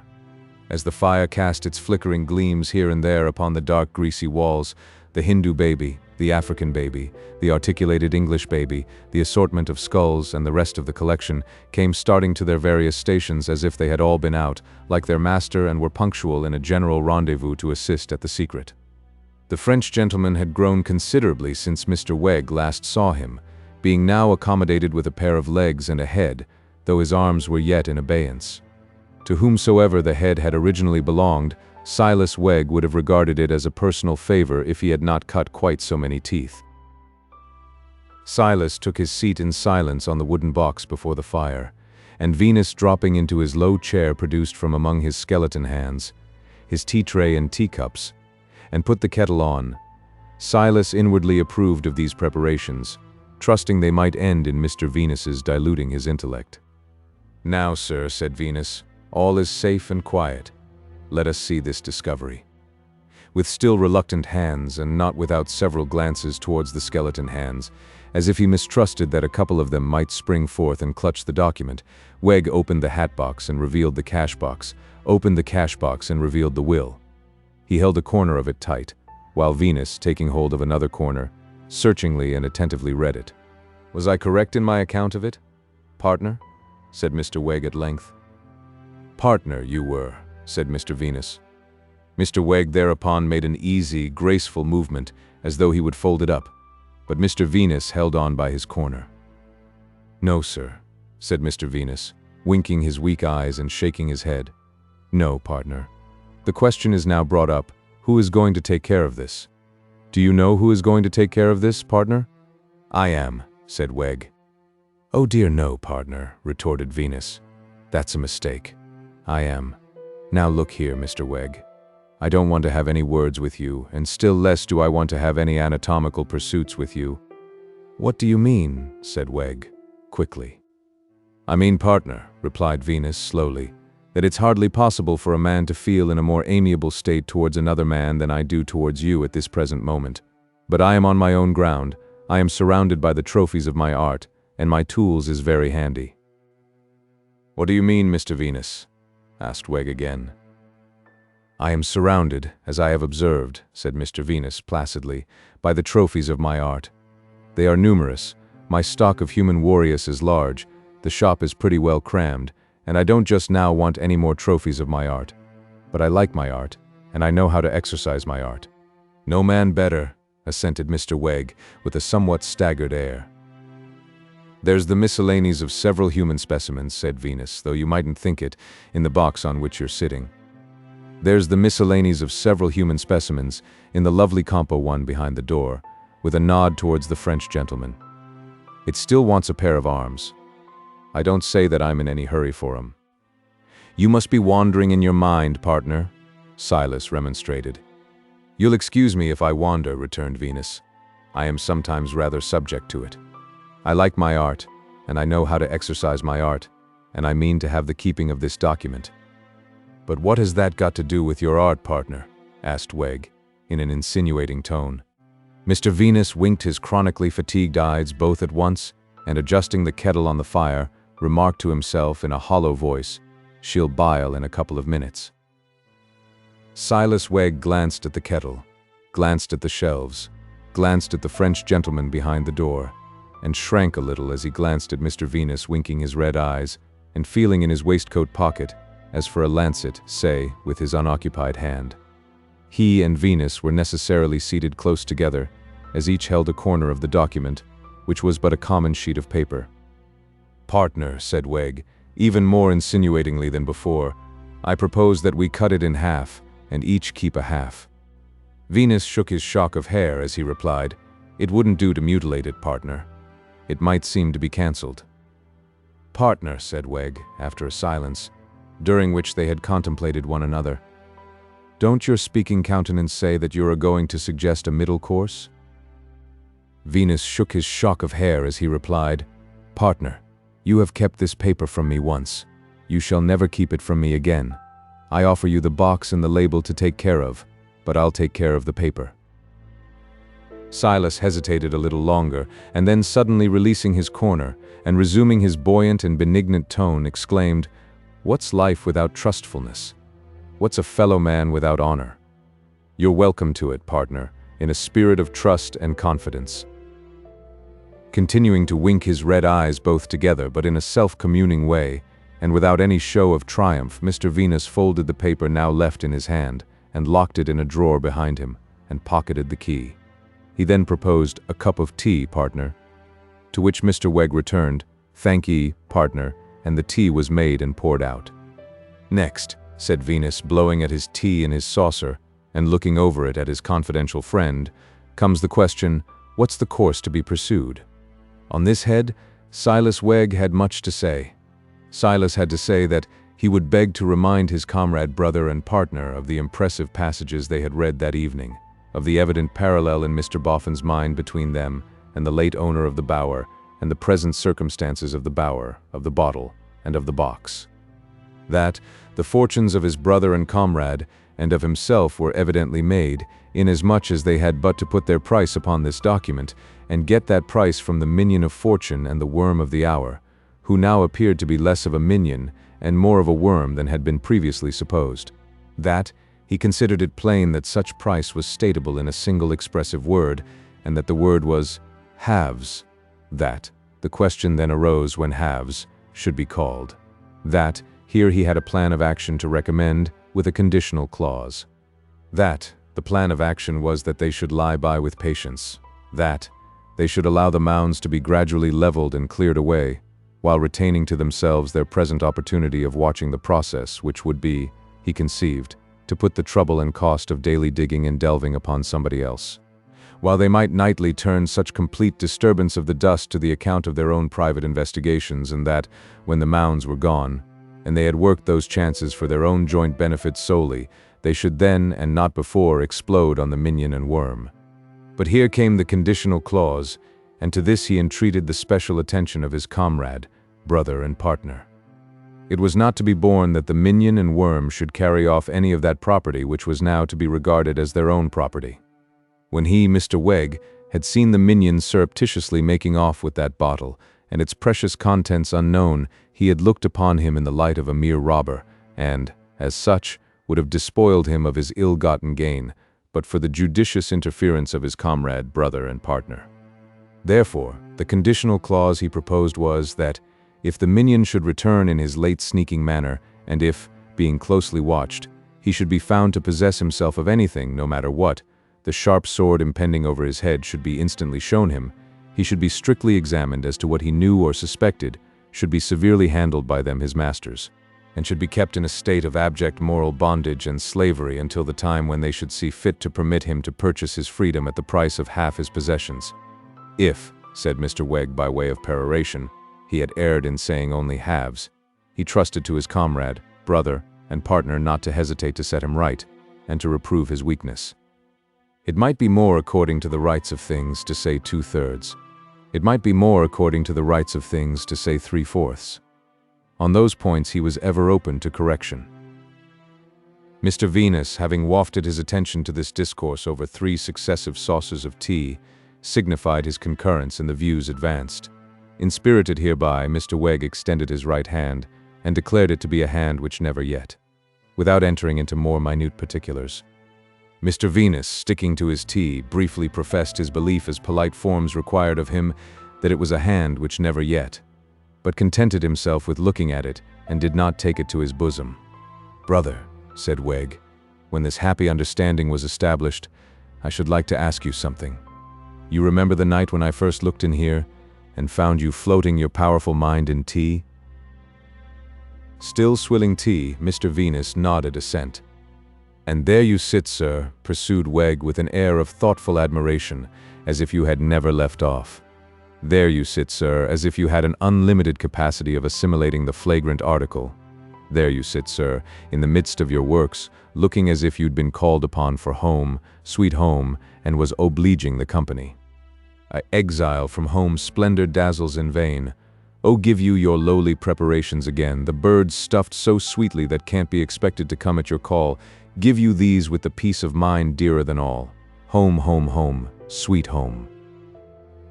"Be it ever," added Mr. Wegg in prose as he glanced about the shop, "ever so ghastly, all things considered there's no place like it." "You said you'd like to ask something, but you haven't asked it," remarked Venus, very unsympathetic in manner. "Your peace of mind," said Wegg, offering condolence. "Your peace of mind was in a poor way that night. How's it going on? Is it looking up at all?" "She does not wish," replied Mr. Venus with a comical mixture of indignant obstinacy and tender melancholy, "to regard herself, nor yet to be regarded, in that particular light. There's no more to be said." "Ah, dear me," exclaimed Wegg with a sigh, but eyeing him while pretending to keep him company and eyeing the fire. "Such is woman. And I remember you said that night, sitting there as I sat here, said that night when your peace of mind was first laid low, that you had taken an interest in these very affairs. Such is coincidence." "Her father," rejoined Venus, and then stopped to swallow more tea. "Her father was mixed up in them." "You didn't mention her name, sir, I think?" observed Wegg pensively. "No, you didn't mention her name that night. Pleasant Riderhood." "Indeed," cried Wegg. "Pleasant Riderhood. There's something moving in the name. Pleasant. Dear me. Seems to express what she might have been if she hadn't made that unpleasant remark, and what she ain't, in consequence of having made it. Would it at all pour balm into your wounds, Mr. Venus, to inquire how you came acquainted with her?" "I was down at the waterside," said Venus, taking another gulp of tea and mournfully winking at the fire, looking for parrots, taking another gulp and stopping. Mr. Wegg hinted, to jog his attention, "You could hardly have been out parrot shooting in the British climate, sir." No," said Venus fretfully. "I was down at the waterside looking for parrots brought home by sailors to buy for stuffing." Aye, sir. "And looking for a nice pair of rattlesnakes to articulate for a museum when I was doomed to fall in with her and deal with her." It was just at the time of that discovery in the river. Her father had seen the discovery being towed in the river. I made the popularity of the subject a reason for going back to improve the acquaintance, and I have never since been the man I was. My very bones is rendered flabby by brooding over it. If they could be brought to me loose to sort, I should hardly have the face to claim 'em as mine. To such an extent have I fallen off under it. Mr. Wegg, less interested than he had been, glanced at one particular shelf in the dark. "Why, I remember, Mr. Venus," he said in a tone of friendly commiseration. "For I remember every word that falls from you, sir. I remember that you said that night, you had got up there and then your words was, 'Never mind.' The parrot that I bought of her," said Venus with a despondent rise and fall of his eyes. "Yes, there it lies on its side, dried up, except for its plumage, very like myself. I've never had the heart to prepare it, and I never shall have now." With a disappointed face, Silas mentally consigned this parrot to regions more than tropical, and, seeming for the time to have lost his power of assuming an interest in the woes of Mr. Venus, fell to tightening his wooden leg as a preparation for departure, its gymnastic performances of that evening having severely tried its constitution. After Silas had left the shop, hatbox in hand, and had left Mr. Venus to lower himself to oblivion point with the requisite weight of tea, it greatly preyed on his ingenuous mind that he had taken this artist into partnership at all. He bitterly felt that he had overreached himself in the beginning, by grasping at Mr. Venus's mere straws of hints, now shown to be worthless for his purpose. Casting about for ways and means of dissolving the connection without loss of money, reproaching himself for having been betrayed into an avowal of his secret, and complimenting himself beyond measure on his purely accidental good luck, he beguiled the distance between Clerkenwell and the mansion of the Golden Dustman. For Silas Wegg felt it to be quite out of the question that he could lay his head upon his pillow in peace, without first hovering over Mr. Boffin's house in the superior character of its evil genius. Power, unless it be the power of intellect or virtue, has ever the greatest attraction for the lowest natures, and the mere defiance of the unconscious housefront, with his power to strip the roof off the inhabiting family like the roof of a house of cards, was a treat which had a charm for Silas Wegg. As he hovered on the opposite side of the street, exulting, the carriage drove up. "There'll shortly be an end of you," said Wegg, threatening it with the hat-box. "Your varnish is fading." Mrs. Boffin descended and went in. "Look out for a fall, my lady Dustwoman," said Wegg. Bella lightly descended and ran in after her. "How brisk we are," said Wegg. "You won't run so gaily to your old shabby home, my girl. You'll have to go there, though." A little while, and the secretary came out. "I was passed over for you," said Wegg. "But you had better provide yourself with another situation, young man." Mr. Boffin's shadow passed upon the blinds of 3 large windows as he trotted down the room, and passed again as he went back. "Yoop!" cried Wegg. "You're there, are you? Where's the bottle?" "You would give your bottle for my box, Dustman." Having now composed his mind for slumber, he turned homeward. Such was the greed of the fellow, that his mind had shot beyond halves, 2/3, 3/4, and gone straight to spoliation of the whole. Though that wouldn't quite do, he considered, growing cooler as he got away. That's what would happen to him if he didn't buy us up. We should get nothing by that.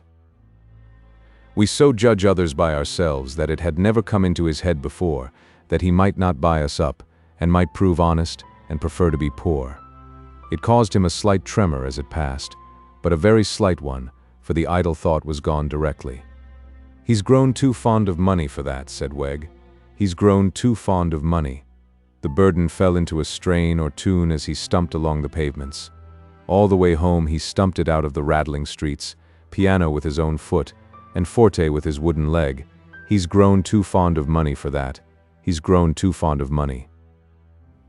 Even next day Silas soothed himself with this melodious strain, when he was called out of bed at daybreak, to set open the yard gate and admit the train of carts and horses that came to carry off the little mound. And all day long, as he kept unwinking watch on the slow process which promised to protract itself through many days and weeks, whenever, to save himself from being choked with dust, he patrolled a little cinderous beat he established for the purpose, without taking his eyes from the diggers, he still stumped to the tune, "He's grown too fond of money for that. He's grown too fond of money." Chapter 8. The end of a long journey. The train of carts and horses came and went all day from dawn to nightfall, making little or no daily impression on the heap of ashes, though, as the days passed on, the heap was seen to be slowly melting. My lords and gentlemen and honorable boards, when you in the course of your dust shoveling and cinder raking have piled up a mountain of pretentious failure, you must off with your honorable coats for the removal of it, and fall to the work with the power of all the Queen's horses and all the Queen's men, or it will come rushing down and bury us alive. Yes, verily, my lords and gentlemen and honorable boards, adapting your catechism to the occasion, and by God's help so you must. For when we have got things to the pass that with an enormous treasure at disposal to relieve the poor, the best of the poor detest our mercies, hide their heads from us, and shame us by starving to death in the midst of us, it is a pass impossible of prosperity, impossible of continuance. It may not be so written in the Gospel according to Podsnappery, you may not find these words for the text of a sermon in the returns of the Board of Trade, but they have been the truth since the foundations of the universe were laid, and they will be the truth until the foundations of the universe are shaken by the builder. This boastful handiwork of ours, which fails in its terrors for the professional pauper, the sturdy breaker of windows and the rampant tearer of clothes, strikes with a cruel and a wicked stab at the stricken sufferer, and is a horror to the deserving and unfortunate. We must mend it, lords and gentlemen and honorable boards, or in its own evil hour it will mar every one of us. Old Betty Higden fared upon her pilgrimage as many ruggedly honest creatures, women and men, fare on their toiling way along the roads of life, patiently to earn a spare bare living, and quietly to die untouched by workhouse hands. This was her highest sublunary hope. Nothing had been heard of her at Mr. Boffin's house since she trudged off. The weather had been hard and the roads had been bad, and her spirit was up.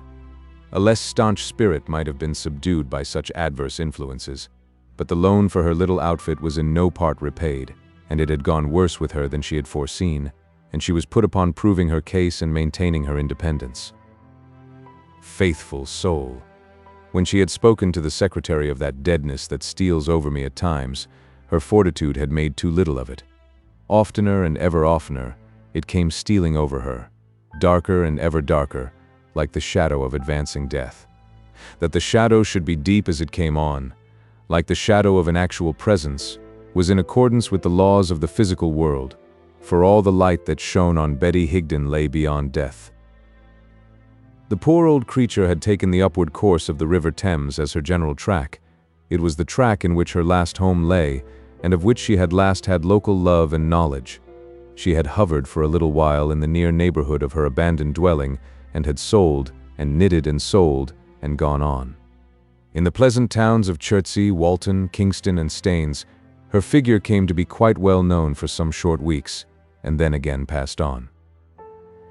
She would take her stand in marketplaces, where there were such things on market days, at other times in the busiest, that was seldom very busy, portion of the little quiet High Street.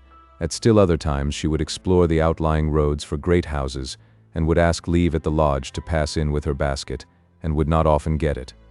But ladies in carriages would frequently make purchases from her trifling stock, and were usually pleased with her bright eyes and her hopeful speech. In these and her clean dress originated a fable that she was well-to-do in the world, one might say, for her station, rich. As making a comfortable provision for its subject which costs nobody anything, this class of fable has long been popular. In those pleasant little towns on Thames, you may hear the fall of the water over the weirs, or even, in still weather, the rustle of the rushes, and from the bridge you may see the young river, dimpled like a young child, playfully gliding away among the trees, unpolluted by the defilements that lie in wait for it on its course, and as yet out of hearing of the deep summons of the sea. It were too much to pretend that Betty Higden made out such thoughts. No, but she heard the tender river whispering to many like herself, "Come to me, come to me. When the cruel shame and terror you have so long fled from most beset you, come to me. I am the relieving officer appointed by eternal ordinance to do my work.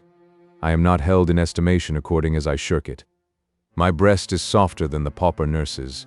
Death in my arms is peacefuller than among the pauper words. Come to me." There was abundant place for gentler fancies, too, in her untutored mind. Those gentlefolks and their children inside those fine houses, could they think, as they looked out at her, what it was to be really hungry, really cold? Did they feel any of the wonder about her that she felt about them? Bless the dear laughing children. If they could have seen sick Johnny in her arms, would they have cried for pity? If they could have seen dead Johnny on that little bed, would they have understood it? Bless the dear children for his sake, anyhow. So with the humbler houses in the little street, the inner firelight shining on the panes as the outer twilight darkened. When the families gathered indoors there, for the night, it was only a foolish fancy to feel as if it were a little hard in them to close the shutter and blacken the flame. So with the lighted shops, and speculations whether their masters and mistresses taking tea in a perspective of back parlor, not so far within but that the flavor of tea and toast came out, mingled with the glow of light, into the street, ate or drank or wore what they sold, with the greater relish because they dealt in it. So with the churchyard on a branch of the solitary way to the night's sleeping place. Ah me, the dead and I seem to have it pretty much to ourselves in the dark and in this weather. But so much the better for all who are warmly housed at home. The poor soul envied no one in bitterness, and grudged no one anything. But the old abhorrence grew stronger on her as she grew weaker, and it found more sustaining food than she did in her wanderings. Now she would light upon the shameful spectacle of some desolate creature, or some wretched ragged groups of either sex or of both sexes, with children among them, huddled together like the smaller vermin for a little warmth, lingering and lingering on a doorstep, while the appointed evader of the public trust did his dirty office of trying to weary them out and so get rid of them.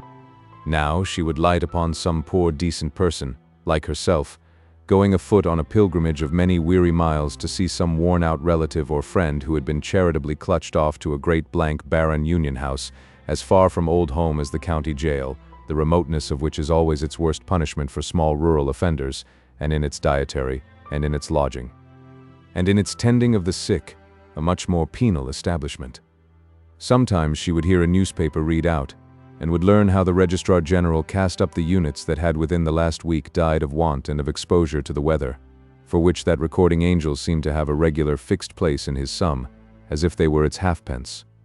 All such things she would hear discussed, as we, my lords and gentlemen and honorable boards, in our unapproachable magnificence never hear them, and from all such things she would fly with the wings of raging despair. This is not to be received as a figure of speech. Old Betty Higden, however tired, however footsore, would start up and be driven away by her awakened horror of falling into the hands of charity. It is a remarkable Christian improvement to have made a pursuing fury of the Good Samaritan, but it was so in this case, and it is a type of many, many, many.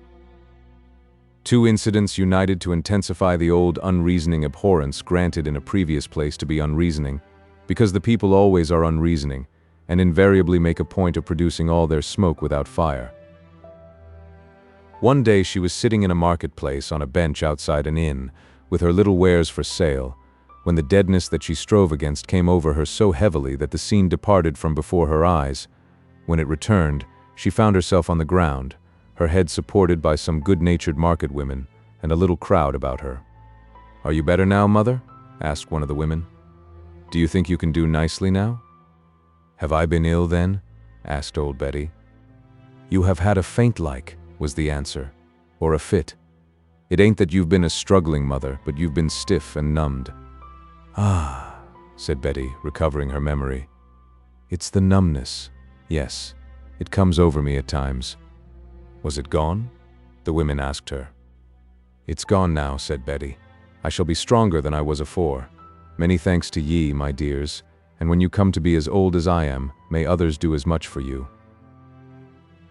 They assisted her to rise, but she could not stand yet, and they supported her when she sat down again upon the bench. "My head's a bit light, and my feet are a bit heavy," said old Betty, leaning her face drowsily on the breast of the woman who had spoken before. "They'll both come natural in a minute. There's nothing more the matter." "Ask her," said some farmers standing by, who had come out from their market dinner, "who belongs to her." "Are there any folks belonging to you, mother?" said the woman. "Yes, sure," answered Betty. "I heard the gentleman say it, but I couldn't answer quick enough. There's plenty belonging to me. Don't ye fear for me, my dear." "But are any of 'em near here?" said the men's voices, the women's voices chiming in when it was said, and prolonging the strain. "Quite near enough," said Betty, rousing herself. "Don't you be afeard for me, neighbors? But you are not fit to travel. Where are you going?" was the next compassionate chorus she heard. "I'm a-going to London when I've sold out all," said Betty, rising with difficulty. "I've right good friends in London. I want for nothing. I shall come to no harm. Thank ye. Don't ye be afeard for me." A well-meaning bystander, yellow-legginged and purple-faced, said hoarsely over his red comforter, as she rose to her feet, that she oughtn't to be let to go. "For the Lord's love, don't meddle with me," cried old Betty, all her fears crowding on her. "I am quite well now, and I must go this minute." She caught up her basket as she spoke and was making an unsteady rush away from them, when the same bystander checked her with his hand on her sleeve and urged her to come with him and see the parish doctor. Strengthening herself by the utmost exercise of her resolution, the poor trembling creature shook him off, almost fiercely, and took to flight. Nor did she feel safe until she had set a mile or two of by-road between herself and the marketplace, and had crept into a copse, like a hunted animal, to hide and recover breath. Not until then, for the first time, did she venture to recall how she had looked over her shoulder before turning out of the town, and had seen the sign of the White Lion hanging across the road, and the fluttering market booths, and the old grey church, and the little crowd gazing after her but not attempting to follow her. The second frightening incident was this. She had been again as bad, and had been for some days better, and was traveling along by a part of the road where it touched the river, and in wet seasons was so often overflowed by it that there were tall white posts set up to mark the way. A barge was being towed towards her, and she sat down on the bank to rest and watch it. As the tow rope was slackened by a turn of the stream and dipped into the water, such a confusion stole into her mind that she thought she saw the forms of her dead children and dead grandchildren peopling the barge and waving their hands to her in solemn measure. Then, as the rope tightened and came up, dropping diamonds, it seemed to vibrate into two parallel ropes and strike her with a twang, though it was far off. When she looked again, there was no barge, no river, no daylight, and a man whom she had never before seen held a candle close to her face. "Now, missus," said he, "where did you come from, and where are you going to?" The poor soul confusedly asked the counter-question where she was. "I am the lock," said the man. "The lock?" "I am the deputy lock on job, and this is the lock house. Lock or deputy lock. It's all one, while the t'other man's in the hospital. What's your parish?" Parish. She was up from the truckle bed directly, wildly feeling about her for her basket, and gazing at him in affright. "You'll be asked the question downtown," said the man. "They won't let you be more than a casual there. They'll pass you on to your settlement, missus, with all speed. You're not in a state to be let come upon strange parishes septin as a casual." "'Twas the deadness again," murmured Betty Higden, with her hand to her head. "It was the deadness. There's not a doubt about it," returned the man. "I should have thought the deadness was a mild word for it, if it had been named to me when we brought you in. Have you got any friends, missus?" "The best of friends, master. I should recommend your looking 'em up if you consider 'em game to do anything for you," said the deputy lock. "Have you got any money?" "Just a morsel of money, sir." "Do you want to keep it?" "Sure I do." "Well, you know," said the deputy lock, shrugging his shoulders with his hands in his pockets and shaking his head in a sulkily ominous manner, "the parish authorities downtown will have it out of you. If you go on, you may take your Alfred David." "Then I'll not go on." "They'll make you pay, as fur as your money will go," pursued the deputy, "for your relief as a casual and for your being passed to your parish." "Thank ye kindly, master, for your warning, thank ye for your shelter, and good night." "Stop a bit," said the deputy, striking in between her and the door. "Why are you all of a shake, and what's your hurry, missus?" "Oh, master, master," returned Betty Higden. "I've fought against the parish and fled from it, all my life, and I want to die free of it."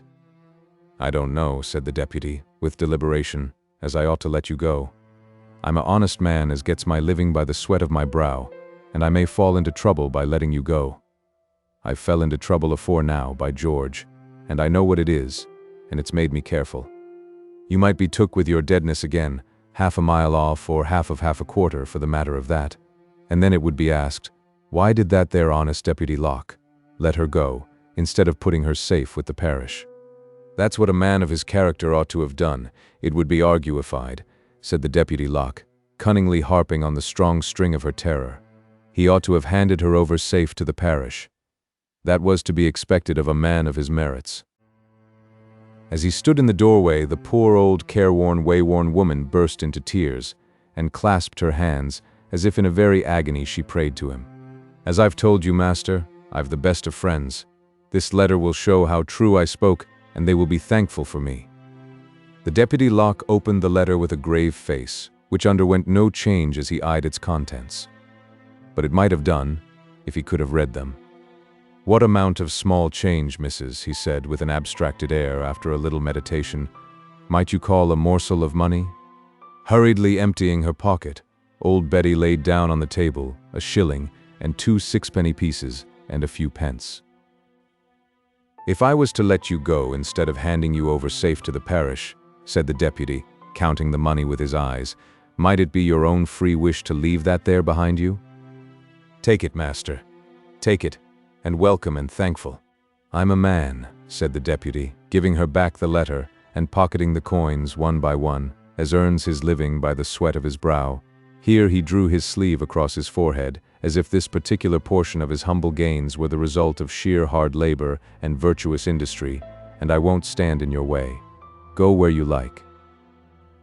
She was gone out of the Locke house as soon as he gave her this permission, and her tottering steps were on the road again. But afraid to go back and afraid to go forward, seeing what she fled from, in the sky glare of the lights of the little town before her, and leaving a confused horror of it everywhere behind her, as if she had escaped it in every stone of every marketplace, she struck off by side ways, among which she got bewildered and lost. That night she took refuge from the Samaritan in his latest accredited form, under a farmer's rick, and if worth thinking of, perhaps my fellow Christians the Samaritan had in the lonely night passed by on the other side, she would have most devoutly thanked high heaven for her escape from him. The morning found her afoot again, but fast declining as to the clearness of her thoughts, though not as to the steadiness of her purpose. Comprehending that her strength was quitting her, and that the struggle of her life was almost ended, she could neither reason out the means of getting back to her protectors, nor even form the idea. The overmastering dread, and the proud, stubborn resolution it engendered in her to die undegraded, were the two distinct impressions left in her failing mind. Supported only by a sense that she was bent on conquering in her lifelong fight, she went on. The time was come, now, when the wants of this little life were passing away from her. She could not have swallowed food, though a table had been spread for her in the next field. The day was cold and wet, but she scarcely knew it. She crept on, poor soul, like a criminal afraid of being taken, and felt little beyond the terror of falling down while it was yet daylight, and being found alive. She had no fear that she would live through another night. Sewn in the breast of her gown, the money to pay for her burial was still intact. If she could wear through the day, and then lie down to die under cover of the darkness, she would die independent. If she were captured previously, the money would be taken from her as a pauper who had no right to it, and she would be carried to the accursed workhouse. Gaining her end, the letter would be found in her breast, along with the money, and the gentlefolks would say when it was given back to them, she prized it, did old Betty Higden. She was true to it, and while she lived, she would never let it be disgraced by falling into the hands of those that she held in horror.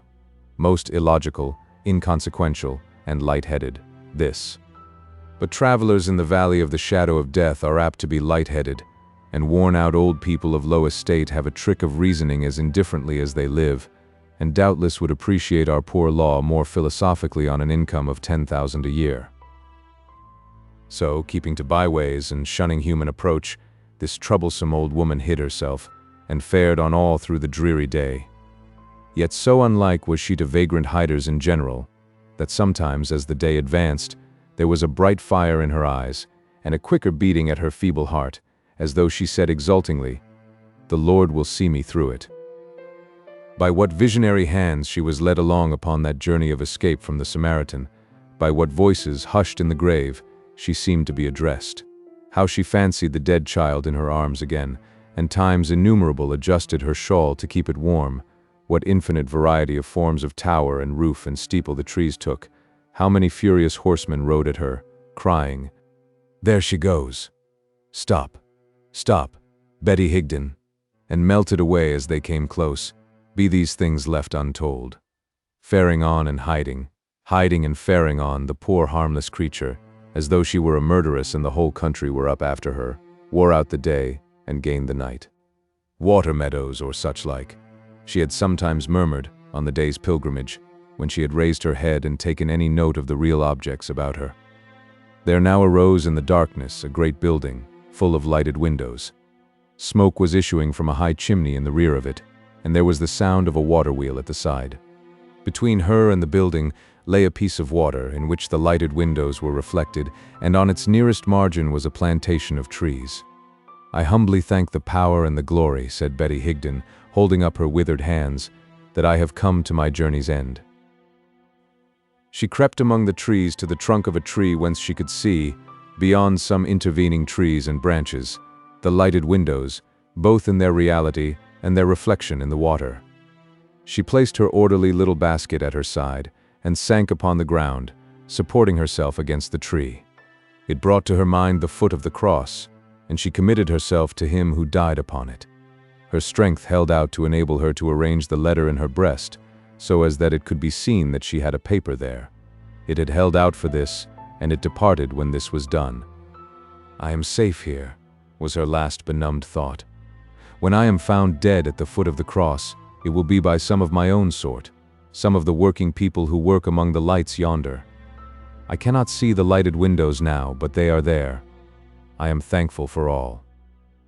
The darkness gone, and a face bending down. "It cannot be the Buffer lady. I don't understand what you say. Let me wet your lips again with this brandy. I have been away to fetch it. Did you think that I was long gone? It is as the face of a woman, shaded by a quantity of rich dark hair. It is the earnest face of a woman who is young and handsome. But all is over with me on earth, and this must be an angel. Have I been long dead? I don't understand what you say. Let me wet your lips again. I hurried all I could, and brought no one back with me, lest you should die of the shock of strangers. Am I not dead? I cannot understand what you say. Your voice is so low and broken that I cannot hear you. Do you hear me? Yes. Do you mean yes? Yes. I was coming from my work just now, along the path outside.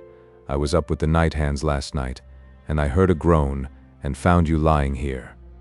What work, dearie? Did you ask what work? At the paper mill. Where is it? Your face is turned up to the sky, and you can't see it. It is close by. You can see my face, here, between you and the sky? Yes. Dare I lift you? Not yet. Not even lift your head to get it on my arm? I will do it by very gentle degrees. You shall hardly feel it. Not yet. Paper. Letter. This paper in your breast? Bless ye. Let me wet your lips again. Am I to open it? To read it? Bless ye. She reads it with surprise, and looks down with a new expression and an added interest on the motionless face she kneels beside. I know these names. I have heard them often. Will you send it, my dear? I cannot understand you. Let me wet your lips again and your forehead. There. Oh, poor thing, poor thing. These words through her fast-dropping tears. What was it that you asked me? Wait till I bring my ear quite close. Will you send it, my dear? Will I send it to the writers? Is that your wish? Yes, certainly. You'll not give it up to anyone but them? No. As you must grow old in time, and come to your dying hour, my dear, you'll not give it up to anyone but them? No. Most solemnly. Never to the parish, with a convulsed struggle. No. Most solemnly. Nor let the parish touch me, not yet so much as look at me, with another struggle. No. Faithfully. A look of thankfulness and triumph lights the worn old face. The eyes, which have been darkly fixed upon the sky, turn with meaning in them towards the compassionate face from which the tears are dropping, and a smile is on the aged lips as they ask, "What is your name, my dear?" "My name is Lizzie Hexam. I must be sore disfigured. Are you afraid to kiss me?" The answer is the ready pressure of her lips upon the cold but smiling mouth. "Bless ye, now lift me, my love." Lizzie Hexam very softly raised the weather-stained gray head and lifted her as high as heaven. Chapter 9. Somebody becomes the subject of a prediction. "We give thee hearty thanks for that it hath pleased thee to deliver this our sister out of the miseries of this sinful world." So read the Reverend Frank Milvey in a not untroubled voice, for his heart misgave him that all was not quite right between us and our sister, or say our sister-in-law, poor law, and that we sometimes read these words in an awful manner. Over our sister and our brother too, and Sloppy, on whom the brave deceased had never turned her back until she ran away from him, knowing that otherwise he would not be separated from her. Sloppy could not in his conscience as yet find the hearty thanks required of it. Selfish and sloppy, and yet excusable, it may be humbly hoped, because our sister had been more than his mother. The words were read above the ashes of Betty Higden in a corner of a churchyard near the river, in a churchyard so obscure that there was nothing in it but grass mounds, not so much as one single tombstone. It might not be to do an unreasonably great deal for the diggers and hewers in a registering age if we ticketed their graves at the common charge, so that a new generation might know which was which, so that the soldier, sailor, emigrant coming home should be able to identify the resting place of father, mother, playmate, or betrothed. For we turn up our eyes and say that we are all alike in death, and we might turn them down and work the saying out in this world, so far. It would be sentimental, perhaps? But how say ye, my lords and gentlemen and honorable boards, shall we not find good standing room left for a little sentiment, if we look into our crowds? Near unto the Reverend Frank Milvey, as he read, stood his little wife, John Rokesmith the secretary, and Bella Wilfer. These, over and above Sloppy, were the mourners at the lowly grave. Not a penny had been added to the money sewn in her dress. What her honest spirit had so long projected was fulfilled. "I've took it in my head," said Sloppy, laying it, inconsolable, against the church door when all was done. "I've took it in my wretched head that I might have sometimes turned a little harder for her, and it cuts me deep to think so now." The Reverend Frank Milvey, comforting Sloppy, expounded to him how the best of us were more or less remiss in our turnings at our respective mangles, some of us very much so, and how we were all a halting, failing, feeble, and inconstant crew. "She warn't, sir," said Sloppy, taking this ghostly counsel rather ill in behalf of his late benefactress. "Let us speak for ourselves, sir. She went through with whatever duty she had to do. She went through with me. She went through with the Minders. She went through with herself. She went through with everythink. Oh, Mrs. Higden, you was a woman and a mother and a mangler and a million. With those heartfelt words, Sloppy removed his dejected head from the church door and took it back to the grave in the corner and laid it down there and wept alone. "Not a very poor grave," said the Reverend Frank Milvey, brushing his hand across his eyes, "when it has that homely figure on it. Richer, I think, than it could be made by most of the sculpture in Westminster Abbey." They left him undisturbed and passed out at the wicket gate. The water wheel of the paper mill was audible there, and seemed to have a softening influence on the bright wintry scene. They had arrived but a little while before, and Lizzie Hexam now told them the little she could add to the letter in which she had enclosed Mr. Rokesmith's letter and had asked for their instructions. This was merely how she had heard the groan and what had afterwards passed, and how she had obtained leave for the remains to be placed in that sweet, fresh, empty storeroom of the mill from which they had just accompanied them to the churchyard, and how the last requests had been religiously observed. "I could not have done it all, or nearly all of myself," said Lizzie. "I should not have wanted the will, but I should not have had the power, without our managing partner." "Surely not the Jew who received us?" said Mrs. Milvey. "My dear," observed her husband in parenthesis, "why not?" "The gentleman certainly is a Jew," said Lizzie, "and the lady, his wife, is a Jewess, and I was first brought to their notice by a Jew. But I think there cannot be kinder people in the world." "But suppose they try to convert you," suggested Mrs. Milvey, bristling in her good little way, as a clergyman's wife. "To do what, ma'am?" asked Lizzie with a modest smile. "To make you change your religion," said Mrs. Milvey. Lizzie shook her head, still smiling. "They have never asked me what my religion is. They asked me what my story was, and I told them. They asked me to be industrious and faithful, and I promised to be so. They most willingly and cheerfully do their duty to all of us who are employed here, and we try to do ours to them. Indeed, they do much more than their duty to us, for they are wonderfully mindful of us in many ways." "It is easy to see you're a favorite, my dear," said little Mrs. Milvey, not quite pleased. "It would be very ungrateful in me to say I am not," returned Lizzie, "for I have been already raised to a place of confidence here. But that makes no difference in their following their own religion and leaving all of us to ours. They never talk of theirs to us, and they never talk of ours to us. If I was the last in the mill, it would be just the same. They never asked me what religion that poor thing had followed." "My dear," said Mrs. Milvey, aside to the Reverend Frank, "I wish you would talk to her." "My dear," said the Reverend Frank aside to his good little wife, "I think I will leave it to somebody else. The circumstances are hardly favorable. There are plenty of talkers going about, my love, and she will soon find one." While this discourse was interchanging, both Bella and the secretary observed Lizzie Hexam with great attention. Brought face to face for the first time with the daughter of his supposed murderer, it was natural that John Harmon should have his own secret reasons for a careful scrutiny of her countenance and manner. Bella knew that Lizzie's father had been falsely accused of the crime which had had so great an influence on her own life and fortunes, and her interest, though it had no secret springs like that of the secretary, was equally natural. Both had expected to see something very different from the real Lizzie Hexam, and thus it fell out that she became the unconscious means of bringing them together. For when they had walked on with her to the little house in the clean village by the paper mill, where Lizzie had a lodging with an elderly couple employed in the establishment, and when Mrs. Milvey and Bella had been up to see her room and had come down, the mill bell rang. This called Lizzie away for the time, and left the secretary and Bella standing rather awkwardly in the small street, Mrs. Milvey being engaged in pursuing the village children, and her investigations whether they were in danger of becoming children of Israel, and the Reverend Frank being engaged, to say the truth, in evading that branch of his spiritual functions, and getting out of sight surreptitiously. Bella at length said, "Hadn't we better talk about the commission we have undertaken, Mr. Rokesmith?" "By all means," said the secretary. "I suppose," faltered Bella, "that we are both commissioned, or we shouldn't both be here." "I suppose so," was the secretary's answer.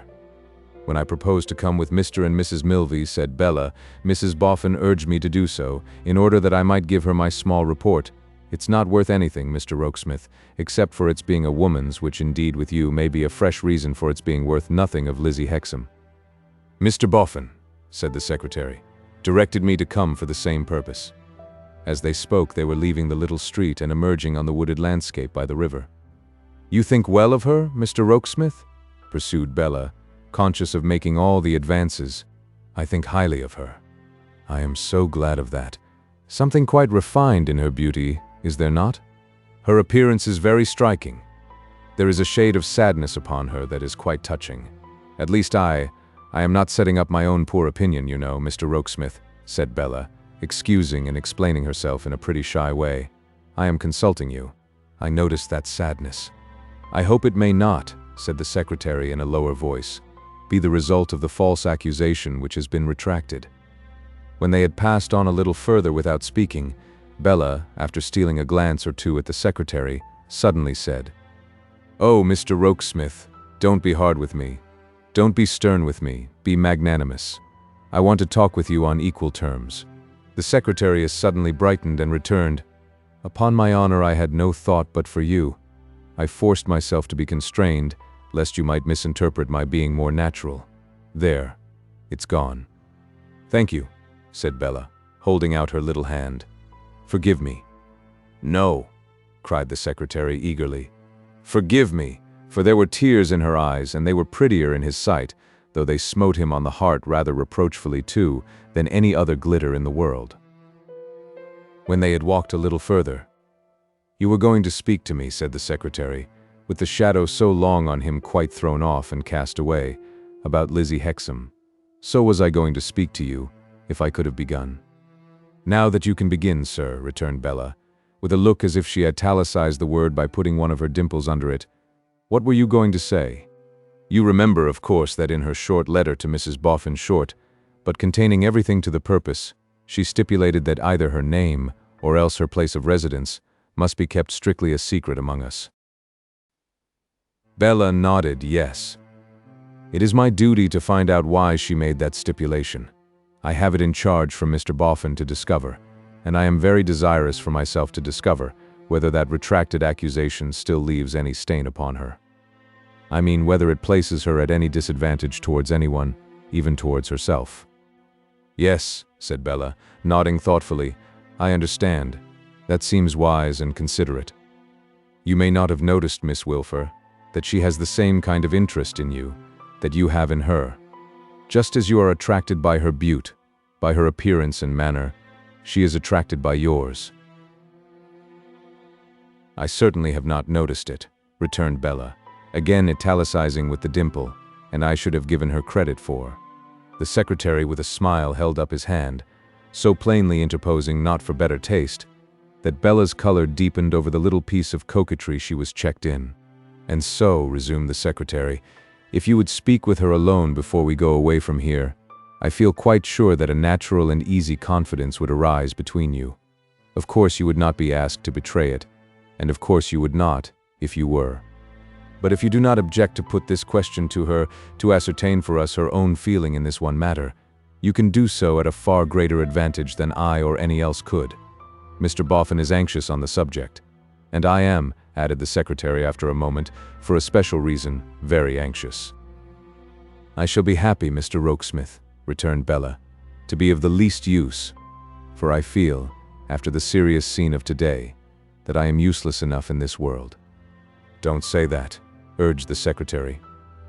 "Oh, but I mean that," said Bella, raising her eyebrows. "No one is useless in this world," retorted the secretary, "who lightens the burden of it for anyone else." "But I assure you I don't, Mr. Rokesmith," said Bella, half crying. "Not for your father?"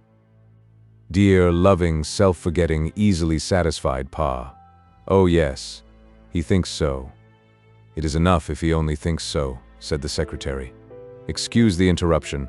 I don't like to hear you depreciate yourself." "But you once depreciated me, sir," thought Bella, pouting, "and I hope you may be satisfied with the consequences you brought upon your head." However, she said nothing to that purpose. She even said something to a different purpose. "Mr. Rokesmith, it seems so long since we spoke together naturally that I am embarrassed in approaching another subject. Mr. Boffin, you know I am very grateful to him, don't you? You know I feel a true respect for him, and am bound to him by the strong ties of his own generosity. Now, don't you?" "Unquestionably. And also that you are his favorite companion." "That makes it," said Bella, "so very difficult to speak of him, but does he treat you well?" "You see how he treats me," the secretary answered, with a patient and yet proud air. "Yes, and I see it with pain," said Bella, very energetically. The secretary gave her such a radiant look that if he had thanked her 100 times, he could not have said as much as the look said. "I see it with pain," repeated Bella, "and it often makes me miserable. Miserable, because I cannot bear to be supposed to approve of it, or have any indirect share in it. Miserable, because I cannot bear to be forced to admit to myself that fortune is spoiling Mr. Boffin." "Miss Wilfer," said the secretary with a beaming face, "if you could know with what delight I make the discovery that fortune isn't spoiling you, you would know that it more than compensates me for any slight at any other hands." "Oh, don't speak of me," said Bella, giving herself an impatient little slap with her glove. "You don't know me as well as you know yourself," suggested the secretary, finding that she stopped. "Do you know yourself?" "I know quite enough of myself," said Bella, with a charming air of being inclined to give herself up as a bad job, "and I don't improve upon acquaintance. But Mr. Boffin. That Mr. Boffin's manner to me, or consideration for me, is not what it used to be," observed the secretary, "must be admitted. It is too plain to be denied." "Are you disposed to deny it, Mr. Rokesmith?" asked Bella, with a look of wonder. "Ought I not to be glad to do so if I could?" though it were only for my own sake?" "Truly," returned Bella, "it must try you very much, and you must please promise me that you won't take ill what I am going to add, Mr. Rokesmith." "I promise it with all my heart." "And it must sometimes, I should think," said Bella, hesitating, "a little lower you in your own estimation." Assenting with a movement of his head, though not at all looking as if it did, the secretary replied, "I have very strong reasons, Miss Wilfer, for bearing with the drawbacks of my position in the house we both inhabit. Believe that they are not all mercenary, although I have, through a series of strange fatalities, faded out of my place in life. If what you see with such a gracious and good sympathy is calculated to rouse my pride, there are other considerations, and those you do not see, urging me to quiet endurance. The latter are by far the stronger." "I think I have noticed, Mr. Rokesmith," said Bella, looking at him with curiosity, as not quite making him out, "that you repress yourself and force yourself to act a passive part." "You are right. I repress myself and force myself to act a part. It is not in tameness of spirit that I submit. I have a settled purpose." "And a good one, I hope," said Bella. "And a good one, I hope," he answered, looking steadily at her. "Sometimes I have fancied, sir," said Bella, turning away her eyes, "that your great regard for Mrs. Boffin is a very powerful motive with you." "You are right again, it is. I would do anything for her, bear anything for her. There are no words to express how I esteem that good woman." "As I do too. May I ask you one thing more, Mr. Rokesmith?" "Anything more. Of course you see that she really suffers when Mr. Boffin shows how he is changing. I see it every day, as you see it, and am grieved to give her pain." "To give her pain?" said Bella, repeating the phrase quickly, with her eyebrows raised. "I am generally the unfortunate cause of it. Perhaps she says to you, as she often says to me, that he is the best of men, in spite of all. I often overhear her, in her honest and beautiful devotion to him, saying so to you," returned the secretary, with the same steady look, "but I cannot assert that she ever says so to me." Bella met the steady look for a moment with a wistful, musing little look of her own, and then, nodding her pretty head several times like a dimpled philosopher of the very best school, who was moralizing on life, heaved a little sigh and gave up things in general for a bad job, as she had previously been inclined to give up herself. But, for all that, they had a very pleasant walk. The trees were bare of leaves, and the river was bare of water lilies, but the sky was not bare of its beautiful blue, and the water reflected it, and a delicious wind ran with the stream, touching the surface crisply. Perhaps the old mirror was never yet made by human hands, which, if all the images it has in its time reflected could pass across its surface again, would fail to reveal some scene of horror or distress. But the great serene mirror of the river seemed as if it might have reproduced all it had ever reflected between those placid banks, and brought nothing to the light save what was peaceful, pastoral, and blooming. So they walked, speaking of the newly filled-up grave, and of Johnny, and of many things. So, on their return, they met brisk Mrs. Milvey coming to seek them, with the agreeable intelligence that there was no fear for the village children, there being a Christian school in the village, and no worse Judaical interference with it than to plant its garden. So, they got back to the village as Lizzie Hexam was coming from the paper mill, and Bella detached herself to speak with her in her own home. "I'm afraid it is a poor room for you," said Lizzie, with a smile of welcome, as she offered the post of honor by the fireside. "Not so poor as you think, my dear," returned Bella, "if you knew all.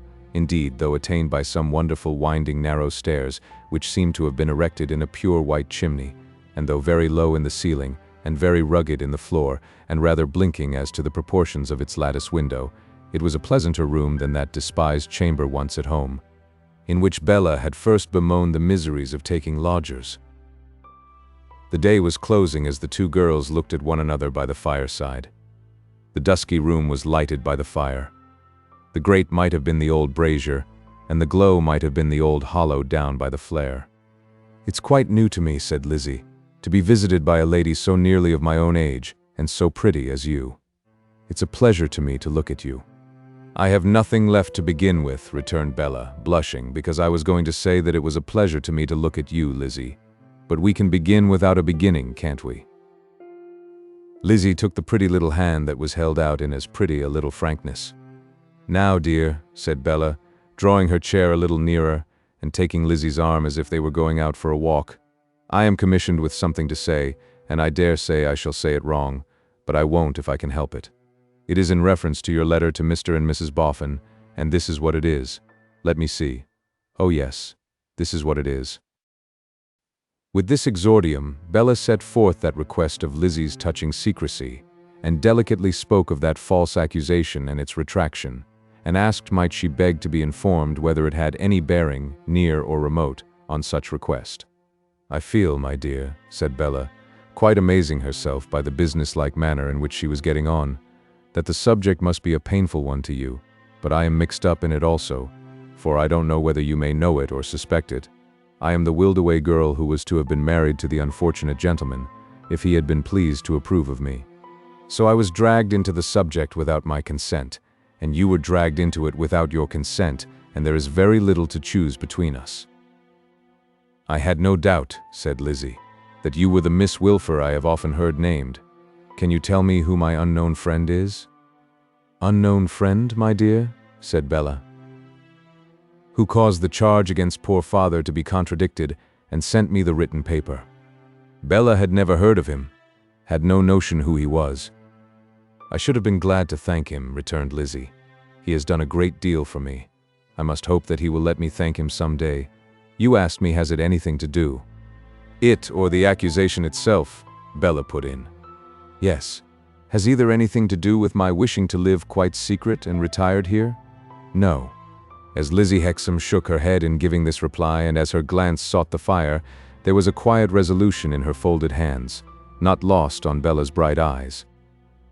"Have you lived much alone?" asked Bella. "Yes. It's nothing new to me. I used to be always alone many hours together, in the day and in the night, when poor father was alive. You have a brother, I have been told." "I have a brother, but he is not friendly with me. He is a very good boy, though, and has raised himself by his industry. I don't complain of him." As she said it, with her eyes upon the fire glow, there was an instantaneous escape of distress into her face. Bella seized the moment to touch her hand. "Lizzie, I wish you would tell me whether you have any friend of your own sex and age." "I have lived that lonely kind of life, that I have never had one," was the answer. "Nor I neither," said Bella. "Not that my life has been lonely, for I could have sometimes wished it lonelier, instead of having Ma going on like the tragic muse with a faceache in majestic corners, and Lavvy being spiteful, though of course I am very fond of them both. I wish you could make a friend of me, Lizzie. Do you think you could? I have no more of what they call character, my dear, than a canary bird, but I know I am trustworthy." The wayward, playful, affectionate nature, giddy for want of the weight of some sustaining purpose, and capricious because it was always fluttering among little things, was yet a captivating one. To Lizzie it was so new, so pretty, at once so womanly and so childish, that it won her completely. And when Bella said again, "Do you think you could, Lizzie?" with her eyebrows raised, her head inquiringly on one side, and an odd doubt about it in her own bosom, Lizzie showed beyond all question that she thought she could.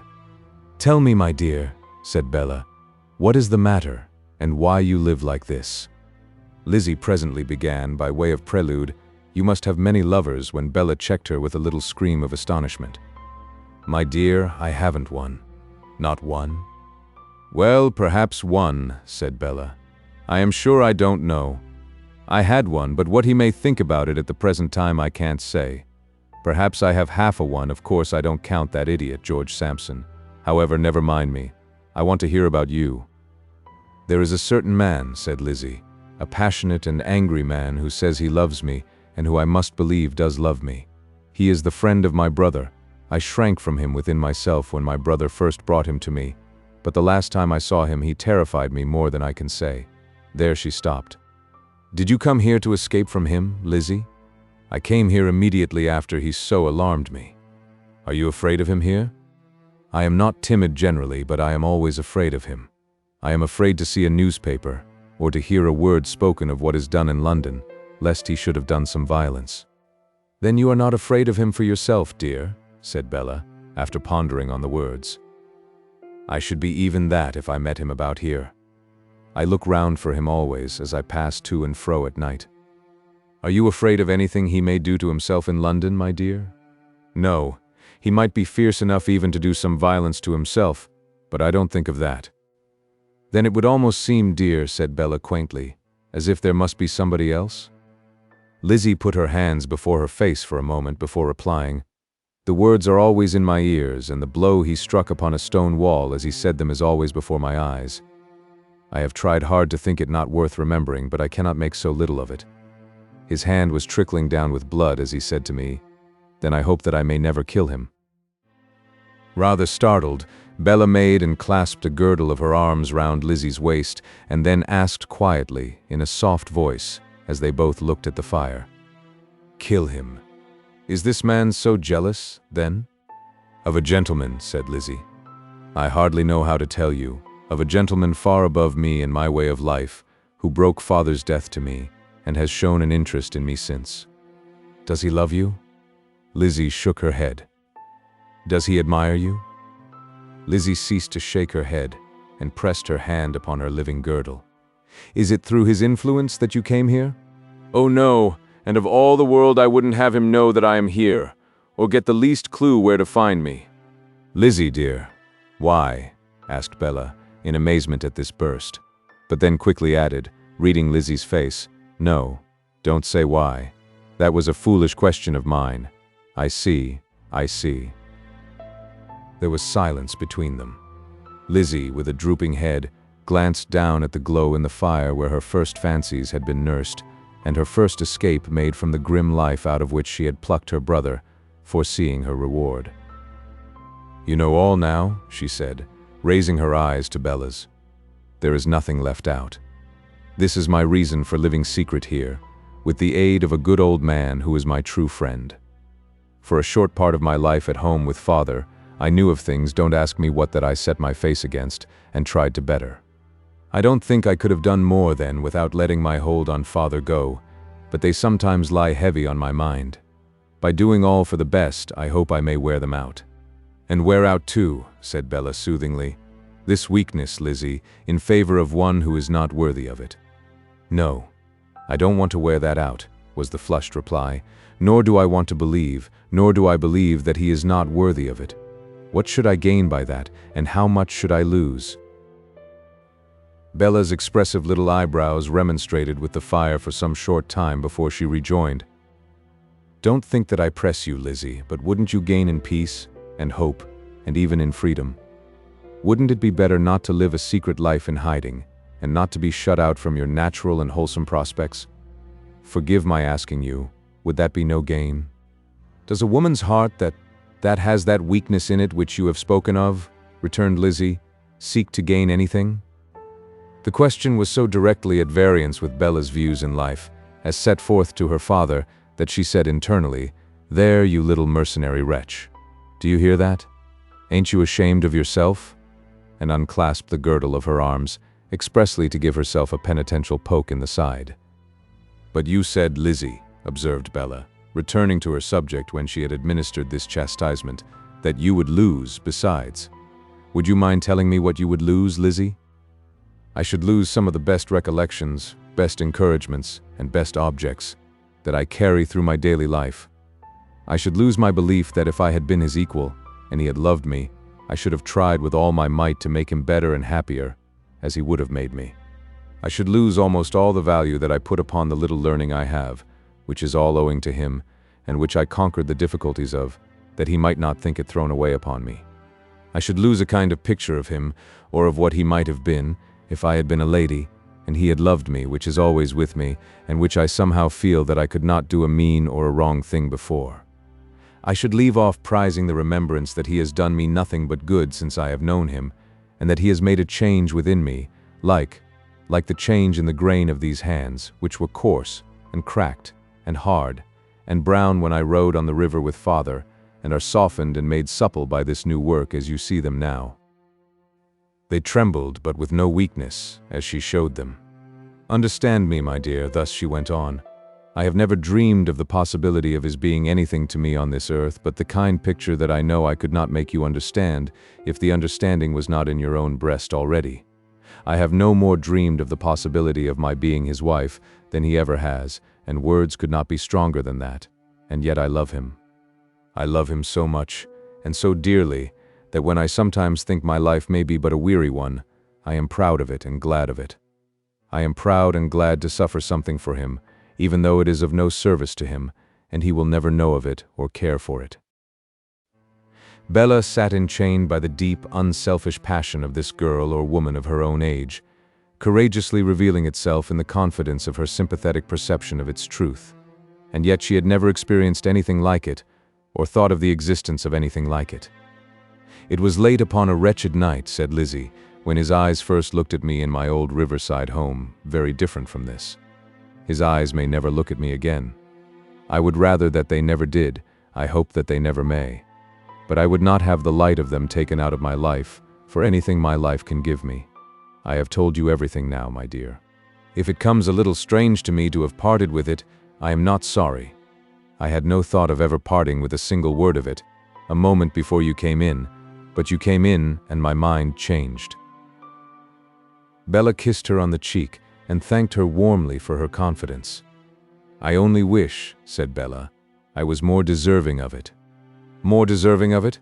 Repeated Lizzie with an incredulous smile. I don't mean in respect of keeping it, said Bella, because anyone should tear me to bits before getting at a syllable of it, though there's no merit in that, for I am naturally as obstinate as a pig. What I mean is, Lizzie, that I am a mere impertinent piece of conceit, and you shame me. Lizzie put up the pretty brown hair that came tumbling down, owing to the energy with which Bella shook her head, and she remonstrated while thus engaged, My dear. Oh, it's all very well to call me your dear, said Bella, with a pettish whimper, and I am glad to be called so, though I have slight enough claim to be. But I am such a nasty little thing. My dear, urged Lizzie again. Such a shallow, cold, worldly, limited little brute, said Bella, bringing out her last adjective with culminating force. Do you think, inquired Lizzie with her quiet smile, the hair being now secured, that I don't know better? Do you know better, though? Said Bella. Do you really believe you know better? Oh, I should be so glad if you did know better, but I am so very much afraid that I must know best. Lizzie asked her, laughing outright, whether she ever saw her own face or heard her own voice. I suppose so, returned Bella. I look in the glass often enough, and I chatter like a magpie. I have seen your face, and heard your voice at any rate, said Lizzie, and they have tempted me to say to you with a certainty of not going wrong what I thought I should never say to anyone. Does that look ill? No, I hope it doesn't, pouted Bella, stopping herself in something between a humored laugh and a humored sob. I used once to see pictures in the fire, said Lizzie playfully, to please my brother. Shall I tell you what I see down there where the fire is glowing? They had risen and were standing on the hearth, the time being come for separating. Each had drawn an arm around the other to take leave. Shall I tell you, asked Lizzie, what I see down there?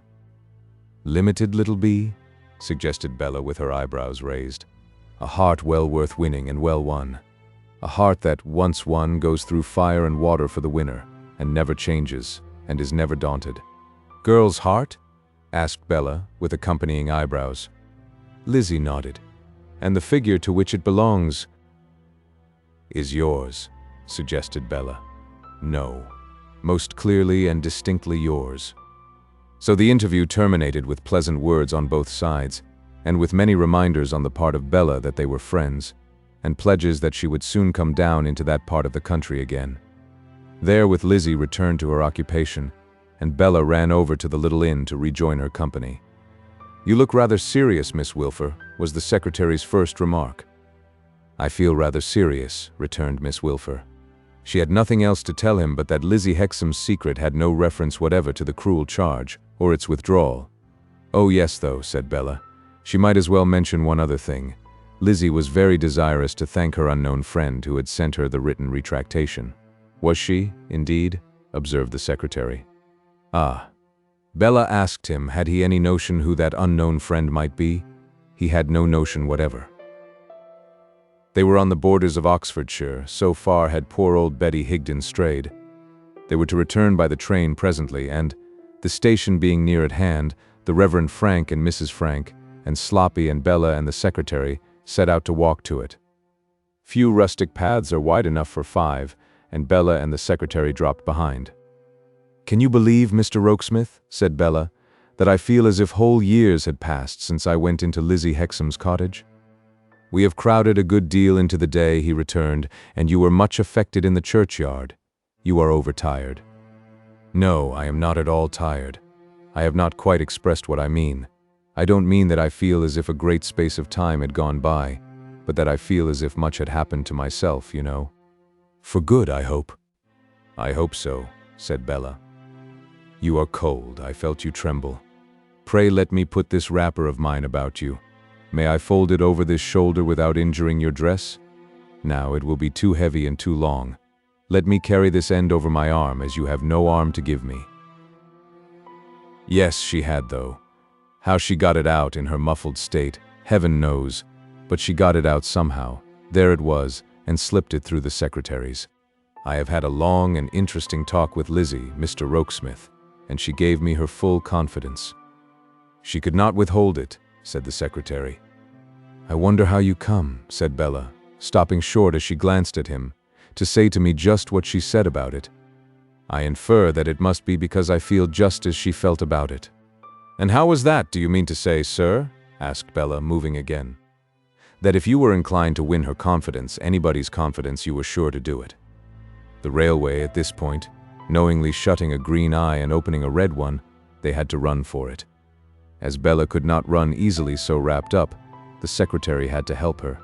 When she took her opposite place in the carriage corner, the brightness in her face was so charming to behold that on her exclaiming, "What beautiful stars and what a glorious night," the secretary said yes, but seemed to prefer to see the night and the stars in the light of her lovely little countenance, to looking out of window. "Oh, Boofer lady, fascinating Boofer lady, if I were but legally executor of Johnny's will, if I had but the right to pay your legacy and to take your receipt." Something to this purpose surely mingled with the blast of the train as it cleared the stations, all knowingly shutting up their green eyes and opening their red ones when they prepared to let the Boofer lady pass. Chapter 10. Scouts Out. "And so, Miss Wren," said Mr. Eugene Wrayburn, "I cannot persuade you to dress me a doll." "No," replied Miss Wren snappishly. "If you want one, go and buy one at the shop." "And my charming young goddaughter," said Mr. Wrayburn plaintively, "down in Hertfordshire." "Humbugshire, you mean, I think," interposed Miss Wren, "is to be put upon the cold footing of the general public, and is to derive no advantage from my private acquaintance with the court dressmaker? If it's any advantage to your charming godchild, and oh, a precious godfather she has got," replied Miss Wren, pricking at him in the air with her needle, "to be informed that the court dressmaker knows your tricks and your manners, you may tell her so by post, with my compliments."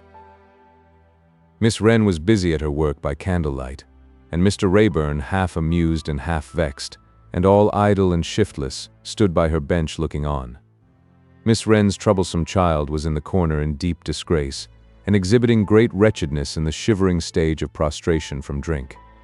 "Ugh, you disgraceful boy," exclaimed Miss Wren, attracted by the sound of his chattering teeth. "I wish they'd all drop down your throat and play at dice in your stomach. Bo, wicked child. Bee-ba, black sheep." On her accompanying each of these reproaches with a threatening stamp of the foot, the wretched creature protested with a whine. "Pay 5 shillings for you indeed." Miss Wren proceeded. "How many hours do you suppose it costs me to earn 5 shillings, you infamous boy? Don't cry like that, or I'll throw a doll at you. Pay 5 shillings fine for you indeed. Fine in more ways than one, I think. I'd give the dustman 5 shillings to carry you off in the dust cart." "No, no," pleaded the absurd creature. "Please." "He's enough to break his mother's heart, is this boy," said Miss Wren, half appealing to Eugene. "I wish I had never brought him up. He'd be sharper than a serpent's tooth if he wasn't as dull as ditch water. Look at him. There's a pretty object for a parent's eyes. Assuredly in his worse than swinish state, for swine at least fatten on their guzzling and make themselves good to eat, He was a pretty object for any eyes.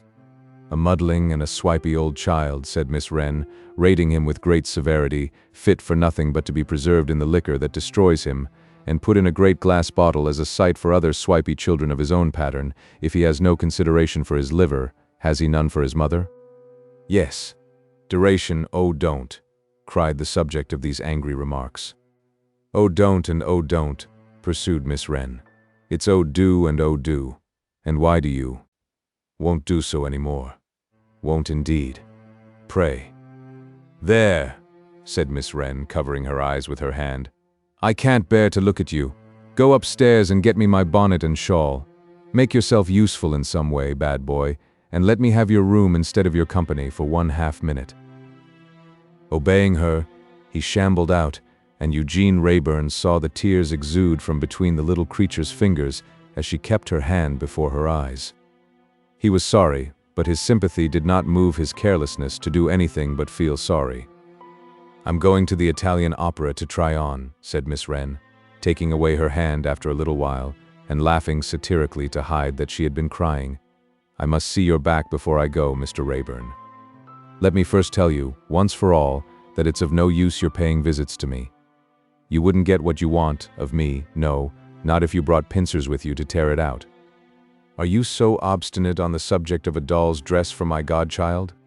"Ah," returned Miss Wren with a hitch of her chin, "I am so obstinate, and of course it's on the subject of a doll's dress or address, whichever you like. Get along and give it up." Her degraded charge had come back, and was standing behind her with the bonnet and shawl. "Give 'em to me and get back into your corner, you naughty old thing," said Miss Wren, as she turned and espied him. "No, no, I won't have your help. Go into your corner, this minute." The miserable man, feebly rubbing the back of his faltering hands downward from the wrists, shuffled on to his post of disgrace, but not without a curious glance at Eugene in passing him, accompanied with what seemed as if it might have been an action of his elbow, if any action of any limb or joint he had, would have answered truly to his will.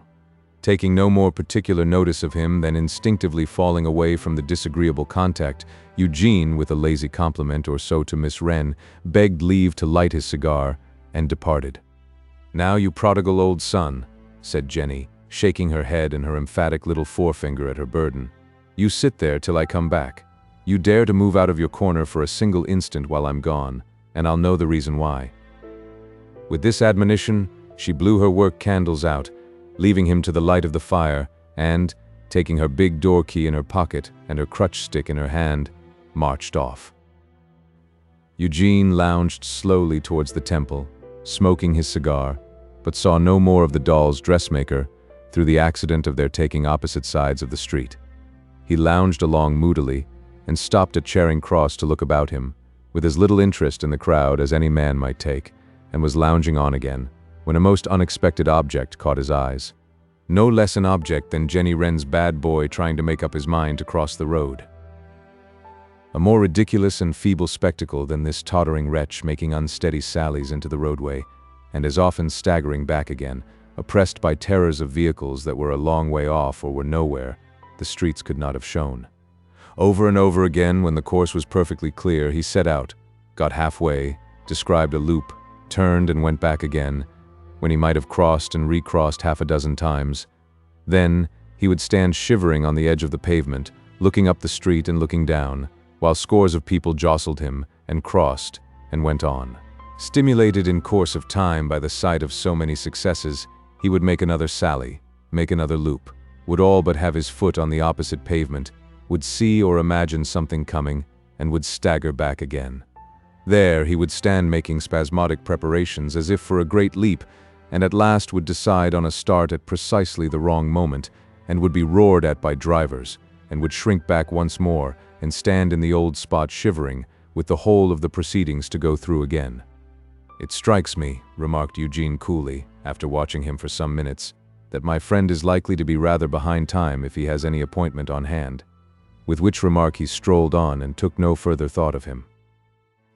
Lightwood was at home when he got to the chambers and had dined alone there.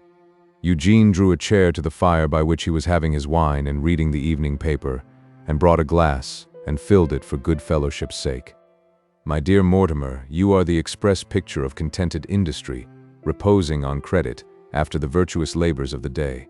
My dear Eugene, you are the express picture of discontented idleness not reposing at all. Where have you been? I have been, replied Rayburn, about town. I have turned up at the present juncture, with the intention of consulting my highly intelligent and respected solicitor on the position of my affairs. Your highly intelligent and respected solicitor is of opinion that your affairs are in a bad way, Eugene. Though whether, said Eugene thoughtfully, that can be intelligently said, now of the affairs of a client who has nothing to lose and who cannot possibly be made to pay, may be open to question. You have fallen into the hands of the Jews, Eugene. My dear boy, returned the debtor, very composedly taking up his glass, having previously fallen into the hands of some of the Christians, I can bear it with philosophy. I have had an interview today, Eugene, with a Jew who seems determined to press us hard. Quite a Shylock, and quite a patriarch. A picturesque, gray-headed and gray-bearded old Jew, in a shovel hat and gabardine. Not, said Eugene, pausing and setting down his glass, surely not my worthy friend, Mr. Aaron. He calls himself Mr. Raya. By the by, said Eugene, it comes into my mind that, no doubt with an instinctive desire to receive him into the bosom of our church, I gave him the name of Aaron. Eugene, returned Lightwood, you are more ridiculous than usual. Say what you mean. Merely, my dear fellow, that I have the honor and pleasure of a speaking acquaintance with such a patriarch as you describe, and that I address him as Mr. Aaron, because it appears to me Hebraic, expressive, appropriate, and complimentary. Notwithstanding which strong reasons for its being his name, it may not be his name. I believe you are the absurdest man on the face of the earth, said Lightwood, laughing. Not at all, I assure you. Did he mention that he knew me? He did not. He only said of you that he expected to be paid by you. Which looks, remarked Eugene with much gravity, like not knowing me. I hope it may not be my worthy friend Mr. Aaron, for, to tell you the truth, Mortimer, I doubt he may have a prepossession against me. I strongly suspect him of having had a hand in spiriting away Lizzie. Everything, returned Lightwood impatiently, seems by a fatality to bring us round to Lizzie. About town meant about Lizzie just now, Eugene. My solicitor, do you know, observed Eugene, turning round to the furniture, is a man of infinite discernment. Did it not, Eugene? Yes, it did, Mortimer. And yet, Eugene, you know you do not really care for her. Eugene Rayburn rose and put his hands in his pockets, and stood with a foot on the fender, indolently rocking his body and looking at the fire. After a prolonged pause, he replied, I don't know that. I must ask you not to say that, as if we took it for granted. But if you do care for her, so much the more should you leave her to herself. Having again paused as before, Eugene said, I don't know that either. But tell me, did you ever see me take so much trouble about anything as about this disappearance of hers? I ask for information. My dear Eugene, I wish I ever had. Then you have not? Just so. You confirm my own impression. Does that look as if I cared for her? I ask for information. I asked you for information, Eugene, said Mortimer reproachfully. Dear boy, I know it, but I can't give it. I thirst for information. What do I mean? If my taking so much trouble to recover her does not mean that I care for her, what does it mean?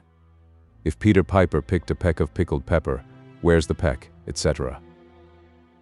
Though he said this gaily, he said it with a perplexed and inquisitive face, as if he actually did not know what to make of himself. Look on to the end. Lightwood was beginning to remonstrate, when he caught at the words, Ah, see now, that's exactly what I am incapable of doing. How very acute you are, Mortimer, in finding my weak place. When we were at school together, I got up my lessons at the last moment, day by day and bit by bit. Now we are out in life together, I get up my lessons in the same way. In the present task I have not got beyond this. I am bent on finding Lizzie, and I mean to find her, and I will take any means of finding her that offer themselves. Fair means or foul means are all alike to me. I ask you for information, what does that mean? When I have found her, I may ask you, also for information, what do I mean now? But it would be premature in this stage, and it's not the character of my mind. Lightwood was shaking his head over the air with which his friend held forth thus, an air so whimsically open and argumentative as almost to deprive what he said of the appearance of evasion, when a shuffling was heard at the outer door, and then an undecided knock, as though some hand were groping for the knocker. "The frolicsome youth of the neighborhood," said Eugene, "whom I should be delighted to pitch from this elevation into the churchyard below, without any intermediate ceremonies, have probably turned the lamp out. I am on duty tonight, and will see to the door." His friend had barely had time to recall the unprecedented gleam of determination with which he had spoken of finding this girl, and which had faded out of him with the breath of the spoken words, when Eugene came back, ushering in a most disgraceful shadow of a man, shaking from head to foot, and clothed in shabby grease and smear. "This interesting gentleman," said Eugene, "is the son, the occasionally rather trying son, for he has his failings, of a lady of my acquaintance. My dear Mortimer, Mr. Dawes."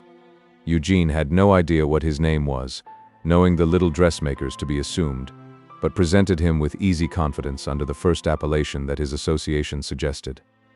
"I gather, my dear Mortimer," pursued Eugene, as Lightwood stared at the obscene visitor, "from the manner of Mr. Dawes, which is occasionally complicated, that he desires to make some communication to me.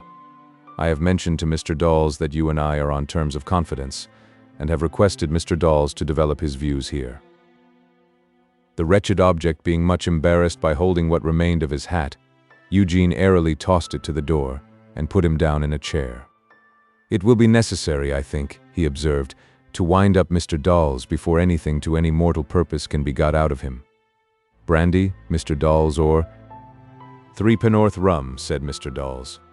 A judiciously small quantity of the spirit was given him in a wine-glass, and he began to convey it to his mouth, with all kinds of falterings and gyrations on the road. "The nerves of Mr. Dawes," remarked Eugene to Lightwood, "are considerably unstrung, and I deem it on the whole expedient to fumigate Mr. Dawes." He took the shovel from the grate, sprinkled a few live ashes on it, and from a box on the chimney-piece took a few pastilles, which he set upon them. Then, with great composure, began placidly waving the shovel in front of Mr. Dawes to cut him off from his company. "Lord bless my soul, Eugene," cried Lightwood, laughing again, "what a mad fellow you are! Why does this creature come to see you?" "We shall hear," said Rayburn, very observant of his face withal. "Now then, speak out. Don't be afraid. State your business, Dawes." "Mist Rayburn," said the visitor thickly and huskily. "'Tis Mist Rayburn, ain't?" with a stupid stare. "Of course it is. Look at me. What do you want?" Mr. Dawes collapsed in his chair and faintly said 3 rum. "Will you do me the favor, my dear Mortimer, to wind up Mr. Dawes again?" said Eugene. "I am occupied with the fumigation."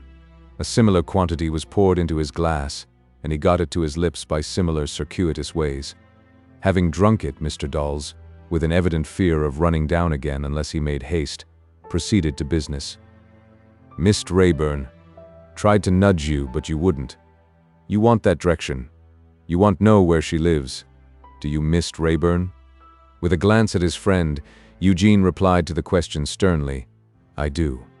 "I am her man," said Mr. Dawes, trying to smite himself on the breast, but bringing his hand to bear upon the vicinity of his eye. "Do it. I am her man, do it." "What are you the man to do?" demanded Eugene, still sternly. "Give up that direction. Have you got it?" With a most laborious attempt at pride and dignity, Mr. Dawes rolled his head for some time, awakening the highest expectations, and then answered, as if it were the happiest point that could possibly be expected of him, "No." "What do you mean, then?" Mr. Dawes, collapsing in the drowsiest manner after his late intellectual triumph, replied, 3 rum. "Wind him up again, my dear Mortimer," said Rayburn. "Wind him up again." Eugene," urged Lightwood in a low voice as he complied. "Can you stoop to the use of such an instrument as this?" "I said," was the reply, made with that former gleam of determination, "that I would find her out by any means, fair or foul. These are foul, and I'll take them if I am not first tempted to break the head of Mr. Dawes with the fumigator. Can you get the direction? Do you mean that? Speak. If that's what you have come for, say how much you want." 10 shillings, 3 pennorths rum, said Mr. Dawes. You shall have it. 15 shillings, 3 pennorths rum, said Mr. Dawes, making an attempt to stiffen himself. You shall have it. Stop at that. How will you get the direction you talk of? I am man, said Mr. Dawes with majesty, get it, sir. How will you get it, I ask you? I am ill-used victual, said Mr. Dawes. Blown up morning tonight. Called names.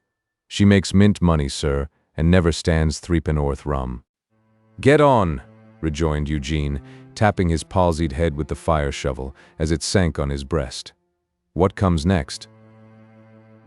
Making a dignified attempt to gather himself together, but, as it were, dropping half a dozen pieces of himself while he tried in vain to pick up one, Mr. Dawes, swaying his head from side to side, regarded his questioner with what he supposed to be a haughty smile and a scornful glance. She looks upon me as mere child, sir. I am not mere child, sir. Man talent. Lerers pass betwixt 'em, postman lerers. Easy for man talent get drection, as get his own drection. Get it then, said Eugene, adding very heartily under his breath, you brute.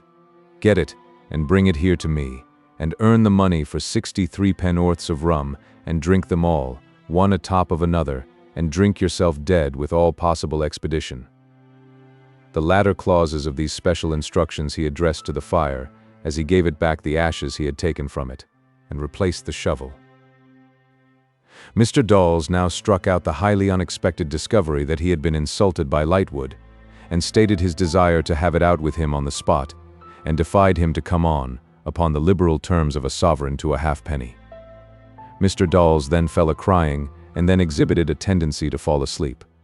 This last manifestation is by far the most alarming, by reason of its threatening his prolonged stay on the premises, necessitated vigorous measures. Eugene picked up his worn-out hat with the tongs, clapped it on his head, and, taking him by the collar, all this at arm's length, conducted him downstairs and out of the precincts into Fleet Street. There, he turned his face westward, and left him. When he got back, Lightwood was standing over the fire, brooding in a sufficiently low-spirited manner. I'll wash my hands of Mr. Dawes physically, said Eugene, and be with you again directly, Mortimer. I would much prefer, retorted Mortimer, your washing your hands of Mr. Dawes morally, Eugene. So would I, said Eugene, but you see, dear boy, I can't do without him. In a minute or two he resumed his chair, as perfectly unconcerned as usual, and rallied his friend on having so narrowly escaped the prowess of their muscular visitor. I can't be amused on this theme, said Mortimer restlessly. You can make almost any theme amusing to me, Eugene, but not this. Well, cried Eugene, I am a little ashamed of it myself, and therefore let us change the subject. It is so deplorably underhanded, said Mortimer. It is so unworthy of you, this setting on of such a shameful scout. We have changed the subject, exclaimed Eugene airily. We have found a new one in that word, scout. Don't be like Patience on a mantelpiece frowning at dolls, but sit down, and I'll tell you something that you really will find amusing. Take a cigar. Look at this of mine. I light it. Draw one puff. Breathe the smoke out. There it goes. It's dolls. It's gone, and being gone you are a man again. Your subject, said Mortimer, after lighting a cigar and comforting himself with a whiff or two, was scouts, Eugene. Exactly.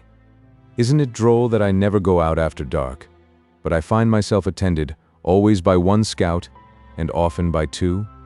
Lightwood took his cigar from his lips in surprise, and looked at his friend, as if with a latent suspicion that there must be a jest or hidden meaning in his words. On my honor, no, said Rayburn, answering the look and smiling carelessly. I don't wonder at your supposing so, but on my honor, no. I say what I mean. I never go out after dark, but I find myself in the ludicrous situation of being followed and observed at a distance, always by one scout, and often by two. Are you sure, Eugene? Sure, my dear boy, they are always the same. But there's no process out against you. The Jews only threaten. They have done nothing. Besides, they know where to find you, and I represent you. Why take the trouble? Observe the legal mind, remarked Eugene, turning round to the furniture again, with an air of indolent rapture. Observe the dyer's hand, assimilating itself to what it works in, or would work in if anybody would give it anything to do. Respected solicitor, it's not that. The schoolmaster's abroad. The schoolmaster? Aye. Sometimes the schoolmaster and the pupil are both abroad. Why, how soon you rust in my absence. You don't understand yet. Those fellows who were here one night, they are the scouts I speak of, as doing me the honor to attend me after dark. How long has this been going on? Asked Lightwood, opposing a serious face to the laugh of his friend. I apprehend it has been going on ever since a certain person went off. Probably it had been going on some little time before I noticed it, which would bring it to about that time. Do you think they suppose you to have inveigled her away? My dear Mortimer, you know the absorbing nature of my professional occupations. I really have not had leisure to think about it. Have you asked them what they want? Have you objected? Why should I ask them what they want, dear fellow, when I am indifferent what they want? Why should I express objection when I don't object? You are in your most reckless mood. But you called the situation just now a ludicrous one, and most men object to that, even those who are utterly indifferent to everything else. You charm me, Mortimer, with your reading of my weaknesses. By the by, that very word, rating, in its critical use, always charms me. An actress's reading of a chambermaid, a dancer's reading of a hornpipe, a singer's reading of a song, a marine painter's reading of the sea, the kettle drum's reading of an instrumental passage, are phrases ever youthful and delightful. I was mentioning your perception of my weaknesses. I own to the weakness of objecting to occupy a ludicrous position, and therefore I transfer the position to the scouts. I wish, Eugene, you would speak a little more soberly and plainly, if it were only out of consideration for my feeling less at ease than you do. Then soberly and plainly, Mortimer, I goad the schoolmaster to madness. I make the schoolmaster so ridiculous and so aware of being made ridiculous that I see him chafe and fret at every pore when we cross one another. The amiable occupation has been the solace of my life, since I was balked in the manner unnecessary to recall. I have derived inexpressible comfort from it. I do it thus. I stroll out after dark, stroll a little way, look in at a window and furtively look out for the schoolmaster. Sooner or later I perceive the schoolmaster on the watch, sometimes accompanied by his hopeful pupil, oftener pupil-less. Having made sure of his watching me, I tempt him on, all over London. One night I go east, another night north. In a few nights I go all round the compass. Sometimes I walk, sometimes I proceed in cabs, draining the pocket of the schoolmaster who then follows in cabs. I study and get up abstruse no thoroughfares in the course of the day. With Venetian mystery I seek those no thoroughfares at night, glide into them by means of dark courts, tempt the schoolmaster to follow, turn suddenly, and catch him before he can retreat. Then we face one another, and I pass him as unaware of his existence, and he undergoes grinding torments. Similarly, I walk at a great pace down a short street, rapidly turn the corner, and, getting out of his view, as rapidly turn back. I catch him coming on post, again pass him as unaware of his existence, and again he undergoes grinding torments. Night after night his disappointment is acute, but hope springs eternal in the scholastic breast, and he follows me again tomorrow. Thus I enjoy the pleasures of the chase, and derive great benefit from the healthful exercise. When I do not enjoy the pleasures of the chase, for anything I know he watches at the temple gate all night. This is an extraordinary story, observed Lightwood, who had heard it out with serious attention. I don't like it. You are a little hipped, dear fellow, said Eugene. You have been too sedentary. Come and enjoy the pleasures of the chase. Do you mean that you believe he is watching now? I have not the slightest doubt he is. Have you seen him tonight? I forgot to look for him when I was last out, returned Eugene with the calmest indifference, but I dare say he was there. Come, be a British sportsman and enjoy the pleasures of the chase. It will do you good. Lightwood hesitated, but, yielding to his curiosity, rose. Bravo, cried Eugene, rising too. Or if yoicks would be in better keeping, consider that I said yoicks. Look to your feet, Mortimer, for we shall try your boots. When you are ready, I am, need I say, with a hey-ho chivy, and likewise with a hark forward, tantivy. Will nothing make you serious? Said Mortimer, laughing through his gravity. I am always serious, but just now I am a little excited by the glorious fact that a southerly wind and a cloudy sky proclaim a hunting evening. Ready? So, we turn out the lamp and shut the door, and take the field. As the two friends passed out of the temple into the public street, Eugene demanded with a show of courteous patronage, in which direction, Mortimer, would you like the run to be? There is a rather difficult country about Bethnal Green, said Eugene, and we have not taken in that direction lately. What is your opinion of Bethnal Green? Mortimer assented to Bethnal Green, and they turned eastward. Now, when we come to St. Paul's churchyard, pursued Eugene, we'll loiter artfully, and I'll show you the schoolmaster. But they both saw him before they got there, alone, and stealing after them in the shadow of the houses, on the opposite side of the way. Get your wind, said Eugene, for I am off directly. Does it occur to you that the boys of Merry England will begin to deteriorate in an educational light, if this lasts long? The schoolmaster can't attend to me and the boys too. Got your wind? I am off. At what a rate he went, to breathe the schoolmaster, and how he then lounged and loitered, to put his patience to another kind of wear. What preposterous ways he took, with no other object on earth than to disappoint and punish him, and how he wore him out by every piece of ingenuity that his eccentric humor could devise. All this Lightwood noted, with a feeling of astonishment that so careless a man could be so wary, and that so idle a man could take so much trouble. At last, far on in the third hour of the pleasures of the chase, when he had brought the poor dogging wretch round again into the city, he twisted Mortimer up a few dark entries, twisted him into a little square court, twisted him sharp round again, and they almost ran against Bradley Headstone. And you see, as I was saying, Mortimer, remarked Eugene aloud with the utmost coolness, as though there were no one within hearing by themselves, and you see, as I was saying, undergoing grinding torments. It was not too strong a phrase for the occasion.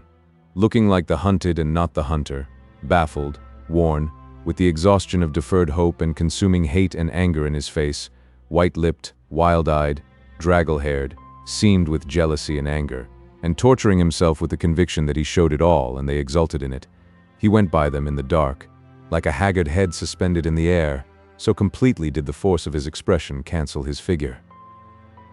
Mortimer Lightwood was not an extraordinarily impressible man, but this face impressed him. He spoke of it more than once on the remainder of the way home, and more than once when they got home. They had been abed in their respective rooms 2 or 3 hours, when Eugene was partly awakened by hearing a footstep going about, and was fully awakened by seeing Lightwood standing at his bedside.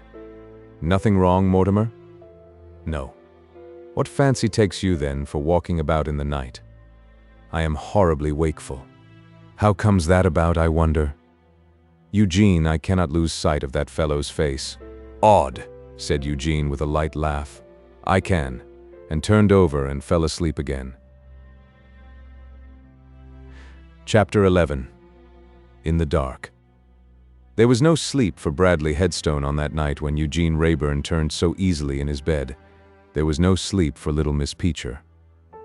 Bradley consumed the lonely hours and consumed himself in haunting the spot where his careless rival lay a-dreaming. Little Miss Peacher wore them away in listening for the return home of the master of her heart, and in sorrowfully presaging that much was amiss with him. Yet more was amiss with him than Miss Peacher's simply arranged little workbox of thoughts, fitted with no gloomy and dark recesses, could hold, for the state of the man was murderous. The state of the man was murderous, and he knew it. More, he irritated it, with a kind of perverse pleasure akin to that which a sick man sometimes has in irritating a wound upon his body. Tied up all day with his disciplined show upon him, subdued to the performance of his routine of educational tricks, encircled by a gabbling crowd, he broke loose at night like an ill-tamed wild animal. Under his daily restraint, it was his compensation, not his trouble, to give a glance towards his state at night, and to the freedom of its being indulged. If great criminals told the truth, which, being great criminals, they do not, they would very rarely tell of their struggles against the crime. Their struggles are towards it. They buffet with opposing waves, to gain the bloody shore, not to recede from it. This man perfectly comprehended that he hated his rival with his strongest and worst forces, and that if he tracked him to Lizzie Hexam, his so doing would never serve himself with her, or serve her. All his pains were taken, to the end that he might incense himself with the sight of the detested figure in her company and favor, in her place of concealment. and he knew as well what act of his would follow if he did, as he knew that his mother had borne him. Granted, that he may not have held it necessary to make express mention to himself of the one familiar truth any more than of the other. He knew equally well that he fed his wrath and hatred, and that he accumulated provocation and self-justification by being made the nightly sport of the reckless and insolent Eugene. Knowing all this, and still always going on with infinite endurance, pains, and perseverance, could his dark soul doubt whither he went? Baffled, exasperated, and weary, he lingered opposite the temple gate when it closed on Rayburn and Lightwood, debating with himself should he go home for that time, or should he watch longer. Possessed in his jealousy by the fixed idea that Rayburn was in the secret, if it were not altogether of his contriving, Bradley was as confident of getting the better of him at last by sullenly sticking to him, as he would have been, and often had been, of mastering any piece of study in the way of his vocation, by the like slow, persistent process. A man of rapid passions and sluggish intelligence, it had served him often and should serve him again. The suspicion crossed him as he rested in a doorway with his eyes upon the temple gate, that perhaps she was even concealed in that set of chambers. It would furnish another reason for Rayburn's purposeless walks, and it might be. He thought of it and thought of it, until he resolved to steal up the stairs if the gatekeeper would let him through, and listen. So, the haggard head suspended in the air flitted across the road, like the specter of one of the many heads erst hoisted upon neighboring Temple Bar, and stopped before the watchman. The watchman looked at it and asked, "Who for?" "Mr. Rayburn." "It's very late." "He came back with Mr. Lightwood, I know, near upon 2 hours ago. But if he has gone to bed, I'll put a paper in his letter-box. I am expected." The watchman said no more, but opened the gate, though rather doubtfully. Seeing, however, that the visitor went straight and fast in the right direction, he seemed satisfied. The haggard head floated up the dark staircase, and softly descended nearer to the floor outside the outer door of the chambers. The doors of the rooms within appeared to be standing open. There were rays of candlelight from one of them, and there was the sound of a footstep going about. There were two voices.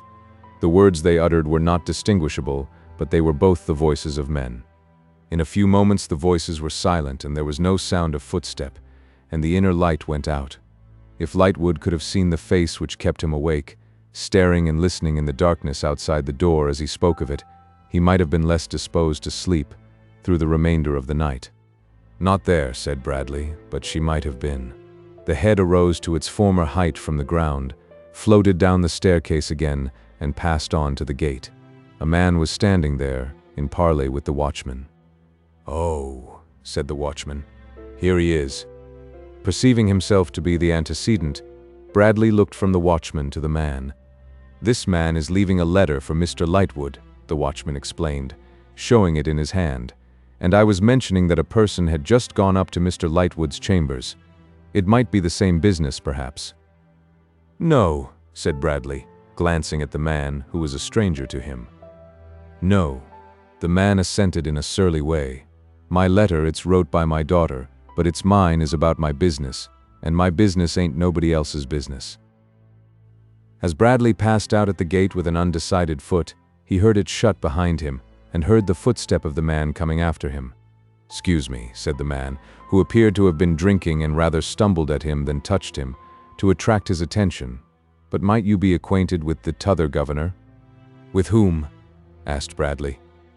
"With," returned the man, pointing backward over his right shoulder with his right thumb. "The t'other governor?" "I don't know what you mean." "Why, look here," hooking his proposition on his left-hand fingers with the forefinger of his right. "There's two governors, ain't there? One and one, two. Lawyer Lightwood, my first finger, he's one, ain't he? Well, might you be acquainted with my middle finger, the t'other?" "I know quite as much of him," said Bradley, with a frown and a distant look before him, "as I want to know." "Hurroar!" cried the man. "Hurroar, t'other governor! Hurroar, t'otherest governor! I am of your way of thinking." "Don't make such a noise at this dead hour of the night. What are you talking about?" "Look here, t'otherest governor," replied the man, becoming hoarsely confidential. "The t'other governor, he's always joked his jokes agin me, owing, as I believe, to my being a honest man as gets my living by the sweat of my brow. which he ain't, and he don't. What is that to me? "T'otherest governor," returned the man in a tone of injured innocence, "if you don't care to hear no more, don't hear no more. You begun it. You said, and likeways showed pretty plain, as you warn't by no means friendly to him. But I don't seek to force my company nor yet my opinions on no man. I am a honest man. That's what I am. Put me in the dock anywhere, I don't care where, and I says, 'My lord, I am a honest man.' Put me in the witness box anywhere, I don't care where, and I says the same to his lordship, and I kisses the book. I don't kiss my coat cuff, I kisses the book." It was not so much in deference to these strong testimonials to character, as in his restless casting about for any way or help towards the discovery on which he was concentrated, that Bradley Headstone replied, "You needn't take offense. I didn't mean to stop you. You were too loud in the open street, that was all." "T'otherest governor," replied Mr. Riderhood, mollified and mysterious, "I know what it is to be loud, and I know what it is to be soft. Naturally I do. It would be a wonder if I did not, being by the christened name of Roger, which took it arter my own father, which took it from his own father, though which of our family fust took it natural I will not in any ways mislead you by undertaking to say. And wishing that your health may be better than your looks, which your inside must be bad indeed if it's on the footing of your out." Startled by the implication that his face revealed too much of his mind, Bradley made an effort to clear his brow.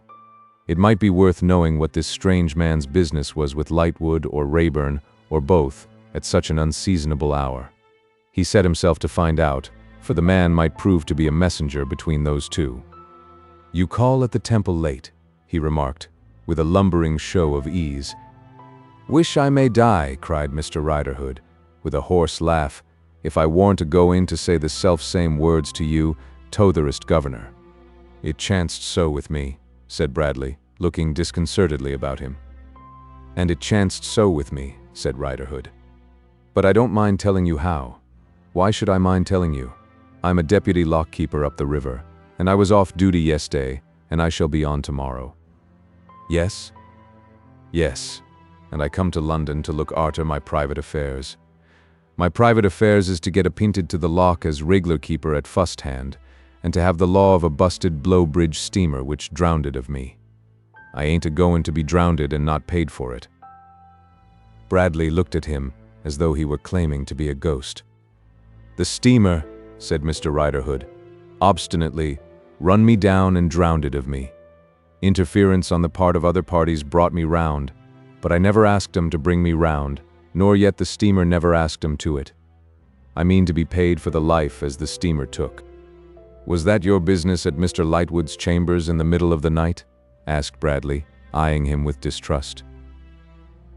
"That, and to get a writing to be fust-hand lock-keeper.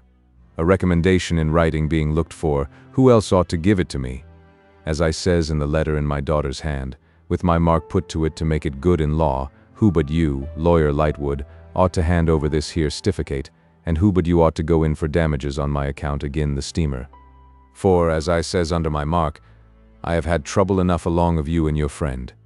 If you, Lawyer Lightwood, had backed me good and true, and if the t'other governor had took me down correct, I says under my mark, I should have been worth money at the present time, instead of having a barge load of bad names chucked at me, and being forced to eat my words, which is a unsatisfying sort of food whatever a man's appetite. And when you mention the middle of the night, t'otherest governor, growled Mr. Riderhood, winding up his monotonous summary of his wrongs, throw your eye on this here bundle under my arm, and bear in mind that I'm a-walking back to my lock, and that the temple laid upon my line of road." Bradley Headstone's face had changed during this latter recital, and he had observed the speaker with a more sustained attention. "Do you know," said he, after a pause, during which they walked on side by side, "that I believe I could tell you your name if I tried?" "Prove your opinion," was the answer, accompanied with a stop and a stare. "Try." "Your name is Riderhood." "I'm blessed if it ain't," returned that gentleman, "but I don't know yourn." "That's quite another thing," said Bradley. "I never supposed you did." As Bradley walked on meditating, the rogue walked on at his side muttering. The purport of the muttering was, "That rogue Riderhood, by George, seemed to be made public property on now, and that every man seemed to think himself free to handle his name as if it was a street pump. The purport of the meditating was, "Here is an instrument. Can I use it?" They had walked along the Strand and into Pall Mall and had turned uphill towards Hyde Park Corner, Bradley Headstone waiting on the pace and lead of Riderhood and leaving him to indicate the course.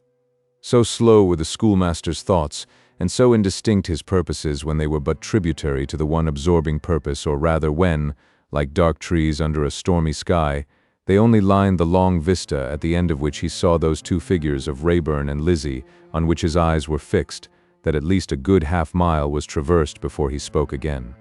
Even then, it was only to ask, "Where is your lock?" 20 mile and odd, call it 5 and 20 mile and odd if you like upstream, was the sullen reply. How is it called? Plashwater Weir Mill Lock. Suppose I was to offer you 5 shillings, what then? Why then, I'd take it, said Mr. Riderhood.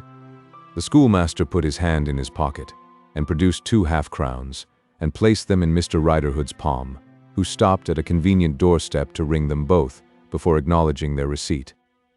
There's one thing about you, t'otherest governor, said Riderhood, faring on again, as looks well and goes fur. You are a ready money man. Now, when he had carefully pocketed the coins on that side of himself which was furthest from his new friend, what's this for? For you. Why, o' course I know that, said Riderhood, as arguing something that was self-evident. O' course I know very well, as no man in his right senses would suppose as any think would make me give it up again when I'd once got it. But what do you want for it? I don't know that I want anything for it, or if I do want anything for it, I don't know what it is. Bradley gave this answer in a stolid, vacant, and self-communing manner, which Mr. Riderhood found very extraordinary. You have no goodwill towards this Rayburn, said Bradley, coming to the name in a reluctant and forced way, as if he were dragged to it. No, neither have I. Riderhood nodded and asked, Is it for that? It's as much for that as anything else. It's something to be agreed with on a subject that occupies so much of one's thoughts. It don't agree with you, returned Mr. Riderhood bluntly. No, it don't. T'otherest governor, and it's no use a-lookin' as if you wanted to make out that it did. I tell you it rankles in you. It rankles in you, rusts in you, and peasons you. Say that it does so, returned Bradley with quivering lips. Is there no cause for it? Cause enough, I'll bet £1, cried Mr. Riderhood. Haven't you yourself declared that the fellow has heaped provocations, insults, and affronts on you, or something to that effect? He has done the same by me. He has made of venomous insults and affronts, from the crown of his head to the sole of his foot. Are you so hopeful or so stupid as not to know that he and the other will treat your application with contempt and light their cigars with it? I shouldn't wonder if they did, by George, said Riderhood, turning angry. If they did, they will. Let me ask you a question. I know something more than your name about you. I knew something about Gaffer Hexam. When did you last set eyes upon his daughter? When did I last set eyes upon his daughter, t'otherest governor, repeated Mr. Riderhood, growing intentionally slower of comprehension as the other quickened in his speech. Yes, not to speak to her, to see her anywhere. The rogue had got the clue he wanted, though he held it with a clumsy hand. Looking perplexedly at the passionate face, as if he were trying to work out a sum in his mind, he slowly answered, I ain't set eyes upon her, never once, not since the day of Gaffer's death. You know her well, by sight? I should think I did. No one better. And you know him as well? Who's him? Asked Riderhood, taking off his hat and rubbing his forehead, as he directed a dull look at his questioner. Curse the name. Is it so agreeable to you that you want to hear it again? Oh, him, said Riderhood, who had craftily worked the schoolmaster into this corner, that he might again take note of his face under its evil possession. I'd know him among 1,000. Did you? Bradley tried to ask it quietly, but, do what he might with his voice, he could not subdue his face. Did you ever see them together? The rogue had got the clue in both hands now. I see 'em together, t'otherest governor, on the very day when Gaffer was towed ashore. Bradley could have hidden a reserved piece of information from the sharp eyes of a whole inquisitive class, but he could not veil from the eyes of the ignorant Riderhood the withheld question next in his breast. "You shall put it plain if you want it answered," thought the rogue doggedly. "I ain't a-going a-volunteering." "Well, was he insolent to her too?" asked Bradley after a struggle. "Or did he make a show of being kind to her?" "He made a show of being most uncommon kind to her," said Riderhood. "By George, now His flying off at a tangent was indisputably natural. Bradley looked at him for the reason. "Now I think of it," said Mr. Riderhood, evasively, for he was substituting those words for "now I see you so jealous," which was the phrase really in his mind. "P'raps he went and took me down wrong, a purpose on account o' being sweet upon her." The baseness of confirming him in this suspicion or pretense of one, for he could not have really entertained it, was a line's breadth beyond the mark the schoolmaster had reached. The baseness of communing and intriguing with the fellow who would have set that stain upon her, and upon her brother too, was attained. The line's breadth further lay beyond. He made no reply, but walked on with a lowering face. What he might gain by this acquaintance, he could not work out in his slow and cumbrous thoughts. The man had an injury against the object of his hatred, and that was something, though it was less than he supposed, for there dwelt in the man no such deadly rage and resentment as burned in his own breast. The man knew her, and might by a fortunate chance see her or hear of her. That was something, as enlisting one pair of eyes and ears the more. The man was a bad man and willing enough to be in his pay. That was something, for his own state and purpose were as bad could be, and he seemed to derive a vague support from the possession of a congenial instrument, though it might never be used. Suddenly he stood still and asked Riderhood point blank if he knew where she was. Clearly, he did not know. He asked Riderhood if he would be willing, in case any intelligence of her, or of Rayburn as seeking her or associating with her, should fall in his way, to communicate it if it were paid for. He would be very willing indeed. He was agin 'em both, he said with an oath, and for why? 'Cause they had both stood betwixt him and his getting his living by the sweat of his brow. "It will not be long then," said Bradley Headstone, after some more discourse to this effect, "before we see one another again. Here is the country road, and here is the day. Both have come upon me by surprise." "But t'otherest governor," urged Mr. Riderhood, "I don't know where to find you." "It is of no consequence. I know where to find you, and I'll come to your lock." "But t'otherest governor," urged Mr. Riderhood again, "no luck never come yet of a dry acquaintance. Let's wet it, in a mouthful of rum and milk, t'otherest governor." Bradley, assenting, went with him into an early public house, haunted by unsavory smells of musty hay and stale straw, where returning carts, farmers' men, gaunt dogs, fowls of a beery breed, and certain human nightbirds fluttering home to roost, were solacing themselves after their several manners, and where not one of the nightbirds hovering about the sloppy bar failed to discern at a glance in the passion-wasted nightbird with respectable feathers, the worst nightbird of all. An inspiration of affection for a half-drunken carter going his way led to Mr. Riderhood's being elevated on a high heap of baskets on a wagon, and pursuing his journey recumbent on his back with his head on his bundle. Bradley then turned to retrace his steps, and by struck off through little traversed ways, and by reached school and home. Up came the sun to find him washed and brushed, methodically dressed in decent black coat and waistcoat, decent formal black tie, and pepper and salt pantaloons, with his decent silver watch in its pocket, and its decent hair-guard round his neck, a scholastic huntsman clad for the field, with his fresh pack yelping and barking around him. Yet more really bewitched than the miserable creatures of the much-lamented times, who accused themselves of impossibilities under a contagion of horror and the strongly suggestive influences of torture, he had been ridden hard by evil spirits in the night that was newly gone. He had been spurred and whipped and heavily sweated. If a record of the sport had usurped the places of the peaceful texts from Scripture on the wall, the most advanced of the scholars might have taken fright and run away from the master. Chapter 12. Meaning mischief. Up came the sun, streaming all over London, and in its glorious impartiality even condescending to make prismatic sparkles in the whiskers of Mr. Alfred Lammle as he sat at breakfast. In need of some brightening from without was Mr. Alfred Lammle, for he had the air of being dull enough within, and looked grievously discontented. Mrs. Alfred Lamel faced her lord.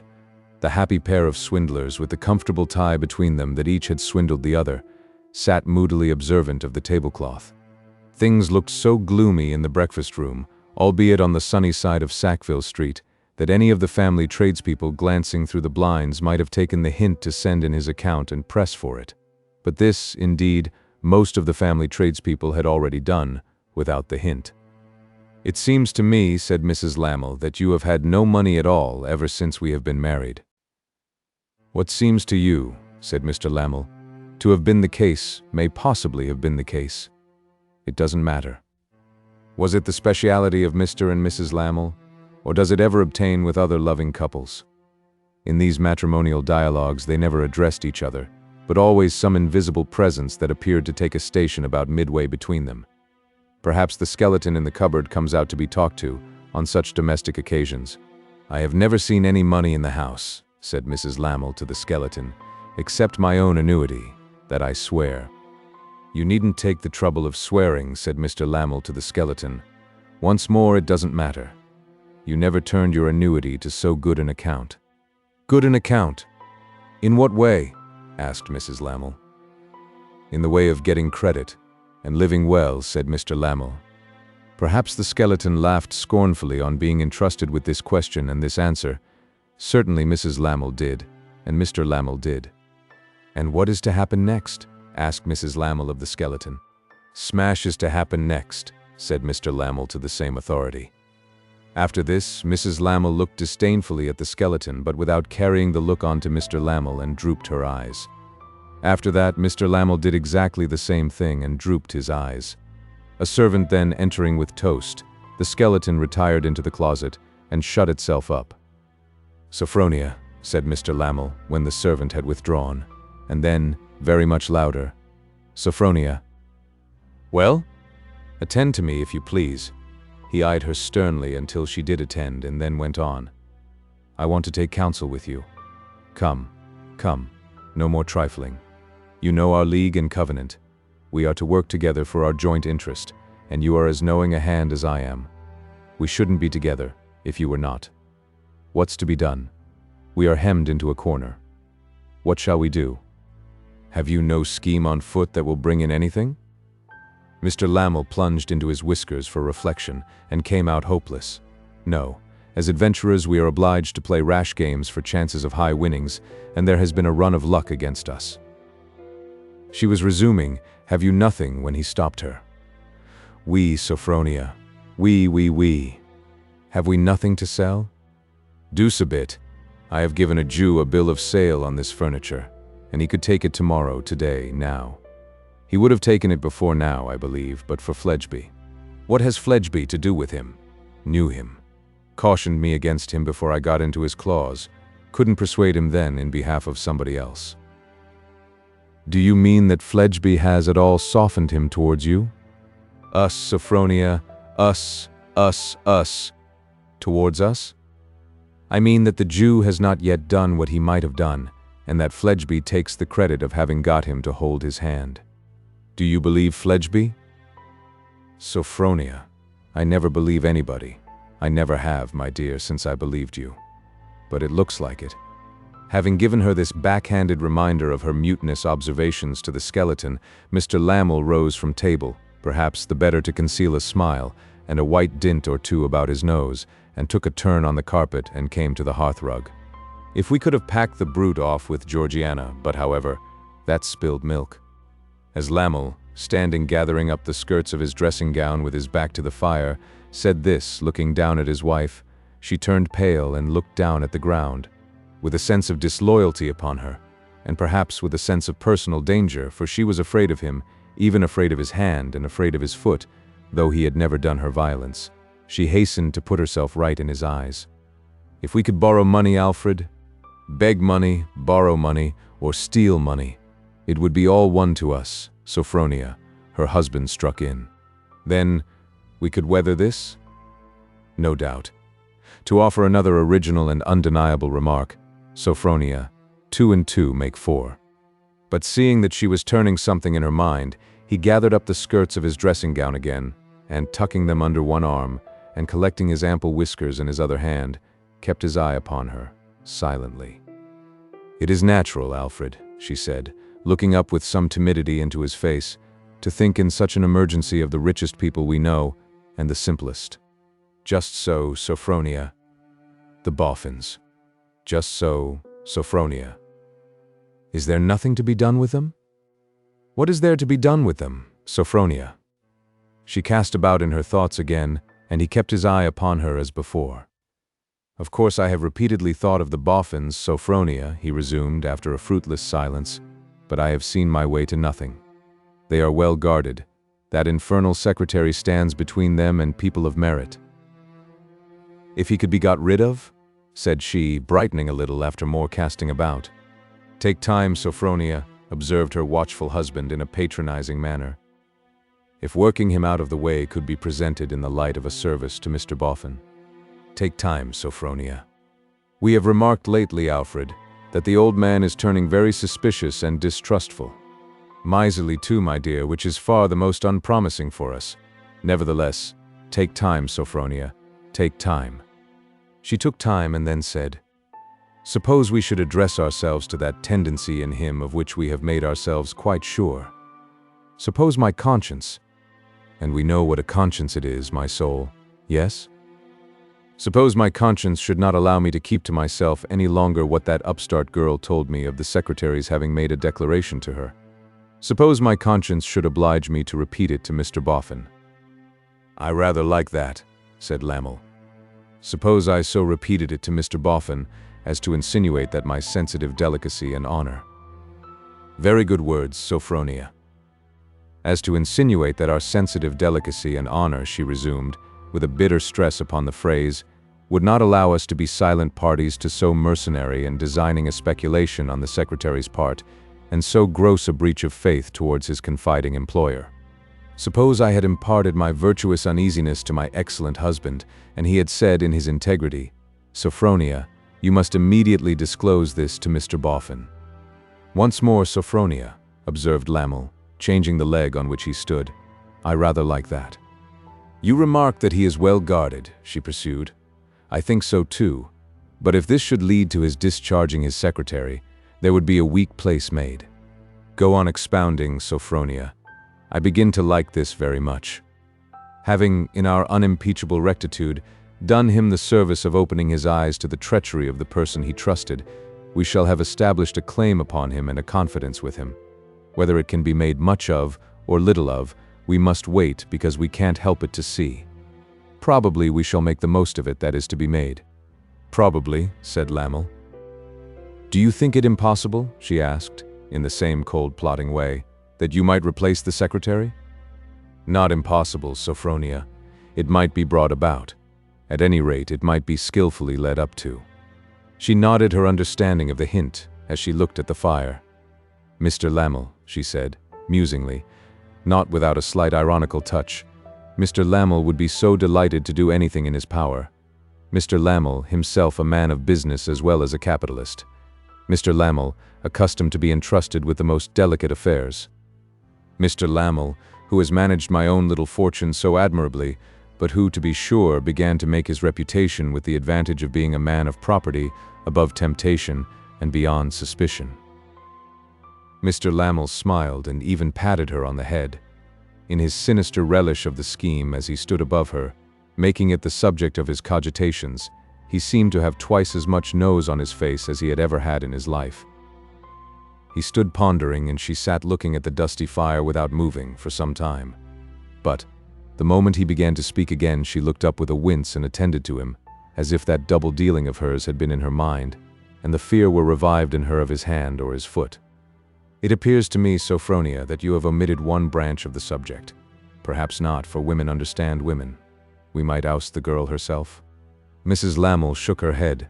"She has an immensely strong hold upon them both, Alfred, not to be compared with that of a paid secretary. But the dear child," said Lamel, with a crooked smile, "ought to have been open with her benefactor and benefactress. The darling love ought to have reposed unbounded confidence in her benefactor and benefactress." Sophronia shook her head again. "Well, women understand women," said her husband, rather disappointed. "I don't press it. It might be the making of our fortune to make a clean sweep of them both, with me to manage the property and my wife to manage the people. Who?" Again shaking her head, she returned, "They will never quarrel with the girl. They will never punish the girl. We must accept the girl, rely upon it." "Well," cried Lamel, shrugging his shoulders, "so be it. Only always remember that we don't want her." "Now the sole remaining question is," said Mrs. Lamel, "when shall I begin?" "You cannot begin too soon, Sophronia. As I have told you, the condition of our affairs is desperate, and may be blown upon at any moment. I must secure Mr. Boffin alone, Alfred. If his wife was present, she would throw oil upon the waters. I know I should fail to move him to an angry outburst, if his wife was there. And as to the girl herself, as I am going to betray her confidence, she is equally out of the question." "It wouldn't do to write for an appointment?" said Lamel. "No, certainly not. They would wonder among themselves why I wrote, and I want to have him wholly unprepared." "Call and ask to see him alone?" suggested Lamel. "I would rather not do that either. Leave it to me. Spare me the little carriage for today, and for tomorrow, if I don't succeed today, and I'll lie in wait for him." It was barely settled when a manly form was seen to pass the windows and heard to knock and ring. "Here's Fledgeby," said Lamel. "He admires you and has a high opinion of you. I'll be out. Coax him to use his influence with the Jew. His name is Raya, of the house of Pubsey and Company." Adding these words under his breath, lest he should be audible in the erect ears of Mr. Fledgeby, through 2 keyholes in the hall, Lamel, making signals of discretion to his servant, went softly upstairs. "Mr. Fledgeby," said Mrs. Lamel, giving him a very gracious reception. "So glad to see you. My poor dear Alfred, who is greatly worried just now about his affairs, went out rather early. Dear Mr. Fledgeby, do sit down." Dear Mr. Fledgeby did sit down, and satisfied himself, or judging from the expression of his countenance, dissatisfied himself, that nothing new had occurred in the way of whisker sprout since he came round the corner from the Albany. "Dear Mr. Fledgeby, it was needless to mention to you that my poor dear Alfred is much worried about his affairs at present, for he has told me what a comfort you are to him in his temporary difficulties, and what a great service you have rendered him." "Oh," said Mr. Fledgeby. "Yes," said Mrs. Lamel. "I didn't know," remarked Mr. Fledgeby, trying a new part of his chair, but that Lamel might be reserved about his affairs. "Not to me," said Mrs. Lamel, with deep feeling. "Oh, indeed," said Fledgeby. "Not to me, dear Mr. Fledgeby. I am his wife." "Yes, I always understood so," said Mr. Fledgeby. "And as the wife of Alfred, may I, dear Mr. Fledgeby, wholly without his authority or knowledge, as I am sure your discernment will perceive, entreat you to continue that great service, and once more use your well-earned influence with Mr. Raya for a little more indulgence? The name I have heard Alfred mention, tossing in his dreams, is Raya, is it not?" "The name of the creditor is Raya," said Mr. Fledgeby, with a rather uncompromising accent on his noun substantive. "St. Mary Axe, Pubsey and Company." "Oh yes," exclaimed Mrs. Lamel, clasping her hands with a certain gushing wildness. "Pubsey and Company." The pleading of the feminine, Mr. Fledgeby began, and there stuck so long for a word to get on with, that Mrs. Lamel offered him sweetly. "Heart?" "No," said Mr. Fledgeby. "Gender is ever what a man is bound to listen to, and I wish it rested with myself. But this Raya is a nasty one, Mrs. Lamel. He really is." "Not if you speak to him, dear Mr. Fledgeby." "Upon my soul and body he is," said Fledgeby. "Try. Try once more, dearest Mr. Fledgeby. What is there you cannot do, if you will?" "Thank you," said Fledgeby. "You're very complimentary to say so. I don't mind trying him again at your request. But of course I can't answer for the consequences. Raya is a tough subject, and when he says he'll do a thing, he'll do it." "Exactly so," cried Mrs. Lamel. "And when he says to you he'll wait, he'll wait." "She is a devilish clever woman," thought Fledgeby. "I didn't see that opening, but she spies it out and cuts into it as soon as it's made." "In point of fact, dear Mr. Fledgeby," Mrs. Lamel went on in a very interesting manner, not to affect concealment of Alfred's hopes, "to you who are so much his friend, there is a distant break in his horizon." This figure of speech seemed rather mysterious to Fascination Fledgeby, who said, "There's a what in his, eh?" "Alfred, dear Mr. Fledgeby, discussed with me this very morning before he went out some prospects he has which might entirely change the aspect of his present troubles." "Really?" said Fledgeby. "Oh yes. Here Mrs. Lamel brought her handkerchief into play. And you know, dear Mr. Fledgeby, you who study the human heart and study the world, what an affliction it would be to lose position and to lose credit, when ability to tide over a very short time might save all appearances." "Oh," said Fledgeby, "then you think, Mrs. Lamel, that if Lamel got time he wouldn't burst up?" "To use an expression," Mr. Fledgeby apologetically explained, "which is adopted in the money market. Indeed, yes. Truly, yes." "That makes all the difference," said Fledgeby. "I'll make a point of seeing Raya at once." "Blessings on you, dearest Mr. Fledgeby." "Not at all," said Fledgeby. She gave him her hand. "The hand," said Mr. Fledgeby, "of a lovely and superior-minded female is ever the repayment of a noble action," said Mrs. Lamel, extremely anxious to get rid of him.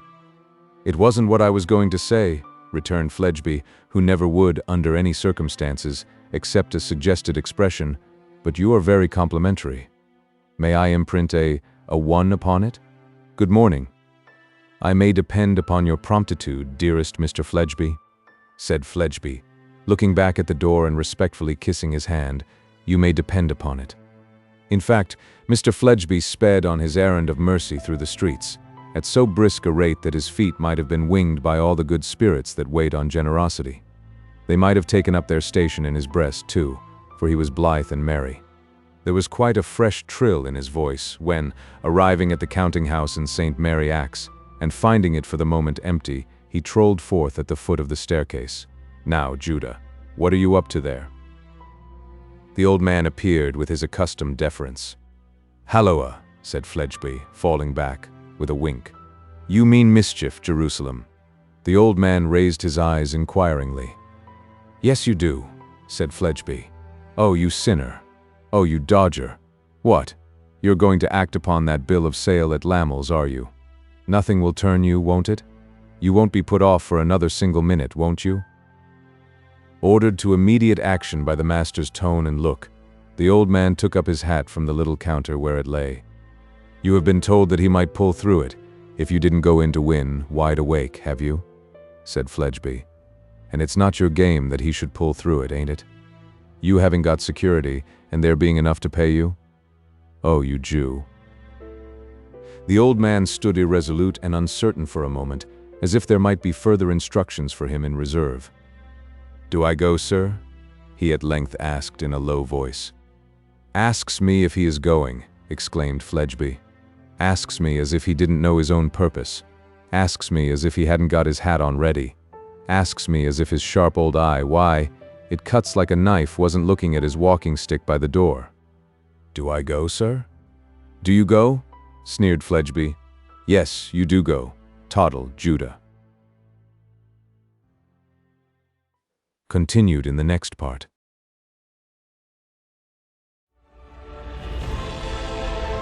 A whole galaxy to go.